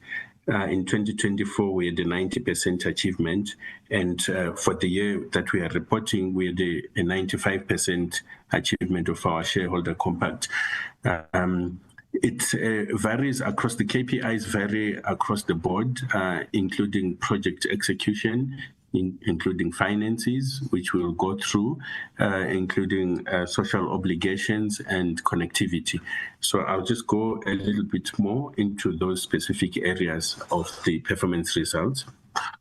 So from a financial perspective, we managed to meet 5 financial sustainability targets, which includes the sales volume, the revenue, which increased by 13% against a target of 1%, as well as the cash balance, and also the empowerment or the payment of the SMME invoice within 15 days against a target of 25 days, and the operating profit before depreciation after interest, we met those targets. And then from a human resource perspective, we met the targets of training, as well as getting interns from the industry that we train rigorously so that they are employable. And in some cases, we actually absorb those interns. And then from a governance perspective, like the chairperson has said, we moved from a qualified audit finding to unqualified with some findings that we will talk to. Then from a network perspective, we've got 6 KPIs that we are tracking. In the first one being the repair of our network within a specific time. of 6.99 hours versus a target of 7.5. And then the rebates it came in at 0.3% against a threshold of 1%. We managed to connect 5,175 hotspots against the target of that year for 4,000, and the USAASA sites that were connected, as well as the Broadband Access Fund sites. We also extended our fiber reach of our network by 170 kilometers against a target of 100 kilometers. And then from an economic transformation target, 27 SMMEs were allocated installation work, thus empowering them in the areas that they come from as part of the project execution that we were running. And then 45% of the total procurement was on Black women, youth, and people with disabilities against a target of 15%. So that was super achieved. We maintained our BE level 3, which we achieved the target coming from higher levels. I think previously even we were at level 7.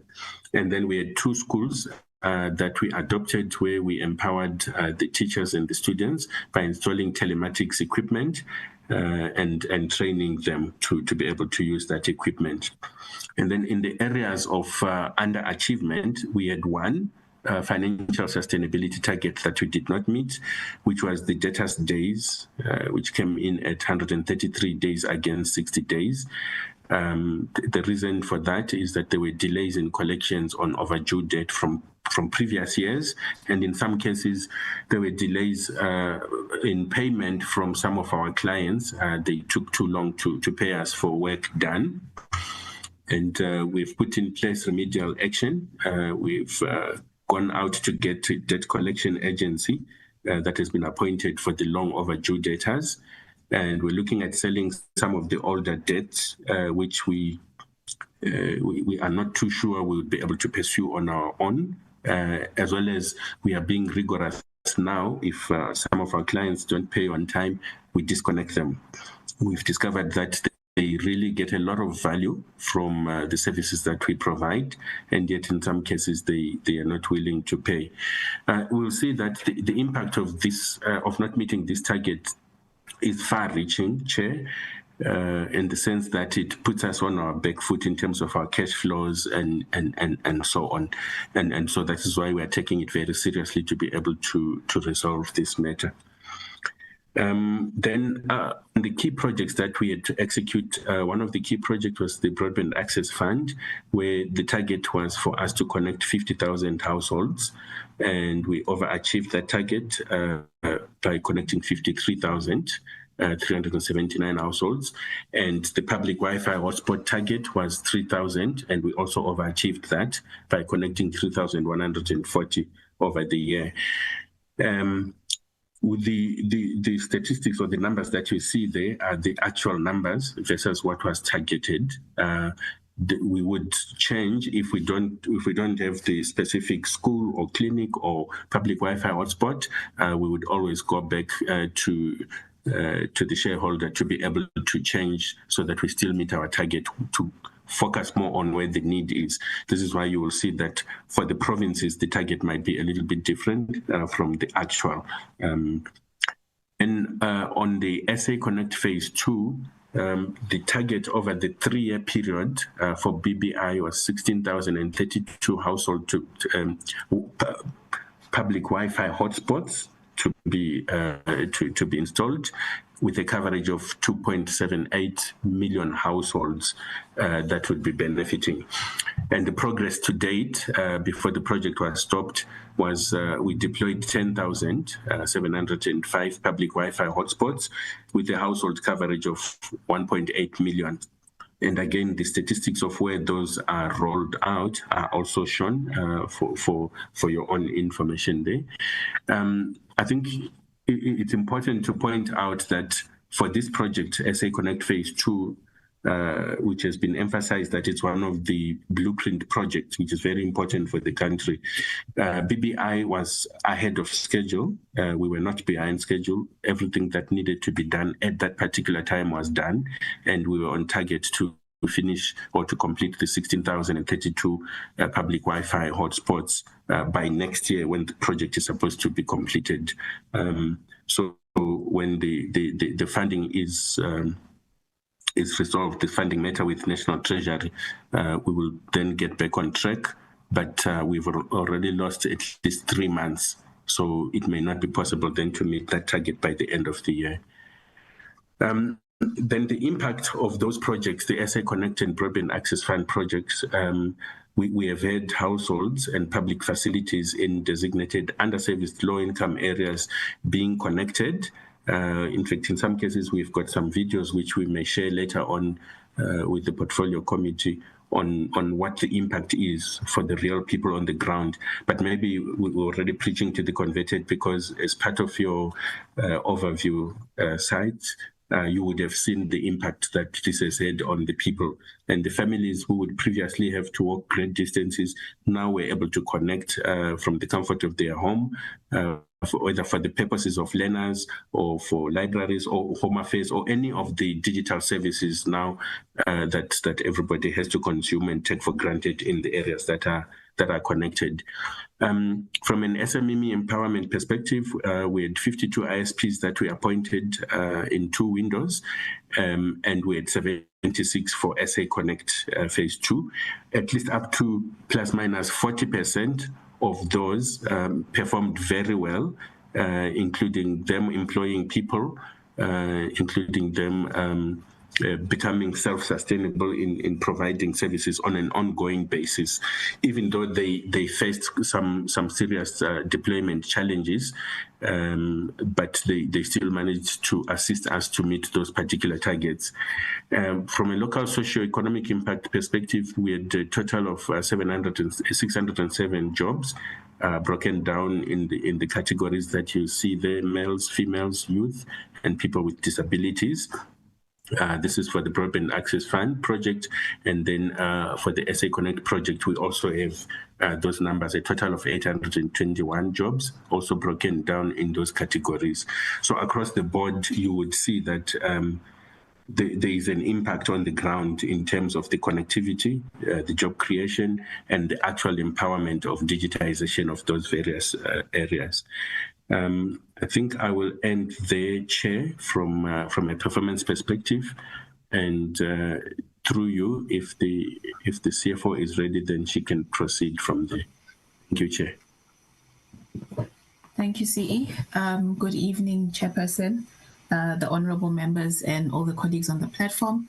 Chair, if you can just indicate if you can see my face. Yes, I can see you. Thank you, Chair. I think just to proceed, I will switch off my my camera. So CE, if you can go to the next slide.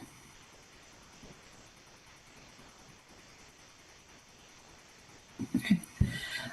Chair, I will be taking through the members on our performance for the period ended March 2025. I think reflected on the slide is a 5-year period. But we will be focusing on the March 2025 numbers. Chair, you will see from a revenue perspective, there has been a slight increase in our revenue, which has increased by a total of around 13% year on year.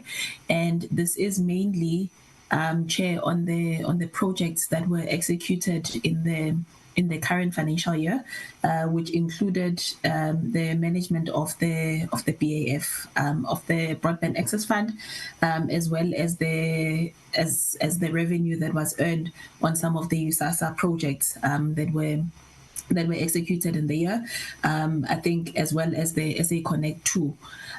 Chair, you will then see that from a cost of sales perspective, our cost of sales increased by 33%, which is much more than what the revenue increased by. And the main reason for that, Chair, is that in 2023, Eskom cut off the leases that we are earning from them, and as a result, for the financial period for 2024, that full cost was not in the books because the links were suspended, and they only got reinstated again at the beginning of the current financial period. So, Chair, that's why you are seeing this massive jump, because we did have that the ESCOM costs in the current year. And Chair, also just to emphasize, during the period where ESCOM did cut us, we did lose quite a number of customers.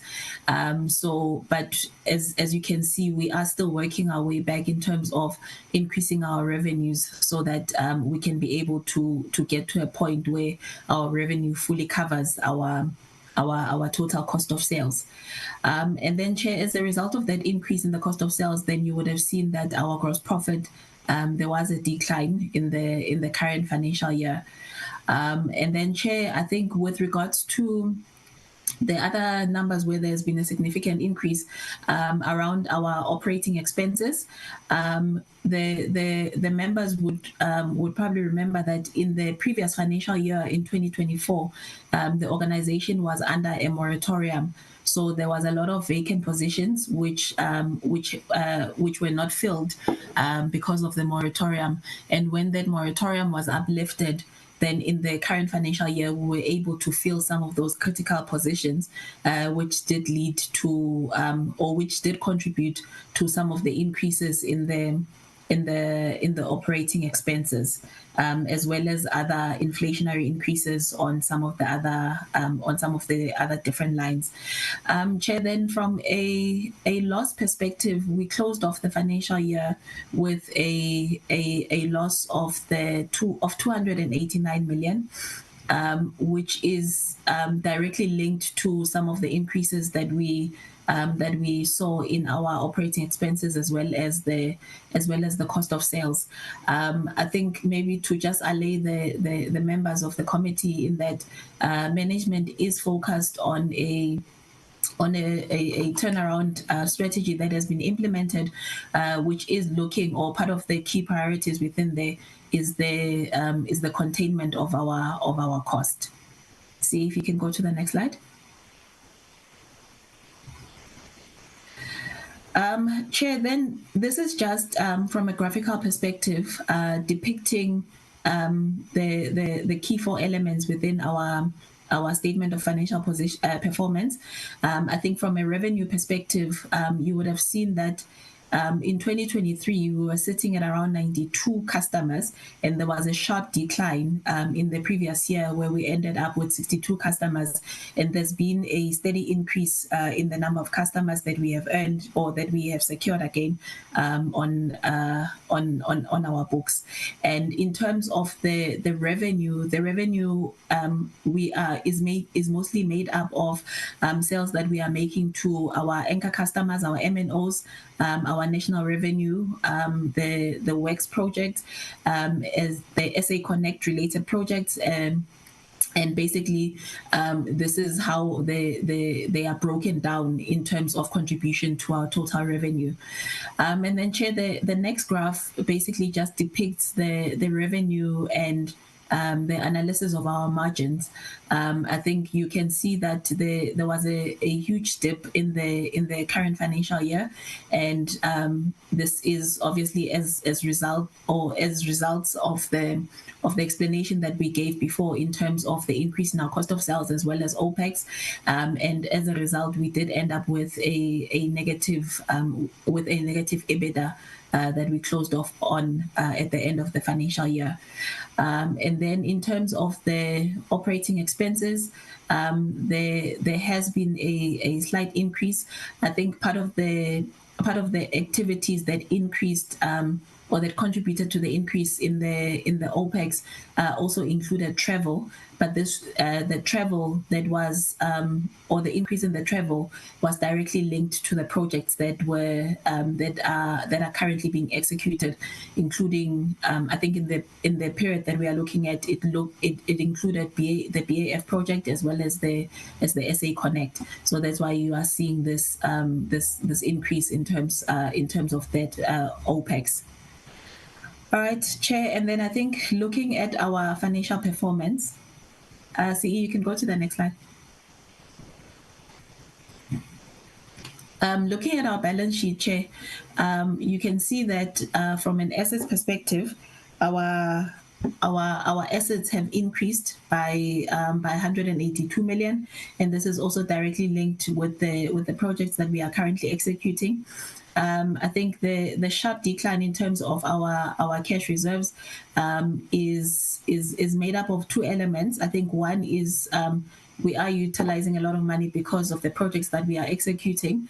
I think the other contributing factor is just some of the delays that we have experienced in terms of recovering our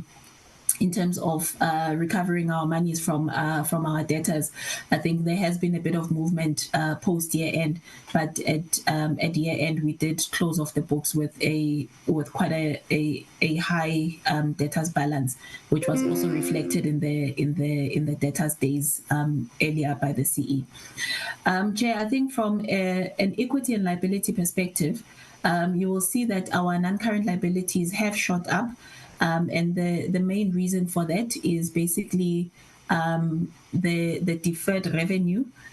So as part of the SA Connect project, we did receive funding for the execution of that project, and those funds we were sitting under the current liabilities and will be released to the income statement as we execute and finalize the project. And then in terms of our equity, unfortunately, Chair, we are sitting with a negative equity at the moment as a result of the losses that have been incurred over time. And I think this was one of the issues that was raised by the auditors in terms of our material uncertainty around our going concern. But as I've indicated, there is a turnaround strategy that is in place that management is working on in order for us to try and turn the financial standing around, Chair. See if you can go to the next slide. And then, Chair, this is just basically the statement of equity. I think as I've indicated, the current share capital is sitting at 1.8 billion and the accumulated losses are sitting at 2.1, which effectively then leads us to a total net negative equity of 301 million. If you can go to the next slide, see. And then, Chair, this is just our cash flow statement. I think from a cash flow from operating activities, the cash flow was positive. It had a positive 239 million. You would see that from investing activities, we did spend a lot of money from in terms of PPE as part of the projects that we are executing, and as a result, there was a net outflow of 597. And then, Chair, you would then see it right at the bottom that we then moved from the opening balance of 496 at the beginning of the year to the 227 closing the financial period. If you can go to the next slide, see.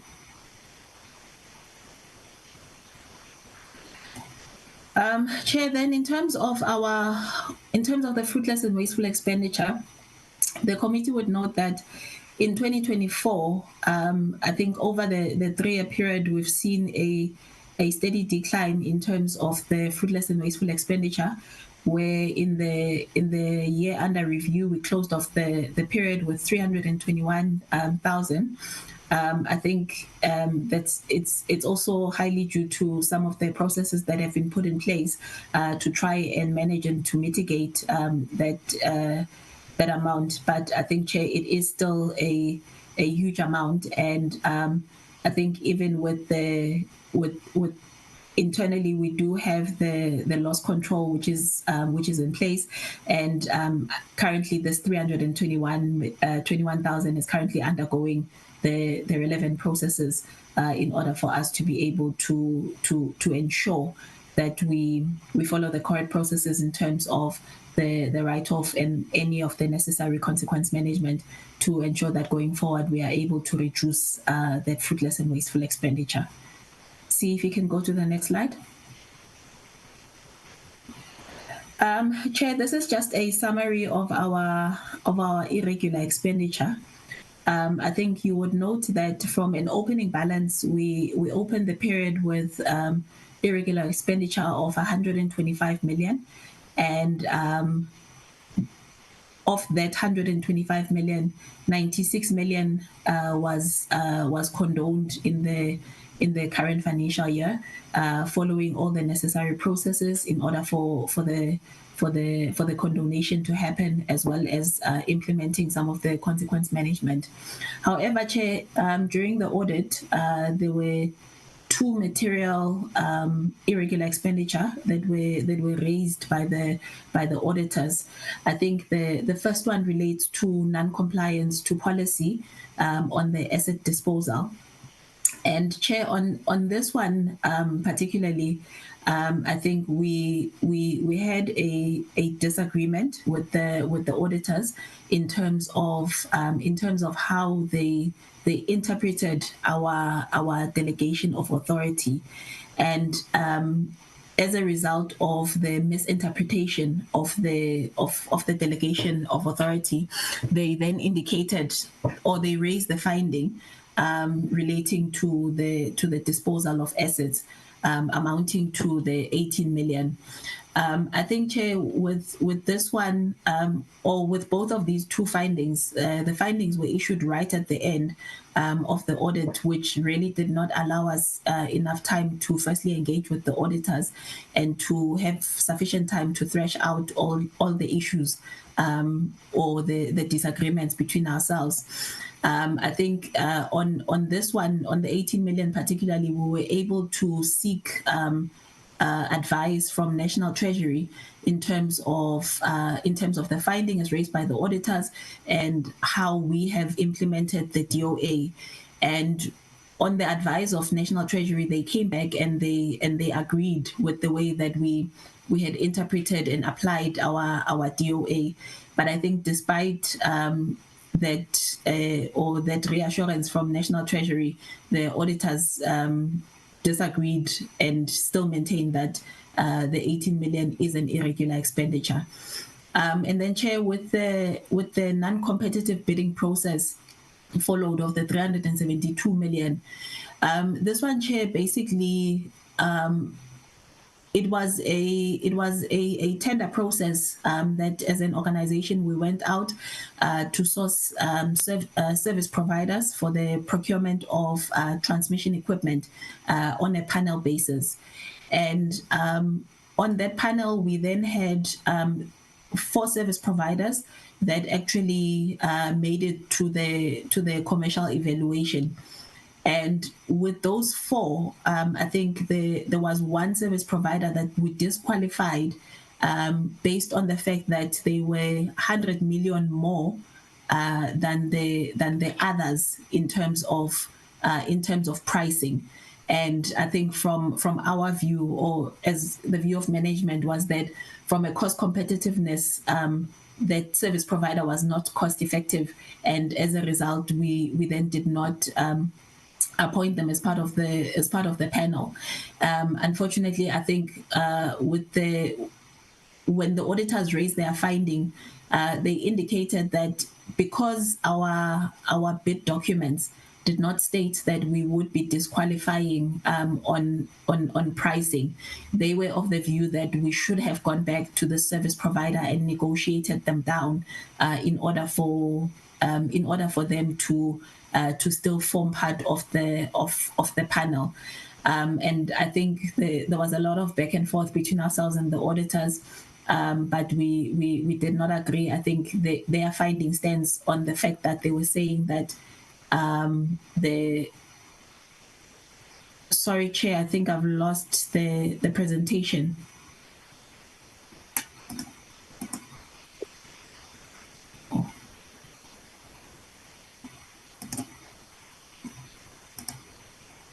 So you can explain it to us. You mentioned that this incident surrounding the irregular expenditure. Continue explaining that to us. Thanks, Chair.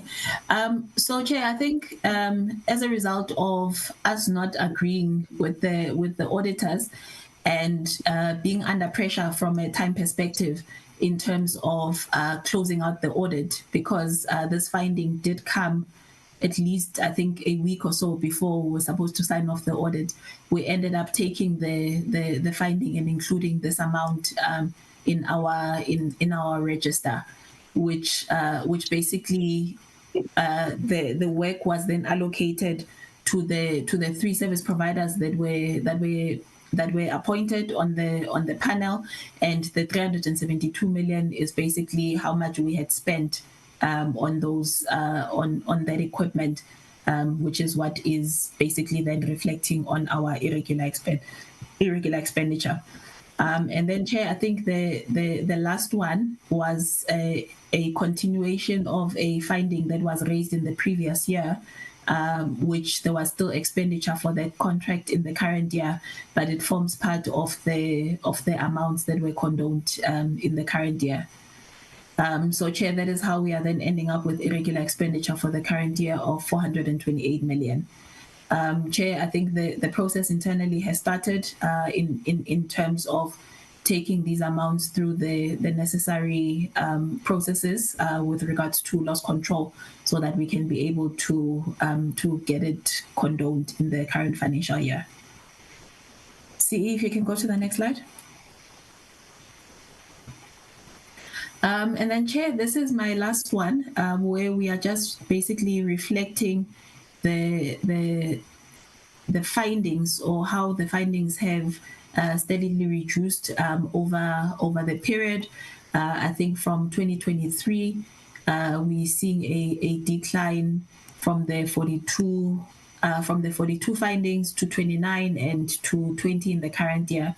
And just to make mention of the fact that of the 20 that we had for the 24-25 financial year, 9 of those have been cleared out thus far, and we are working on the remaining 11 so that we are able to close out all the audit findings before the next audit cycle. Thank you, Chair. That's all on my side.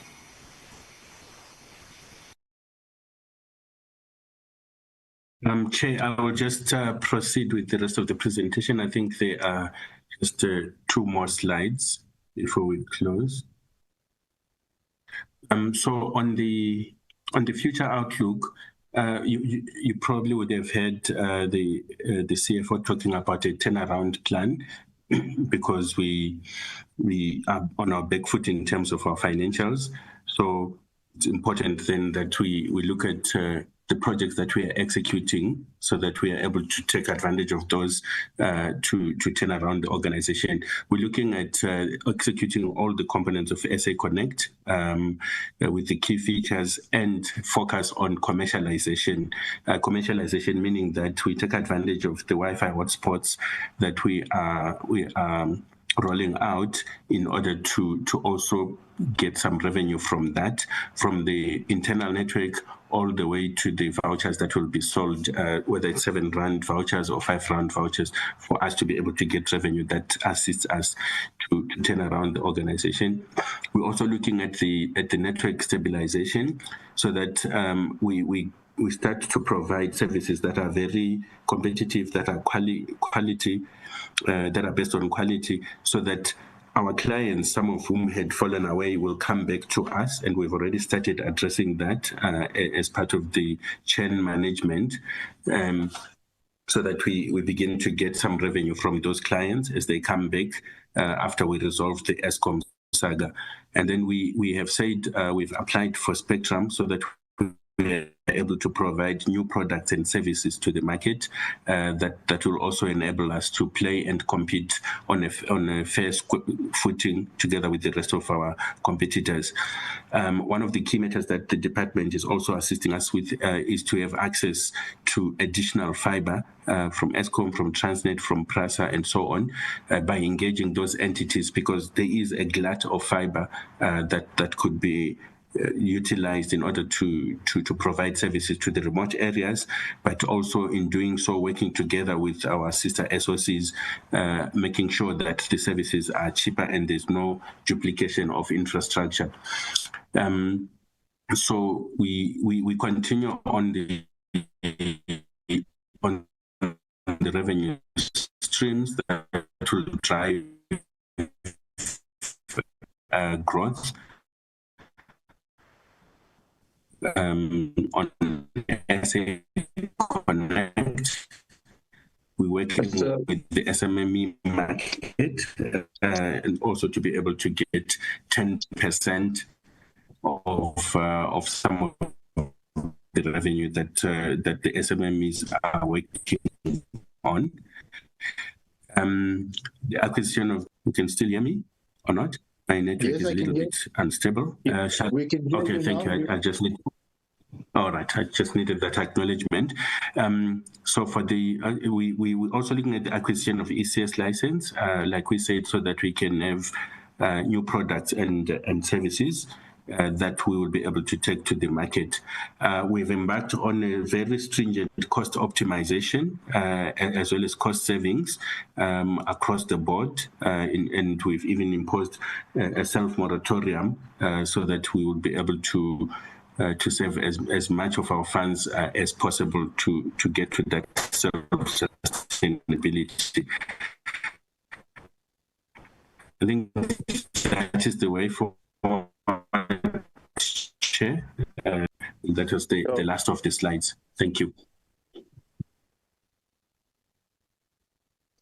Thank you, Mr. Zoa. Zandila, is there anything you wish to add before we? Chairperson of the board.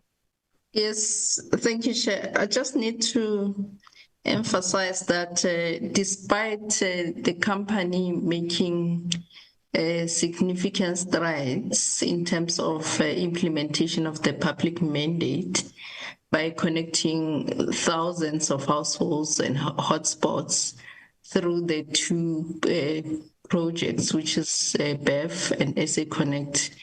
As you've seen in the presentation, that in the financial year under review, there was severe financial distress that we encountered that also included about 290 million operational loss, as well as negative equity position, leading to the auditors flagging issues around material uncertainty over the company's ability to continue as a going concern. So as the company chairperson, we aim to rectify the procurement issue that the CEO has just taken the members through. That highlighted about 372 million in irregular expenditure. But we are committed as the company to remain the implementing agency towards bridging digital divide and enable inclusive access for all South Africans. Thank you.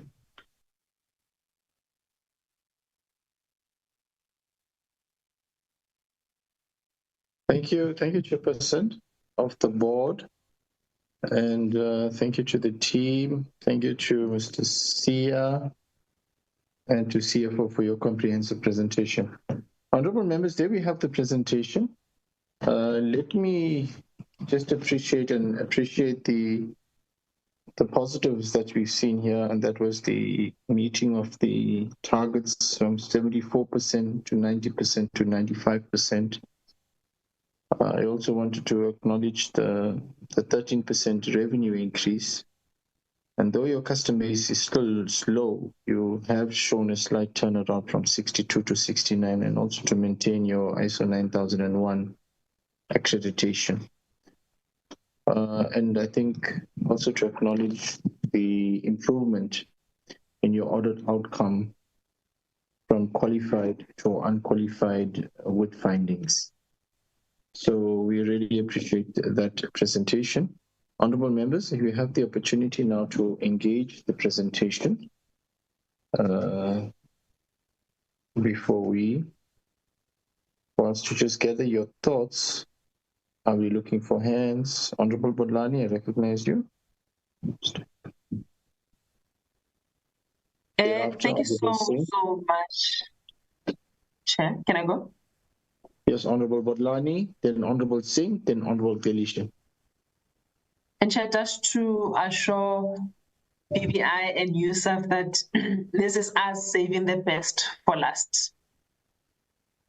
Chair, I do worry about the high levels of irregular and wasteful expenditure that we are being reported about at BBI. And my biggest issue is, while we welcome the unqualified audit opinion, the retainment thereof, my biggest issue is that the department is talking about the rationalization of the entities, and this also includes the formation of the Stage Digital Infrastructure Company. And the question then becomes, how is BBI, based on this report, preparing themselves for that measure? Because one of the reasons that there has also been a delay, according to my little understanding, between the measure with SENTECH, it's exactly because of the financial situation at BBI. And then the question that arises from that is that I know you would have somebody like Mr. Shelembe, who is an overseer of the entities within the department. How do you oversight that? Because with all due respect, you don't want BBI left to their own devices, and I use the term loosely, to report these sort of financials and delaying the process.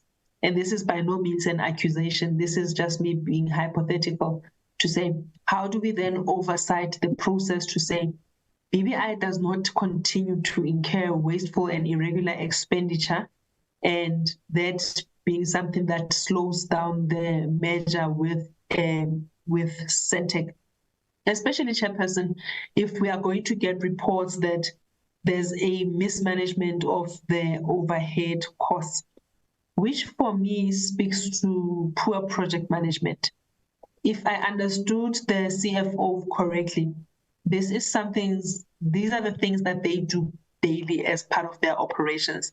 So for them to come and say that there was an expense, a higher expense on travel, for example, is really unacceptable, because it is exactly what they should have planned for, especially because theirs is to go where commercial companies will not go, in the most rural of areas.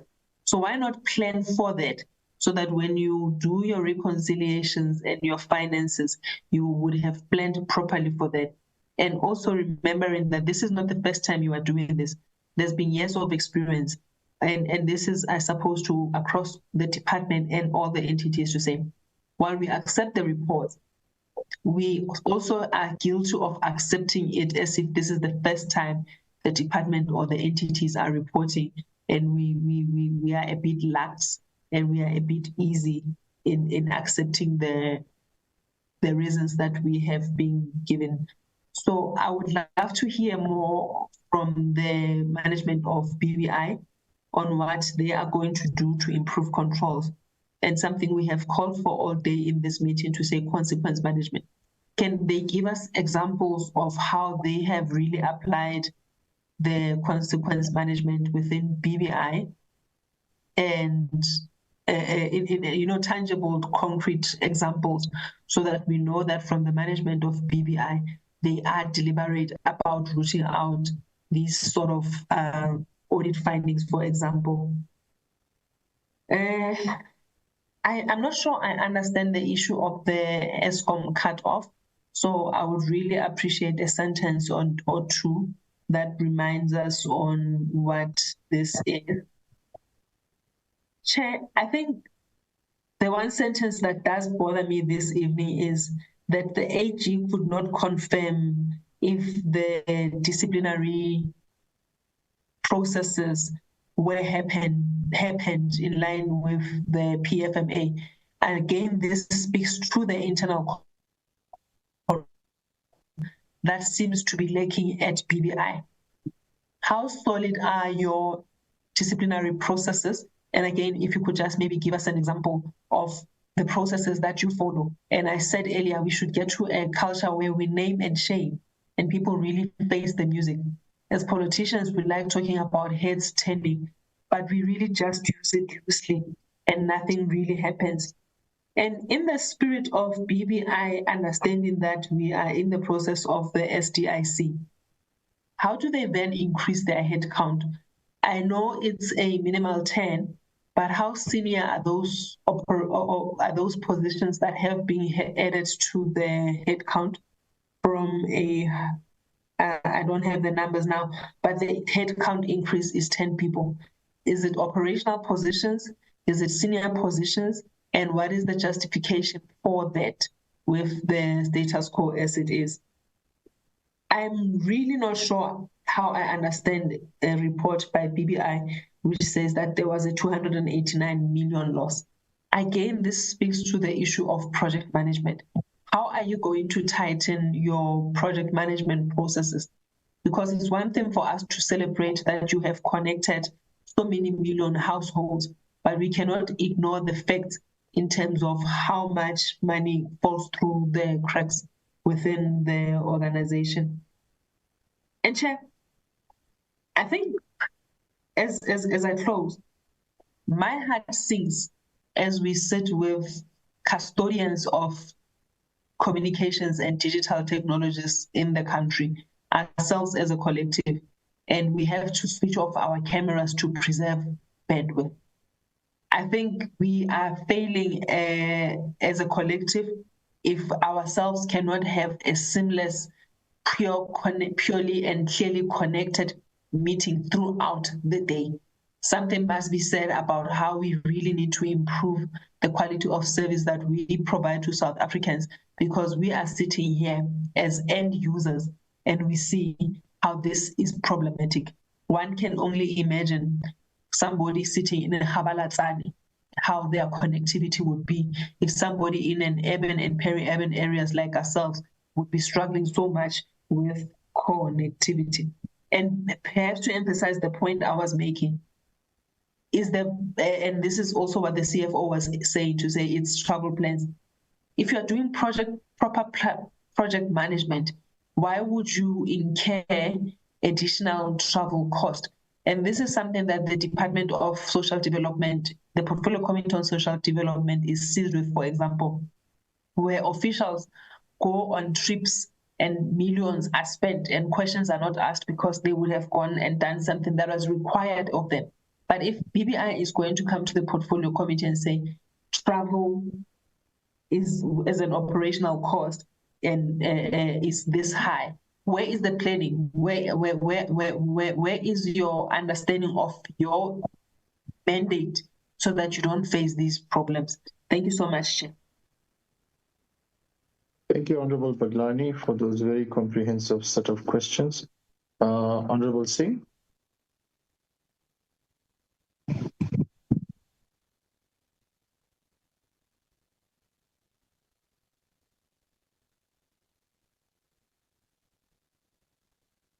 Honorable Singh, you have your hands up. I recognized you. Sorry, Chair. Sorry about that. Am I audible now? Yes, you are. Thank you, Chair. Sorry, we've just got a bit of a storm here, so I hope I'm clear. Chair, I have been covered by the Honorable Badlani on quite a few issues. However, there are 2 points I would like to stress. The one being, I think the committee now needs to take up the issue a little bit more formally regarding the rationalization and the review of the entities under this department, because we see entity after entity coming through, and whilst I understand that these entities are not there as the so-called commercial type entities, but if we have to provide a service, these entities have to be sustainable. And if we don't have some kind of a sustainable model, we cannot keep coming through with hundreds of millions of rands of losses for almost each and every entity. So I think we need to take that up as a committee to push the deadlines and bring that item forward on the agenda. The second issue I would like to just have some clarity about, the 372 million rand irregular expenditure, which, if I got the facts correct, related to the panel being irregularly appointed in the opinion of the Auditor-General. Now, if that is the case, how long has this panel been appointed for? Because normally in quite a few instances, we know panels are appointed for like 3 years. Now, the question would then be that we would have already incurred expenditure subsequent to the year end on these service providers on that panel, and thereby racking up more irregular expenditure. And what is the intention of the entity regarding these panels that are deemed to be irregularly appointed? Because my understanding would be that if the appointment was irregular, then the whole bidding process would have been void ab initio right from the beginning. Now, I don't know what the implications are in terms of contracts, but as long as we remain with this panel, every cent spent will be deemed to be irregular expenditure. So I'd just like to have clarity on that. Thank you, Chair. Alicia. Thank you very much, Chairperson. Chair, based on the report, the entity, BBI, like many other entities that came before us today, is also failing in its core mandate, which is bridging, we know it is bridging digital divide and accelerating national connectivity in a sustainable manner. But if we look at that mandate and what they have done and is contained in the report, Chair, we can see that it is failing in its core mandate. Yes, I will not take away that there are pockets of progress in connectivity numbers, but these are overshadowed by, the financial crisis, the operational inefficiencies, and the failure to build a self-sustaining business model. So we look at the entity, and when I look at it, it appears to be becoming a drain on the fiscus. And it does this without delivering affordable public broadband infrastructure that it is required to empower the masses. So you've got these entities that are like draining, the state financially, but they also just not delivering.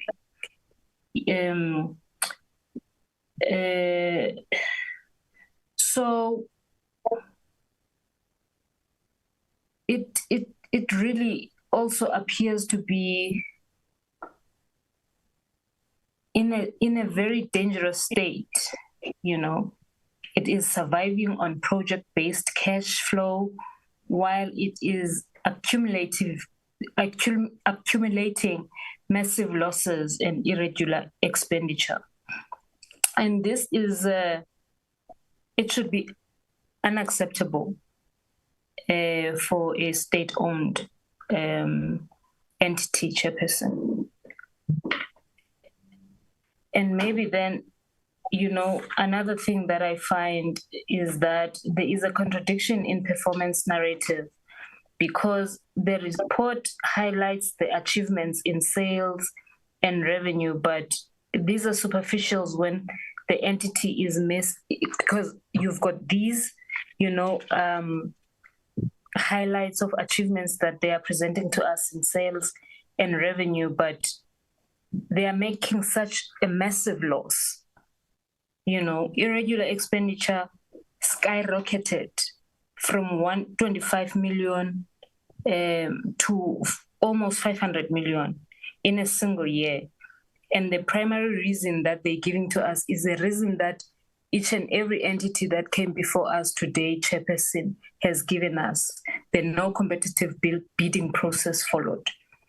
And I don't know what we're going to do about this, because if we look at all these, including the report that we got from the AG, Chair, if you remember, a lot of reasons for these irregular expenditures, it is this no competitive bidding process followed. And we must ask ourselves, who is this management that is, signing these contracts when they know that they aren't proper processes and procedures followed? We need to ask ourselves that, and we need to have a way forward in terms of like, what are we going to do? What should be done when we've got like people who are ignoring supply chain policies?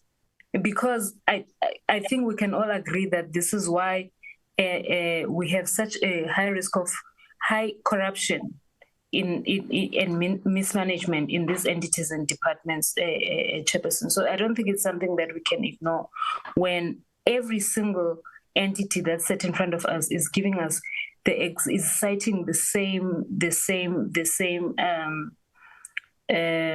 reason for non-compliance. So maybe to ask a question then, Chair.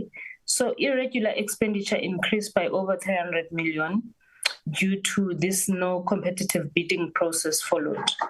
And this is we all know that this is a direct violation of the PFMA and, regulations of Treasury. So maybe then BBI can tell us, maybe it is now up to this committee to demand names. Who are these? What are the names of these senior managers who approve these contracts without competitive processes, and what disciplinary actions are being taken against them? And maybe explain to us why they are not fired, because I don't understand. So the lack of consequence is why we still have people thinking that they can do wrong and still get away with it. So maybe it can be explained to us, why are these people not fired, or what is being done to them? And maybe the last one, Chair. So the BBI customer base shrunk from 101 to 69 in the past 5 years. So I just am interested to know who are these 69 customers and how does serving such a small number of clients fulfill their mandate? So maybe they can just maybe explain that to us. Thank you very much, Chair. That I'll end it there. Thank you, Honorable Felicia. I must say, certainly we've saved the best for last. I think all honorable members had a very, very healthy supper. Everybody's sorry, Chair. If you allow, I just have one more. I think it's very important. Chairperson, I'm sorry about that. So BBI also accumulated losses of over 2 billion, and its equity is negative 300 million, right? So given that the entity is technically bankrupt, what is the factual and legal basis for these auditors? Because the CFO was talking about this. I just want to know, what is the factual and the legal basis for the auditors to not have raised going concern, a red flag? Thank you very much, Chair. Thank you, Honorable Felicia. I also have a list of queries that I want to deposit here. I think it's very relevant. Maybe let me begin with the AG's findings on my first response. My first query is the AG's findings on property, plant, and equipment have been consistently high for the past 5 years. What are those findings about? And what are the systemic issues in asset management do these findings relate to? And what is being done to resolve them? Also on the list of findings, I noted disclosure. There were 3 findings on disclosure. What were these items? There were a whole host of other items, 1s and 2s, but I'm just identified the one that had 3 was disclosure. What was not disclosed that the AG considered it important to enlist it in its list of findings? You mentioned that in the list or in the account of irregular expenditure, these irregular expenditure, you are taking it through the necessary process. What is this necessary process that it will go to until you get a condonation? So I need to understand what is that process, because what we've gathered is that there is an account that is run, opening balance, adding irregular expenditure and wasteful, and then there's a deduction. Either I would imagine it's recovered or it's condoned, and then you have a closing balance. Please correct me if it's recovered is also part of that, maybe what's written off or what's condoned. So what does that process entail? I noted that property, plant and equipment has more than 500 million rand in the assets, in the cash flow, I think I noted. What is that for? 500,000 rand, 500 million rand, Robinson. You indicated that last year in 2024, and maybe just for the benefit of the members who also raised the query about Eskom, because I did make these inquiries studying the slides that were sent to us. Last year in 2024, Eskom had disconnected the line, which means that the leasing charges payable to Eskom were not appearing on the income statement for 2024 because Eskom had disconnected and hence didn't invoice BBI. In 2025, they reconnected it and Eskom started charging. Hence, I think it was about 67 million rand is the value that's on the income statement for 2025, but was not there in 2024. Okay, that's where the income, that expense, one of the reasons why the expenses went up and the losses hence in this year was because of that leasing charges of Eskom payable to Eskom, which was not there last year. So my question relating to that, when Eskom disconnected you and you indicated you lost some customers, but then what was your corrective action when Eskom disconnected you? You had lost an operational asset which you were onward leasing, that's my understanding. What did you do to those customers to keep them connected in 2024? I think Honorable Felicia also kind of like alluded to that. The liabilities is sitting at the equity, rather, you said the liability sitting at 2 billion. My question to you is, how much of deferred or prepaid income is sitting in liabilities? Because you indicated that. And my sense is it should be close to 2 billion rands, almost equivalent to the amount of the deferred income. I think that needs clarification because you got a non-current liability of 2 billion. And my question then is, how much of that is deferred income or income received in advance, which CFO said will be charged back to income when the work is done? So how much of that is deferred income or income received in advance? I'm using an easier word so honorable members can understand. And then when will you resume getting that job done so that income that is paid to you already will now get charged to your income statement? When you plan to get that show on the road and get that job done, because you received the income, but you haven't provided the service, therefore we treat it as a liability. But I'm asking now, when are you going to provide that service for that income you received in advance? Maybe a question around that is, should that income not be ring-fenced? If a client prepaid you for putting up a tower, 1 million rands, and that tower is not put up, it's sitting in a liability, shouldn't be ring-fenced. And the reason I'm asking that is what I'm seeing coming through is in the cash balances, a significantly lower amount of money in the cash balances, which is telling me that income paid in advance that I'm saying ought to be ring-fenced or set aside for that particular client's job is now being used to fund operational expenses, which means that when we get to do and we need to do that job that was prepaid for, we might not have the funding needed to do the job. So that's the conundrum I'm facing.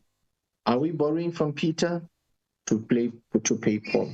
I think we need to have an honest conversation around that. Maybe I'm just not interpreting it too well, but that's my clinical understanding of what's going on, or as I see it. I'm not seeing the same amount of cash sitting in the bank as the cash that was received in advance. I'm seeing a depleting cash balance, which means that which was received in advance is being utilized to fund the losses of the business operation. Okay. I think I've expended that there.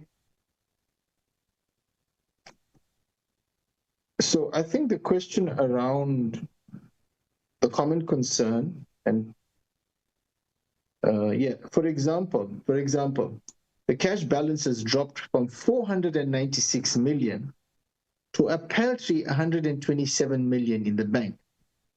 Whereas your deferred income on your income received in advance is sitting at 1 billion rands. So that's the conundrum I'm finding. I am challenged with. As I said, the non-current liability increased from 380 million to 1 billion, and that would be for the deferred income.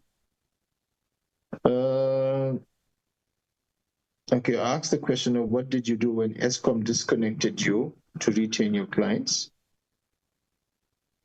Okay, and maybe the last one is surrounding the very important, and I think this morning when we engaged the AG, the single item that really pushed the irregular expenditure of the entire department out was this particular one, just for its material amount of 399,000, including the 399 million rands or 400 million rands. Maybe we need to have a better explanation there, because the impression the honorable members are getting, and I think Honorable Singh has indicated that you had a panel. Now, because I've done a little bit of preparation ahead of this, because that had me giving me sleepless nights, maybe for the benefit of honorable members, is the panel that was referred to was, I think, the panel of bidders. As the CFO mentioned, there were 4 bidders received when they put it out on an open bidding process. There were 4 bidders. And of the 4, 1 was outpriced by 100 million rands. So from what I gathered is the BBI would have said it's too much, 100 million. It's out of what we can afford and what the other 3 are in the ballpark. So they dropped that 1 bidder of 100 million. And they worked with the 3, and we heard that they gave the job to 3, the 372 million. My understanding was given to these 3.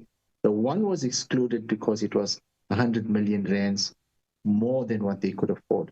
So that's my understanding. And AG has said, but notwithstanding the fact that that was 100 million more, it should have still formed part of the 4 should have still been there as part of the panel of bidders. So maybe as I hand back to you, CFO, I think that's important that be understood, because towards the end you indicated that you didn't have enough time to engage with AGSA. Now, that's an important element I also raised with AGSA, that there must be a fair process, that when you pick up something that you